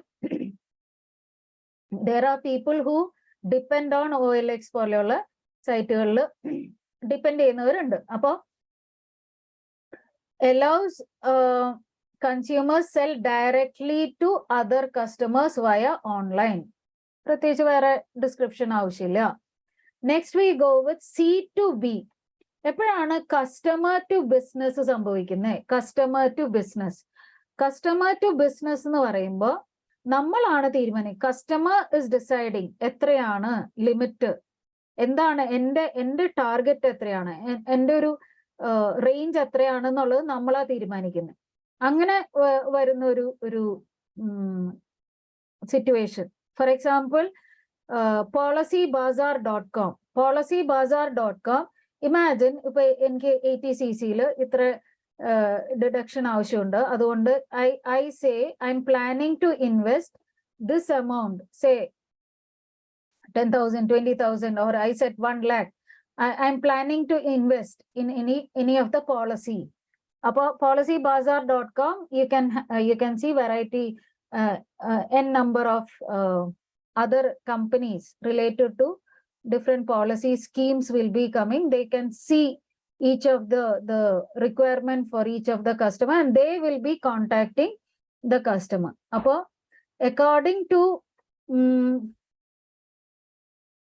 it is reverse auction, allows customer to set the demand their own price, and companies bid to consume their offers and services. Okay, customer ആണ് ഇവിടെ target set ചെയ്യുന്നത്. അവരുടെ price എന്താന്നുള്ളത്, അവരുടെ ലിമിറ്റ് എന്താന്നുള്ളത് കസ്റ്റമർ ആണ് സെറ്റ് ചെയ്യുന്നത്. And companies come and they bid, അല്ലെങ്കിൽ they go for an auction to consume the offers and services. For example, timesjobs.com. ഇപ്പോൾ timesjobs.com നമ്മുടെ monster.com അല്ലെങ്കിൽ പൈസ ബസാർ, പോളിസി ബസാർ.com എല്ലാം. ഇപ്പോൾ ടൈം ജോബില് first month salary will be for the as a commission will be the company has to give to the this job portal. അപ്പൊ അതാണ് അവരുടെ കമ്മീഷൻ. ഒരാളെ പ്രോപ്പറായിട്ട് ഒരു പ്രോപ്പർ ഡെസിഗ്നേഷനിൽ ഒരു കമ്പനിയിൽ പ്ലേസ് ചെയ്ത് കൊടുത്താൽ that first month salary will be given as a commission to them. So that is their benefit. അപ്പോൾ ഒരു appropriate company and appropriate position for him, അയാളുടെ ഇത് ക്വാളിഫിക്കേഷനും എക്സ്പീരിയൻസ് ഒക്കെ അനുസരിച്ചുള്ള ഒരു കറക്റ്റ് പൊസിഷൻ കണ്ടുപിടിച്ച് കൊടുക്കുക എന്നുള്ളത് it is like A bid അല്ലെ, ഒരു ബിഡിങ് പോലെയൊക്കെയാണ്. അപ്പോൾ കസ്റ്റമർ ടു ബിസിനസ് ഇതാണ് C2B, customer to business. And finally C2G അല്ല, ഇത് 3 വേറെയാണ്. ഇത് 4 കഴിഞ്ഞു. ആദ്യം ബിസിനസ് ടു കസ്റ്റമർ പറഞ്ഞു, കസ്റ്റമർ ടു ബിസിനസ് പറഞ്ഞു, ബിസിനസ് ടു ബിസിനസ് പറഞ്ഞു, കസ്റ്റമർ ടു കസ്റ്റമർ പറഞ്ഞു. Okay, B2C, C2B, B2B, C2C 4 കഴിഞ്ഞു. Then we have 3 more. 3 more means customer to government. നമ്മൾ എന്താ ചെയ്യുന്നത്? We pay tax, we pay GST അല്ലേ? So all these are customer to business, sorry, customer to government. So this covers all e-commerce transactions between the customer, the consumer and the government. So for example, incometaxindia.gov.in, we pay income tax or we pay GST. Allow we pay to the government. So that is customer to government. And what is government to customer? Government to customer, there are various the government websites we have. providing various services to the citizens of the country. ഇഷ്ടംപോലെ വെബ്സൈറ്റുകൾ അതുപോലെ ഉണ്ട്. ഇപ്പൊ Parivahan, vehicle ഓണർഷിപ്പിനെ പറ്റിയുള്ള details, പിന്നെ e Seva, Aadhaar card details വരുന്നത്. It's all some government website which provide information as well as other services to the customer, allows consumers to provide feedback, ask information about the government authority from the public sector. So this is the aim. E-governance ഒക്കെ വന്നപ്പോൾ നമുക്ക് കൂടുതൽ കാര്യങ്ങൾ online ആയി മാറിയില്ലേ. Aim is to reduce the average time for fulfilling the citizens' requests for various government services. അതിനാണ് government to customer. നമുക്ക് ഇഷ്ടം പോലെ എക്സാമ്പിൾസ് എഴുതാവുന്നേ ഉള്ളൂ. It is not at all difficult. പിന്നെ വരുന്നത് ബിസിനസ് ടു ഗവൺമെന്റ്. ഇതിലില്ലാത്തത് ഒരു കാര്യം ഓർക്കുക, ബിസിനസ് ടു ഗവൺമെന്റ് ഉണ്ട്, ഗവൺമെന്റ് ടു ബിസിനസ് കൊടുത്തിട്ടില്ല. അപ്പൊ തെറ്റിച്ച് അങ്ങനെ എഴുതരുത്. Since it is not given, actually ഉണ്ടാവും government to business is also there. For example the contract, the various work that is given to third party contractors, online site അല്ലെങ്കിൽ bidding sites ഒക്കെ ഉണ്ടാവും, auction sites ഒക്കെ ഉണ്ടാവും, where government jobs are done by third party people, third party businesses. അപ്പൊ അങ്ങനെയുള്ള സൈറ്റുകളൊക്കെ ഉണ്ട്. പക്ഷെ അത് ഇതിൽ മെൻഷൻ ചെയ്യാത്തതുകൊണ്ട് you better not write. You have to write only we customer to government is there, okay, we pay income tax. Business to government is there, businesses are also paying GST, okay. And third is government to customer. ആ മൂന്ന് എഴുതാൻ പാടുള്ളൂ. Government to customer, we know the various facilities, government services, information about our maybe vehicle license, ownership, അതൊക്കെ നമുക്ക് online ആയിട്ട് അറിയാൻ പറ്റുന്നു. So these are government to customer. അപ്പൊ 7 മോഡൽസ് ആണുള്ളത്. As per your textbook, 7 models are given. Business to customer, business to business, customer to business, customer to customer, C to G, B to G and G to C. എല്ലാം മനസ്സിലായല്ലോ? I hope everything is okay. അടുത്ത ഒരു important point, ഇതൊരു ക്വസ്റ്റ്യനും കൂടിയാണ്. What are the components of e-commerce? What are the components of e-commerce? It is very important. ചോദിച്ചിട്ടുണ്ട്. 5 ഭാഗങ്ങളാണുള്ളത്. What are the various components of e-commerce? 6 ഭാഗങ്ങളാണുള്ളത്. So here you can see user, I'm a customer. At the other end you have the supplier. ഞാനും സപ്ലയറും തമ്മിലുള്ള ഒരു connection through ആവണമെങ്കിൽ ഇടയിൽ എന്തെല്ലാം കാര്യം വേണം എന്ന് ഓർത്താൽ തന്നെ ഈ കമ്പോണൻസ് ഓഫ് ഇ-കോമേഴ്സ് ആയി. Okay, at one end you, the user, trying to purchase something from another supplier. So we have എന്താണ്, നെറ്റ്വർക്ക് വേണം. നെറ്റ്വർക്ക് വേണം എന്ന് പറഞ്ഞാൽ ഒരു പ്രോപ്പർ ഇന്റർനെറ്റ് കണക്ഷൻ വേണം, അല്ലേ? ഒരു ഓൺലൈൻ ട്രാൻസാക്ഷൻ ചെയ്യണമെങ്കിൽ ഒരു ഇന്റർനെറ്റ് കണക്ഷൻ വേണം. അതിന് ആവശ്യമുള്ള technology means hardware side technology, modem വേണം, അതിനാവശ്യമുള്ള ഒരു വെബ് പോർട്ടൽ വേണം, പിന്നെ പേയ്മെന്റ് ചെയ്യാൻ പേയ്മെന്റ് ഗേറ്റ്വേ ഉണ്ടാവണം. Okay, so the user and the supplier, at 2 ends you have the user and the supplier. You can see in the image. ഞാൻ ഇവിടെ വെച്ചിരിക്കണ ഈ screen കാണുന്നില്ലേ? ഒരറ്റത്ത് യൂസർ, മറ്റേ അറ്റത്ത് ഇ-കോമേഴ്സ് വെണ്ടർ അല്ലെങ്കിൽ സപ്ലയർ. ഓക്കെ, അപ്പൊ നടുക്ക് നമുക്ക് കാണാം 4 ഭാഗങ്ങള് അല്ലെങ്കിൽ 4 components.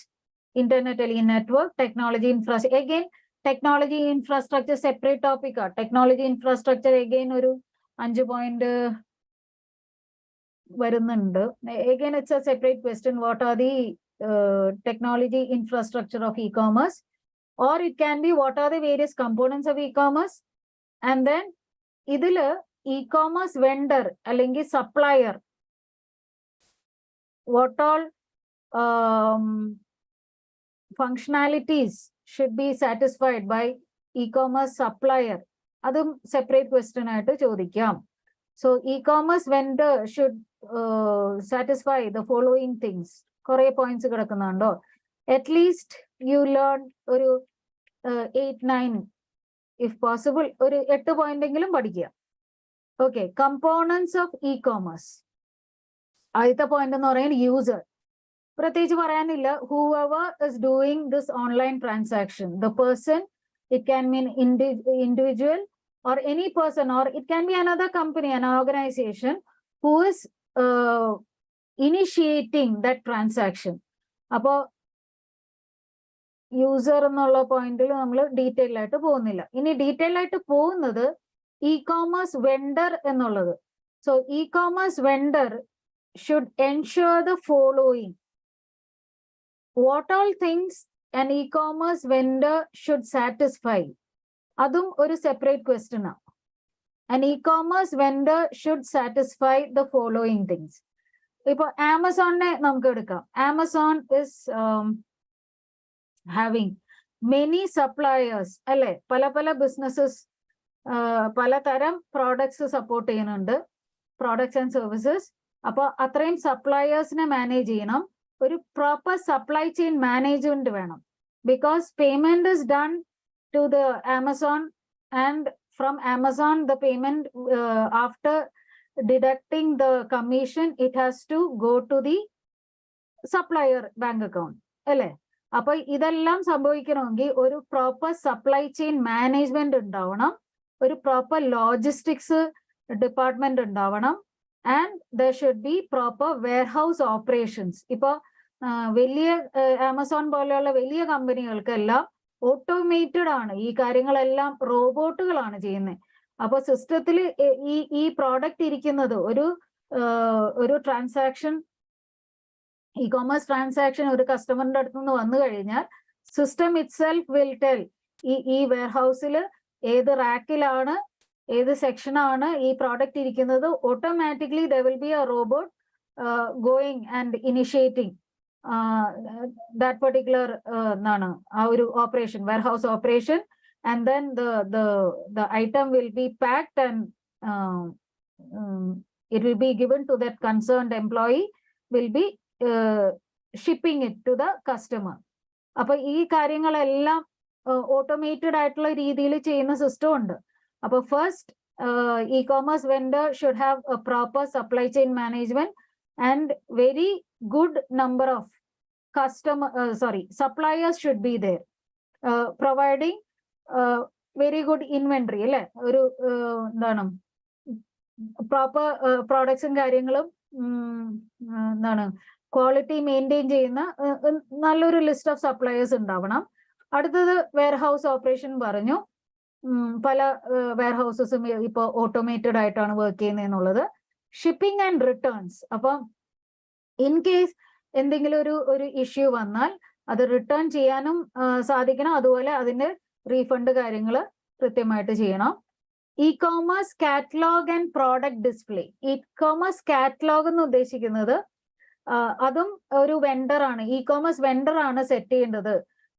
When list of products R listed, അതിന്റെ സൈഡിൽ അതിന്റെ ഓരോന്നിന്റെ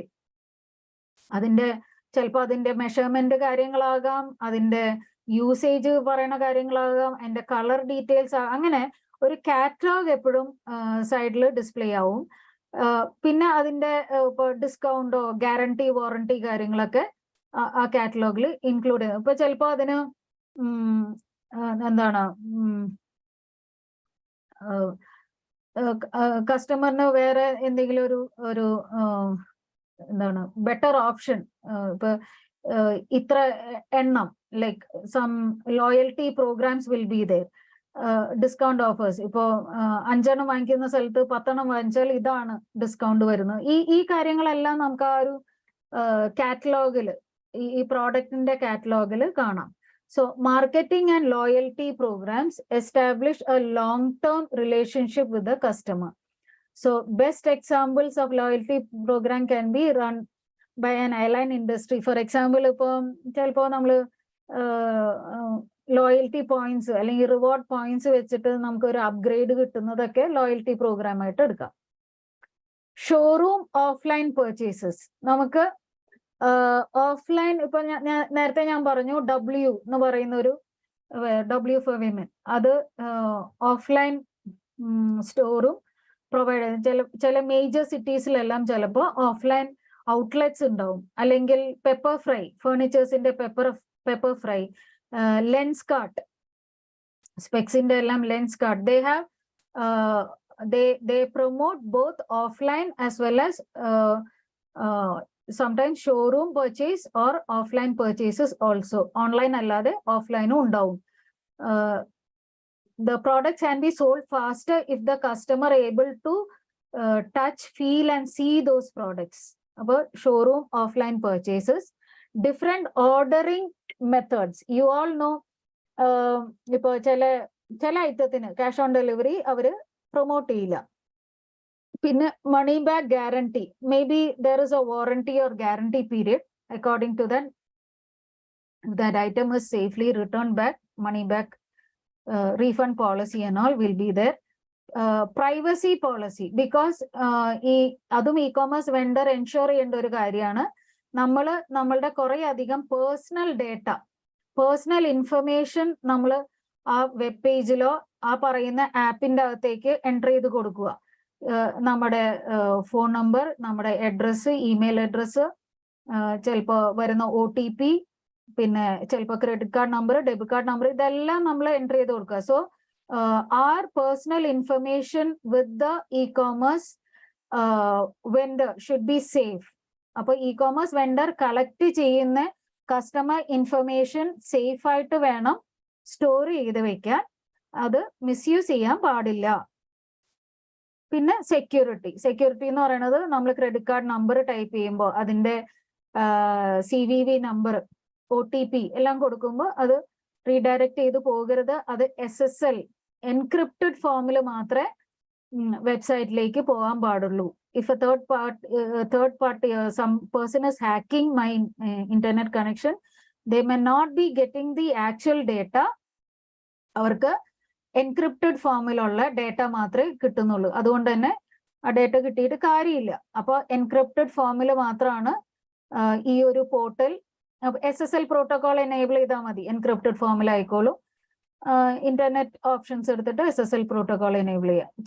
ചിലപ്പോൾ പേയ്മെന്റ് ഗേറ്റ്വേയിലേക്ക് പോകുമ്പോൾ തന്നെ നമുക്ക് കാണാം HTTPS ആയി മാറുന്നല്ലേ, നമ്മുടെ URL പോർട്ടലിന്റെ അവിടെ HTTPS ആയി മാറുന്നത്. ആ S എനേബിൾ ചെയ്യുന്നത് എന്താണ്, SSL എനേബിൾ ചെയ്യുന്നതുകൊണ്ടാണ് S വരുന്നത്. That S stands for security. അപ്പൊ ഇങ്ങനെയുള്ള കാര്യങ്ങളെല്ലാം ഇ-കോമേഴ്സ് വെണ്ടർ എൻഷുർ ചെയ്യേണ്ട കാര്യങ്ങളാണ്. അപ്പൊ ഇത്രയും പോയിന്റ്സ് ആണ് ഇ-കോമേഴ്സ് വെണ്ടറിന്റെ ഭാഗത്തു നിന്നുള്ള points.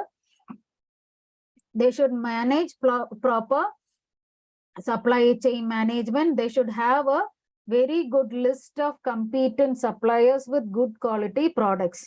And they should be having warehouse operations which can be automated. Proper logistics department for shipping and returning. Okay, and then they should manage the refund policy. They should give proper catalog with the various discount offers and other information about the product. എങ്ങനെയാണ് use ചെയ്യുന്നത്? ഇപ്പൊ ചില ഡ്രസ്സിന്റെ സൈഡിൽ do not put in washing machine, അല്ലെങ്കിൽ ഇന്ന soap powder use ചെയ്യണം, ഇല്ലെങ്കിൽ first wash should be dry clean എന്നൊക്കെ പറഞ്ഞിട്ട് പല ഡീറ്റെയിൽസ് കാര്യങ്ങൾ എഴുതിയിട്ടുണ്ടാവില്ല. It's all suppose to be coming with the product catalogue. Then other discount offers, marketing loyalty program, guarantee warranty, different ordering methods, privacy policy, security policy. അപ്പൊ ഇത്രയുമാണ് e-commerce വെണ്ടറിന്റെ points വരുന്നത്. ഇതിൽ നിന്ന് ഒരു 8 എണ്ണെങ്കിലും പഠിച്ചു വെക്കാമല്ലോ അല്ലെ? 8-9 എണ്ണം ഉള്ളൂ എന്ന് തോന്നുന്നു, 9 എണ്ണം ഉള്ളൂ. So I hope you can all understand what is the points needed. പഠിക്കാവുന്ന കാര്യമല്ലേ ഉള്ളൂ. e-commerce vendor.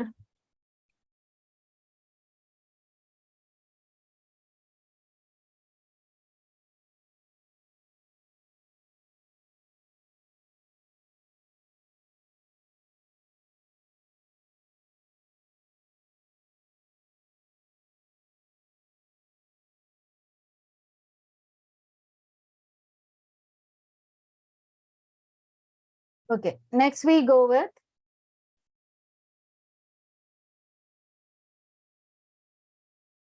technology infrastructure. Technology infrastructure എന്ന് ഉദ്ദേശിക്കുന്നത് what are the various components needed for establishing an e-commerce. ഒരു e-commerce എന്താണ് ട്രാൻസാക്ഷൻ അല്ലെങ്കിൽ ഒരു വെബ്സൈറ്റ് കാര്യങ്ങള് എന്താണ് നമ്മൾ സെറ്റപ്പ് ആക്കുന്ന സമയത്ത് എന്തെല്ലാം കാര്യങ്ങൾ കമ്പോണൻസ് ടെക്നോളജി വൈസ് എന്തെല്ലാം കാര്യങ്ങൾ വേണം. നമുക്ക് എല്ലാവർക്കും അറിയാം ഇതിനൊരു സിസ്റ്റം വേണം, ഒരു പ്രോപ്പർ സെർവർ വേണം, നല്ല രീതിയിൽ ഡേറ്റ സ്റ്റോർ ചെയ്യാൻ ആവശ്യമുള്ള ഡേറ്റാബേസ് വേണം. പിന്നെ ചിലപ്പോൾ വെബ് പേജ് പോകുന്നത് നോർമൽ ഡെസ്ക്ടോപ്പ് വെബ് പേജ് അല്ലാതെ മൊബൈൽ ഫോണിലും പോകാം. അപ്പോൾ മൊബൈൽ ഫോൺ പോകുമ്പോൾ മൊബൈൽ ഫോണിന് ആവശ്യമുള്ള ടെക്നോളജി, മൊബൈൽ ആപ്സ് ലോഡ് ചെയ്യാനും അതിൻ്റെ തന്നെ ഇപ്പോൾ സ്ക്രീൻ സൈസ് ചെറുതാവുന്നു. ഇപ്പോൾ ഡെസ്ക്ടോപ്പിൽ പോകുന്ന സെയിം വെബ് പേജ് ആയിരിക്കില്ല ഒരു മൊബൈൽ ഫോണിലേക്ക് പോകുന്നത്. അപ്പോൾ ആ ടെക്നോളജിയിൽ ചെറിയ വ്യത്യാസങ്ങളുണ്ട്. അതിനനുസരിച്ച് സെപ്പറേറ്റ് വെബ് പേജസ് ഡെവലപ്പ് ചെയ്യണം, വെബ് ആപ്ലിക്കേഷൻസ് അല്ലെങ്കിൽ മൊബൈൽ ആപ്സ് ഡെവലപ്പ് ചെയ്യണം. അപ്പൊ അതും ഒരു ടെക്നോളജിയുടെ ഭാഗമാണ്. Digital library, data interchange. അപ്പോൾ what are the 5 components for technology infrastructure? 5 അല്ല, sorry, 4. 4 components are computer, server, databases. നമുക്ക് അറിയാവുന്ന ടെക്നിക്കലി നമുക്ക് അറിയാവുന്ന കാര്യമാണ്. If you want one e-commerce system വേണം, കമ്പ്യൂട്ടർ വേണം, നല്ല രീതിയിൽ ബാക്കപ്പ് എടുക്കാൻ പാകത്തിനുള്ള സെർവർ കാര്യങ്ങൾ വേണം, ആൻഡ് ആ ഡേറ്റ സ്റ്റോർ ചെയ്യാനുള്ള ഡേറ്റാബേസ് വേണം. പിന്നെ പോകുന്നത് മൊബൈൽ ആപ്സ്. അപ്പോൾ മൊബൈൽ ആപ്പ് എന്ന് പറയുമ്പോൾ ചെറിയ സ്ക്രീൻ ഹാൻഡ് ഹെൽഡ് ഡിവൈസസിൽ ലോഡ് ചെയ്യാൻ പാകത്തിനുള്ള സോഫ്റ്റ്വെയർസ് ഉണ്ടാവണം. അപ്പൊ അത് സോഫ്റ്റ്വെയർ ഇപ്പോൾ നേരത്തെ പറഞ്ഞു ഡെസ്ക്ടോപ്പ് ആണെങ്കിൽ വെബ് പേജ് ആയിരിക്കും ഡെവലപ്പ് ചെയ്യുന്നത്. ഇത് നമുക്ക് അതിന് ഈക്വലന്റ് ആയിട്ടുള്ള ഒരു മൊബൈൽ ആപ്പ് ഡെവലപ്പ് ചെയ്യണം. സോ മൊബൈൽ ആപ്പ് പറയുമ്പോൾ ഇറ്റ്സ് അഗെയിൻ അനദർ ക്വസ്റ്റ്യൻ. ഈ മൊബൈൽ ആപ്പ് മാത്രമായിട്ട് വേറെ ചോദ്യമായിട്ടും ചോദിച്ചിട്ടുണ്ട്, 4 മാർക്ക് ക്വസ്റ്റ്യൻ ആയിട്ടും കണ്ടിട്ടുണ്ട്. വാട്ട് ആർ ദി, ഇത് ആക്ച്വലി ടെക്നോളജി ഇൻഫ്രാസ്ട്രക്ചർ കമ്പോണൻസ് ആണ് പറയുന്നത്. 4 പോയിന്റ്സ്. അതിൽ computer, server, databases.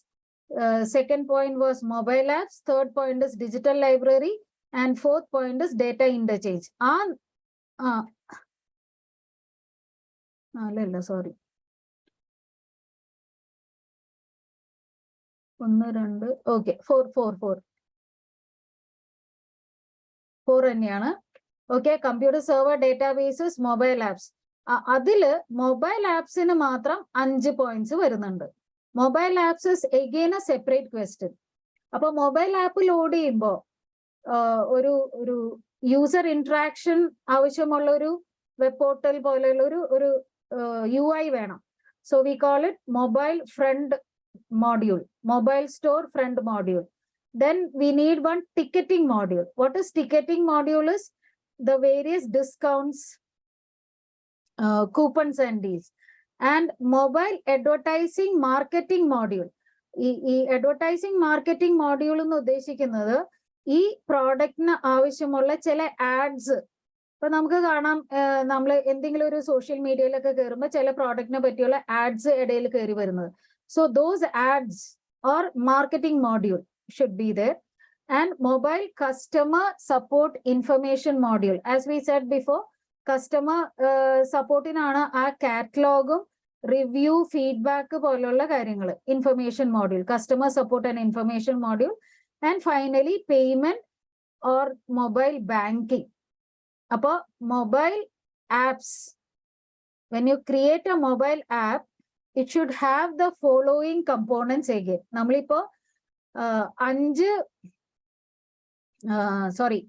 we were having 6 points with components of e-commerce. ഞാനൊന്ന് അതൊന്ന് പ്രോപ്പറായിട്ട് വിഷ്വലൈസ് ചെയ്യാൻ വേണ്ടിയിട്ടാണ്. 6 points ആണ് അവിടെ. Components of e-commerce, we have user, and then the other end we have e-commerce vendor. User നമുക്കറിയാം, പ്രത്യേകിച്ച് അധികം ഡിസ്ക്രൈബ് ചെയ്യേണ്ട ആവശ്യമില്ല. e-commerce vendor എന്തെല്ലാം കാര്യങ്ങൾ സാറ്റിസ്ഫൈ ചെയ്യണം? Supplier, supply chain management, logistics, warehouse operation, privacy policy, security policy, അങ്ങനെ കുറെ കാര്യങ്ങൾ, റീഫണ്ട്, ഷിപ്മെന്റ്, അങ്ങനത്തെ എല്ലാ കാര്യങ്ങളും ഇ-കോമേഴ്സ് വെണ്ടറിന്റെ അവിടെ പോയി. അത് കഴിഞ്ഞ് നമുക്ക് ഇതിന്റെ ഇടയിൽ ടെക്നോളജി ഇൻഫ്രാസ്ട്രക്ചർ എന്നൊരു പോയിന്റ് ഉണ്ട്. അപ്പൊ ടെക്നോളജി എന്തെല്ലാം ഒരു ഇ-കോമേഴ്സ് സെറ്റപ്പ് ചെയ്യുമ്പോൾ ആവശ്യമുള്ള ടെക്നോളജി എന്തെല്ലാം, അതിൽ പറഞ്ഞത് കമ്പ്യൂട്ടർ സെർവർ ഡേറ്റാബേസ്, രണ്ടാമത് പറഞ്ഞത് മൊബൈൽ ആപ്പ് വേണം. മൊബൈൽ ആപ്പിന് എത്ര മോഡ്യൂൾ ആണ്? Mobile front module.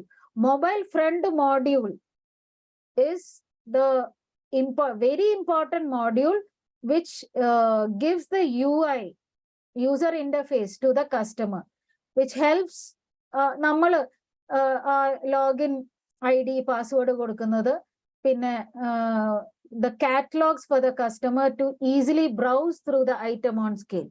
Idellam friend module. Ticketing module is the various discount offers, coupons and deals. Okay, the various discount offers and other coupons and deals.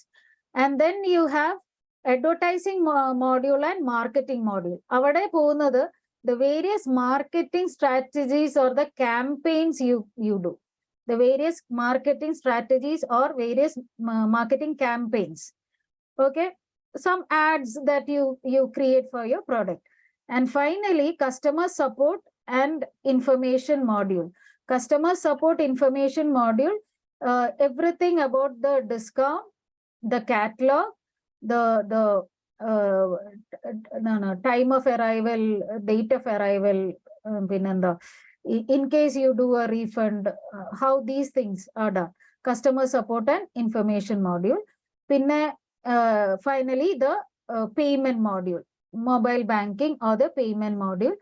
ഇത് 5 module ആണ് നമ്മുടെ mobile apps അല്ലെങ്കിൽ ഇൻഫ്രാസ്ട്രക്ചറിൽ, technology ഇൻഫ്രാസ്ട്രക്ചറിലെ mobile ആപ്സിന് again 5 module.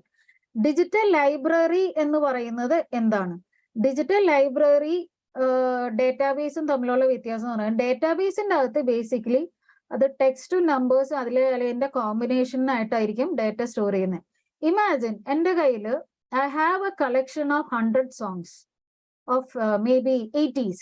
അപ്പോൾ അതൊരു digital ലൈബ്രറിയാണ്. അല്ലെങ്കിൽ വേറൊരു രീതി പറഞ്ഞാൽ we have the electronic version of all the manual textbooks, അല്ലെങ്കിൽ മാനുവൽ ബുക്സിന്റെ ഇലക്ട്രോണിക് കൗണ്ടർ പാർട്ടിനെ നമുക്കൊരു ഡിജിറ്റൽ ലൈബ്രറിയിൽ നിന്ന് എടുക്കാം. Or it can be audio, video, anything. Collection of a large quantity of audio files, video files, and it can be text also. അതും ഡേറ്റാബേസും തമ്മിൽ വ്യത്യാസമുണ്ട്. So digital library എന്ന് ഉദ്ദേശിക്കുന്നത് അതാണ്. What is data interchange? Data interchange എന്ന് പറയുമ്പോൾ നേരത്തെ പറഞ്ഞു ഡിജിറ്റൽ ലൈബ്രറി എന്ന് മാർക്ക് ചെയ്തോട്ടോ. Digital library is a special library with focused collection of digital object in the form of text, visual material, audio, video, and any kind of electronic format. Okay, along with the means for organizing, storing, retrieving files and media contained in the library collection.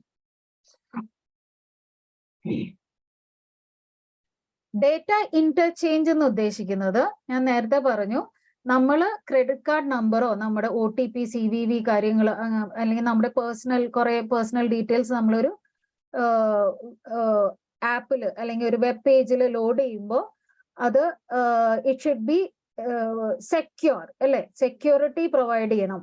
അത് encrypted ഫോമിൽ മാത്രമേ അടുത്ത സപ്ലയറിനോ വേറെ ഏതെങ്കിലും പോർട്ടലിലേക്ക്, ഒരു third പാർട്ടിയുടെ പോർട്ടലിലേക്ക് പോകാൻ പാടുള്ളൂ. If there is any kind of malfunction, maybe a hacker is trying to get some data from me, അത് ഒരിക്കലും plain text ആയിരിക്കരുത്. It should be the encrypted form. അപ്പോൾ data interchange is an electronic communication of data ensuring the correctness of data interchange between multiple players in the e-commerce. Okay. Reduce the cost, delay and error inherent in manual exchange of documents and electronically we are sharing our personal details. It should be we should ensure that it is correct and no kind of privacy or security issues should come in there. Adu ensure ചെയ്യാൻ വേണ്ടിയിട്ടാണ് SSL protocol നെ. SSL എന്ന് പറഞ്ഞാൽ secure socket layer. അതൊരു ഒരു protocol ആണ്. We enable it, നമ്മുടെ data encrypted ഫോമിലായി മാറും എന്നുള്ളതാണ് ഡേറ്റ ഇന്റർചേഞ്ച് എന്ന് ഉദ്ദേശിക്കുന്ന ആ ഒരു പോയിന്റ്. അപ്പോൾ ടെക്നോളജി ഇൻഫ്രാസ്ട്രക്ചർ 4 പോയിന്റ്സ് ആണ്. Computer server databases, mobile apps വരുമ്പോൾ 5 പോയിന്റ് വരുന്നു. Mobile store front module, ticketing module, marketing advertising module, customer support information module, payment module, digital library, data interchange. ഇത് മാത്രം ചോദിക്കാം. മൊബൈൽ ആപ്സിന്റെ വേരിയസ് കമ്പോണന്റ് സെപ്പറേറ്റ്ലി ചോദിക്കാം. പിന്നെ ഇപ്പൊ നമ്മുടെ കമ്പോണൻസ് ഓഫ് ഇ കോമേഴ്സിൽ 2 പോയിന്റും കൂടിയല്ലോ, അല്ല 3 പോയിന്റും കൂടി. അതിൽ ഇന്റർനെറ്റ് നമുക്കറിയാം, what kind of internet connection, may be a 4G network, 3G network, according or 5G network. We have 5G also. According to the your എന്താണ് ഏരിയ, അല്ലെങ്കിൽ നമ്മുടെ നമ്മളിരിക്കുന്ന സ്ഥലം ഏതാണോ അതിനനുസരിച്ചുള്ള കമ്മ്യൂണിക്കേഷൻ ടെക്നോളജി നമ്മുടെ കയ്യിലുണ്ടാവണം for having proper e commerce. പിന്നെ web portal. Web portal is any portal, നേരത്തെ പറഞ്ഞു, is the application through which the user interact with the e commerce vendor. പിന്നെ finally payment gateway. Payment gateway separate ആയിട്ട് 2 marks ക്വസ്റ്റ്യനും വന്നിട്ടുണ്ട്. Payment gateway is the most critical, അല്ലെ? Financial ആയിട്ടുള്ള കാര്യം ആണ് ഏറ്റവും ക്രിട്ടിക്കൽ ആയിട്ടുള്ളത്. അതുകൊണ്ട് തന്നെ it should B highly secure, is a dedicated server linked to the website and the bank so that online transaction can be completed in real time. അപ്പോൾ നമ്മൾ ഒരു പേയ്മെന്റ് ഓപ്ഷനിലേക്ക് പോകുമ്പോൾ we select which is our bank, so the amount from our bank will be deducted and paid to the vendor, and the vendor in return they will pay to the supplier. അപ്പൊ ഇതെല്ലാം സാധ്യമാവുന്നത് through the payment gateway. അപ്പൊ payment ഗേറ്റ്വേയുടെ പോയിന്റ്സിൽ നിങ്ങൾ mark ചെയ്യേണ്ടത്, payment gateway represents the way e commerce m commerce vendors collect their payments. Okay, payment gateway is a server that is dedicated to linking websites and banks so that online transaction can be completed in real time. അപ്പോൾ payment ഗേറ്റ്വേയിലാണ് ഇത് verify, നമ്മുടെ number കൊടുത്തത്, credit card number, debit card number, whether it's correct, the password, OTP, everything is correct, whether we have minimum balance to do the transaction. Okay, everything can be verified on behalf of the merchant through secure internet connection. Appo components of e-commerce le 5 parts aanu paranjathu, sorry 5 alla 6 parts aanu paranjathu. We have 6 components: user, then the other side we have e-commerce vendor, in between you have internet or network, then payment gateway, technology infrastructure. Technology infrastructure ന്റെ താഴെ വരുന്നു പിന്നെയും ഒരു 4 parts വരുന്നു. അതിൽ mobile apps separately again 5 parts വരുന്നുണ്ട്. Okay, പിന്നെ എന്താണ്, വെബ് പോർട്ടൽ വരണം, ഇന്റർനെറ്റ് നെറ്റ്വർക്ക് പറഞ്ഞു, പേയ്മെന്റ് ഗേറ്റ്വേ പറഞ്ഞു. So these are the 6 points in components of e-commerce. ഒരു ബ്രേക്ക് വേണോ?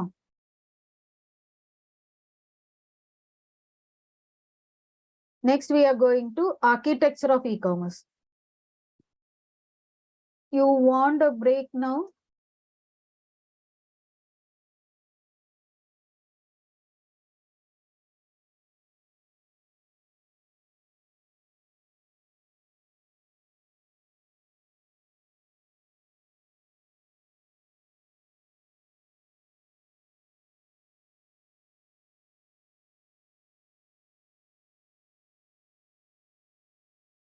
ബ്രേക്ക് വേണോ?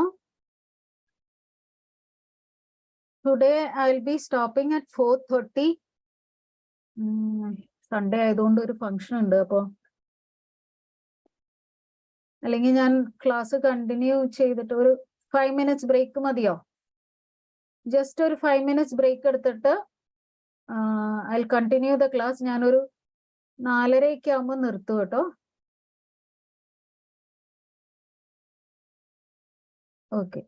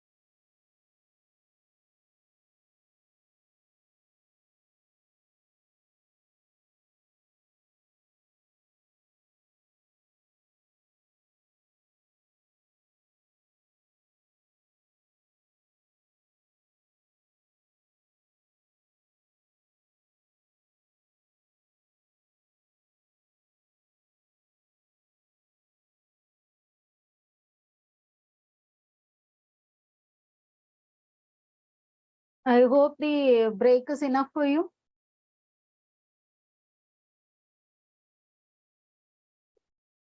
I'll show you one question, previous year question paper.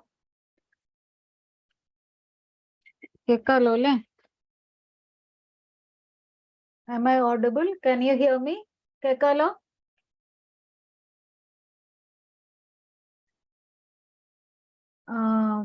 Explain any 4 modules in website. Mobile website. Mobile app in the any 4 module.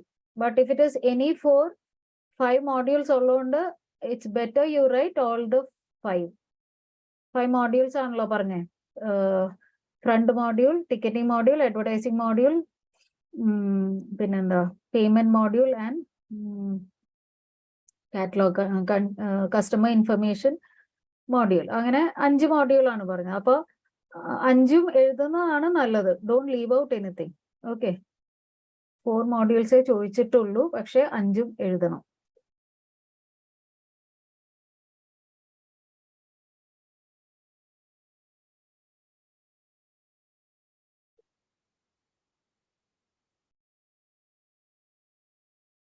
I hope all have come back.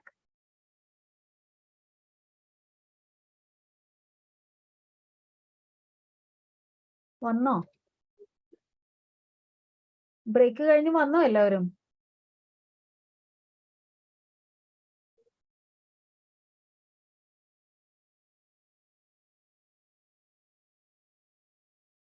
Okay, Subin, Hana, Gopika. Okay, OSന്റെ വേറൊരു question കണ്ടോളൂ. OS.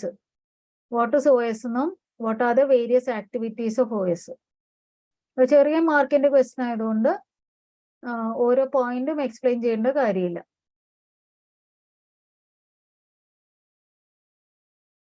ആകെ 2 മാർക്കേ ഉള്ളൂ. അപ്പൊ keywords മാത്രം,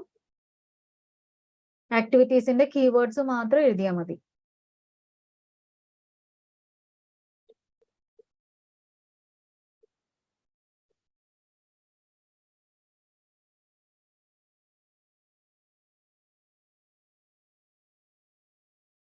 Okay. So next we go with what are the architecture of networked system. അതില് e-commerce architecture ഏതാ എന്നുള്ളത് നമ്മൾ ഡീറ്റെയിൽ ആയിട്ട് പഠിക്കണം. പക്ഷെ ആർക്കിടെക്ചർ എന്ന് പറയുമ്പോൾ ഏതെല്ലാം, what are the various architecture. ആകെ 2 types of architectures are there. ഒന്ന് 2 tier, ടയർ എന്ന് തന്നെയാ പറയുക. സ്പെല്ലിംഗ് ടയർ അല്ലെങ്കിലും ടിയർ എന്നാണ്, പക്ഷെ ടയർ എന്ന് തന്നെ പറയുള്ളൂ. 3 tier ആർക്കിടെക്ചർ, 2 tier ആർക്കിടെക്ചർ. അപ്പൊ 2 tier ആർക്കിടെക്ചർ എന്ന് പറയുമ്പോൾ ആകെ 2 ടയർ, ലെയർ എന്നാണ് ഉദ്ദേശിക്കുന്നത്. Layer meaning is actually layer. Okay, അപ്പൊ when it is a 2 tier architecture, there is only 2 layers, അല്ലെങ്കിൽ 2 tiers. It is presentation tier and database tier. Presentation tier is the place where the client, the customer interacts, the web page or the portal interacts with the e-commerce vendor. Okay, interface that allows the user interact with the e-commerce, m-commerce vendor. Whereas database tier is the place where all the data about customer, about the products, the services, the refund, the other discount, everything, എല്ലാ ഇൻഫർമേഷനും store ചെയ്തിരിക്കുന്ന സ്ഥലമാണ് database tyre. അപ്പൊ ഇപ്പോ ഈ ഒരു concept അല്ല, ഇത് വർഷങ്ങൾ മുമ്പ് പോയിരുന്ന ഒരു കോൺസെപ്റ്റ് ആണ് 2 tier architecture. 2 tier architecture having only 2 layers, അല്ലെങ്കിൽ 2 tiers. One is presentation tier and the other one is database tier. അവിടെ പ്രസന്റേഷൻ ടയർ ആണ് നമ്മൾ ഇന്ററാക്ട് ചെയ്യുന്ന ഒരു ലെയർ, നമ്മൾ മുമ്പിൽ കാണുന്ന screen. Okay, allowing that user to interact with the e-commerce vendor. പിന്നെ ഉള്ള ഒരു ടയർ ഡേറ്റാബേസ് ആണ്. അവിടെയാണ് ഡേറ്റ, കംപ്ലീറ്റ് ഡേറ്റ സ്റ്റോർ ചെയ്യുന്ന സ്ഥലം. അപ്പോൾ ഇതിന് കുറെ ഡ്രോബാക്സ് ഉണ്ട്. What are the drawbacks? Higher the business logic എന്ന് പറഞ്ഞാൽ യൂസേഴ്സിന്റെ എണ്ണം കൂടുന്നു, ബിസിനസ്സുകളുടെ എണ്ണം കൂടുന്നു, അതുപോലെ പ്രോഡക്ട്സ് എണ്ണം കൂടി, എന്താണ് വേൾഡ് വൈഡ് റീച്ചായി മാറി. ഇതൊക്കെ ഇത് ബിസിനസിന്റെ ഒരു എന്താണ് സൈസ് മാസീവ്ലി കൂടുന്നതനുസരിച്ച് ഈ ഒരു ബിസിനസ് ലോജിക്ക് നമുക്ക് പറ്റാതെയായി, അത് പ്രോസസ് ചെയ്യാൻ പറ്റാത്ത അവസ്ഥയായി മാറി. എന്താണെന്ന് പറഞ്ഞാൽ മിനിമം ഇതിപ്പോ എന്താണ് ഒരു സിംഗിൾ യൂസർ സിംഗിൾ ഡേറ്റാബേസ് കോൺസെപ്റ്റൊക്കെയാണ് അങ്ങനെ പോയിരുന്നത്. പിന്നീട് നമ്പർ ഓഫ് യൂസേഴ്സ് കൂടുമ്പോൾ ഇത് പറ്റാതെയായി. ദ പെർഫോമൻസ് ഡിറ്റീറിയേറ്റ്സ് എന്ന് പറഞ്ഞാൽ റെഡ്യൂസ് ചെയ്യുന്നു if the number of users increases. അപ്പൊ ഇതിനൊരു ഫ്ലെക്സിബിലിറ്റി ഇല്ല. ഡേറ്റാബേസിന്റെ എന്താണ് മൾട്ടി യൂസർ ഡേറ്റാബേസ് യൂസ് ചെയ്യണം, അതിന് ആവശ്യമുള്ള ഇൻഫ്രാസ്ട്രക്ചർ കാര്യങ്ങളൊക്കെ വേണം. അപ്പൊ ഇതുകൊണ്ട് 2 ടയർ ആർക്കിടെക്ചർ നമുക്ക് ഇ കോമേഴ്സിൽ യൂസ് ചെയ്യാൻ പറ്റാത്ത അവസ്ഥ വന്നപ്പോൾ നമ്മൾ അടുത്ത ആർക്കിടെക്ചറിലേക്ക്, ഇപ്പോ ആസ് ഓഫ് നൗ ഉള്ള ഒരു ആർക്കിടെക്ചർ ആണ് ഈ 3 ടയർ ആർക്കിടെക്ചർ. 3 ടയർ ആർക്കിടെക്ചറിൽ ആക്ച്വലി സംഭവിച്ചത് ഒരു ലെയർ അല്ലെങ്കിൽ ഒരു ടയറും കൂടി. പ്രസന്റേഷൻ ടയർ, ഡേറ്റാബേസ് ടയർ അത് അങ്ങനെ തന്നെയുണ്ട്. ഇടയിൽ ഒരു ആപ്ലിക്കേഷൻ ടയർ വന്നു. ഈ ആപ്ലിക്കേഷൻ എന്നുള്ളത്, ഇതിന് ഒരു എക്സാമ്പിൾ വേണമെങ്കിൽ പറയാം. നമ്മുടെ ഫോണിൽ നമ്മൾ GPS ഇൻസ്റ്റാൾ ചെയ്തു. GPS എന്ന് പറയുന്നത് നമുക്കറിയാം ഗൂഗിളിന്റെ ഗ്ലോബൽ പൊസിഷനിങ് സിസ്റ്റം ട്രാക്കിംഗ് അല്ലെ, നമ്മൾ ഇൻസ്റ്റാൾ ചെയ്യുമ്പോൾ അതൊരു സോഫ്റ്റ്വെയർ ആണ്. അപ്പോൾ ആ GPS-ന്റെ സോഫ്റ്റ്വെയർ ഇൻസ്റ്റാൾ ചെയ്യുമ്പോൾ do you think the entire GPS software is there in your mobile app? ഗൂഗിളിന്റെ ഫുൾ GPS സോഫ്റ്റ്വെയർ നമ്മുടെ മൊബൈൽ ആപ്പിലേക്ക്, നമ്മുടെ മൊബൈലിൽ ഉള്ള ഈ സ്റ്റോറേജിലേക്ക് കൊണ്ടുവരാൻ പറ്റൂന്നാണോ പറയണേ? സാധിക്കുമോ? അത് പോസിബിൾ അല്ല അല്ലെ? പോസിബിൾ അല്ല എന്ന് മനസ്സിലായല്ലോ. സോ ഇന്റർനെറ്റ് ഉണ്ടെങ്കിൽ മാത്രം നമുക്ക് ഓൺലൈനായിട്ട് ആ റൂട്ട് ട്രാക്ക് ചെയ്ത് വരും. ഇല്ലെങ്കിൽ നമുക്ക് ആ റൂട്ട് ഡൗൺലോഡ് ചെയ്ത് വെക്കണം. നെറ്റ് കണക്ഷൻ ഇല്ലെങ്കിൽ നമുക്ക് റൂട്ട് ബെസ്റ്റ് റൂട്ട് കണ്ടുപിടിക്കാൻ പറ്റുകയില്ല. സോ ഇന്റർനെറ്റിന്റെ സപ്പോർട്ട് കൂടി നമ്മൾ ആ ഒരു GPS സോഫ്റ്റ്വെയർ ആക്ച്വലി എവിടെയാണോ ഇൻസ്റ്റാൾ ചെയ്തിരിക്കുന്നത് അതിലേക്ക് ആക്സസ് ചെയ്യാൻ വേണ്ടിയിട്ടുള്ള ഒരു ടൂളാണ് ആ ഒരു GPS സോഫ്റ്റ്വെയർ നമ്മുടെ മൊബൈൽ ആപ്പിൽ ഉള്ളത്. അപ്പൊ അതിനെ നമ്മൾ പ്രസന്റേഷൻ ടയർ എന്ന് വിളിക്കും. ആക്ച്വൽ ആപ്ലിക്കേഷൻ ഇരിക്കുന്നത് ഗൂഗിളിന്റെ എവിടെയോ ഒരു സെർവറിലാണ്. മനസ്സിലായല്ലോ? നമ്മുടെ കയ്യിലില്ല. It is there in some server ഗൂഗിളിന്റെ അല്ലെ, ഫുൾ GPS സോഫ്റ്റ്വെയർ. അപ്പൊ നമ്മുടെ കയ്യിൽ, നമ്മുടെ ഫോണിൽ ഇൻസ്റ്റാൾ ചെയ്ത് വെച്ചിരിക്കുന്നത് it is only an application, some that mobile application that is there. It is just an interface to interact with that actual the application, the software that is kept in Google server. അപ്പൊ അതിന് ആവശ്യം, ഇതൊരു example ആയിട്ട് പറഞ്ഞതേ ഉള്ളൂ. ആ ആപ്ലിക്കേഷന് ആവശ്യമുള്ള ഒരു CBS സോഫ്റ്റ്വെയർ ആണെന്ന് വിചാരിക്കുക. അപ്പൊ നമ്മള് ഫെഡറൽ ബാങ്കിന്റെ ആണെങ്കിൽ, അല്ലെങ്കിൽ SBI ആണെങ്കിൽ SBI യോണോ, അല്ലെങ്കിൽ federal bank fed mobile install ചെയ്യുമ്പോൾ നമ്മൾ ആ ഒരു ആപ്പ് വഴി, അതാണ് ആ പ്രസന്റേഷൻ ടൈം, ആപ്പ് വഴി നമ്മൾ CBS സോഫ്റ്റ്വെയർ എവിടെയാണോ, ഫെഡറൽ ബാങ്കിന്റെ CBS ഇരിക്കുന്ന എവിടെയാണോ അതിലേക്ക് ലോഗിൻ ചെയ്തതിന് ശേഷം നമ്മുടെ ഡീറ്റെയിൽസ് വേറെ ഡേറ്റാബേസിൽ അവിടെ കിടക്കുന്നുണ്ട്. അപ്പൊ നമ്മൾ കൊടുക്കുന്ന അക്കൗണ്ട് നമ്പർ അനുസരിച്ചുള്ള ഡീറ്റെയിൽസ് നമ്മുടെ സ്ക്രീനിൽ, നമ്മളുടെ മുമ്പിൽ കാണുന്ന സ്ക്രീൻ, അത് ചെറിയ സ്ക്രീൻ ആകാം, ഇല്ലെങ്കിൽ ഡെസ്ക്ടോപ്പ് പോലുള്ള വലിയ സ്ക്രീൻ ആയാലും ആ സ്ക്രീനിൽ ഡിസ്പ്ലേ ആയി വരുന്നു. അപ്പൊ ഇതാണ് ഒരു 3 ടയർ ആർക്കിടെക്ചർ. അപ്പൊ എത്ര വേണമെങ്കിലും യൂസേഴ്സിനെ സപ്പോർട്ട് ചെയ്യാൻ ഇങ്ങനെ ഒരു ആർക്കിടെക്ചറിന് പറ്റും. യൂസേഴ്സിന്റെ എണ്ണം കൂടുന്നതുകൊണ്ട് അങ്ങനെ വലിയ പ്രോബ്ലം ഒന്നും ഉണ്ടാവാൻ സാധ്യത കുറവാണ്. ഉണ്ടാവും, പീക്ക് ലോഡ് ടൈം ഒക്കെ വരുമ്പോൾ ഇഷ്യൂസ് ഒക്കെ ഉണ്ടാവും. പക്ഷെ നോർമലി 2 ടയറിൽ സാധിക്കാത്ത കാര്യങ്ങൾ 3 ടയറിൽ പോസിബിൾ ആണ്. അപ്പൊ 3 ടയർ എന്ന് പറയുന്നത് client server architecture is the architecture we have now for the E commerce transaction. അല്ലെങ്കിൽ ഇ കോമേഴ്സിന് ഇപ്പോൾ ഉള്ള ആർക്കിടെക്ചർ ഏതാ എന്ന് ചോദിച്ചാൽ അതൊരു 3 ടയർ ആർക്കിടെക്ചർ ആണ്. അത് ക്ലയന്റ് സെർവർ ആണ്. എത്ര ലെയേഴ്സ് ഉണ്ട്? 3. What are they? Presentation tier, application tier, database tier. Okay, presentation tier എന്താണുള്ളത്? The presentation tier is the top level, is at the top level, displays the information about the product and services available on the website. And the results also you will get it back to you. Okay, നമ്മൾ search ചെയ്യുന്ന അനുസരിച്ചുള്ള result also ഡേറ്റാബേസിൽ പോയിട്ട് application software അത് process ചെയ്തിട്ട് നമുക്ക് നമ്മുടെ സ്ക്രീനിലേക്ക് result ആയിട്ടും വരുന്നു.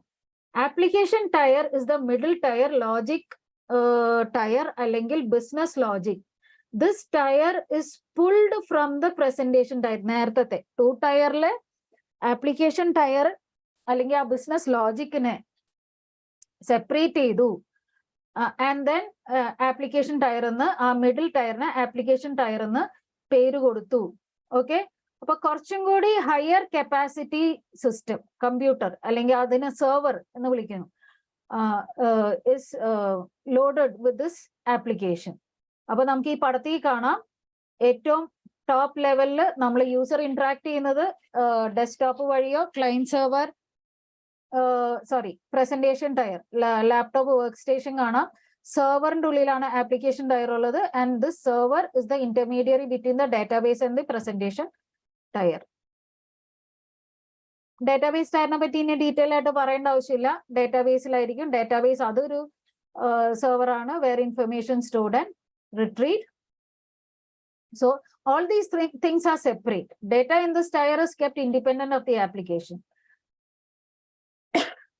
അതുകൊണ്ട് തന്നെ ഈ ഒരു ആപ്ലിക്കേഷൻ ഡെവലപ്മെന്റ് ഒന്നും കൂടി ഈസി ആയി മാറി. നേരത്തെ നമ്മൾ APIയുടെ കോൺസെപ്റ്റ് ഒക്കെ പറഞ്ഞു. എന്താണ് അഡ്വാൻറ്റേജസ് ഓഫ് 3 ടയർ? സെപ്പറേഷൻ വരുന്നുണ്ട്. ഒരു ക്ലിയർ സെപ്പറേഷൻ ഉള്ളതുകൊണ്ട് തന്നെ any number of clients can have access to wide variety of server application. പിന്നെ ഒരു പ്രോപ്പർ ലോഡ് ബാലൻസിങ് ഉണ്ട്.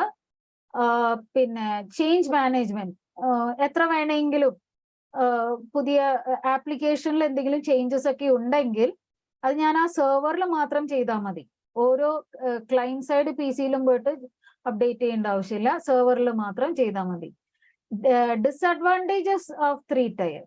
3 ടയറിന്റെ ഡിസഡ്വാൻറ്റേജ് ഉദ്ദേശിക്കുന്നത് when there is peak load എന്ന് പറയുന്നത് വെരി ഹൈ എന്താണ് ട്രാൻസാക്ഷൻസ് ഒക്കെ നടക്കുന്ന സമയം, ഈവനിങ് ടൈം ഒക്കെ ചിലപ്പോൾ അത് ഒരു പ്രോപ്പർ ട്രാഫിക് മാനേജ്മെന്റ് ഒക്കെ ഇല്ലാതെ പോകാം. പിന്നെ relatively immature when more complex problems arising. പിന്നെ ഇപ്പോഴും പ്രോപ്പർ ആയിട്ടുള്ള ടൂൾസ് ഒന്നും ഇപ്പോഴും നമ്മൾ എന്താണ് എഫിഷ്യന്റ് ആയിട്ട് കാര്യങ്ങൾ ചെയ്യാൻ ഇപ്പോഴും ചില ലാക്ക് ഓഫ് ലൈബ്രറീസ് അല്ലെങ്കിൽ സെർവർ ലൈബ്രറി എല്ലാം ഇപ്പോഴും ഹാൻഡിൽ ചെയ്യുന്നതൊന്നും അത്ര അങ്ങോട്ട് എഫിഷ്യന്റ് ആണെന്ന് പറയാൻ പറ്റില്ല. പക്ഷെ അത് 2 ടയറിനേലും ബെറ്റർ ആർക്കിടെക്ചർ ആണ് 3 ടയർ ആർക്കിടെക്ചർ. അപ്പൊ അത്രയേ ഉള്ളൂ. അത് ചിലപ്പോ ചോദിക്കാം, B കാറ്റഗറി പെടുത്താം, ചോദിച്ചിട്ടുണ്ട്. What is the architecture? MCQ ആയിട്ടും വന്നിട്ടുണ്ട്. ഇ-കോമേഴ്സ് ആർക്കിടെക്ചർ ഏതാണ്? ചിലപ്പോ ഏതെങ്കിലും അഡ്വാൻറ്റേജ് ഡിസഡ്വാൻറ്റേജ് ആയിട്ട് അങ്ങനെ ചോദിക്കാം. വലിയ ബുദ്ധിമുട്ടില്ലാത്ത കാര്യമാണ്, പഠിക്കാൻ കുഴപ്പമില്ല എന്ന് വിചാരിക്കണം. ഇത് വർക്ക് ഫ്ലോ ഒന്നും ഇമ്പോർട്ടൻ്റ് അല്ല, ഇതൊക്കെ സ്കിപ്പ് ചെയ്യാം. ഇതാണ് ഞാൻ നേരത്തെ പറഞ്ഞത്. Risk and controls of e-commerce, disadvantage of ഇ-കോമേഴ്സും ഓൾമോസ്റ്റ് സിമിലർ ആയിട്ട് വരുന്ന കുറെ പോയിന്റ്സ് ആണ്. അതിപ്പോ ആക്ച്വലി വേറെ പഠിക്കേണ്ട ആവശ്യമില്ല. ഡിസഡ്വാൻറ്റേജ് ഓഫ് ഇ-കോമേഴ്സ് അത്യാവശ്യം നല്ല രീതിയിൽ പഠിച്ചിട്ടുണ്ടെങ്കിൽ അത് തന്നെ മോഡിഫൈ ചെയ്താൽ നമുക്ക് risk and controls of e-commerce, risk involve in e-commerce എഴുതാം. കൺട്രോൾസ് നമ്മൾ വേറെ, അതൊരു വേറെ സെറ്റ് ഓഫ് ക്വസ്റ്റ്യൻസ് ആണ്. Controls where you establish the control എന്ന് പറഞ്ഞിട്ട് ഇ-കോമേഴ്സ് കൺട്രോൾസ് എവിടെയാണ് നമ്മൾ കൊടുക്കേണ്ടത്, ആർക്കൊക്കെ ഈ കൺട്രോൾസ് കൊടുക്കണം, എവിടെയാണ് എൻഫോഴ്സ് ചെയ്യേണ്ടത്, എവിടെയാണ്, അങ്ങനെ ഒരു ചോദ്യം വന്നിട്ടുണ്ട്. അപ്പോ ആദ്യം റിസ്ക് എന്താണ്? നേരത്തെ ഡിസഡ്വാൻറ്റേജിൽ പറഞ്ഞതാ. What are the disadvantages of e-commerce നമ്മൾ പറഞ്ഞു പോയിരുന്നു. Almost similar kind of points you have. അപ്പോ അത് ഒരുപാട് ടോട്ടലി ഒരു 15 പോയിന്റ്സ് വരുന്നുണ്ട്. ആ 15 പോയിന്റ്സും പഠിക്കണമെന്ന് ഞാൻ പറയില്ല. പക്ഷേ ഒരു 10 പോയിന്റെങ്കിലും പഠിക്കാമല്ലോ. 10 പോയിന്റെങ്കിലും പഠിക്കാം അല്ലെ? ടോട്ടലി 15 പോയിന്റ് ആയിട്ട് ഉണ്ട്. അതിൽ 10 പോയിന്റ് പഠിക്കാം. അപ്പൊ അതിൽ 10 ഞാൻ എടുത്തിരിക്കുന്ന ഇങ്ങനെയാ. ഒന്ന് വേണമെങ്കിൽ സ്ക്രീൻഷോട്ട് എടുക്കണമെങ്കിൽ എടുത്തോളൂ, ഓർക്കാൻ എളുപ്പത്തിന്. 3 സെക്യൂരിറ്റി റിലേറ്റഡ്, പിന്നെ 3 ലീഗൽ റിലേറ്റഡ്, പിന്നെ ഒരു 4 പ്രോഡക്റ്റ് റിലേറ്റഡ്. അപ്പൊ ടോട്ടലി 10 പോയിന്റ്സ് ഞാൻ എടുക്കുന്നത്. പിന്നെയും ഒരു 5 പോയിന്റ്സ് കാണാം. ഇപ്പൊ ഇതെല്ലാം 15ഉം പഠിക്കാൻ പറ്റിയ നല്ലത്, ഇല്ലാന്ന് പറയണില്ല. പക്ഷെ ഇതെല്ലാം കൂടി ഓർക്കാൻ ബുദ്ധിമുട്ടായതുകൊണ്ട് ഇങ്ങനെയെങ്കിലും ഒരു 10 പോയിന്റ് പഠിച്ചു വെക്കാൻ പറയുന്നത്. Risk in e commerce. അപ്പൊ പ്രോഡക്റ്റ് റിലേറ്റഡ് റിസ്ക് ഏതൊക്കെയാണ്? Product related risk, product proper, നമുക്ക് എല്ലാവർക്കും അനുഭവം ഉള്ളതാ, ക്വാളിറ്റി ഓഫ് ദ പ്രോഡക്റ്റ് അല്ലെ? ചിലപ്പോ പ്രശ്നങ്ങൾ, ഇഷ്യൂസ് ഉണ്ടാകാം. Delay in getting the goods, അല്ലെങ്കിൽ ആഡിങ് ഹിഡൻ കോസ്റ്റ്. അറിയാതെ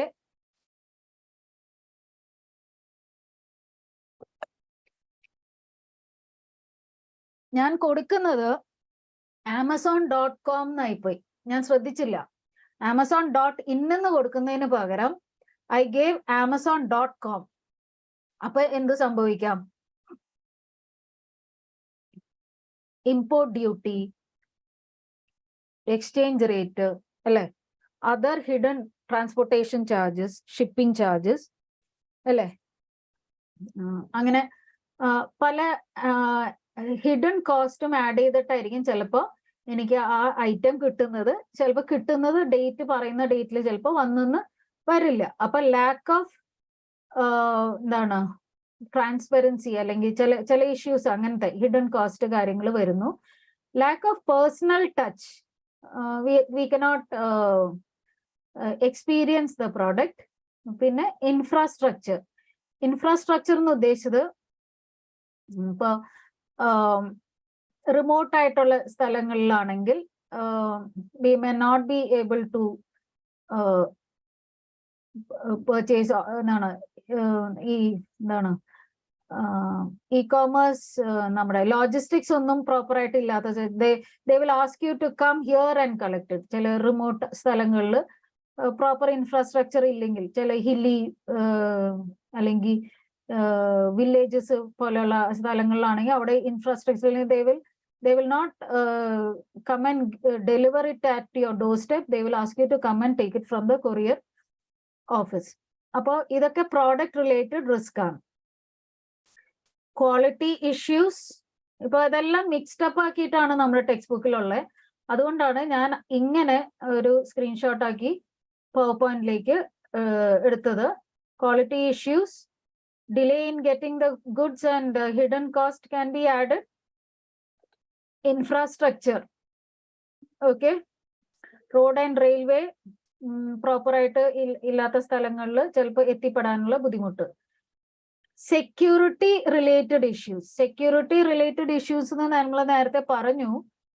പ്രോബ്ലം ഓഫ് അനോണിമിറ്റി എന്ന് പറഞ്ഞാൽ ഇതൊരു പ്രോപ്പർ സപ്ലയർ ആണോ, ജെനുവിൻ സപ്ലയർ ആണോ, നമുക്കും സംഭവിച്ചിട്ടുണ്ടാവാം.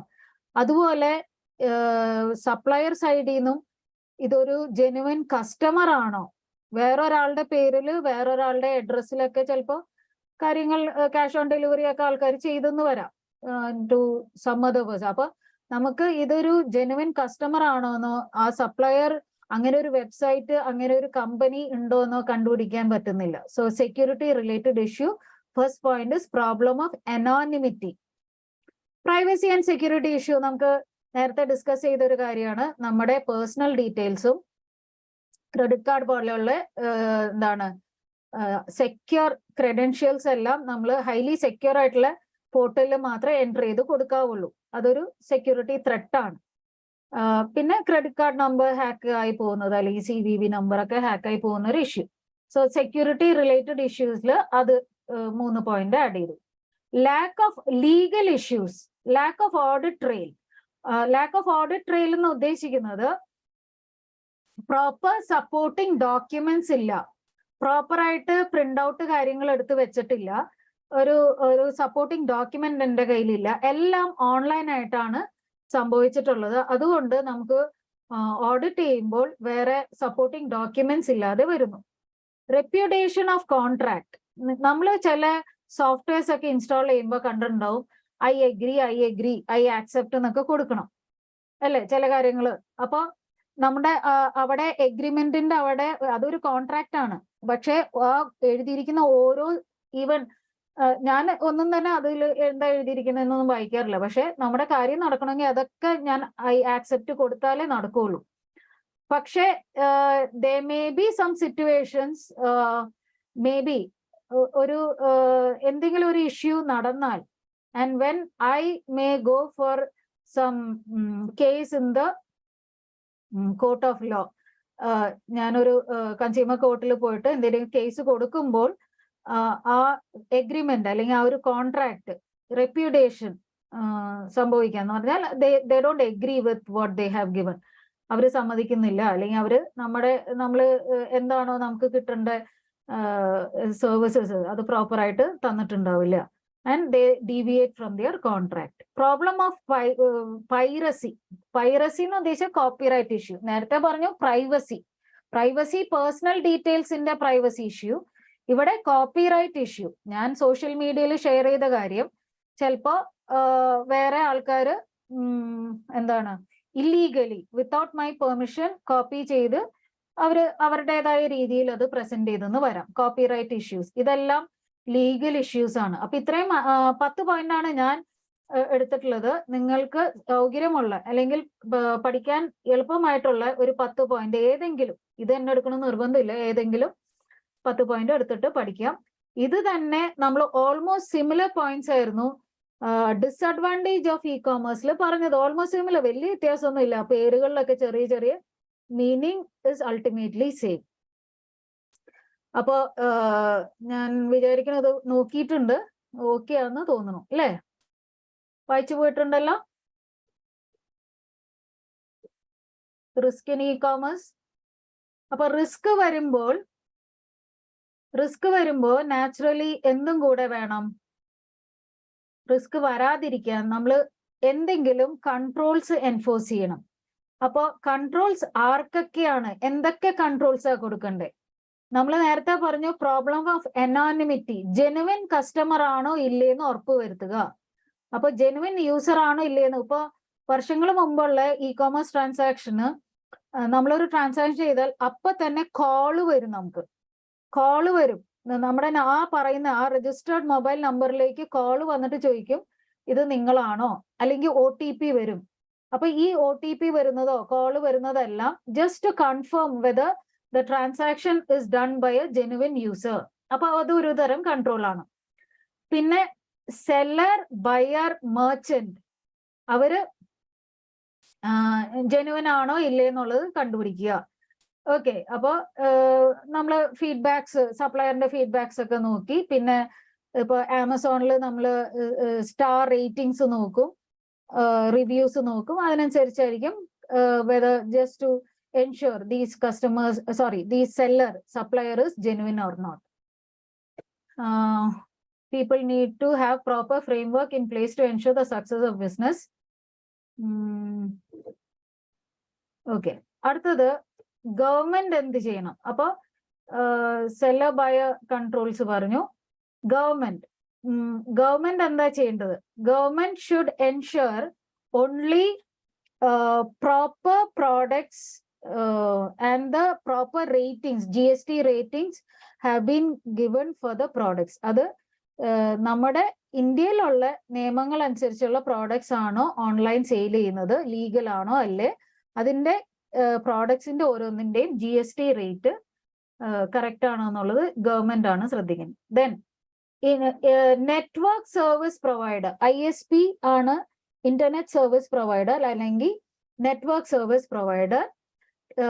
ക്ലൗഡ് സർവീസ് പ്രൊവൈഡർ ആണ് ടെക്നോളജി സർവീസ് പ്രൊവൈഡർ. അപ്പൊ ക്ലൗഡ് സർവീസ് പ്രൊവൈഡർ ഒരു example AWS, Amazon web service എന്നുള്ളത് ഒരു ക്ലൗഡ് സർവീസ് പ്രൊവൈഡർ ആണ്. അപ്പൊ അവര് just to ensure that proper network connection available and secure. Cloud service provider ചിലപ്പോൾ നമ്മുടെ ഡേറ്റ ഇരിക്കുന്നത് ക്ലൗഡിലായിരിക്കാം. ബാക്ക് എൻഡ് കാര്യങ്ങളെല്ലാം availability of the data and the web portal ensure ചെയ്യുന്നത് ക്ലൗഡ് സർവീസ് പ്രൊവൈഡേഴ്സ് ആണ്. പിന്നെ logistics service providers, because shipping കാര്യങ്ങൾ, ഡെലിവറിയും ഇപ്പൊ റീഫണ്ട് റിട്ടേൺസ് ഒക്കെ വരുന്നത് അവരാണ് അത് മാനേജ് ചെയ്യുന്നത്. അപ്പൊ to ensure responsible people are there doing this logistics service provider, courier സർവീസുകാർ. പിന്നെ പേയ്മെന്റ് ഗേറ്റ്വേ അഗെയിൻ അതൊരു പോർട്ടൽ ആണല്ലോ. It should be efficient, effective and full proof. അപ്പൊ ഇത്രയുമാണ് 7 points. Again controls necessary for the persons involved in e-commerce. അപ്പൊ ആദ്യം user, പിന്നെ seller, government, 3 ആൾക്കാർ വന്നു. പിന്നെ network service provider, technology service provider, logistic service provider and finally payment gateway. ഇതും ഒരു ചോദ്യം തന്നെയാണ്.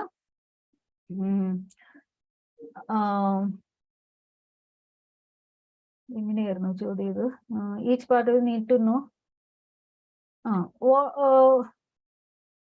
what are the risk involved and how do you what are the controls you put forward to avoid the risk? controls എന്തൊക്കെയാണ് നമ്മൾ establish ചെയ്യാൻ പോകുന്ന controls എന്താണ്? Each participant, നമ്മൾ നേരത്തെ പറഞ്ഞു വാട്ട് ആർ ദി പാർട്ടിസിപ്പൻസ് എന്ന് പറഞ്ഞു.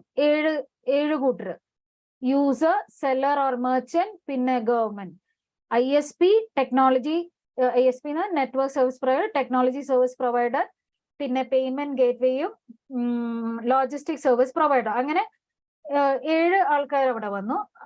അവിടെ എന്തെല്ലാം കൺട്രോൾസ് ആണ് വേണ്ടത്? Educating the participant about the nature of risk. ഇപ്പൊ യൂസർ ആണെങ്കിൽ യൂസേഴ്സിനെ പറഞ്ഞ് മനസ്സിലാക്കുക. ഇപ്പൊ നമ്മുടെ മൊബൈലില് ബാങ്കിൽ നിന്ന് ഇടയ്ക്കിടയ്ക്ക് SMS വരും അല്ലെ, നിങ്ങളുടെ OTP ആരായിട്ടും ഷെയർ ചെയ്യരുത്, keep on updating your changing your password, same password തന്നെ എല്ലാ സ്ഥലത്തും കൊടുക്കരുത്, അങ്ങനെ കുറെ കാര്യങ്ങൾ ഇടയ്ക്കിടയ്ക്ക് SMS ആയിട്ട് വരും. So this is educating the participant about the nature of risk. പിന്നെ communication of organizational policy to its customers. കസ്റ്റമേഴ്സിനെ പറഞ്ഞ് മനസ്സിലാക്കുക about the privacy policy, information security, shipping and billing policy, refund policy. Refund എങ്ങനെ ചെയ്യണം, refund എങ്ങനെയായിരിക്കും വരുന്നത്, എത്ര % refund കിട്ടും, ഫുൾ റീഫണ്ട് കിട്ടും, അങ്ങനെയുള്ള ഷിപ്പിംഗ്, എന്ന് പ്രോഡക്റ്റ് എന്നാണ് നമ്മുടെ വീട്ടിലെത്തുന്നത്, ഡെലിവറി ഡേറ്റ് എന്നാണ് എന്നുള്ളത് എല്ലാം. Communication of organization policy to its customer. Ensure compliance with industry body standard എന്ന് പറഞ്ഞാൽ in India all the e-commerce companies should be ensuring the rules put forward by അല്ലെങ്കിൽ the laws of the country. അപ്പൊ RBI പറയുന്ന നിയമങ്ങൾ follow ചെയ്തിട്ടുണ്ടാവണം. For example OTP വരണമെന്നുള്ളത് must ആണ് according to RBI. So all transaction should be enabled with an OTP. അത് RBI പറയുന്ന റൂളാണ്. പിന്നെ ഇവിടത്തെ നമ്മുടെ ഇന്ത്യയിലുള്ള കംപ്ലീറ്റ് അതോറിറ്റി അല്ലെ, ഇങ്ങനെയുള്ള എല്ലാ ഫിനാൻഷ്യൽ റിലേറ്റഡ് കാര്യങ്ങളെല്ലാം കംപ്ലീറ്റ് അതോറിറ്റി RBI ആണ്. RBI പറയുന്ന ഗൈഡ് ലൈൻസ് ഫോളോ ചെയ്തിട്ടുണ്ടാവണം. Protect your e-commerce business from intrusion. ഇത് വേറൊരു ചോദ്യമാണ്, separately another question with 3-4 marks question. അപ്പോ ഇ-കോമേഴ്സ് ബിസിനസ് എന്തെല്ലാം റിസ്കുകൾ അല്ലെങ്കിൽ എന്തെല്ലാം പ്രോബ്ലംസ് സംഭവിക്കാം? വൈറസ് അറ്റാക്ക് ആകാം, ഹാക്കേഴ്സ് ആകാം, പാസ്വേഡ് ഫോമർ എംപ്ലോയിക്ക് അറിയുന്ന ഒരു പാസ്വേഡ് മിസ്യൂസ് ചെയ്തതാകാം, ഓക്കെ, റെഗുലർ സോഫ്റ്റ്വെയർ അപ്ഡേറ്റ് ചെയ്യാത്ത ഇഷ്യൂ ആകാം, sensitive data going in the hands of strangers. So this is separately another question. ഒരു 3 marks അല്ലെങ്കിൽ 4 marks മാക്സിമം, അത്രേ കണ്ടിട്ടുള്ളൂ. Protect your e-commerce from intrusion. What are the things you should be careful? Virus attack വരാതിരിക്കാൻ proper എന്ത് install ചെയ്തിട്ടുണ്ടോ? Antivirus software. ഹാക്കേഴ്സിന്റെ അടുത്തുനിന്ന് നമ്മൾ രക്ഷപ്പെടാൻ വേണ്ടിയിട്ട് SSL protocol encryption method follow ചെയ്യുക. Password, keep on regularly changing your password, give proper update for the software and ensure that your sensitive data is not going in the hands of strangers. Encryption, decryption കാര്യങ്ങളൊക്കെ കൃത്യമായിട്ട് ചെയ്യുന്നുണ്ടോ ഇല്ലെന്ന് ഉറപ്പുവരുത്തുക. അപ്പൊ അത്രയേ ഉള്ളൂ. The controls needed. Okay, ഞാനിത് തീർക്കാൻ വേണ്ടിയിട്ടാണ് കുറച്ച് ഫാസ്റ്റ് ആയി പോയത്. ഓക്കെ, അപ്പൊ എനിക്ക് തോന്നുന്നു ഇനിയുള്ള ഭാഗങ്ങളൊന്നും ഇവിടെ ഒരു what are the various laws governing e-commerce ഉണ്ട്. Please go through that. Return policy, payment policy, that's really important അല്ല. ഇത് MCQ മാത്രമേ, the commercial laws governing e-commerce, അത് MCQ മാത്രമേ വന്നിട്ടുള്ളൂ, അല്ലാതെ ലെങ്തി ക്വസ്റ്റ്യൻ വന്നിട്ടില്ല. ഓക്കെ, പക്ഷെ ഇതൊന്ന് വായിച്ചു നോക്കിയേക്കണം. ഇൻകം ടാക്സ് ഓഫ് 1961, ഏതെല്ലാം ലോസ് ആണ് നമ്മുടെ ഇ-കോമേഴ്സിന് ബാധകമായിട്ടുള്ളത്? കമ്പനീസ് ആക്ട് ഓഫ് 2013, പിന്നെ foreign trade act of 1992, factories act 1948, customers act 1962, GST 2017, Indian contract act 1872, competition act 2002, FEMA 1999, പിന്നെ കൺസ്യൂമർ പ്രൊട്ടക്ഷൻ ആക്ട് ഓഫ് 1986. പിന്നെ വരുന്നത് രണ്ട് കാര്യങ്ങളും കൂടി താഴെ, IT act of 2000, RBI act of 1934. The special laws, ഇതും ഒരു സെപ്പറേറ്റ് ക്വസ്റ്റ്യൻ ആ, 2 മാർക്സിനെ വന്നിട്ടുള്ളൂ. Special laws just explain, write short note on special laws governing e-commerce. ആകെ 2 പോയിന്റ് ഉള്ളൂ. IT act of 2000 amended in 2008, പിന്നെ RBI 1934. According to RBI rule, എല്ലാ credit card debit കാർഡ്സിനും ചിപ്പ് ബേസ്ഡ് ആയിരിക്കണം. OTP അല്ലെങ്കിൽ പിൻ നമ്പർ എല്ലാ transaction enable ആയിരിക്കണം. പിന്നെ UPI ബേസ്ഡ് എൻഷുർ ചെയ്യണം. Adequacy norms for payment wallet like SBI buddy, payment Paytm. Okay, these 2 points are very important. അപ്പൊ RBI rules അല്ലെങ്കിൽ RBI guidelines should be followed. അപ്പൊ ഈ രണ്ട് സ്പെഷ്യൽ ലോസ്, അത് 2 മാർക്സ് ക്വസ്റ്റ്യൻ ആയി കണ്ടിട്ടുള്ളൂ. Special laws governing e-commerce. അല്ലാതെ മേലെയുള്ള ലിസ്റ്റ് MCQയിൽ മാത്രമാണ് കണ്ടിട്ടുള്ളത്. Okay, so I stop today. Please go through നമ്മൾ പഠിച്ച കാര്യങ്ങളെല്ലാം. ഇന്നിപ്പോ നമ്മള് ചാപ്റ്റർ 3യുടെ ഫസ്റ്റ് ഹാഫ് നോക്കി, സെക്കൻഡ് ഹാഫ് എപ്പോഴെങ്കിലും ടൈം കിട്ടുന്നതനുസരിച്ച് നോക്കാം. ചാപ്റ്റർ 4ന്റെയും ഫസ്റ്റ് ഹാഫ് കഴിഞ്ഞു. ഇനി വരുന്നത് ഡിജിറ്റൽ പേയ്മെന്റ്സും എമേർജിംഗ് ടെക്നോളജിയാണ്. എമേർജിംഗ് ടെക്നോളജി ഞാൻ പറഞ്ഞ പോലെ 10 ടെക്നോളജി പറഞ്ഞു പോയിട്ടുണ്ട്. അതിൽ ഒരു 4 മോർ ഇമ്പോർട്ടൻറ്റ്, ബാക്കിയുള്ളതും പക്ഷെ ചെറിയ ഷോർട്ട് നോട്ട് ആയിട്ടൊക്കെ വരാം. Okay, so I stop today. Thank you all. See you next class.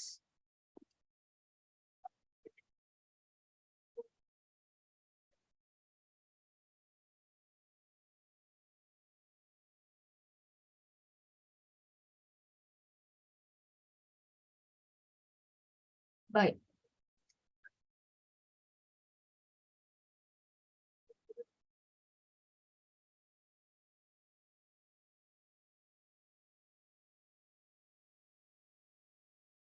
Bye all of you.